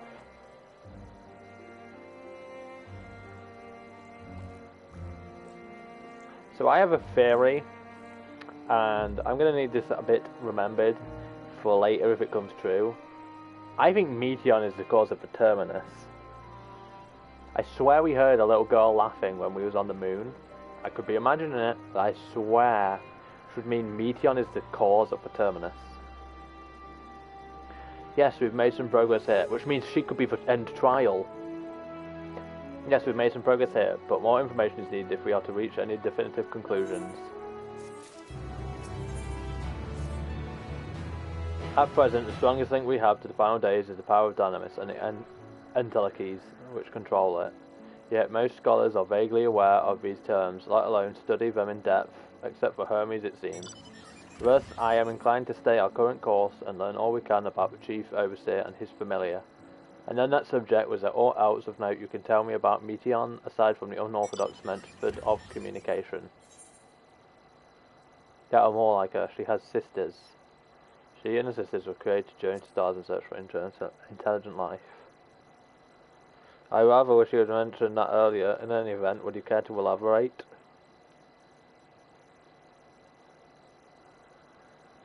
These siblings of hers now travel the great expanse in search of deeper meaning. Thank you, though the mystery at hand remains unresolved. I feel you touched upon a vital clue, one we should keep in mind as we continue. Next I propose we take ourselves to Palestine, not far from here. Just follow the path up to the west.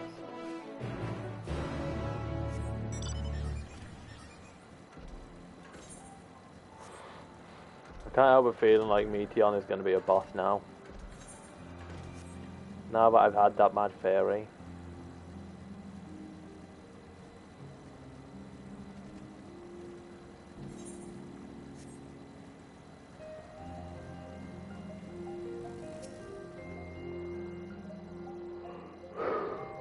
This tower and the one further along are both part of the Perpetual Crystalline, the facility where they archive all of Elpis's observational and testing records. Despite how they appear from the outside, the interior is actually a vast area of magically interconnected spaces, which, while fascinating, is not the reason we are here, is it? I shall cut my architectural lesson short and see what those two archivists have to share. If you can find someone to speak with over at the other tower, I shall join you there anon.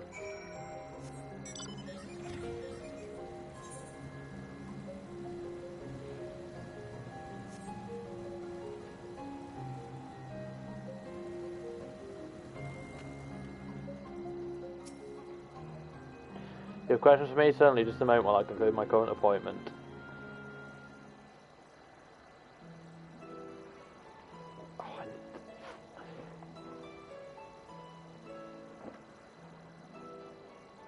Indeed, so if you could provide a comprehensive log of those behaviours, which would then have sufficient data for our official records.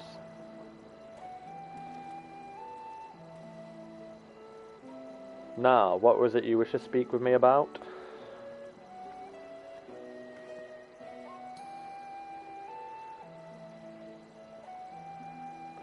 Chief Overseer's personal research project, and by that I assume you mean Meteion. Such undocumented studies are difficult to track. After all, hardly a day goes past without seeing a researcher trailed by one creation or another. I'm afraid I cannot tell you exactly when Meteion appeared, only that she now spends much of her time at Chief Hermes' side. Although I do recall an interesting tale my dearest Galeen shared with me. Galeen is my partner and a fellow researcher here in Elpis. She was returning late one night when she caught sight of her Chief Hermes sending Meteion Heavensward, a host of them. For several days she would speak of that scene with wonder, describing it as one of the most beautiful spectacles she had ever witnessed. It sounds like a story I should like to hear.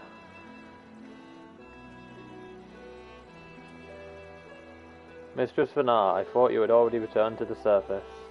Permit me thank you again for your invaluable contribution to our concept placement proposal. Pray do not mention it. As you say, my original plan was to leave after that task, but I have since become engrossed with Chief Hermes' research. Would you favour me with retelling of this sight which so delighted your Galeen? Of course, or you could hear it from her lips directly if you prefer. At present, she should be observing a subject in Metabisius Thalassae. She does enjoy her time there, watching the sea creatures hunt and play, gazing upon the salty waters of the world's oceans, recreating such sublime detail. I imagine you must find similar joy in indulging your boundless curiosity, Mistress Vanar, even though such pursuits must continually and regretfully delay your return to the star. Indeed they do. 'Tis a well-deserved and long overdue, I should think. How greatly have we prospered from your wisdom you accumulated during your travels as a Zem. And what would Elpis be without your earlier academic work? The theories you developed served as the basis of many techniques still in use today. Man is a creature of contemplation, but non-embodiment nature with as much enduring passion as you. I dare say there is not a soul alive more worthy of a return. I shall rejoice the day you depart on your final journey. I will be honoured.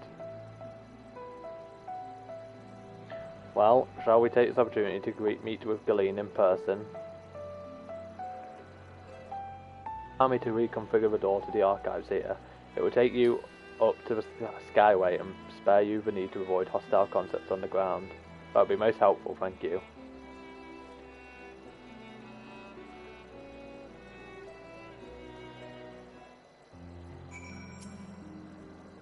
I've opened the path to the Skyway. Once you pass through the door, simply walk straight across to the next tower and ask for admittance up to the upper tier. Upon arriving at the upper tier, walk straight across the Skyway and you will find yourself at the entrance to Metabasius Phalassi. Galeen will be eager to share her tale with you, I'm sure.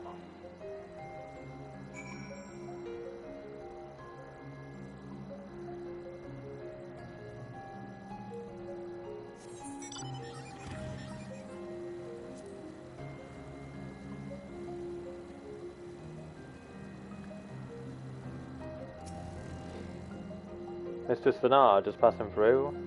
Then allow me to prepare the path. If you need further assistance, there is always an observer or two out on the upper Skyway.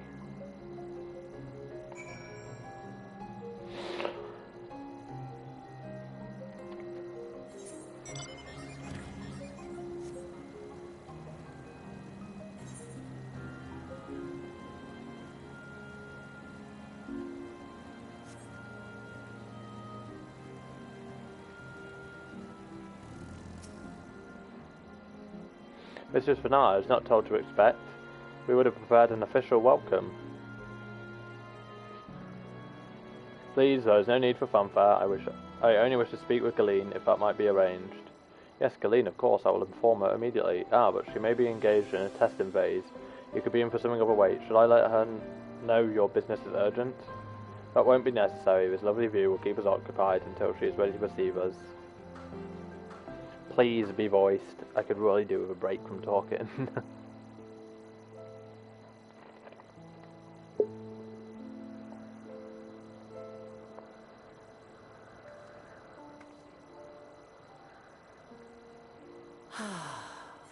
A delightful breeze and a breathtaking view.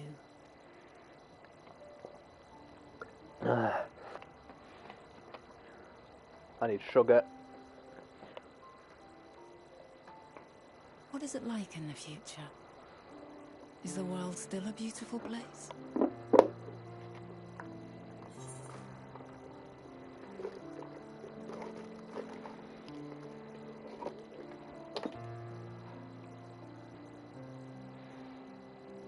As beautiful as ever.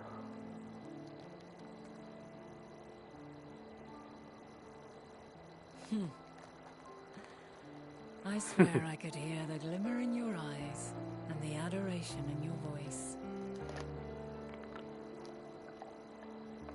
While we wait, will you not tell me about your adventures?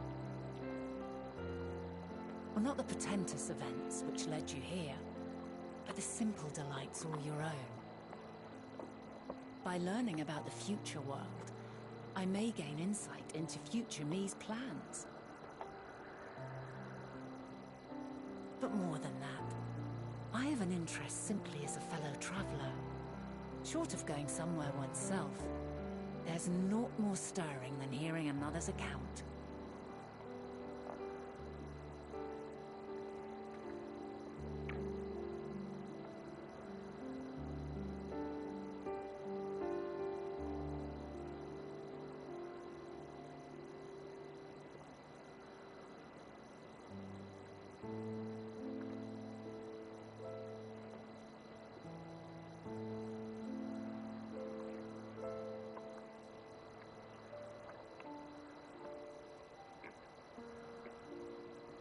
That was Horish font I'm out.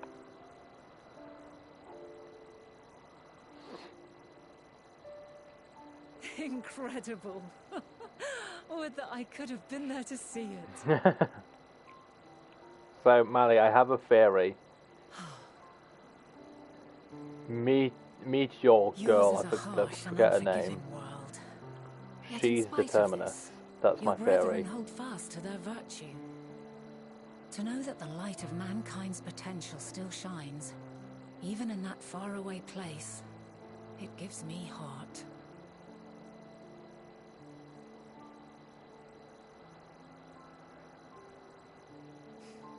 Thank you for regaling me with your tales.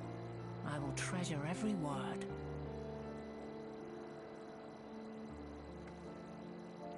As you know, I was once a scholar. And among other things, I sought to understand the workings of the world. What exactly is ether? How formed the laws of That's nature? gonna sting. I just Whence got Albus sprung oil in my nose. mankind? Riddles and mysteries beyond counting. Over the years, I have managed to find answers to some few of them. Yet rather than attain a sense of mastery, the more I understood, the more I came to hold the world and its miracles in awe. We too are miracles, each and every one of us, born of the warm breath of life that traverses the heavens, swirling through eternity. When I fully grasped the improbability of our existence, nothing felt impossible anymore. If it could be imagined, it could be done.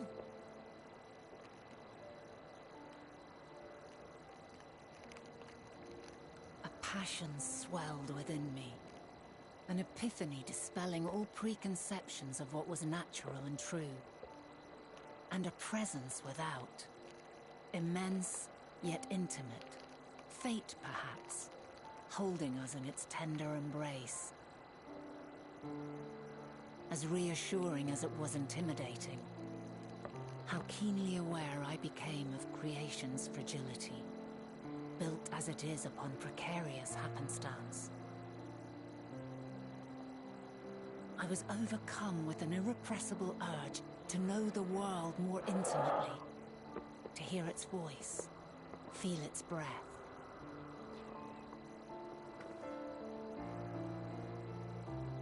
I ventured forth on a journey that very day, so very long ago now.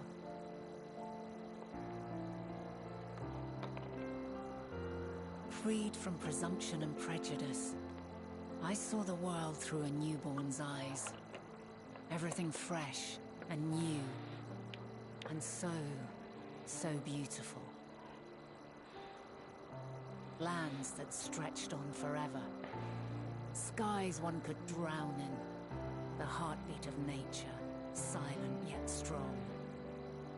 And amidst it all a people, beacons of light and life, laughter that warmed my heart like naught else before. They are my meaning, and my purpose, my love. And so long as they need help, I cannot return to the star. Perhaps my future self is still waiting for it. The moment she can let go and walk unto the end. Safe in the knowledge that man will find his own way.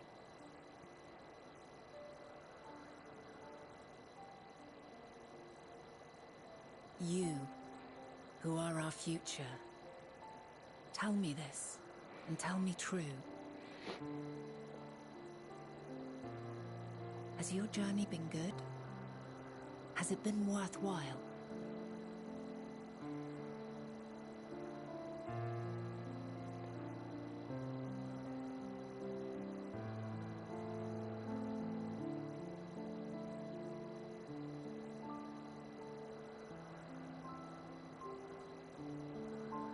Pray forgive my lateness. Wow. My observation subject was rather Bad irritable, timing. and it took a while to settle it down.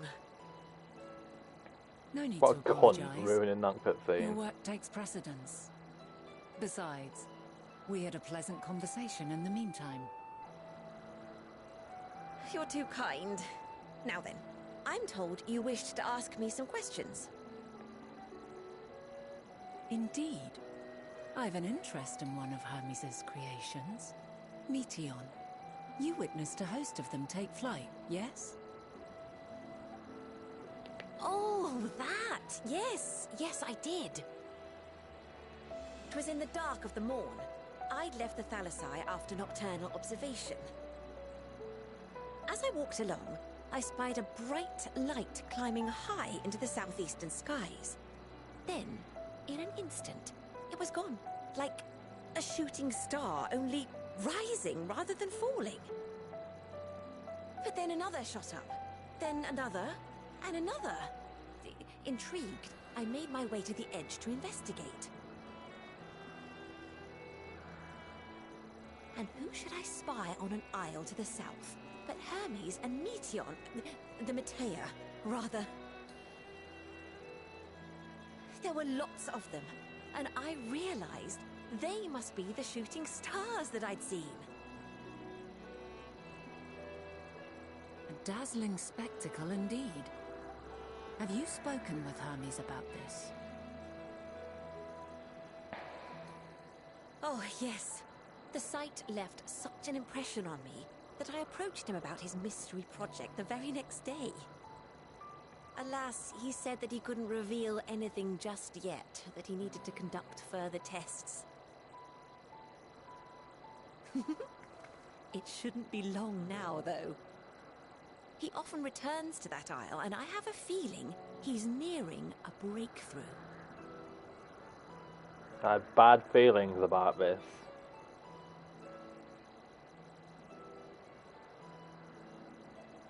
Splendid. We are likewise eager for the details. Well, that is all we wish to ask. Thank you for taking the time to indulge our curiosity. You're very welcome. It's always a pleasure to speak with other inquisitive souls. Oh, and will you be descending now? If so, I shall link the doors for you. Please.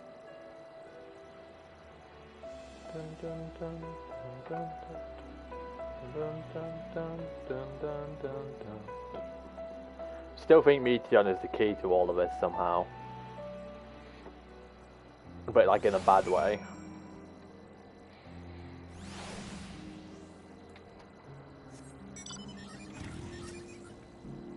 So another piece of the puzzle falls into place. From what we've learned thus far, I think we can safely conclude that Hermes hasn't been revealing the details of his research to others, which suggests that either someone will appropriate his discoveries and make use of them, but Hermes himself will have a hand in cause in the final days. Since you have no reason yet to suspect the former, we should consider the latter the more likely possibility. Proceeding under the assumption, our next step should be to divine why or even if he might desire such a terrible fate for our star.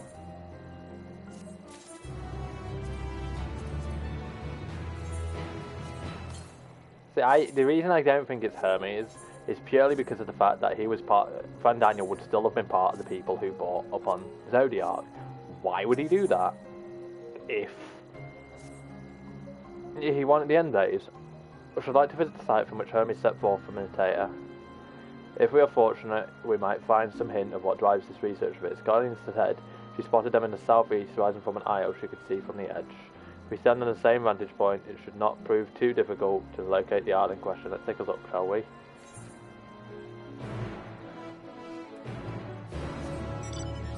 What's over this area then? Because there is a thing that is clearly up there.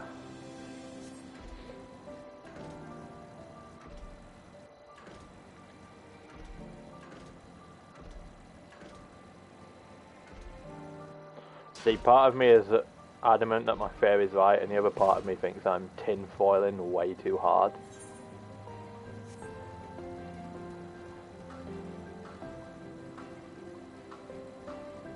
But like, I feel like she doesn't do it. I feel like she does it because she thinks that that's what Hermes wants.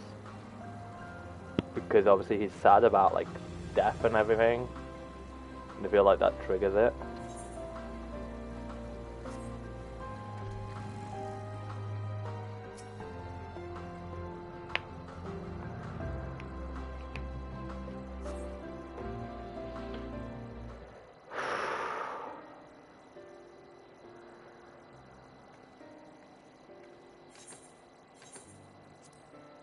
Now, if I were conducting some mystery research, where would I go? Ah, what about that one?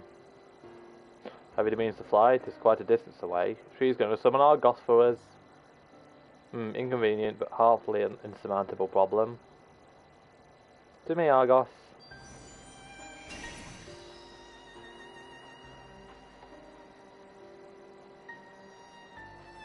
My friend, would you mind creating a double to carry Shulk over here to that island?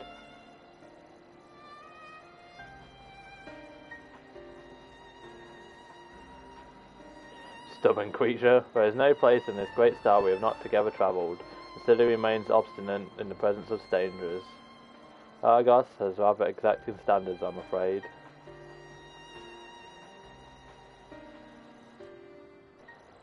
What? You've ridden him before? Ah, you're before, meaning might after. Not at all confusing, that. Interesting. It's certainly not unthinkable. But speaking of the here and now, the quick solution is for us to face off in a sparring match. Demonstrate to him that you are capable of holding your own against me in battle, and you should convince Argos that you are worthy of his back. And besides that, I might even teach you a thing or two in the bargain. You seem doubtful, but useful lesson or not, it would certainly be a moment to remember a memory of a distant past to cherish. What say you, traveller out of time? Choose your battlefield. I admire your confidence. Clear your mind and prepare your weapons. I will await for you at the clearing over yonder.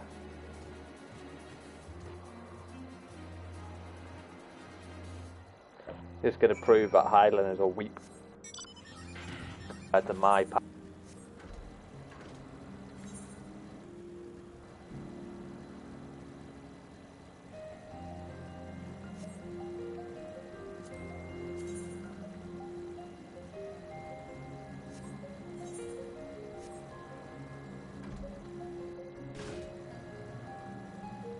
This is going to be fun. Shall we begin? Be warned, I'll not go easy on you. Let's fucking go, mate.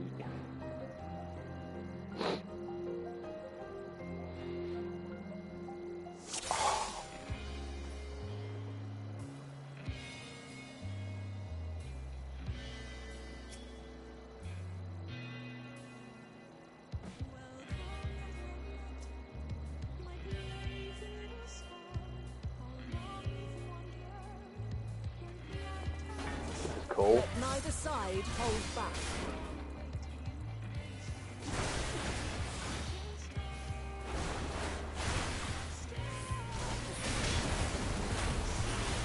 Wow, fudge crackling me. My blade sings!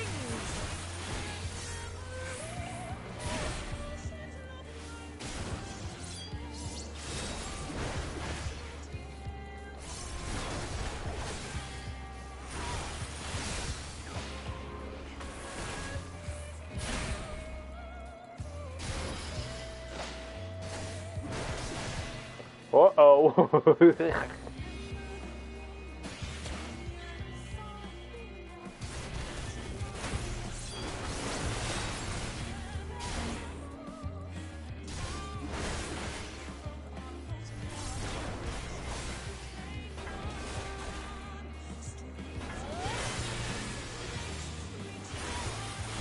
Whoa.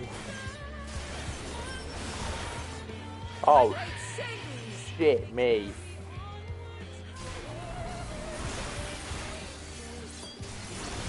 Right, hard.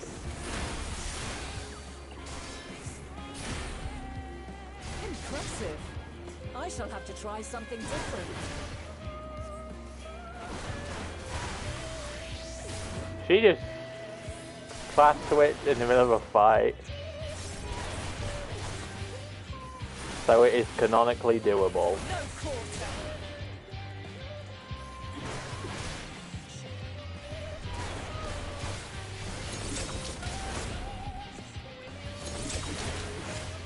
Can we get that ability, please?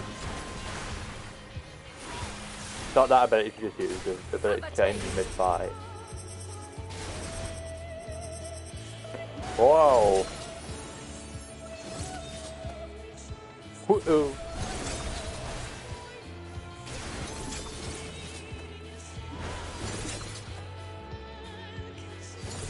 Oh, bit too early there.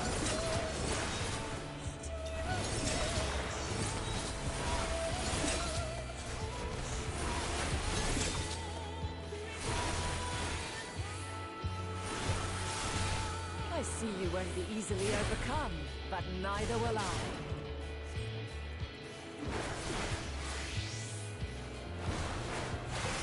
White maid?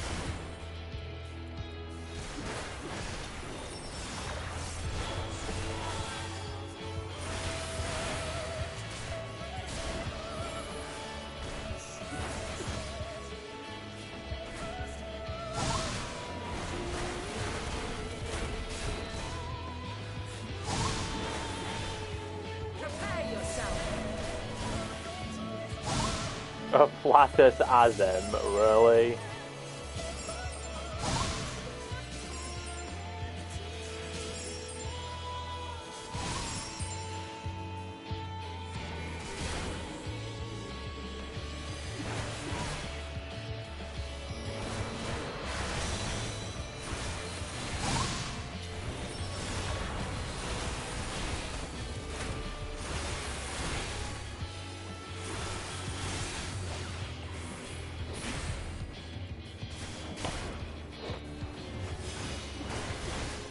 Uh-oh, uh-oh, uh-oh.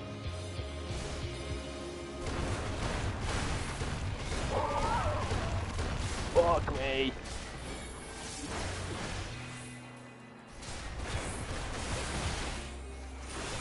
Very well. Let us move to the final trial. Nothing.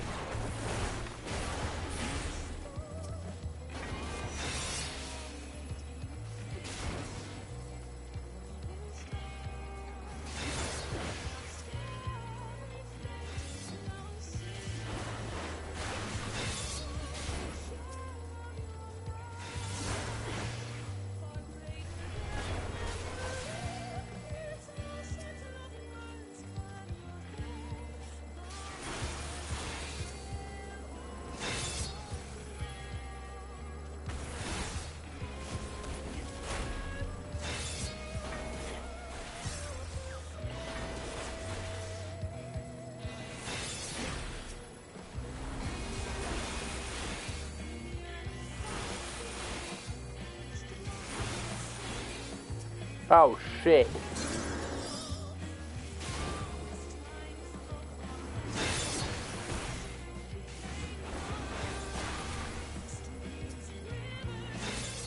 Red ones move faster, got it.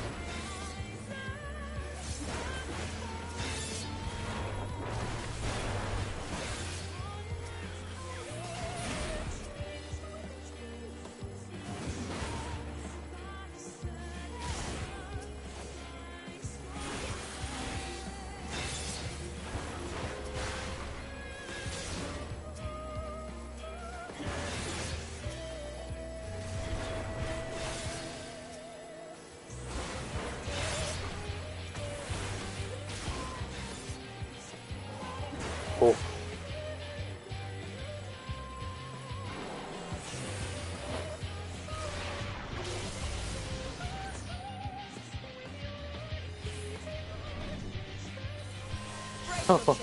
Shed your burdens and show me your strength of will.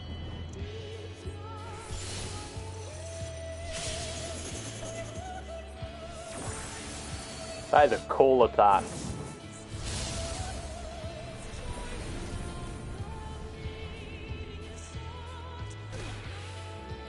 Whoa. You still stand.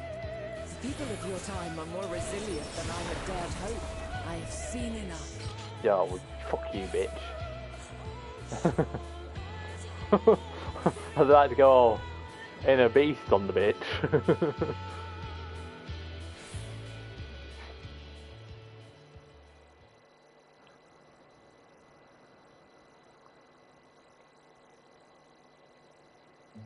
Twas my intent to finish it, but clearly I underestimated you.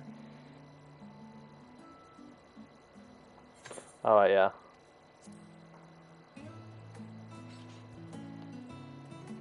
One would think I never learn. I made the same mistake with Azem when we first sparred. Despite being less than half my age, her strength was astounding. As is yours. 'Tis plain you have weathered considerable hardship.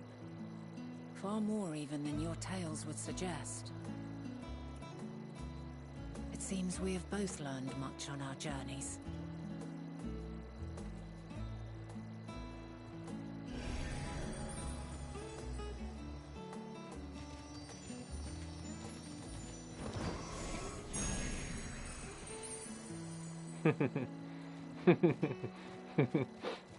Cute.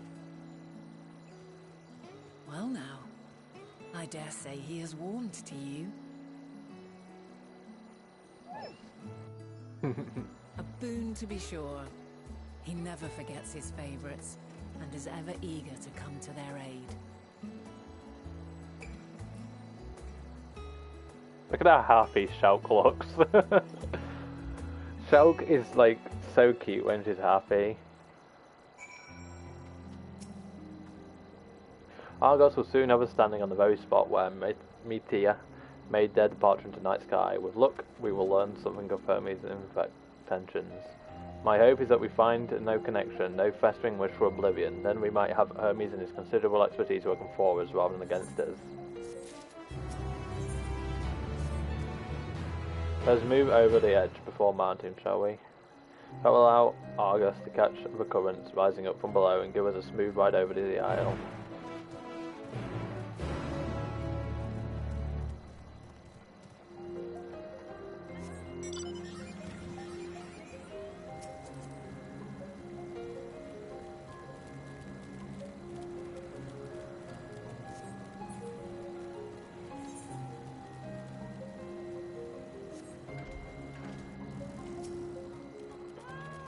Osmond is back with his muzzle.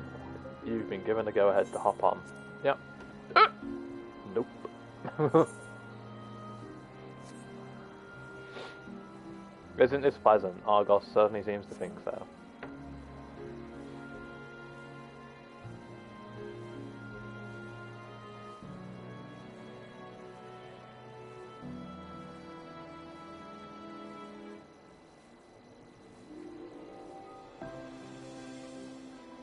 Now, what was the name of that tree?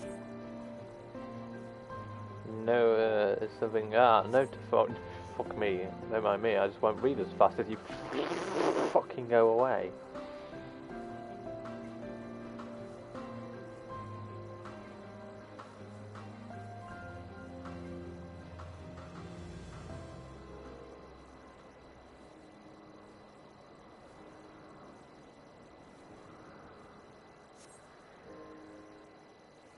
I'm not going to read them from now on because I cannot read them in time if I'm verbally reading them. So I'm just going to like read them, but like not verbally is what I mean.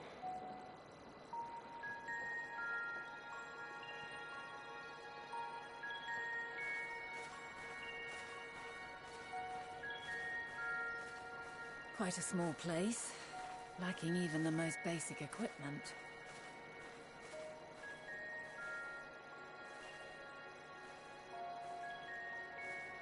The present may yield no clues, but we may yet try perusing the past. Have you done this before? Fuck me.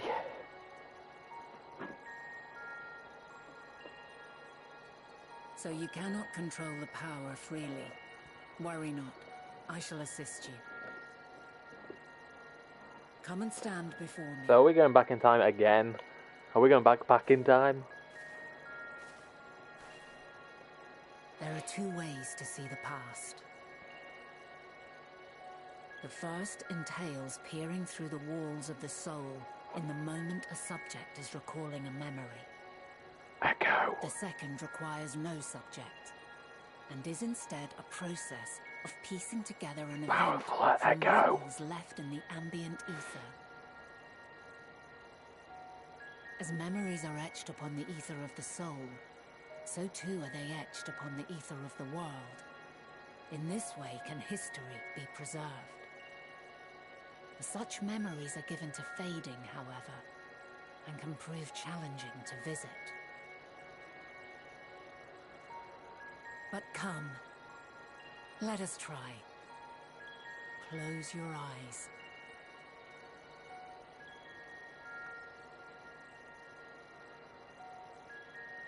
So are we just going to have more powerful echo now from this point onwards? Because it's going to make us even more broken.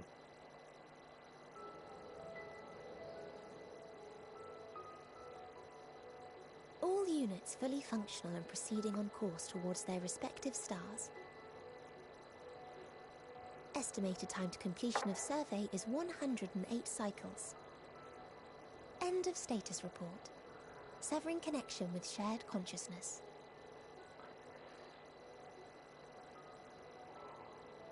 Did you hear that, Hermes? All is well.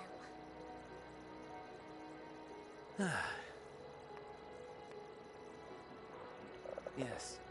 Good tidings at long last. Every step of the way, I've been reminded how little we understand creation. How the universe defies imagination.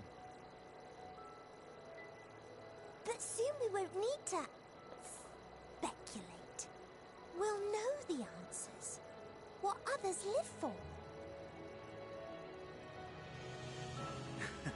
Indeed. And we'll owe it all to you and your sisters. I wonder what answers we will get. I'm assuming not good ones, and then you go Whatever wacky doodle. intelligent beings that exist out there are bound to be vastly different from us. Diverse in form and culture. Possessed of unique ways of thinking. Their conception of life and its purpose will be no exception. Completely and utterly unlike ours. Utterly unlike... how? I have no idea. Yet whatever answers we receive, I will not dismiss them out of hand. No, I will think earnestly on them all. And I will share them with our people, that together we may contemplate our own existence. Perhaps then our star will become a better place. Not only for man, but for all life.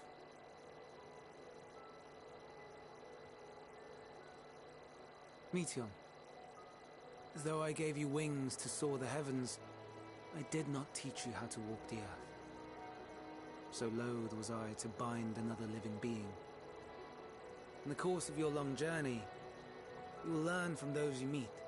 Learn to walk and run and so much more. And when you return, older and wiser, we will have a celebration to mark your homecoming and coming of age both. Will there be apples covered in syrup? And how are you supposed to eat them? Rather than food, perhaps...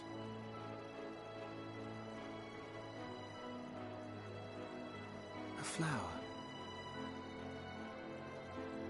Yes. Upon your return, I will gift you a beautiful flower.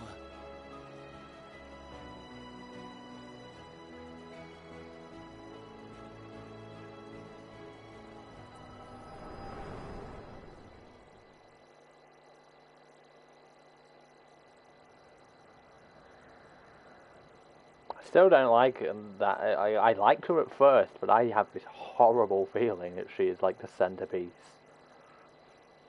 So, what is your opinion?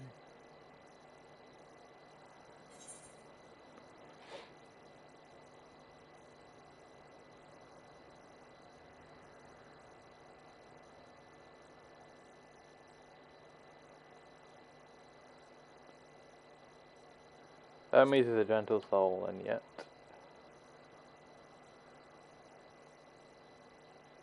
I understand. He is a gentle soul, and well-intentioned. Yet it does not take ill intent to beget ill. We must consider the possibility that something may have gone awry. Perhaps it was oversight, or simply an accident. I'm going full ham on this theory. I'm just going to be so pissed if I'm wrong. In light of this, I propose that we reveal your tale to Hermes himself. If he does not wish for the final days, as we believe, he may well join us in pursuing a solution.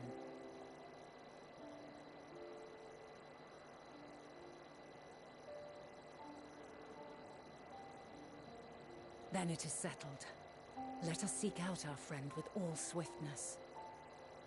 'Twould not do to let such a pure soul be blackened by tragedy.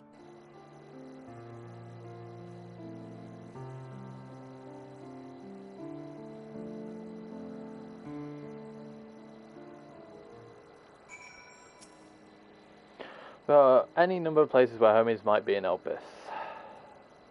but we could do worse than to look into Catis Herboria, the largest facility. It stands on the Ephilostochus Boreas, Northern Isle. I wonder shop for an institution which claims to studiously research every species destined for release into the world.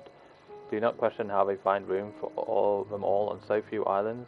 Answer lies room itself. I touched upon the practice before, back at the archives, where a vast area is stitched together out of multiple conceptual spaces.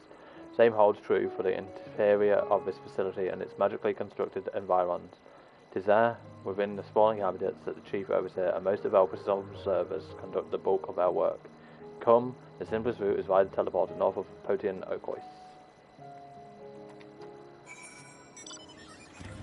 Oh, look, side quest first. The perks of being a lost flower.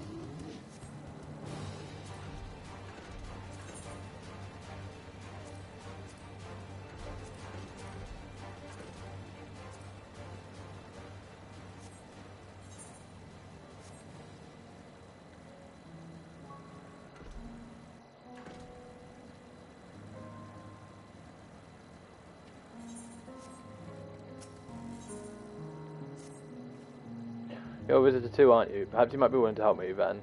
Did you happen to see a blue-haired woman in the area? She wouldn't have been wearing a mask. I see. She and I are students of Academia Nida, and we had intended to spend our downtime visiting Elpis together.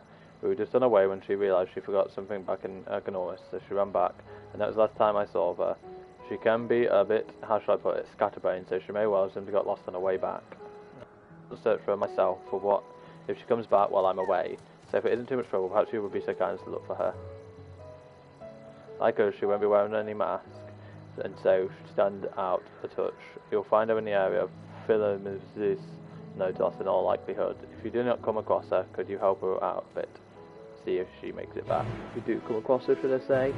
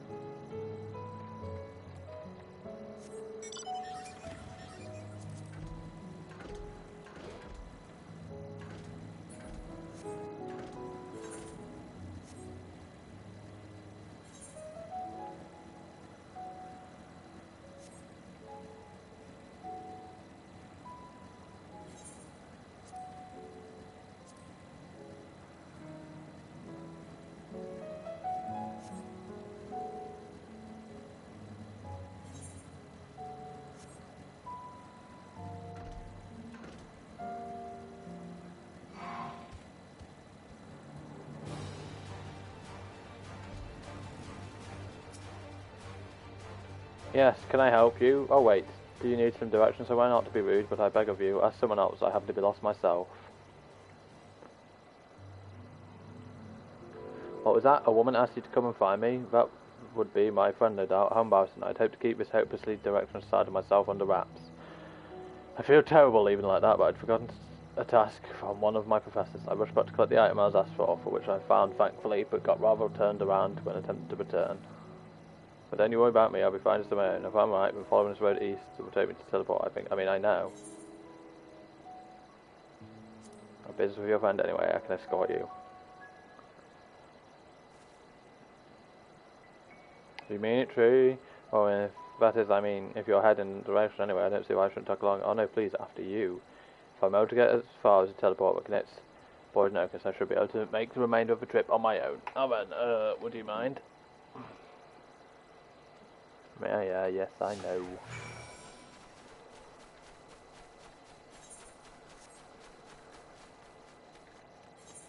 Still regret that I don't have a thingy to do that.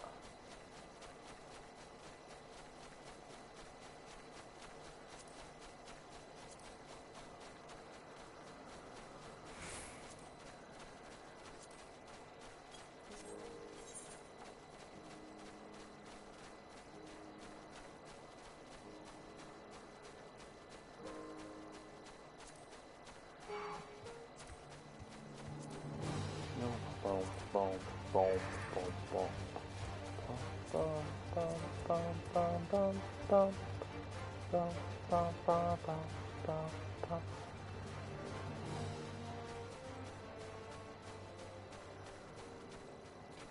Victor Whistle.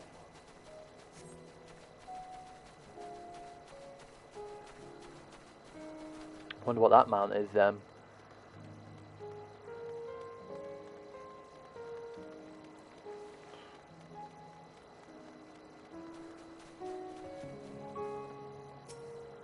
What a relief it is to see a familiar sight. I should be alright without you now. After all, it's just a straight shot from here to Poison No Quest. Goodness, if all I'm going to get from my friend, I've kept her waiting for far too long. Well, I really should hurry. She's owed an explanation, half out of the body. Do come see us though, I would like to thank you properly.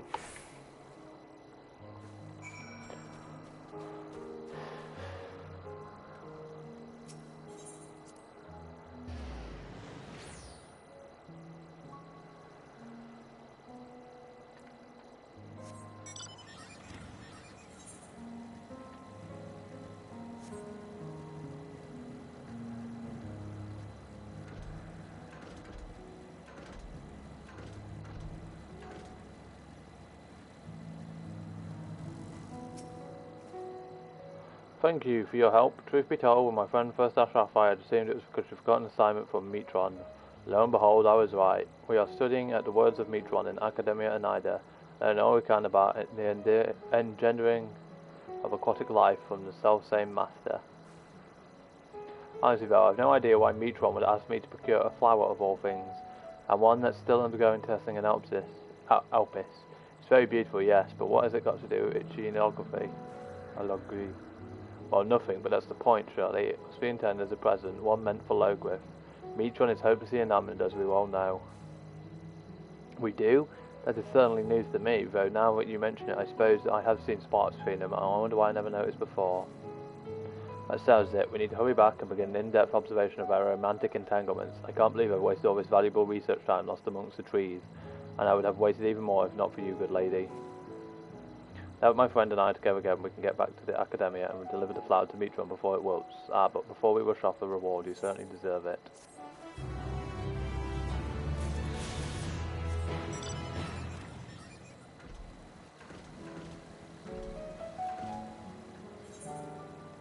This one here.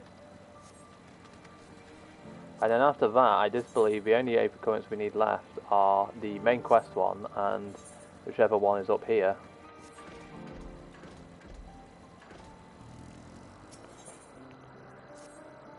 Well, this is a pickle, whatever might Please tell me you're here to deliver a message from Cleon. You are familiar, yes? Azem's familiar. Oh, and I do like the name. Shelk. But if you belong to Azem, then what has become of our visitor from Amrat? He was meant to arrive some time ago. A wildlife subjects are accustomed to the presence of long-term observers, but when someone from outside Elpis comes to visit, the reactions can be somewhat unpredictable and occasionally violent. Would you be so kind as to track down Cleon and see that no harm has befallen him? Visitors don't wear masks, so it should be easy to spot. And if you do happen to find him in the process of being mauled, you have my permission to terminate the offending subject. Safety first.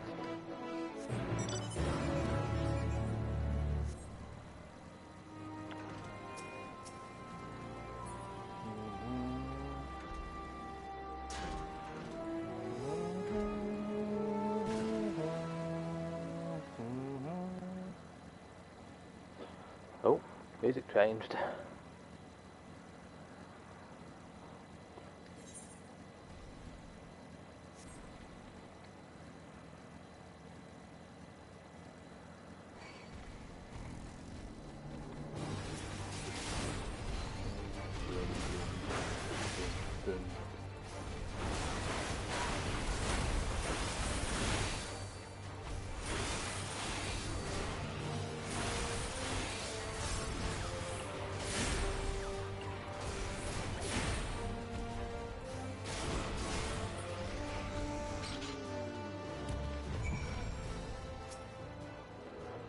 Thank you for taking the initiative. I wasn't sure about the etiquette of destroying a creature under observation. I am Cleon, recently arrived from Amrat. I assume Myra sent you to fetch me.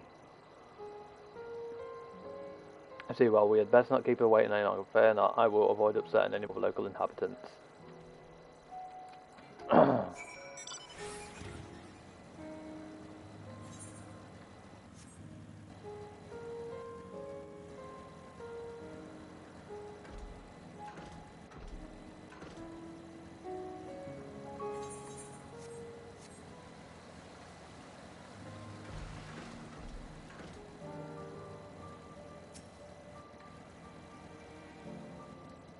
It's a cactuar.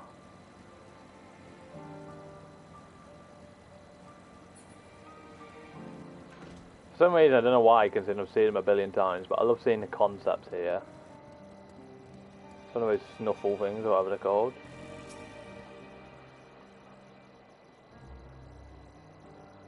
So, thank you for seeing the safety of our guest. Indeed, my hesitancy to act would have ended poorly had your message not been there to shield me. I am certainly glad that she was. Now shall we proceed to the business of the day? I believe you had some concerns regarding your personal creations. Yes, as about it as it is to me, I was worried that the concepts I registered with the Bureau of the Architect may not be fit for release into the wild. Oh, you needn't feel embarrassed. You wouldn't be the first visitor we've had who's expressed difficulty in helping their children leave the nest. We can look in on them right now if you wish. I would like that very much, but I do have one request. When you swooped in to rescue me from that beat, an entity with your strength and instinct could be a perfect candidate for evaluating the work of my mother's creations. I must insist that you join us. Well, First Nation Nation, yes, I quite agree with your assessment. When we all go together, whenever you're ready, Shulk. That'll be another day.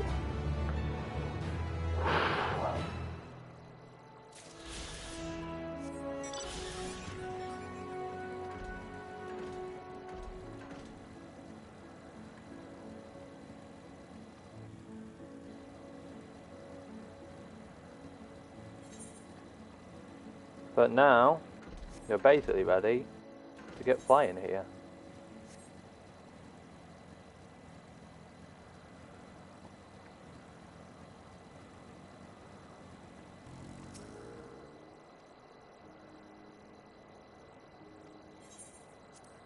I would have read that, but I forgot. I apologise.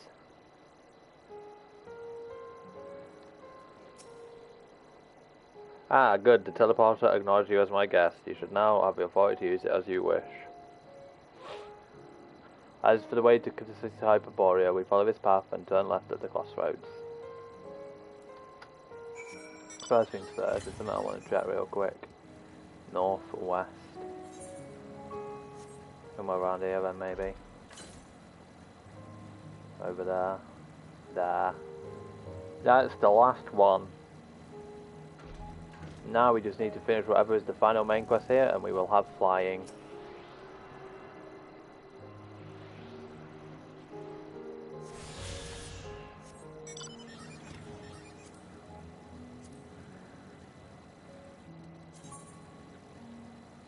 Boop.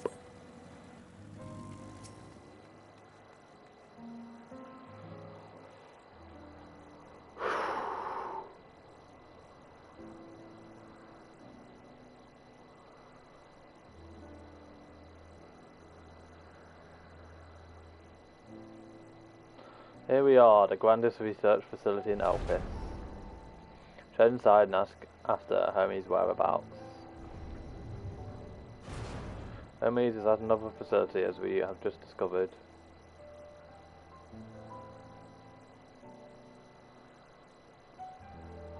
It still looks dumb here. Furthermore, we've confirmed that his studies into dynamics as well as his creation of Meton were entirely private pursuits. No one else we spoke with appeared to possess the chief's depth of knowledge on the subject, and neither did we hear any tales of stolen research. Which means that if Hermes himself harbours no desire to bring down an apocalypse, then he might be recruited to help prevent one. Or so saith the illustrious Emmett Selk.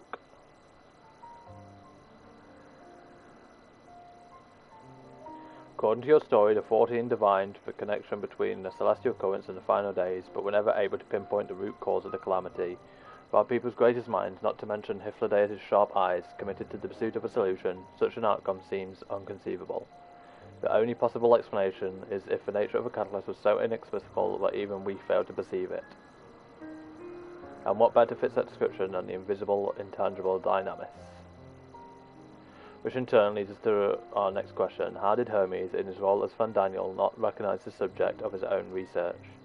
We must assume that he either knew and was unable to help, or that he was otherwise prevented from identifying the cause in the first place. At this juncture, all we can do is speculate. To be clear, the Convocation does not tolerate acts of deception or malice. We are practiced at perceiving truth, and would have known had Fandaniel lied to us. Hermes has no conscious wish for the world to end, of that I am certain. Seems there is more to the tale after all. We conducted an investigation of our own, you see. Dun, dun, dun, dun, dun, dun,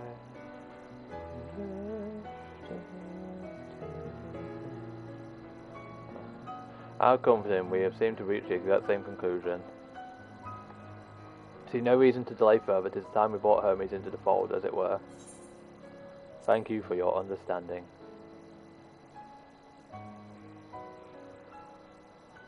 Save your thanks. I did not say I believed your ridiculous story, but as MXL, I have a duty to examine any potential threat to our existence, no matter how ludicrous or personally offensive I may find it.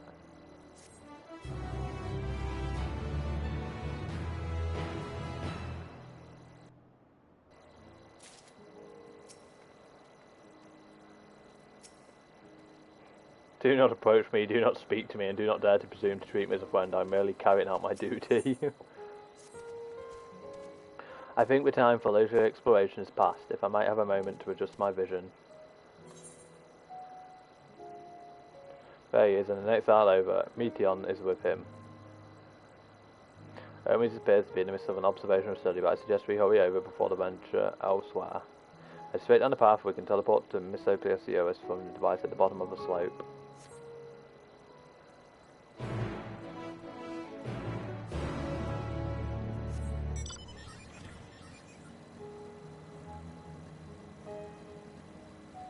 Well, I'll have you when I got my flying.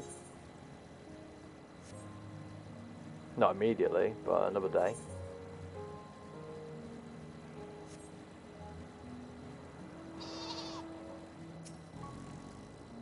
This is supposed to be teleporter to Uranus.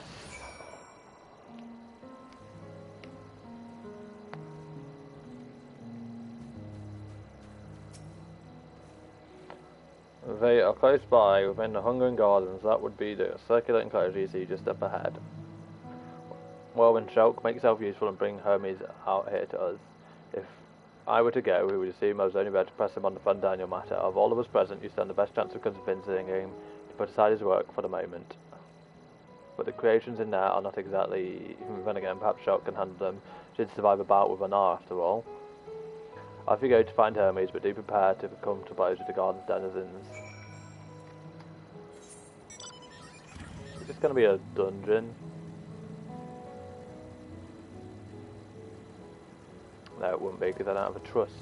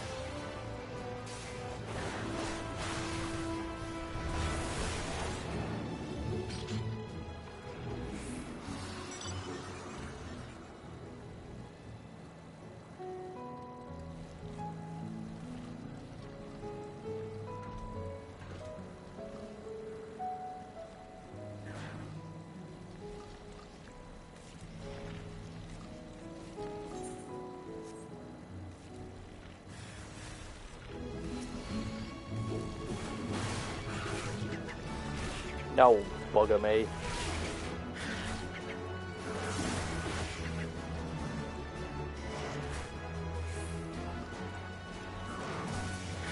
Don't know which one's mine and which one's my enemy, but the person who else was here at this point.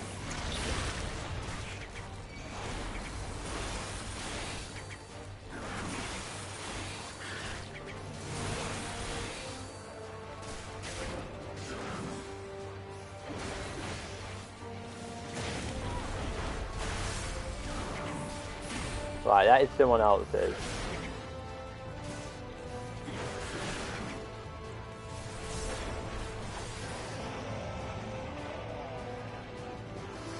And whoever isn't grabbing it is a penis.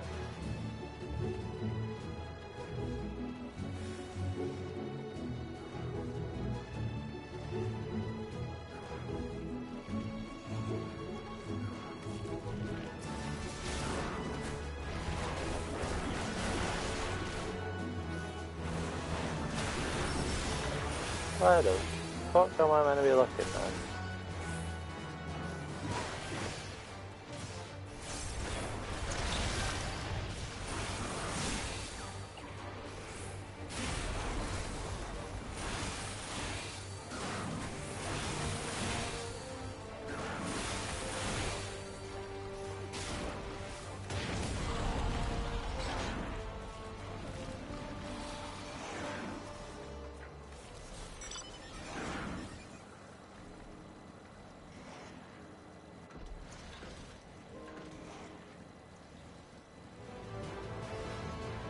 Go away. I'm assuming he just continuously spawns until you find the peanut. There he is.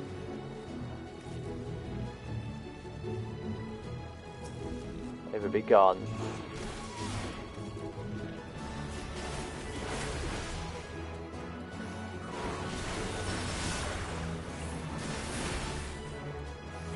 Yeah, smell his breath, bitches.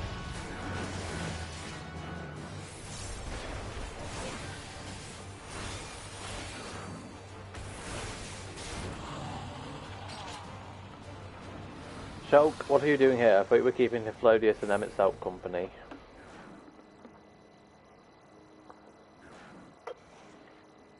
An important matter, unrelated to my decision, and Fandanually say, and yes, I will come as soon as my work here is finished. It will not be long, but I promise, but you should really wait outside the garden with the others. This is no place for idle exploration. Ew, no shit.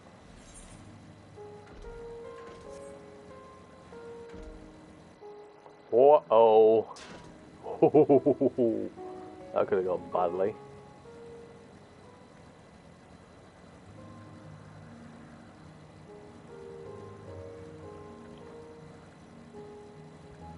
Someone made a big doo-doo mistake. Oh, my legs. My ass, my legs. Be glad when I'm done with what just said my physical body. Spoke with Hermes then, and were briefly entangled with denizens of Hungry Garden as well. I see, or should I say smile. I cannot speak for certain convocation members, but I for one am impressed with your fortitude. Well done indeed. Now that you convinced Hermes to come further, let us pray things will soon take a turn for the better. For as fascinating as it would be to meet the MXL who would recreate Amarot in the depths of the ocean, I think it best for all concerned if such tragic events never came to pass. Be it in our future or your past, assuming yours is not truly written in stone, naive hope, but it is. Hermes said he would not be long, yes, so then we shall wait here until he emerges.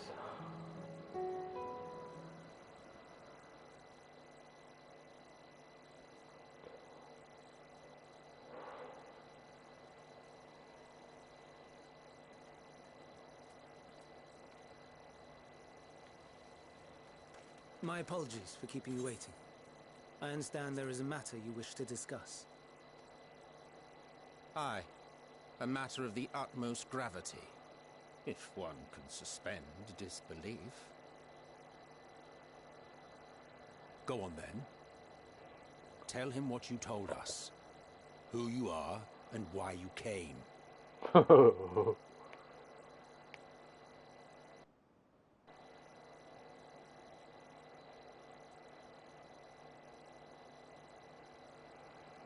final days.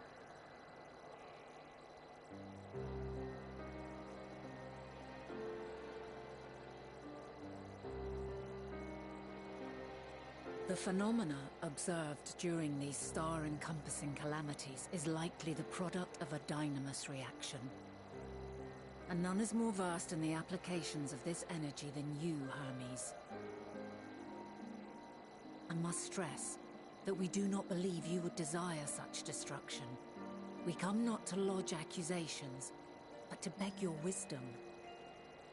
And so, Distressing though the exercise may be, I ask that you share with us your opinion on the matter, on the assumption that our visitor's tale is true. Even you, Vana.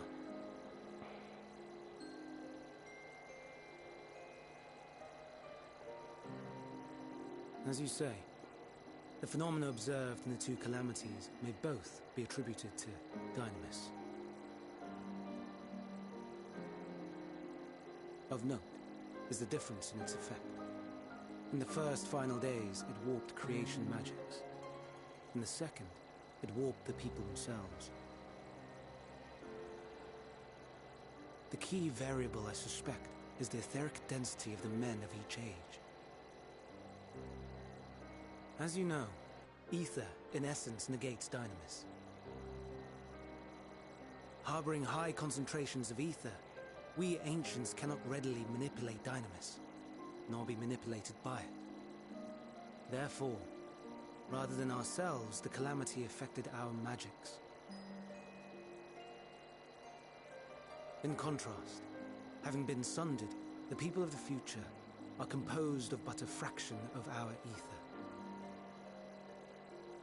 Thus are they susceptible to the influence of Dynamis and its transformative potential. But that would explain only the mechanism, not the cause. Though perhaps...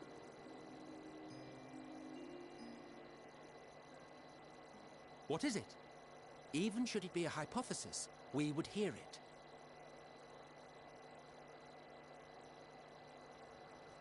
Dynamis is an energy put in motion by feelings. Feelings for which there must first exist a source. A source to which the victims must be attuned. One that harbors the self-same negative emotions. Elsewise it could not be the agent of such extreme change. So it wasn't the stagnation of the celestial currents. Someone, or something, is instigating the star's demise.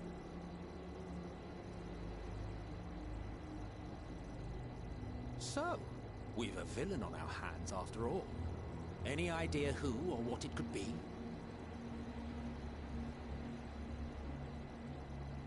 The celestial currents comprise the outermost layer of the star's ether, encasing it like a protective sphere.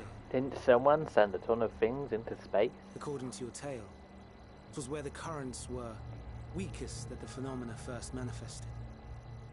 If the inciting factor came from without Aetheris, then its effects would first be seen in those locations.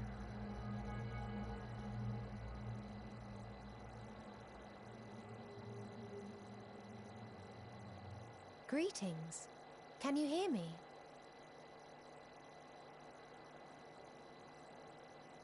Do not be alarmed. I mean you no harm. I wish only to hear your words, share your feelings, know your thoughts. So it's an alien using Meteon. I guess I was half right. Be friends. I'm assuming. Or is it Meteon? Meteon? What is it? Executing scheduled task, suspending individual self and connecting to shared consciousness.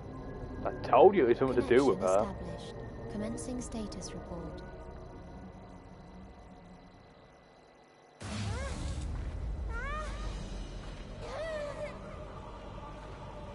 It hurts, it hurts.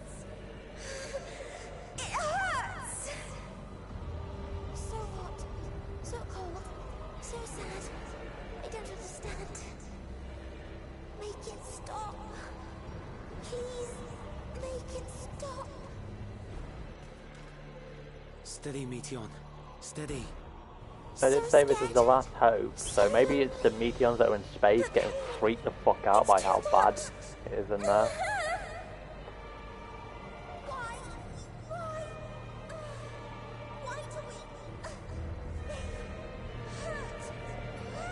Well, that's creepy. This is wrong. All wrong. She's gone? But how? She has altered her etheric density in order to blend in with her surroundings, an ability for avoiding confrontation. Most effective. Frustrating. Hey, BK. I can't see her either. Not even a trace. Stay away. Please. This is wrong.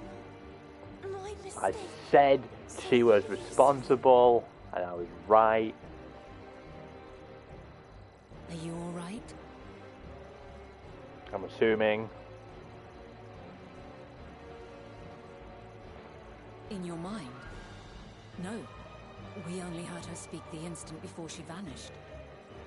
Because your etheric density is higher. When communicating without words, Meteon also employs dynamis. That will explain why you were able to hear her when we could not. Then you are our best chance of finding her. Follow her voice and try to track her down. Hindered though we may be, let us split up and search as well.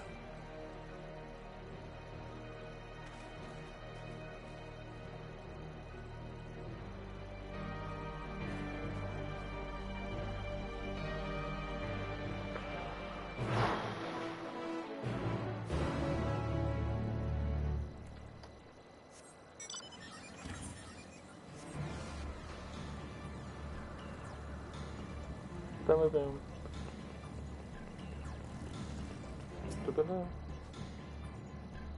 Calm your mind. Sims is questing for any hint of Meteon's presence.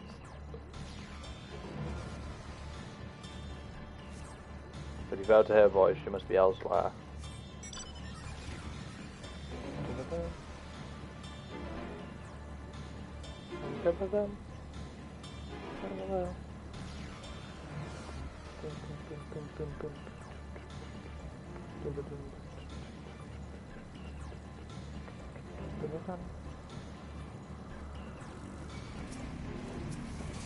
Excuse me, sir. I am in the middle of a quest.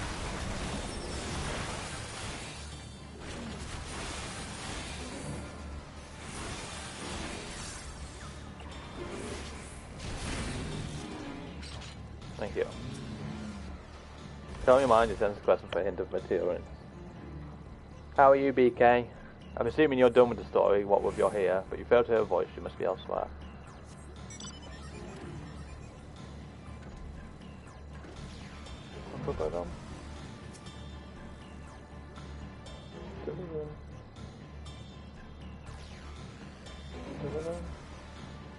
Seeps into my mind are voices reporting. No, Hermes mustn't hear them.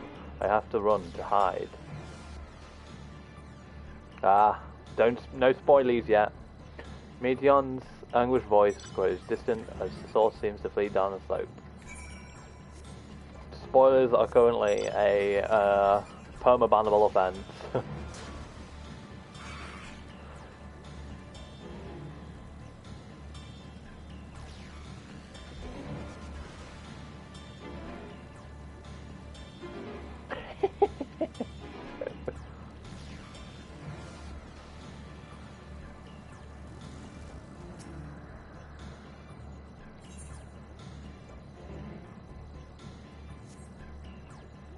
He's trying to catch even the faintest whisper, but to hear Matron's voice, she must be elsewhere.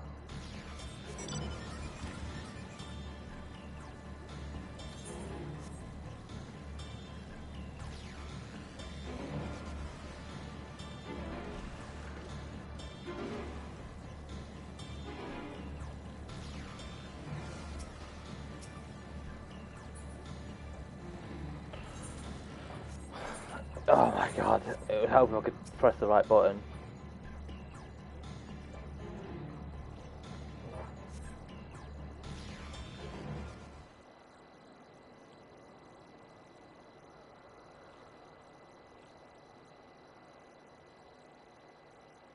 Greetings and salutations.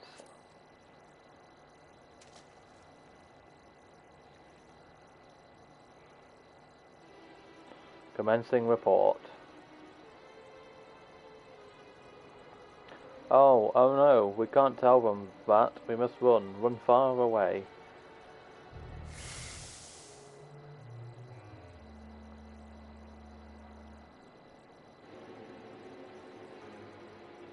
Please don't follow me. Meteor's language voice phases you here, climbing up to the top of the ridge.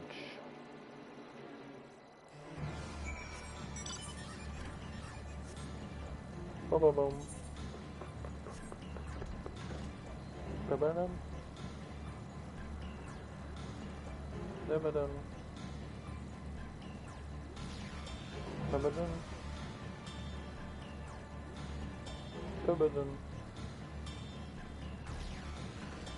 Ba-ba-dum. Ba-ba-dum.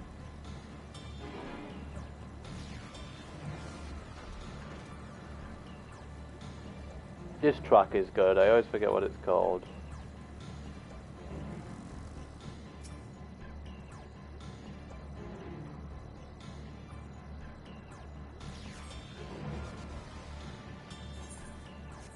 God damn it. Keep casting my orchestrion roll button instead of what is my mount button, which is Control Shift O.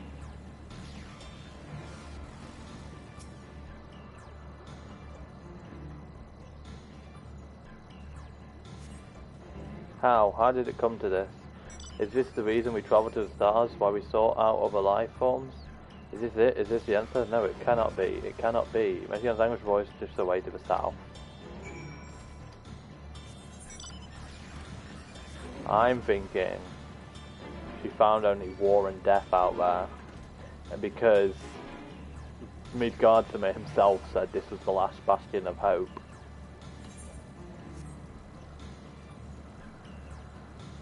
And then that's going to drive her fucking nuts. And she's going to want to act crazy, crazy.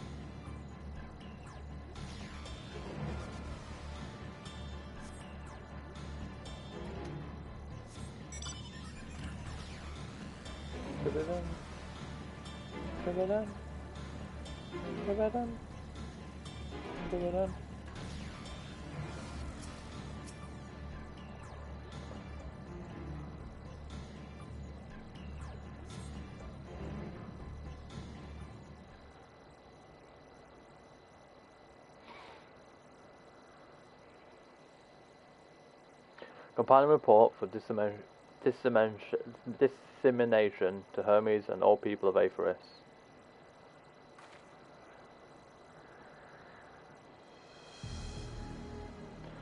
Processing expedition data, preparing profiles in intelligent civilizations, formulating answers to the question, finalizing report. No, Shulk, you mustn't listen.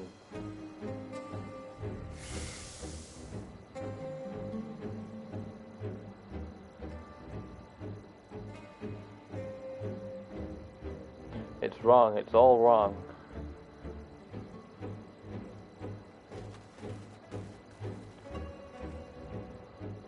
Any sign of Meteon? Ass hurting. Panicked and confused, which will make it all the more difficult to predict her movements. Hermes, what do you make of this situation? The Meteor are linked to a single mind, a shared consciousness which connects them across any distance. I suspect something has happened which disrupted its usual harmony. How might we access the shared consciousness of theirs? Much as you would approach any sentient being directly. In the Meteor's case, that means speaking to any incarnation with physical reach. So unless we track down the Meteor we just lost, we have no means to communicate with them. No way of knowing what befell our sisters, no way to provide directions or guidance. When we had best set our musings aside and concentrate on how we might find her.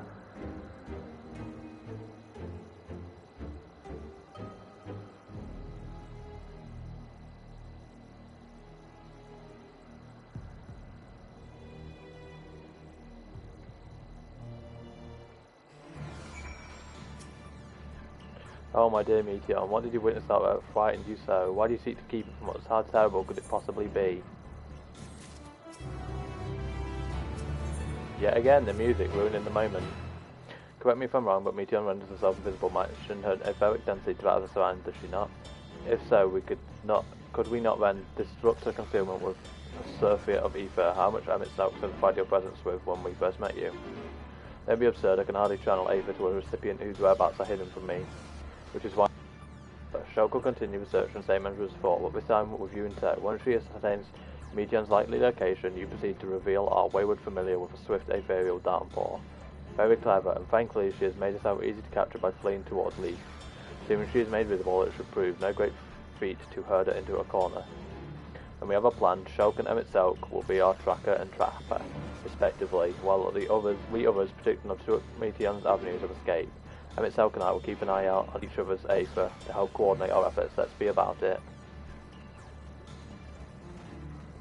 Well, it seems we are partners for the time being. Let us return to whence we last saw Meteon and pick up the trail from there.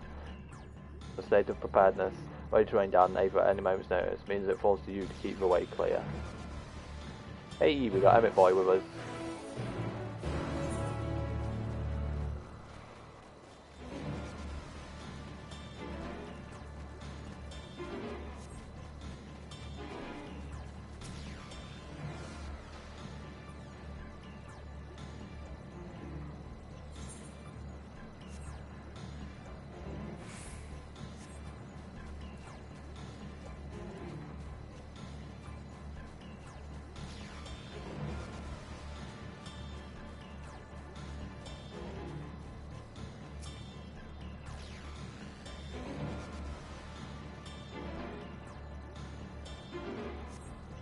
Why can't I fly? Are my functions being restricted? Hide, yes, I'll just have to hide then, where no one can find me.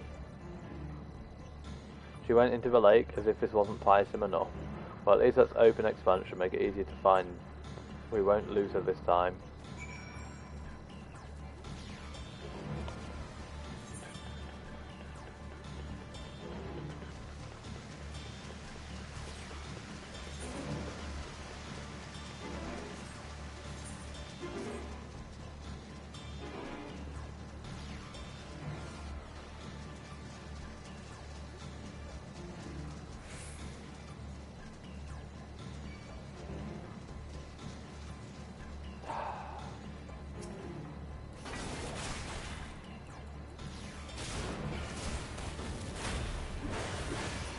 Thank you, Mr. Reaper.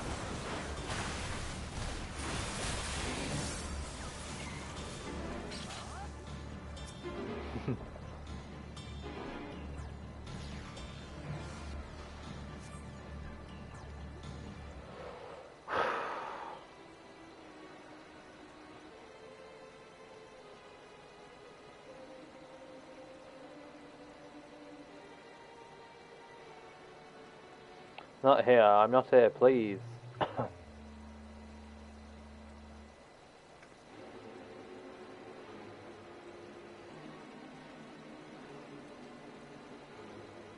Fire that rocket, Steve, very well.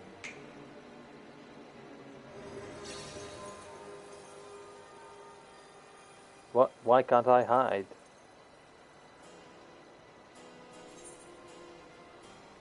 We will hear your report, good or bad.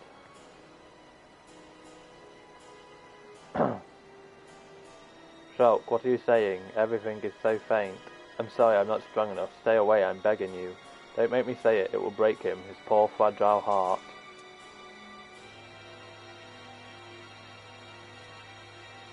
Now we have a chance. Once the others are in position, two of us can herd it into their midst.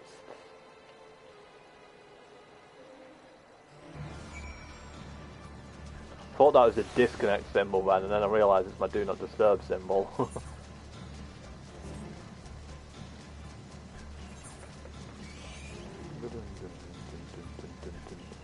I see that teleport there, which means we're going to have to go here before we finish, more than likely.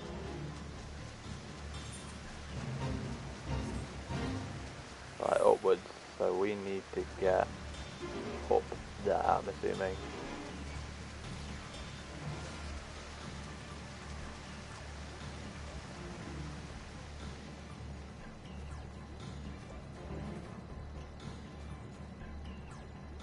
I like that design.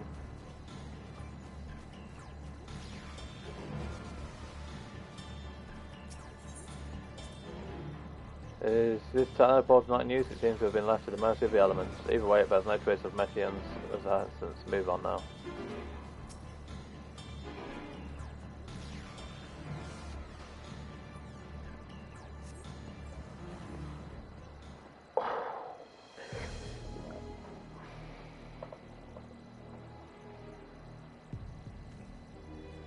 There, I see her.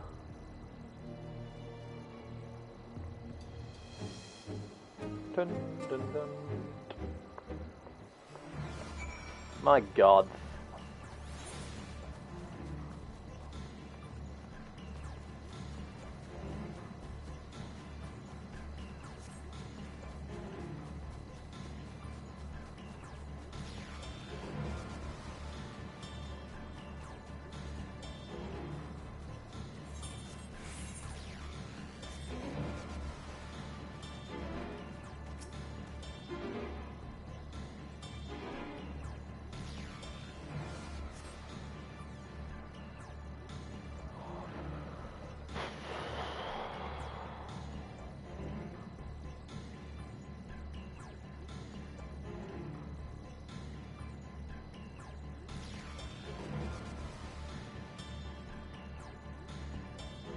Do it, Emmett boy.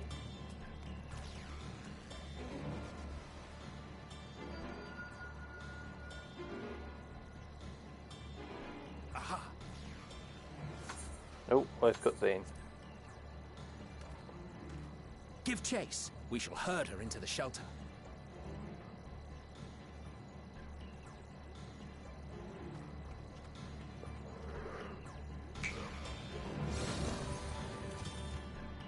I love how Granny is his mount.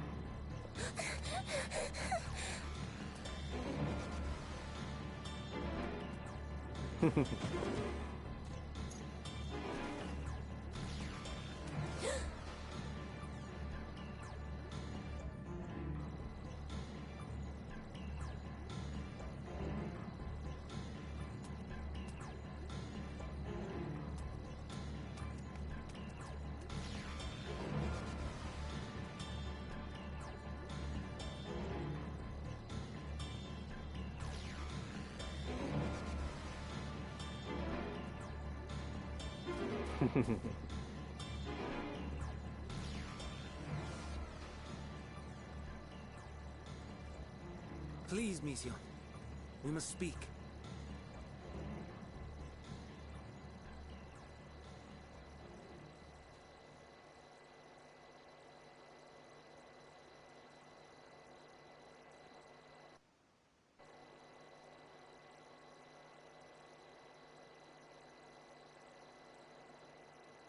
I'm sorry, Hermes. I'm so sorry.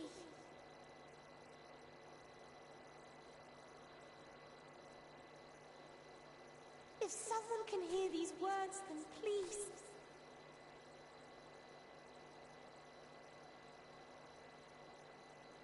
Please protect them. Protect them all.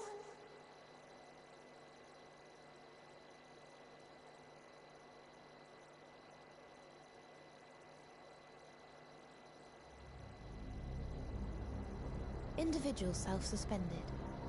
Connection with shared consciousness stable. Our survey is complete.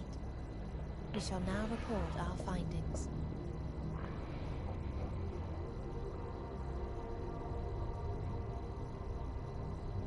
All units safely arrived at their respective destinations. Seeking answers to Hermes' question, we attempted to make contact with the intelligent denizens of each star. Results are as follows, in order of numerical code. Enna. Traces of civilization found. Structures believed to have served as domiciles. No extant life forms detected. Dio. Ruined remnants of buildings scattered across star, surface of which is encased in ice. Presence of life could not be verified. Tria. Evidence of large population centers, akin to cities recovered. No extant life forms found. only their lingering essence. Tessera. Edifices surmised to be abandoned residences found. No extant life forms detected. Deadly plague or extreme environmental degradation likely to have led to mass extinction. They are all dead. Octo. Star found in state of violent conflict. Contact successfully made with inhabitants, but deployment of weapons of mass destruction resulted in total annihilation of local population shortly thereafter. I wonder if that was Dragon Star then. Inea. Star is a barren desert. No identifiable flora found. Bones of living beings resembling men discovered beneath sands, but determination regarding their intelligence inconclusive.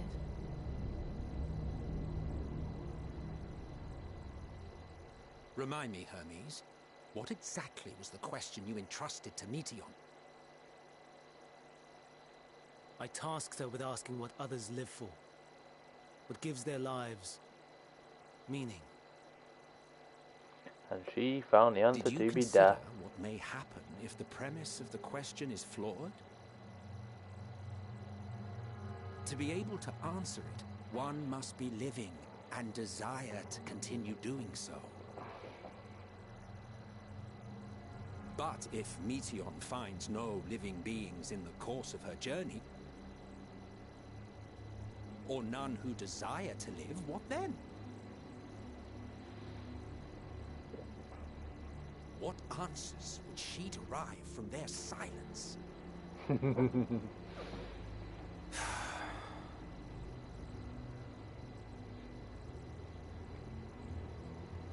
Death awaits you. Meteion, enough. Suspend your mission and return hither at once. Decapente. Local civilization once flourished under auspices of higher power.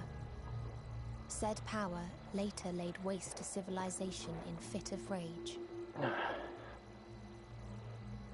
Upon revealing this to me, entity elected to self-terminate in lieu of providing answer to question. No other intelligent life forms found.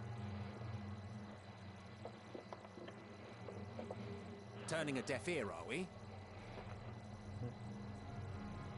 We are taking Meteion back to Amarot. As I understand, we will need her if we are to bring back all of her sisters. Yes.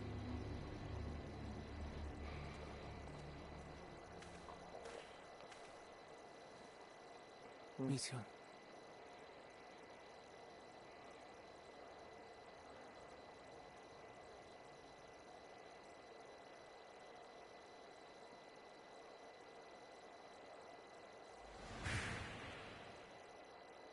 It isn't right, is it?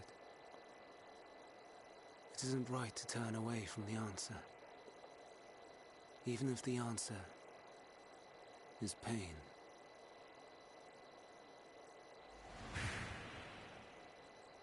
Even if we aberrations must scream ourselves hoarse to be heard.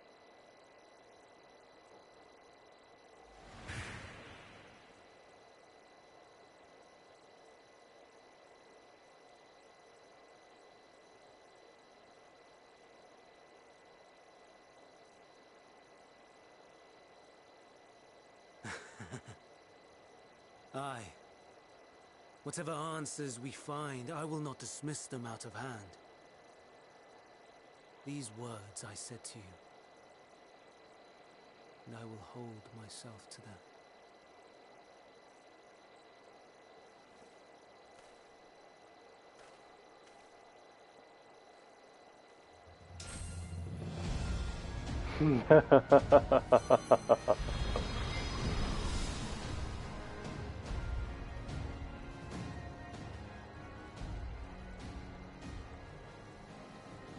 What is the meaning of this?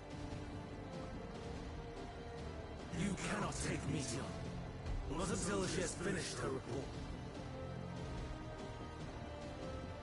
else must wait.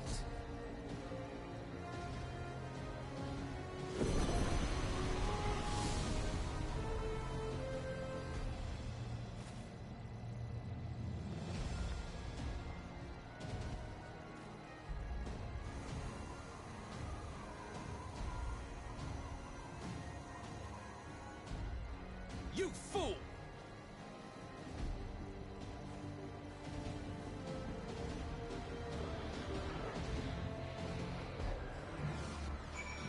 So to appear, Monsieur Hermes has turned on us.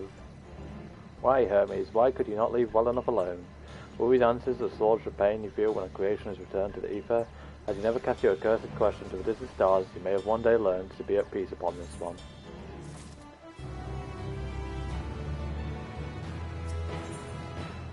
There's my flying. Hermes has headed to Ctitsis.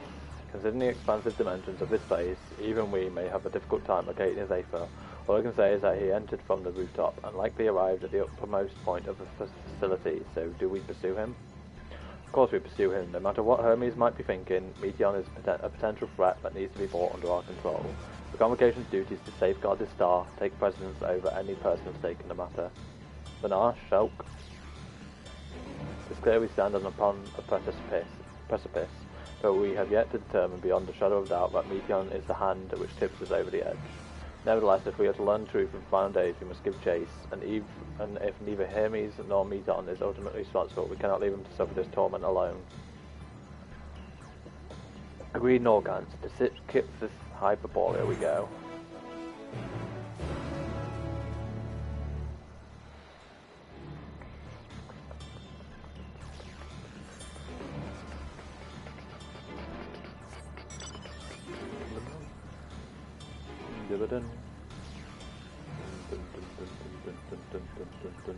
Is this going to be a dungeon? It's got to be a dungeon, right? Is Emmett, if there things that are going to be trust? What's going on?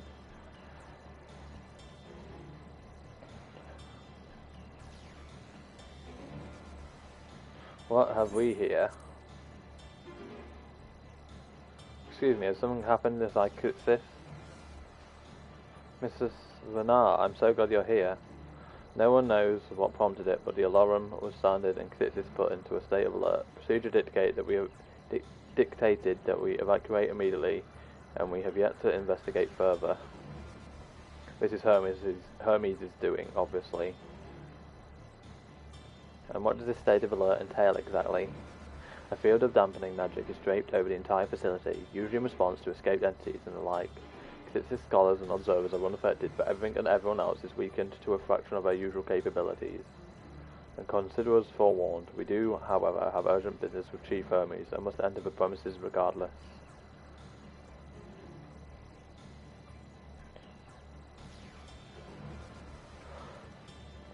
That said, if Hermes is willing to enact such measures, I wonder what other obstacles he has deemed fit to drop in our path. With that enfeebling spell in place, we're not like to be fighting at our best. And I was hardly an effective combatant to begin with. I have little to offer beyond my ethereal vision.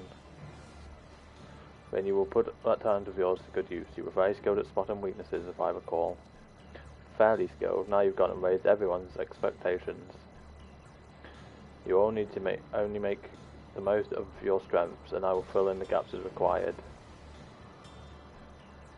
I was once Azam after all. It was my job to rise to the occasion, be that as defender, aggressor, or the healer. I feel better about my lack of prowess already. And you, MSQ, can impress us with your arcane majesty. You will lob potent spells as easy as breathing. You can also challenge that power in a protective manner if you so choose, yes? Well, should the situation call for it. Excellent, that should cover us on all fronts. So these are going to be a trust team. Your tale led us here, Shulk, so it is only right that you lead us now. No matter what lies ahead, we will win through to Hermes and Meteon. And then we'll face the future together. Show me that dungeon, Pop.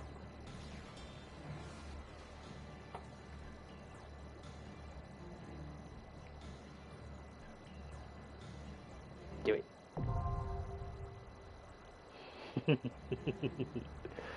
Nice.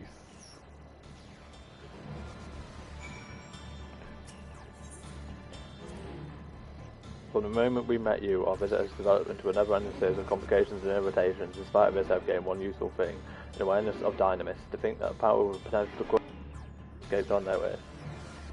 Whether or not I believe your tale, the facts underpinning your narrative will be the source of much debate. So understand that I act not for the sake of you or your fantastical quest. My duty demands that I apprehend Meteon, and if that now means Hermes as well, then so be it.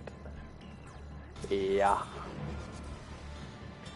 I said that Hermes was likely perched somewhere at the highest point of the facility, but reaching him will be no mean feat. To put simply, Cis Hyperborea contains a multitude of vast spaces linked together at the seams, meaning the interior is far more massive than even this grand structure might otherwise suggest. But even a colossal facility filled top to bottom with savage creations will not stop you, not with Anon M itself at your side, and I'll be there too, of course, cheering you on. Bleak as the contents of Meteon's reports might be, many could hear it and remain content with their lives. But not Hermes. For him, the veneer of perfection has long been cracked, and it was to the distant heavens he looked for the means to repair it. And to his anguish after a fashion, my aim refusal to return is in opposition to the world's established order. Yet for me, the imperfections only enhance the fragile beauty of our star. I will fight to see it delivered from destruction, warts and all.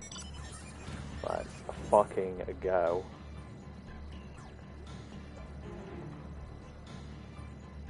I love how... Let's get this over with. Come, let us be off. Can I not make... Ah, I see now. Come, let us get this over with. Let's get this over with. So fucking typical, I admit. This is gonna be cool.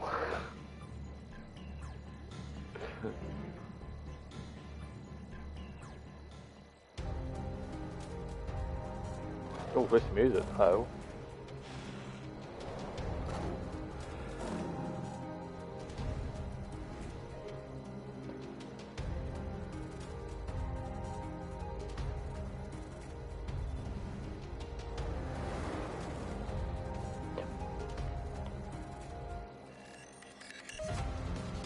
I like that sound.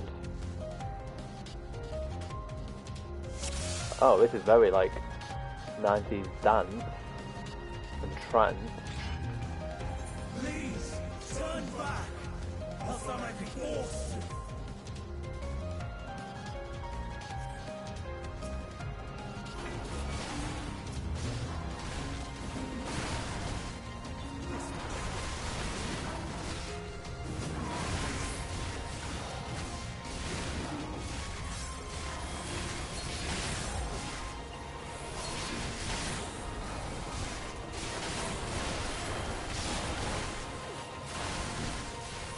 What I'm thinking I might do after this...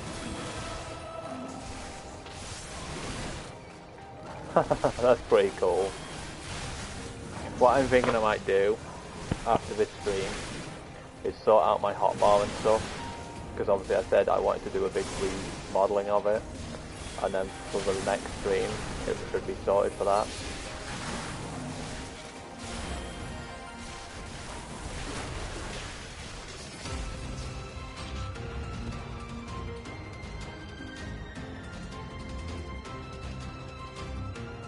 That is a fucking cool view.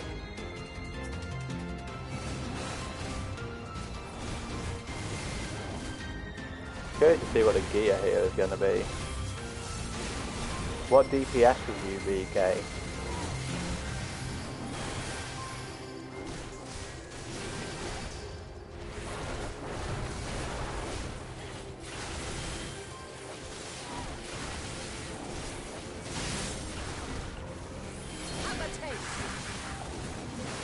Ah.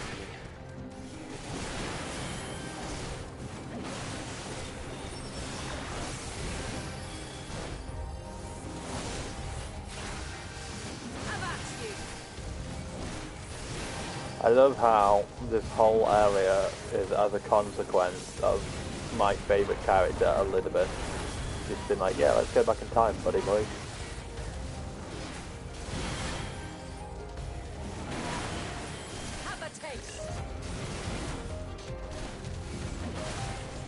just noticed we have stone skin. Vanano's stone skin. Can't be a lot of insulting for the white mages.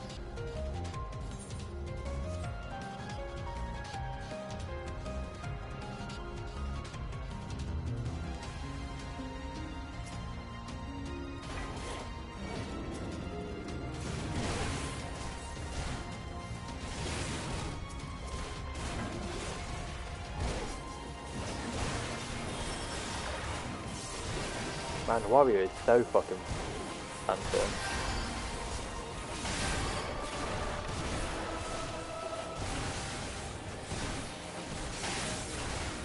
Everyone who has spears, that like this class is gonna get butchered.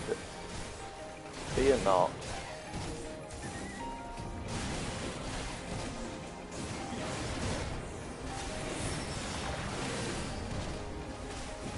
Bloodwetting is such a fucking good ability.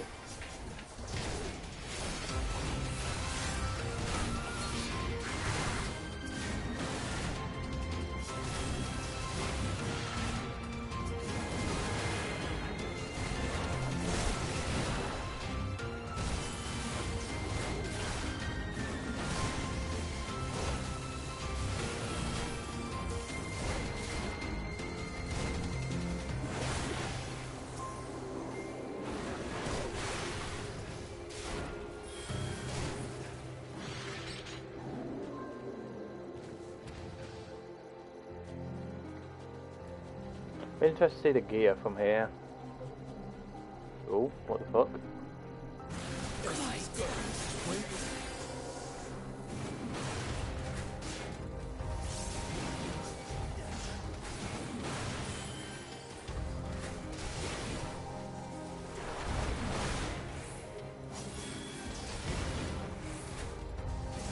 Have a taste. I see you.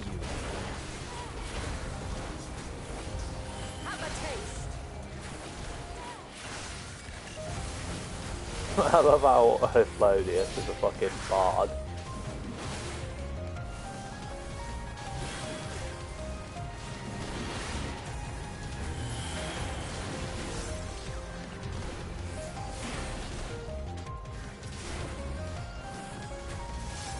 I see you. Be gone.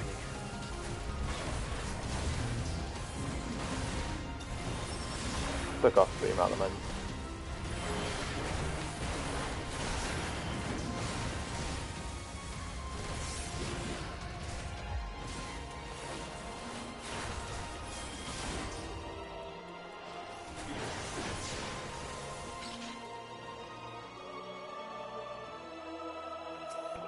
Well, this is a cool concept. Oh, that music. Still so good.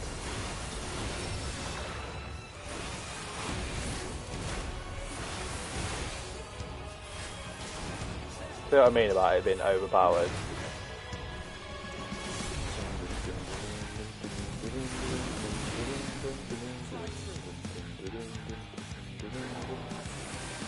Is it trying to hide from us?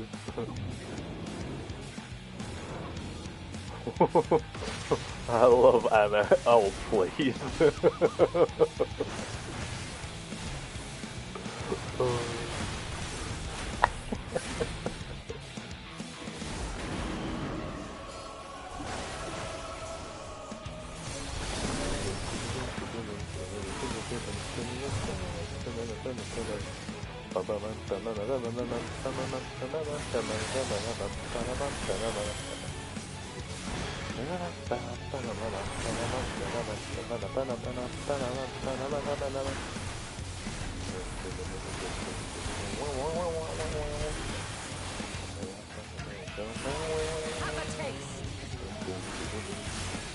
What are you thinking to the music with expansion,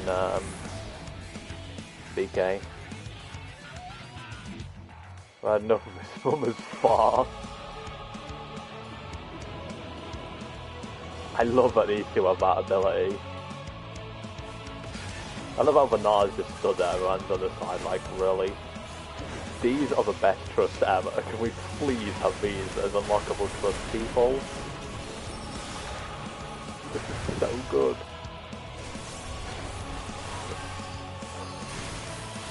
I'm so happy with how this has turned out.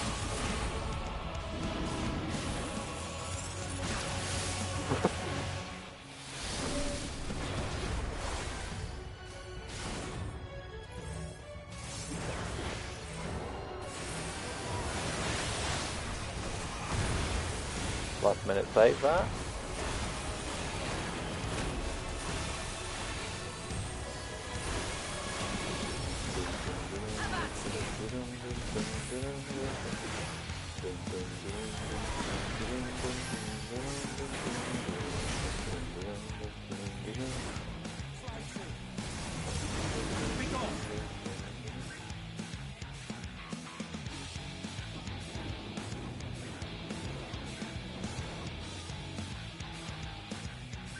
No, it's just done with it, lot.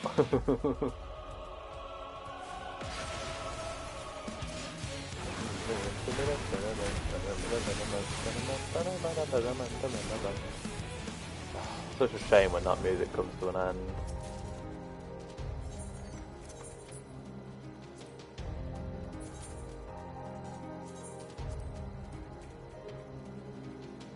I think I know what set it is now.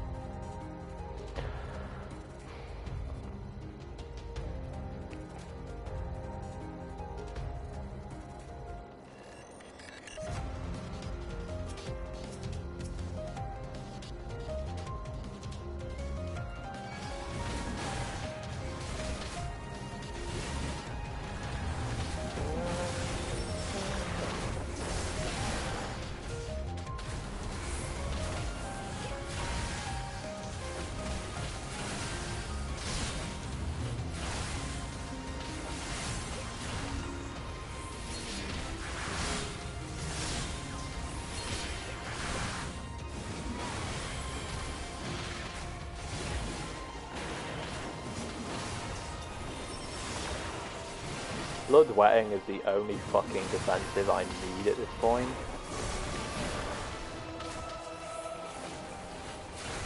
That's my cooldown though. Oof.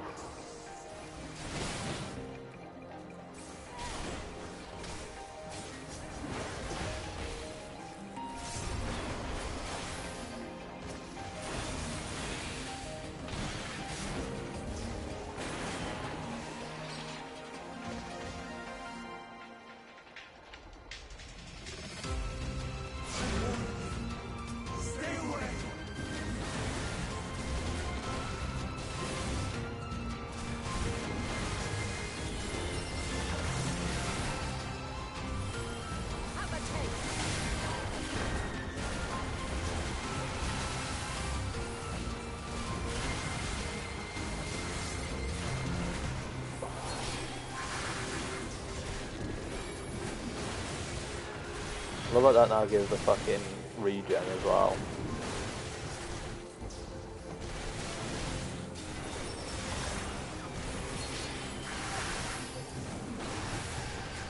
I'm not entirely useless.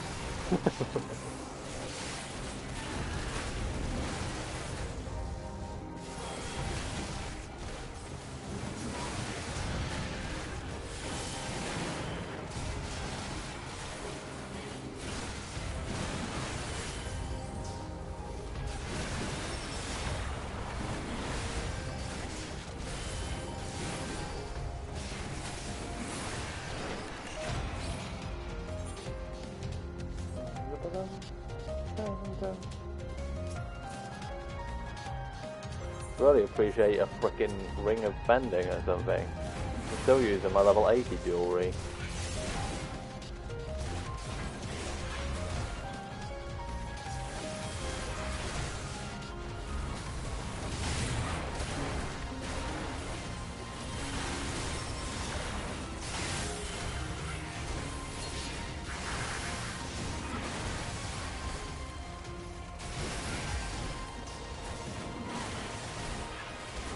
Didn't mean to use home gun, I can tell you that for sure.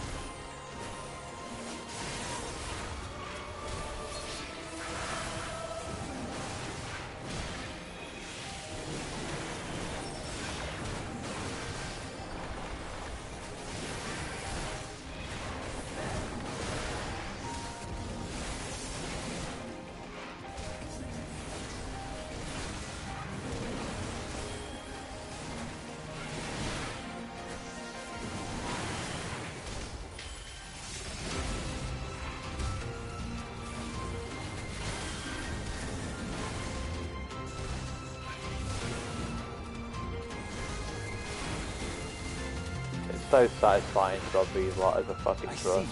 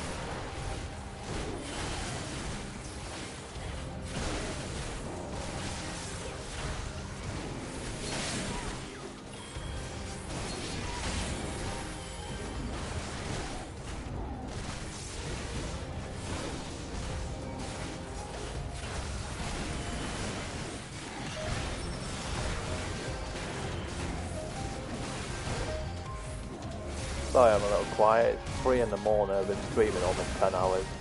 I'm just kind of trying to concentrate and enjoy.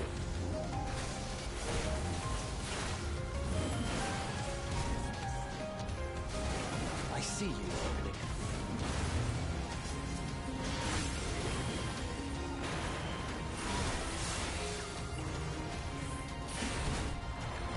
Yeah.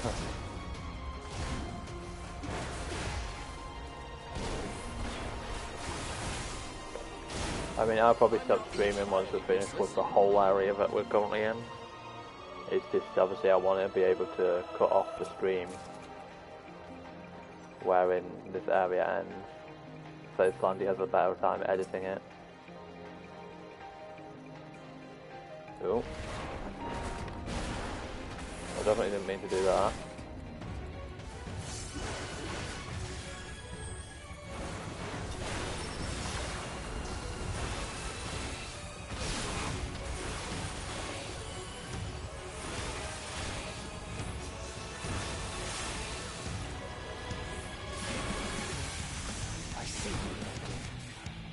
Although I won't be going immediately to bed after this, I'll be able to sorting out my action bars like I said I intended to. I'm not entirely useless.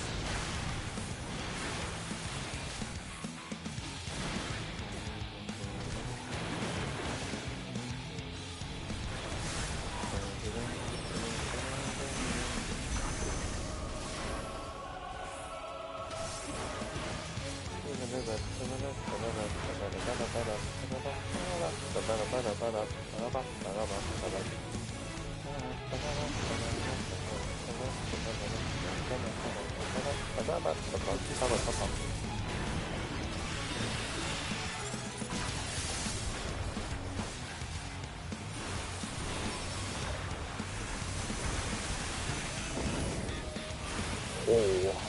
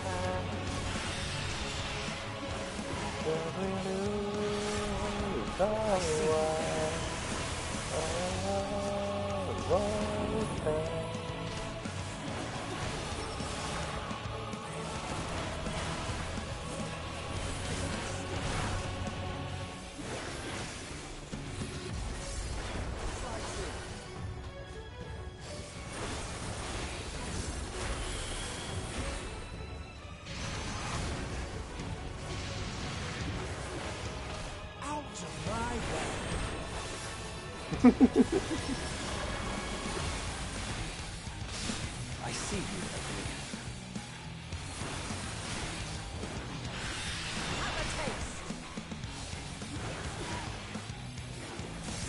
Out of my way.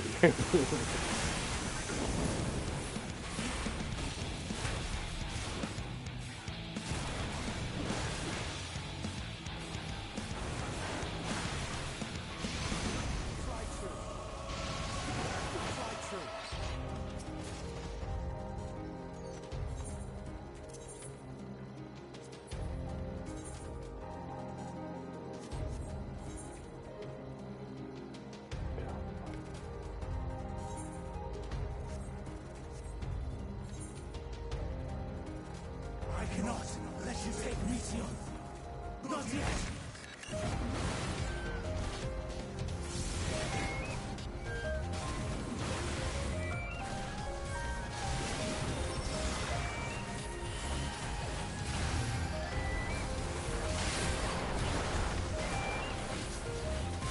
Have a taste.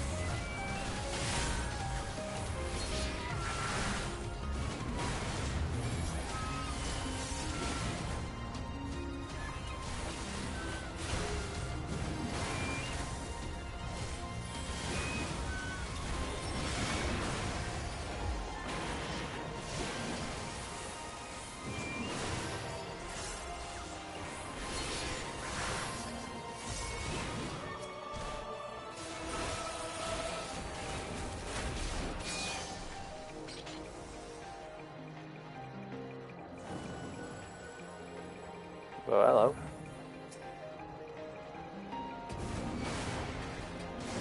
I like how his end bit is like mainly flying creatures, given that we know that Hermes is obsessed with the flying concept. It's a nice touch.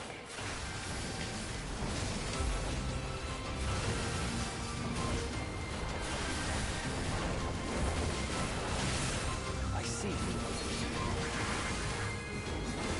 Opening.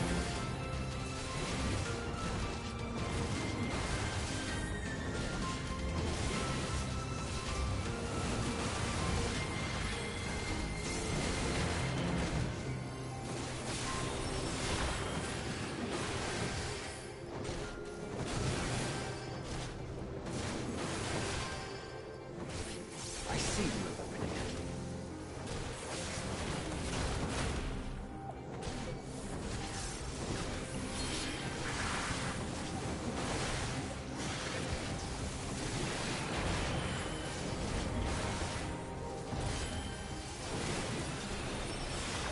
Have at you.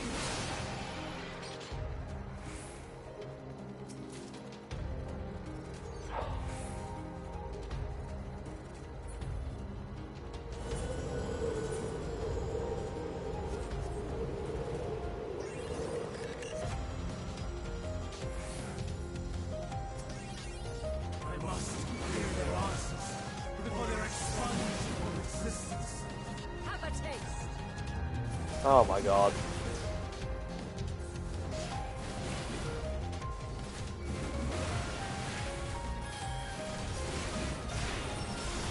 This goes out, baby.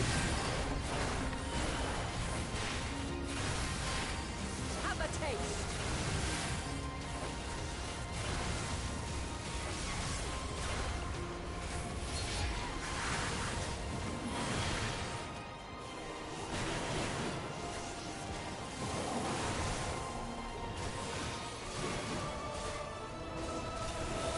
Have a taste.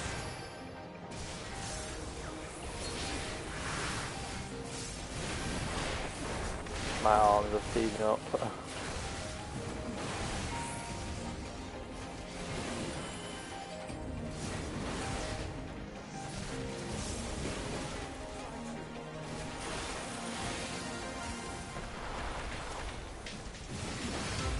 Hey, look at Yols. Oh, fuck me, my shot, my...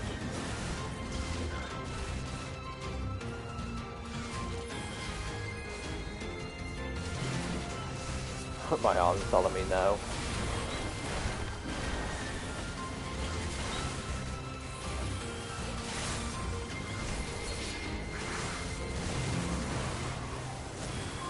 Out of my way.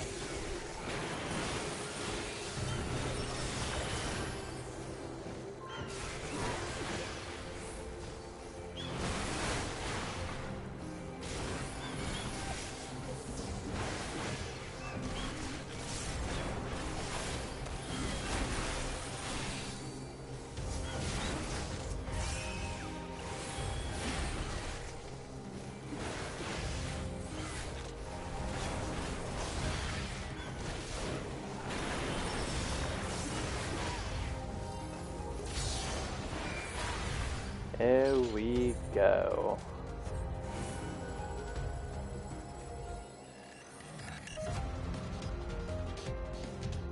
Are we above a planet, or is this like a make-believe place? I'm lost at this point.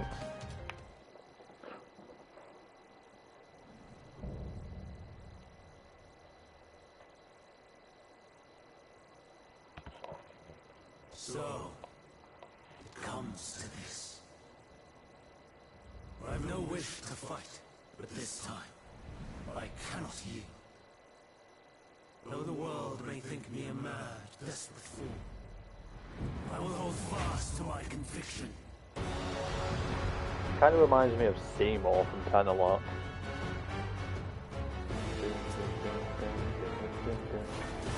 I will have the time and tranquility I require. Dust and gale, gather to me!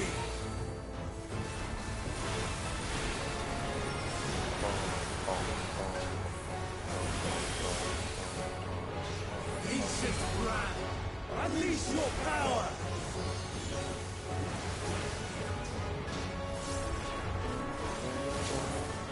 Oh. Tossing winds, here's my foe!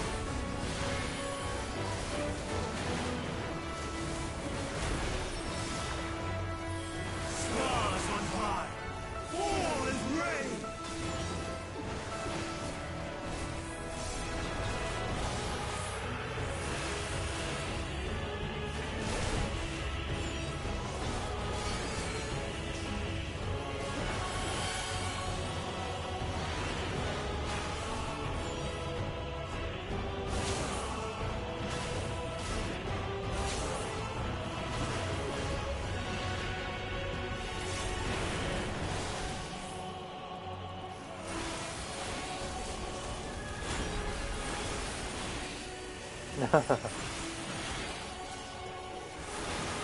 I mean, it really makes you, I mean, not so much you, because I'm assuming you've already done it, but it really makes you wonder what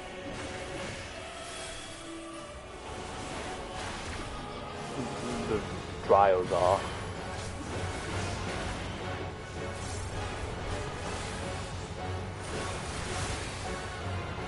And also, you got to remember that Emmy is least powerful than Hermes is. Streams of ether! I see you. Surge is one!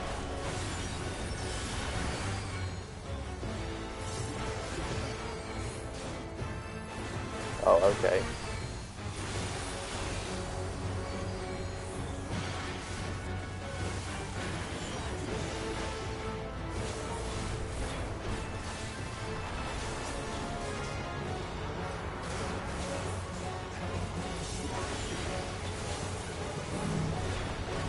I see you.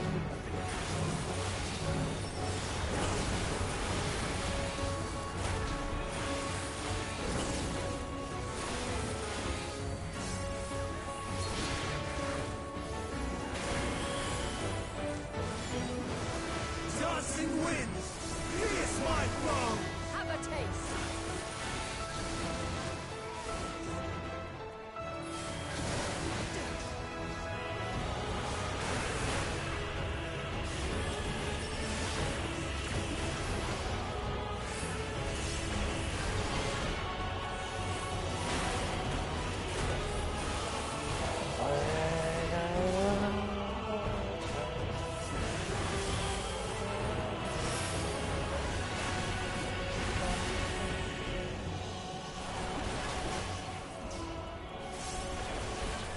Stars on high, all is rain!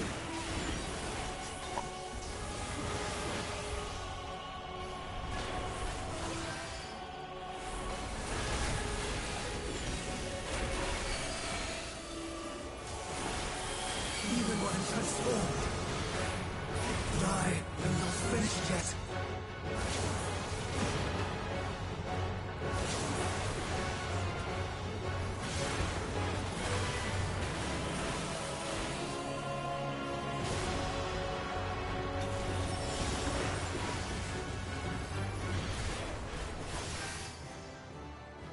And they'll level up as well. Nice. No! My power!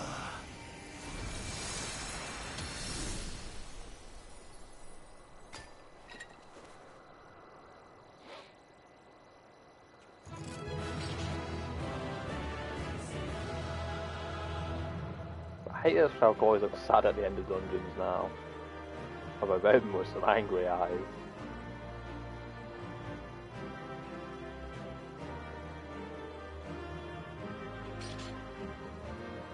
Oh, an extra level of onslaught.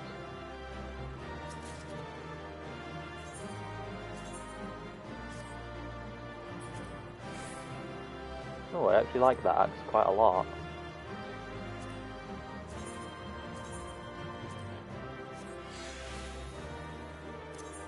First thing first, I also want to check. Ah! Not what I was expecting, but not unapproved. Cutscene time. And I'm opposing important cutscene time.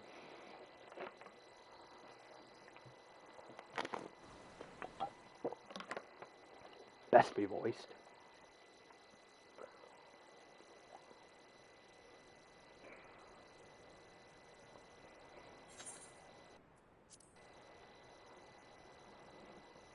It's over, Hermes. In the name of the Convocation, I hereby take Meteion into custody.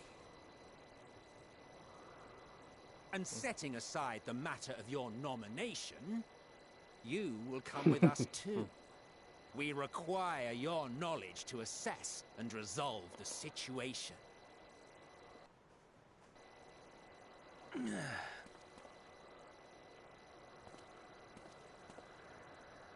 Meteion, I am so sorry, but that I could have listened to your report in full,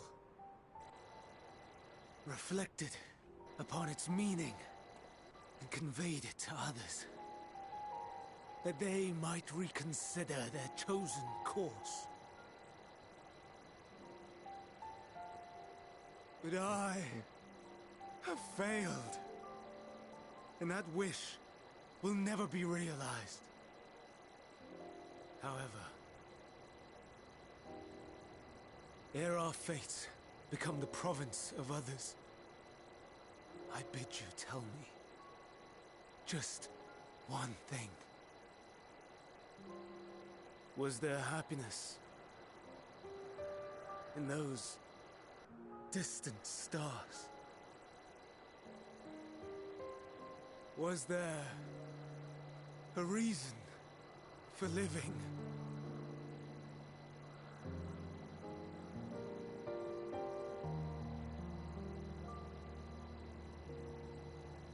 We conducted our search as per your instructions. We scoured historical records, communed with the spirits of the deceased, heard the final testaments of the dying, welcomed their shadowed hearts into our own. One race had striven to create a world bereft of animosity. She was the first terminus. They renounced relationships to avoid interpersonal strife, and in so doing brought about societal collapse.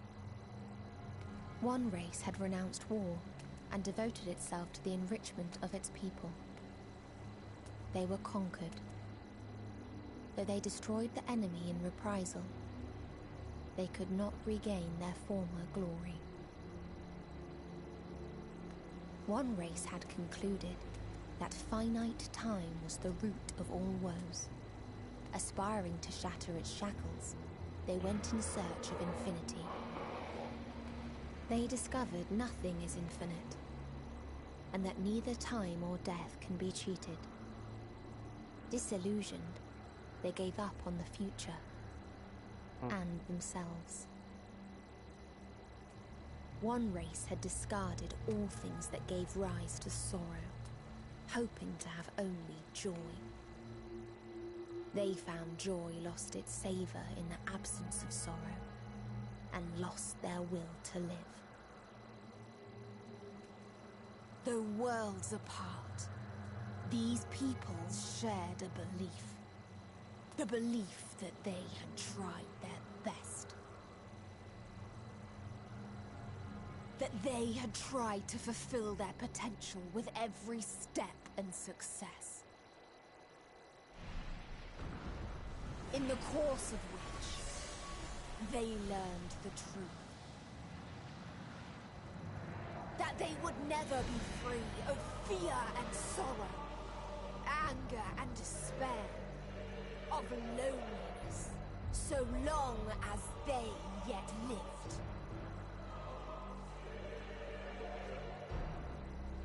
Even now their souls cry out for oblivion. And to this song of anguish, I lend my voice. We lend our voice. Oh, beloved mankind, shimmering jewels of beautiful Atheros.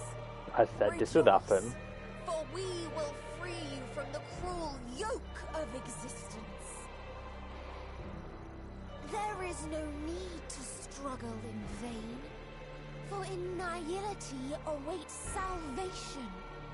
You will know peace and serenity, and it will be beautiful. We will make our nest at the edge of the universe, and there in the dark of dead worlds hold sorrow and suffering. There we will sing, our chorus ever louder and ever clearer, that our song may reach even this ether-shrouded star. Such is the answer we have found in the stars. Such is the gift we now offer to Atheris.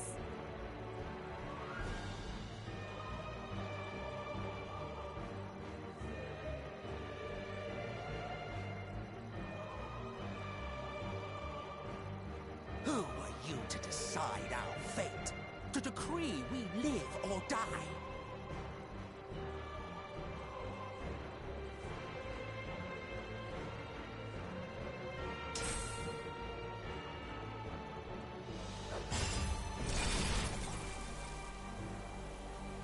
Have you lost your mind?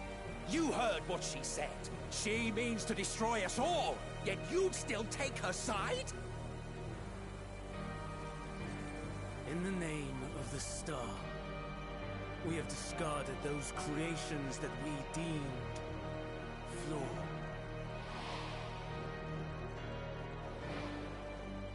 If we ourselves are flawed, does not stand to reason. So Fan Daniel always was a nihilistic psychopath. That is sophistry, and you know it. Perhaps it is. Perhaps I am wrong.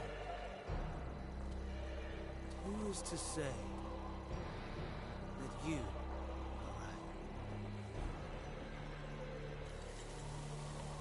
right? Let us settle this with a determination. In my authority as Chief Overseer of Elpis, I will make a judgment on man's fitness to exist.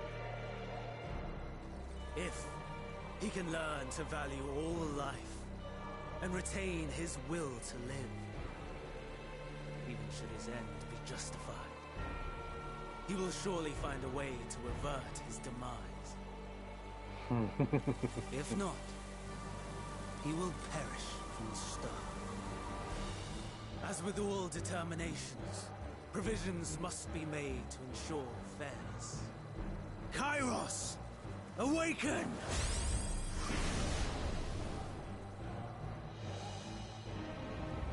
Memory reconfiguration system Kairos activated. Awaiting instruction. Command. Universal memory alteration. Target area. Katisis Hyperborea. Starting point. Arrival of MSQ of the convocation at Propylion. Endpoint. The present. Erase the memories of all events. And replace with a vague recollection of the following.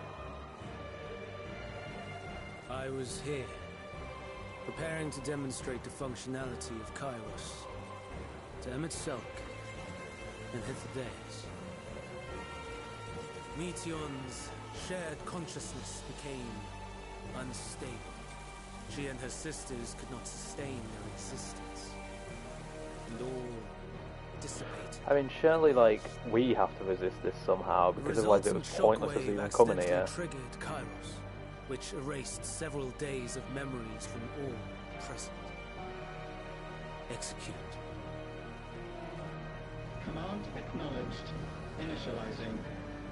3 processes remaining to execution. Bravo. I dare say one would be hard-pressed to make it fairer.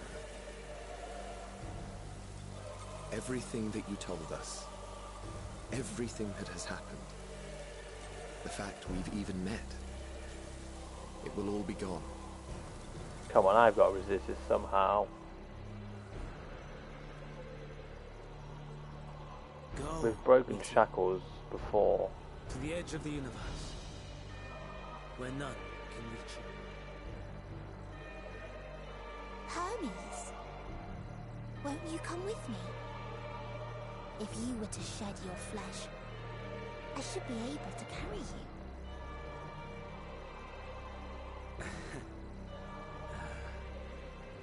I will remain. As a man, I will oppose the oblivion you bring. Silly fool. Had you said yes, I would have granted you the gentlest end.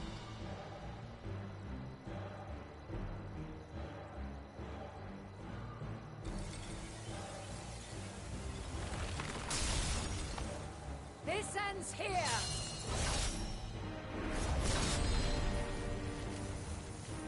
Fly, Meteon!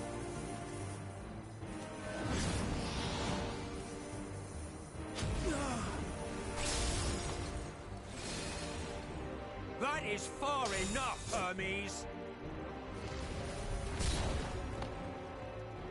Argos, to me!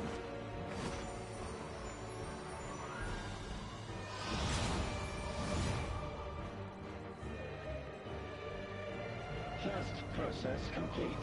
2 remaining to execution of memory reconfiguration. As if we needed more pressure. No matter what, you cannot forget what happened today. For it is the key to saving your future. Your world. This fight is our fight. What comes after, our problem to contend with, not yours. No. Your own struggle awaits, and no one else can take your place.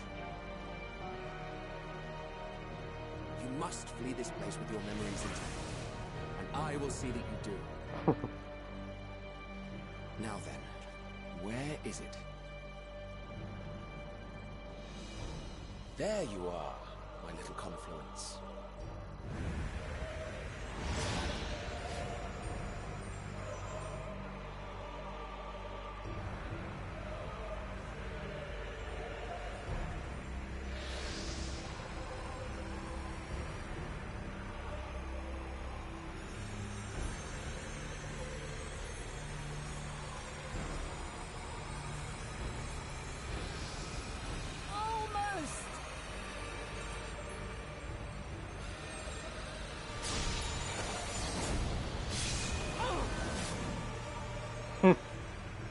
Very well, then. You may elude us this day, but not forever.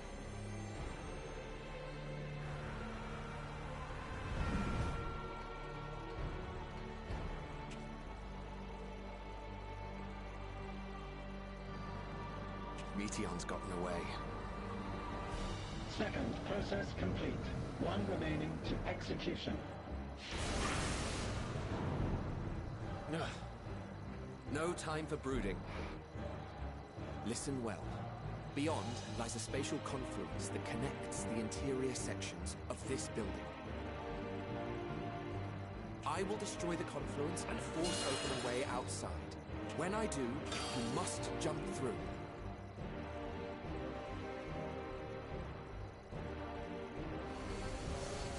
I cannot tell you how sorry I am. But neither can I let you escape!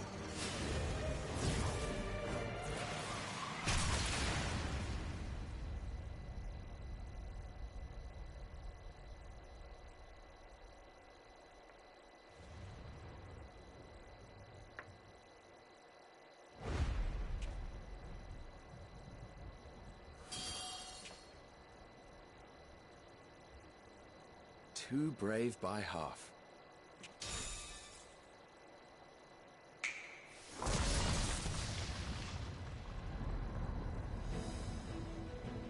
Exemplary work, as always, MSQ. What? But how? I thought the confluence was... Over there? Yes. We were rather hoping we would. It was never anywhere but where it is now. The instant those two began making their way towards nothing, 'twas clear the plan was a diversion. I'm quite incapable of destroying a confluence, I must confess. A gambit brazen beyond words. Though we've grown accustomed to reckless improvision due to the antics of an incorrigible associate. Though, in the case of certain present company, incorrigible is an understatement. Honestly, I'm beginning to suspect it's a requirement for every person.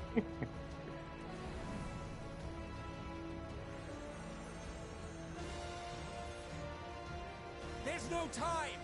Quickly! Even now, I do not believe your tale. I would not suffer us to walk such a wretched path. Still, if it must be said, do not squander it. The legacy I leave you.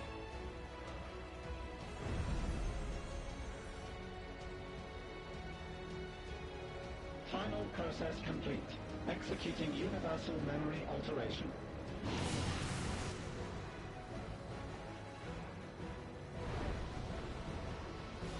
Go, Argos! So that's why Highland knows as well.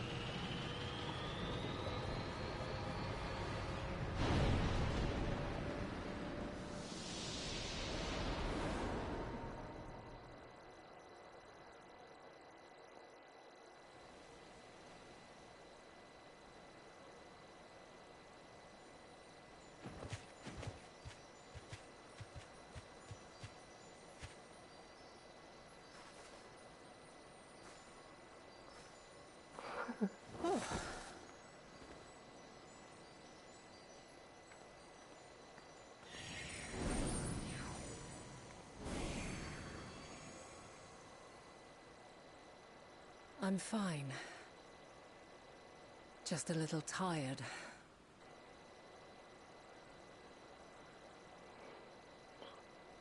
Can it be true? Are we the only ones left who see beauty in the world? In life? Are the stars above no more than husks of fallen civilizations?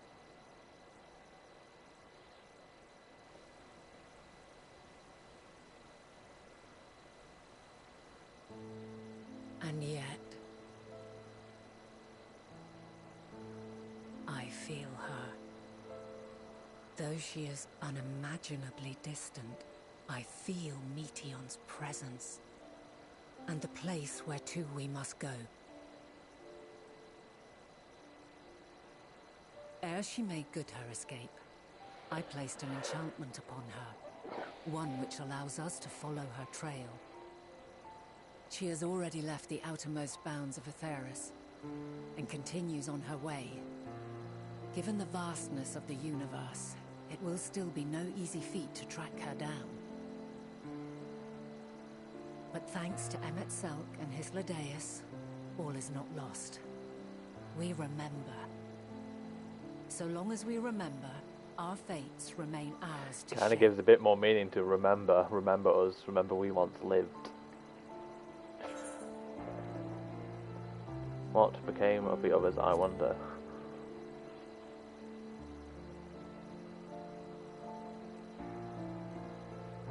I'd like to know too. Let us ascertain the situation at Catesis Hyperborea, where they should still be.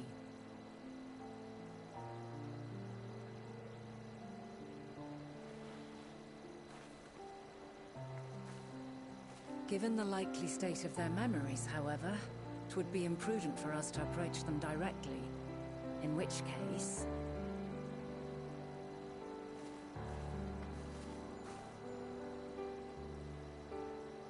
I am sorry, my friend.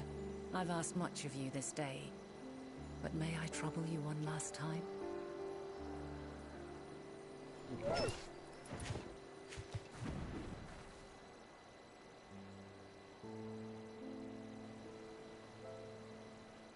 Argos will investigate in our stead. We will share in his consciousness and see and hear as if we were with him. Now, close your eyes and open your mind. Yeah. Like that.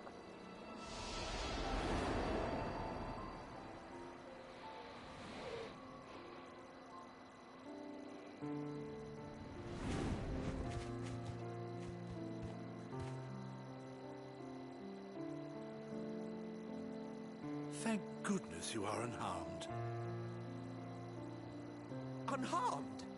There is a gaping hole in my memories. I can scarcely remember arriving here in Elpis. Forgive me. I was preparing to demonstrate the functionality of Kairos to our guests. But Meteon, her shared consciousness became unstable. And she...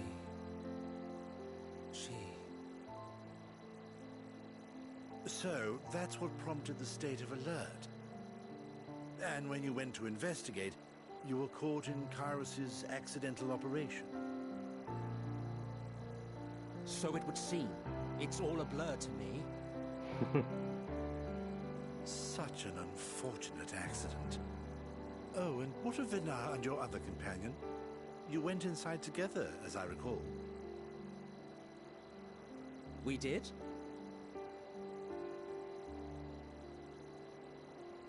If Vinar was with us, I have no recollection of it. But that there is her familiar, is it not?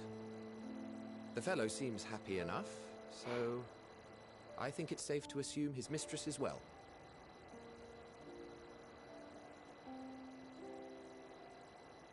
I haven't the slightest notion who this other companion might be, however. Well, that individual struck me as a bit different, for want of a better word. Perhaps it wasn't actually a person, but some manner of creation. Curious. I must ask Vinar about it when next we meet. Yes, you do that. Now, if we may tend to Hermes, whatever this Meteon did, it seems he bore the brunt of it. Once you are fit to travel, you will return with us to Amarot. We need to make certain there are no other ill effects. Also, I am here on business of the 14. We've already had the conversation, like as not, but since your toy wiped my memory, we'll have to have it again. Yes, of course. Makes you realise even more though, like given this whole bit after the dungeon, this Kairos, it manipulates that Daniel was memories still through the acting on his emission of own etheric waves, correct? thoughts, not there is just a theory which holds that memories scoured by blasts Amons. of ether are restored when the soul is cleansed in the underworld. If true, Then perhaps when our time comes to return to the star, we shall remember these few days we have lost. I doubt aught of interest occurred. Look forward to the revelation if you like, but I should prefer to reminisce on more meaningful moments. So that's why Hypnodeus noticed us a lot better. Because he'd returned to the star.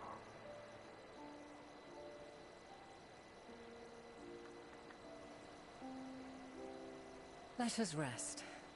If only for a while.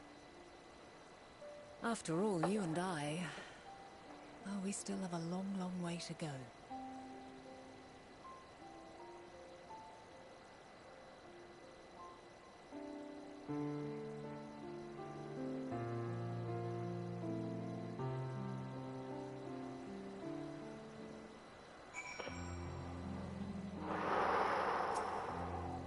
Are you feeling at all recovered? I understand that your exertions were more than purely physical, but resting one's body, if only for a moment, is never without merit. As for Hermes, I think it is unlikely he will create any more entelechies. He poured much of himself into Meteon. Her sisters are gone, dissipated in his mind, the grief must be unbearable. He will blame himself. He will believe that, had he never acknowledged his dissatisfaction with the world, then the Messiah would not have been born to suffer and die. But offer to join the 14 will be a welcome distraction, as one day hence he will face the advent of the final days in his role of Fandaniel.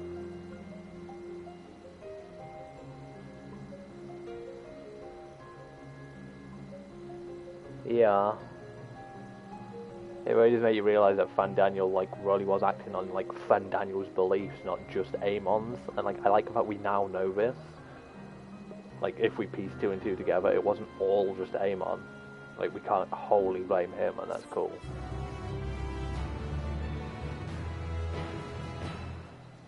Yes, we can now fly in this area.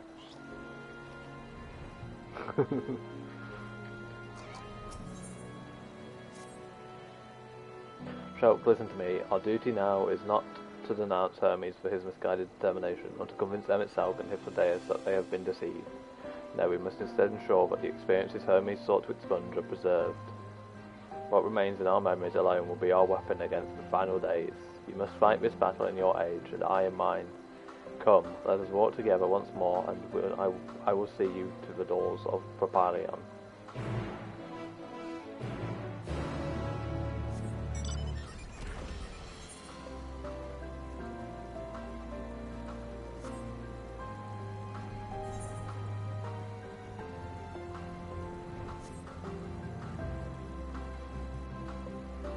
I've got to say, this area has been phenomenal. Every piece of information we found out here. I mean, I predicted that Meteor Girl was gonna go nuts and be the cause of a Terminus, but still.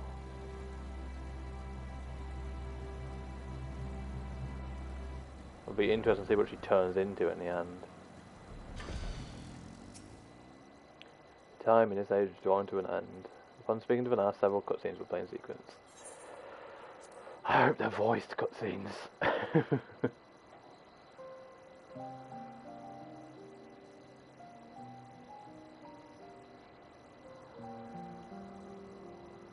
So, it is within. The portal that brought you hither, and will take you home.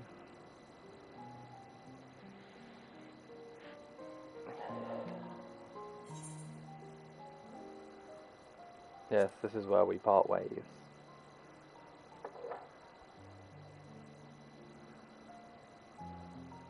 May you and yours emerge triumphant.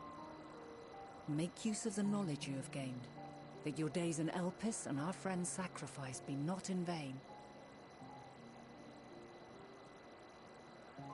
With Meteon free to pursue her designs, 'tis only a matter of time until the final days are upon us. We must be ready. From fortifying our defenses to securing our escape, there is much to be done. In spite of this, we cannot allow the report that set this calamity in motion to become common knowledge.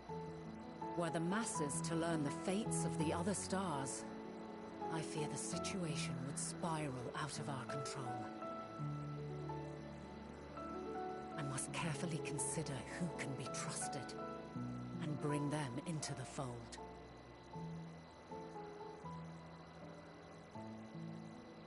Ordinarily, I wouldn't hesitate to call upon the 14.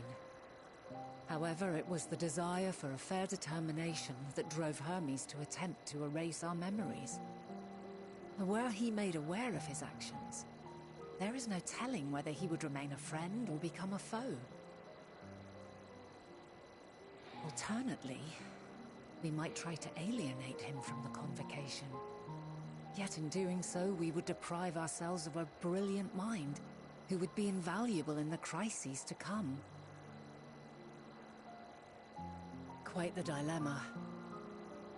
Which is why I must work independently of the convocation. Regardless of how we proceed, if we are to permanently avert the final days, we must be equal to Hermes' challenge. We must prove that mankind is worthy to exist. And this hinges, I think, on how we confront the all-consuming despair that accompanies a senseless and seemingly inevitable end. Bewildered and divided, we would perish like the peoples of those celestial ruins. We could not hope to survive the final days, much less take the battle to Meteion at her nest. We must find a way to defeat despair, to unite and prepare as many as possible for the struggle ahead.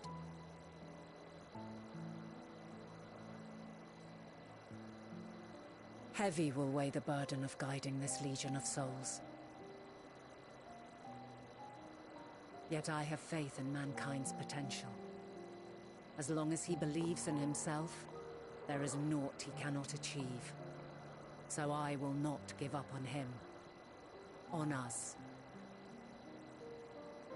You may find your world to be very different, or perhaps the erasure of our friends' memories has sown the seeds of a conjunction between us. We cannot know until the moment is at hand. So shall I strive to do my best, taking naught for granted as I walk my path.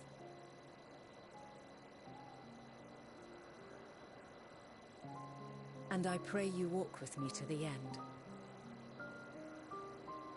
As you move forward, so too will I, as will all, resolved to fight for the morrow. And when mankind has found the strength to stand against despair, we shall silence the song of oblivion. She who sings it will learn our journey is far from over. This I promise.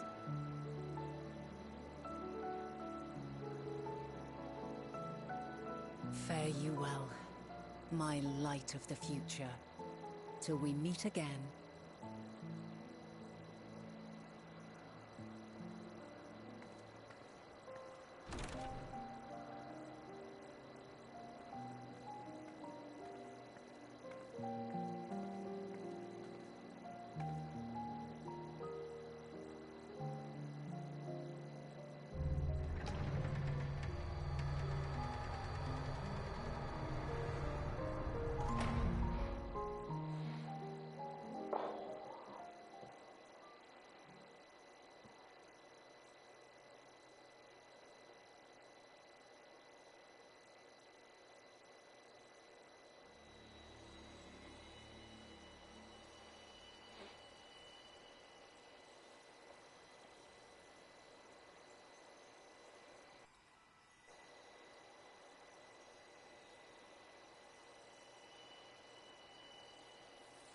From this day forth, I shall strive to bring honor to the seat of Fandania.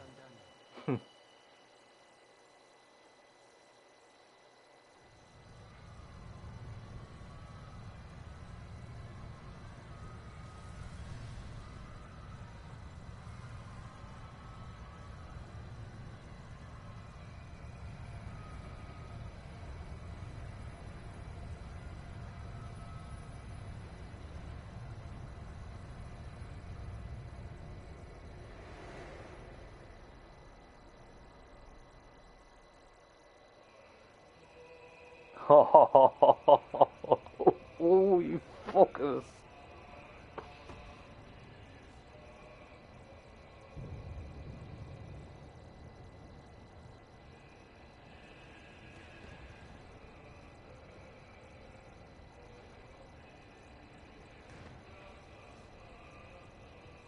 Even now, I remember standing there, locked in a moment where the sky is aflame.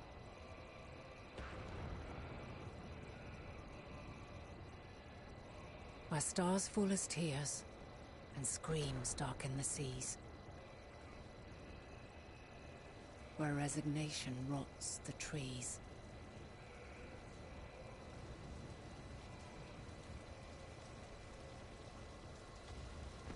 Where terror twists magics into abominations.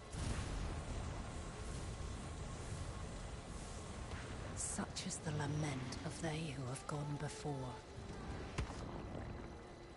The song of they who tried and failed to create a better world. The song of the end.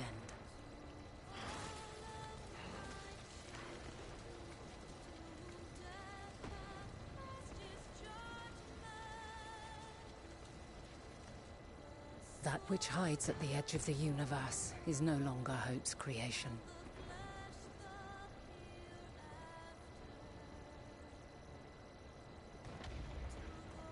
It is hopelessness incarnate.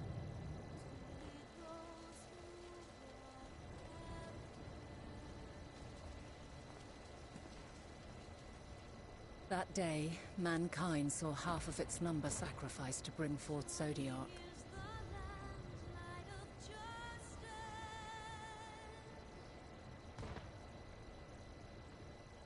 And covering the star in a shroud of ether, we forestalled the final days.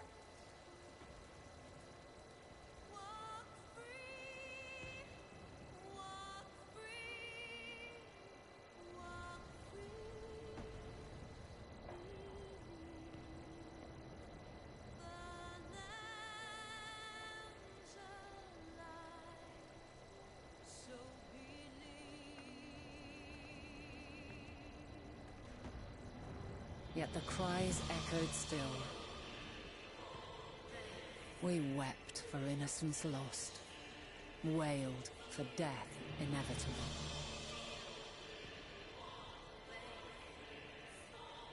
A reality too terrible to bear. And for too many who sought comfort in gilded memories of joyful days and tranquil nights.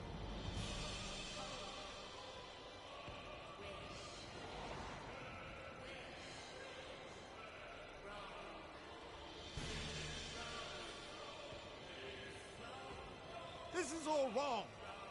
Why must we suffer so? It needn't be like this. No. There must be a way to restore things to the way they were. To reclaim the perfect paradise we once had. No, my friends. Suffering exists, and we cannot pretend otherwise. No civilization, however great, could eliminate it. If we would live, we must accept it as our constant companion. Let us not seek to forget this tragedy. Let us carry it in our hearts, that we may grow stronger and know true happiness. We can't accept it.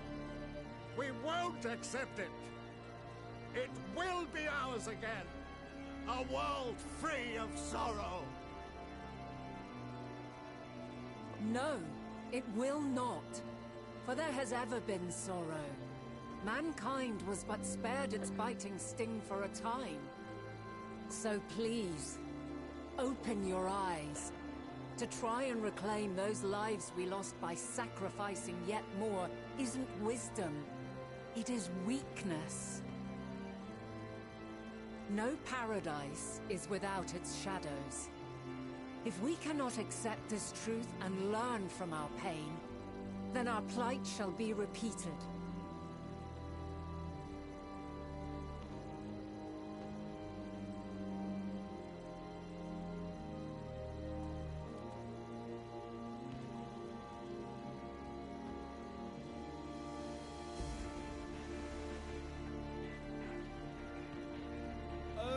mighty Zodiac, God born of our boundless faith, we bid you, hear our prayer.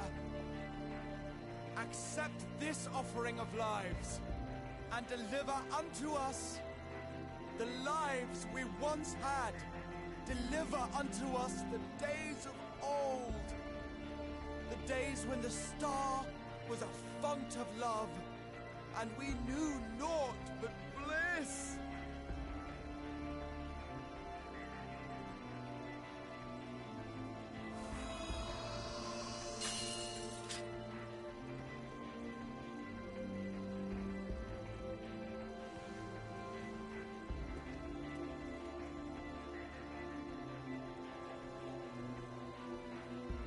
You would destroy it? Our beautiful world?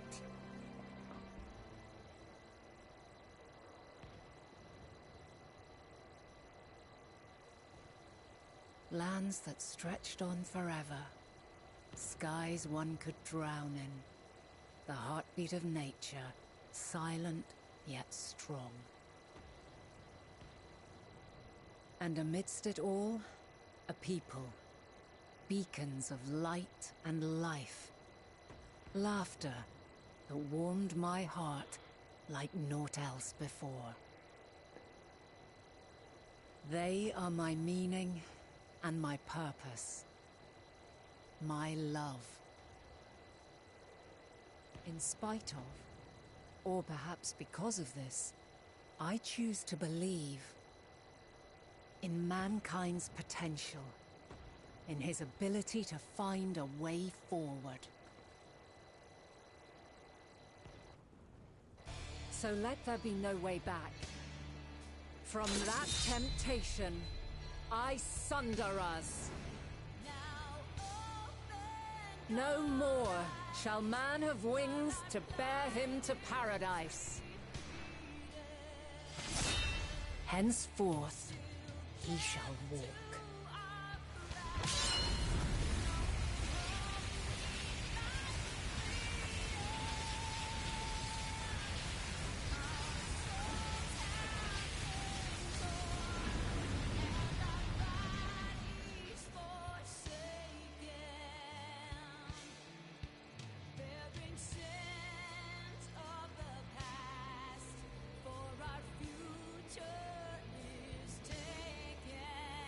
Is he not going to show us Heidelin? What the fuck?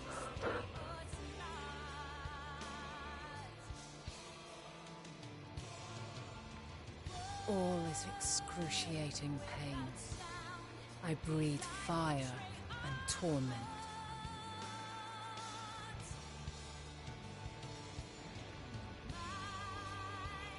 I birth a world of suffering to mire and plague.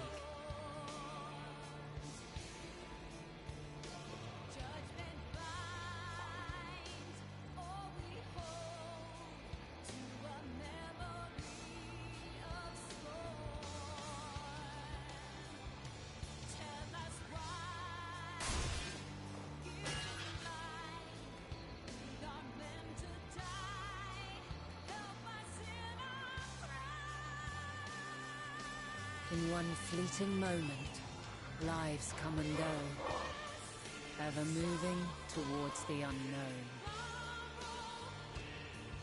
And in that fleeting moment, they cry for the answer to the question. That's why it's called Answers. Why, given life, are they meant to suffer, to die?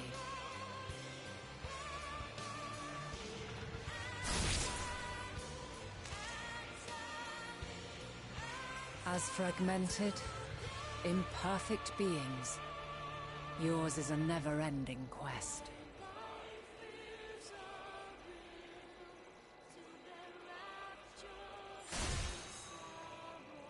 A quest to find your purpose, knowing your end is assured.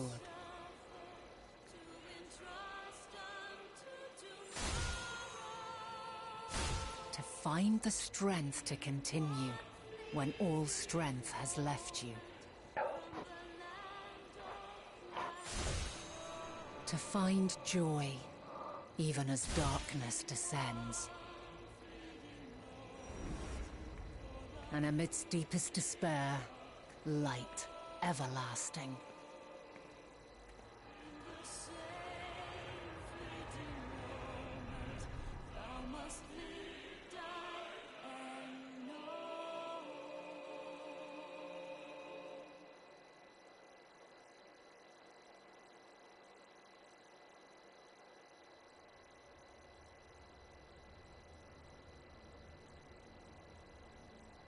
A conjunction has begun to form, an intertwining of your time and mine.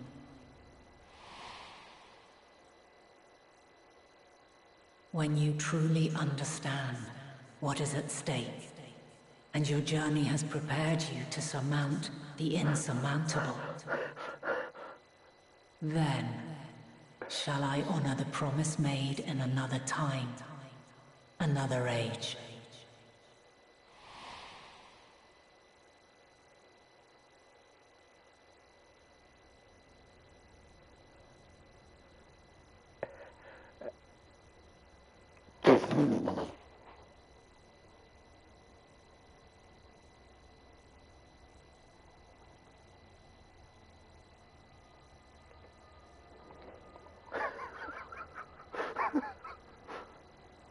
As a 1.0 player, that hit me a lot. I have cried. You can't see it because I'm not a massive player, but that's a lot. And now is wow.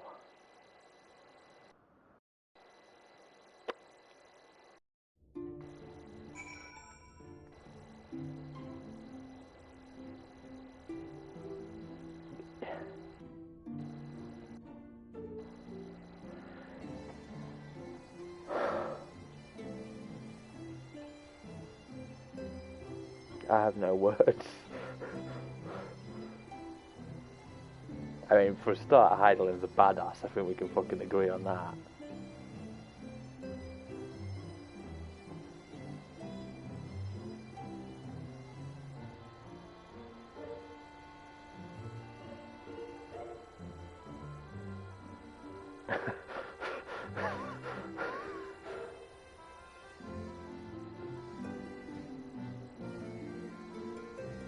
I'm usually a man who can put into words what I'm thinking, and I just don't have anything for that. Endwalkers has been worth it for that. If nothing else right now, that is top Shadowbringers. That was phenomenal. Yeah, Night Mally. I'm gonna write that in my book.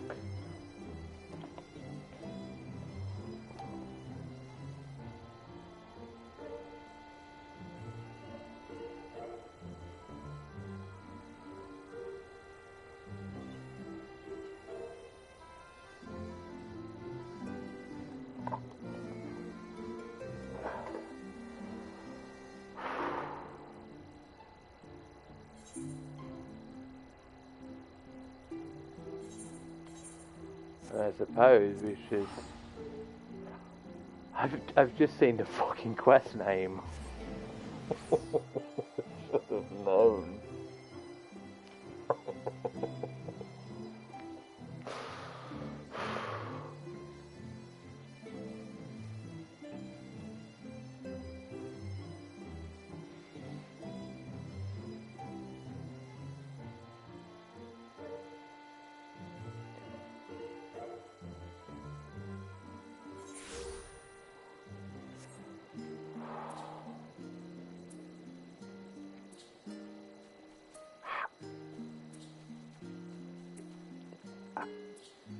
I have this feeling it's going to go further upwards, and yet my brain's also like, how the fuck are we gonna go like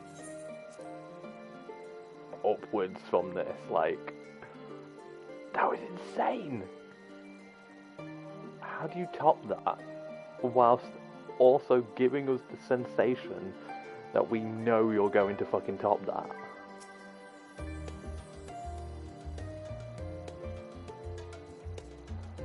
Shulk. Impeccable timing as always. I'd heard you were off as part of our efforts to investigate the final days.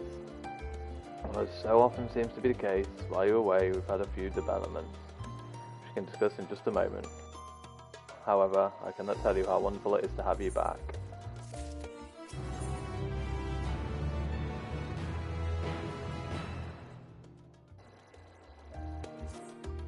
Do this quest to set up tomorrow. So have you learnt aught more of the final days? But the journey was well worth the risk. No doubt your newfound knowledge will be as a great boon to us all. Unfortunately, during your time in the First, events here have taken a turn for the worst. The signs are running themselves ragged, trying to contain the spread of blasphemies, but it's a losing battle. To try and ascertain the where and why of it, Alizé and Alphino have been travelling all over. Of all the regions they've visited, Locus Amanus affected. Fengrid, Estinian and Goha took a detachment of allied soldiers there to offer aid and right succour to those in need. But the province is vast. They only managed to visit a handful of coastal villages. It was an accomplishment worth celebrating, still, but a drop in the bucket at best. In the meantime, Ishtola and Master Matoya have been making a concerted effort to establish contact with Hydaelyn in the Ethereal Sea, but to no avail. As for Tatra and I, we've been keeping a close eye on the forum. From what we gather, they've been constructing a vessel to ferry people to the moon, an ambitious project that has likely been years, if not decades, in the making. However, since we have no sign of it thus far, I suspect it's still incomplete. You will also recall the proposal issued by Master Fortunal to the people of Razahan. Following a discussion, Reacher has declared his support for the plan and urged those who wish to evacuate to accept the forum's invitation. So far so good, but that's where things start to get a little strange. Apparently the forum caught wind of a lunar teleporter in the Tower of Babel and decided to use it to deliver people to the moon instead of their mysterious ship. Therefore, to secure safe passage for the heinous refugees to the tower, Alphino, Alizé, Estinian and Goha travelled to Garlemald not long ago. Trouble is, the capital was hardly the safest place to begin with, and now the final days have come to Garlemald. Shortly after our friends arrived, they were sent to rendezvous with Master Fortunal, and panic broke out and our communications were severed. From what fragments we were able to make out before the link trail went completely silent, we can only assume the phenomenon has spread to the capital. If others need you, Shulk, please, you must help them.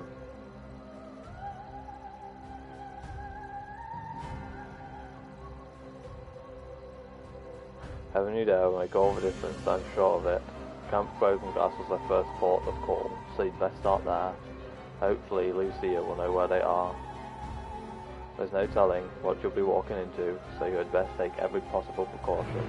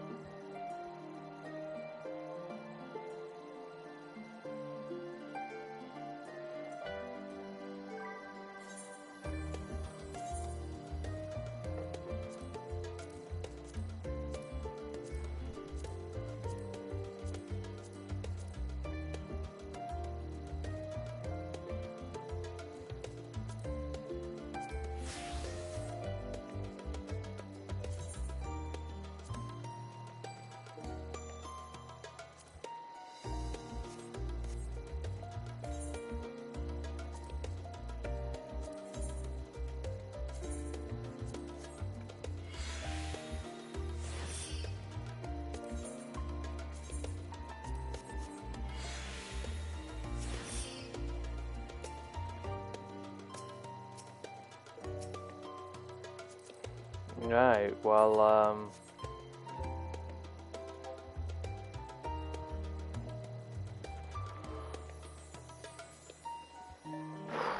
craziness tomorrow, I suppose. Thank you, BK, for stopping by near the end. I'm assuming you're probably the only one here left. To everyone watching on YouTube later on, thanks for watching, and catch you all tomorrow.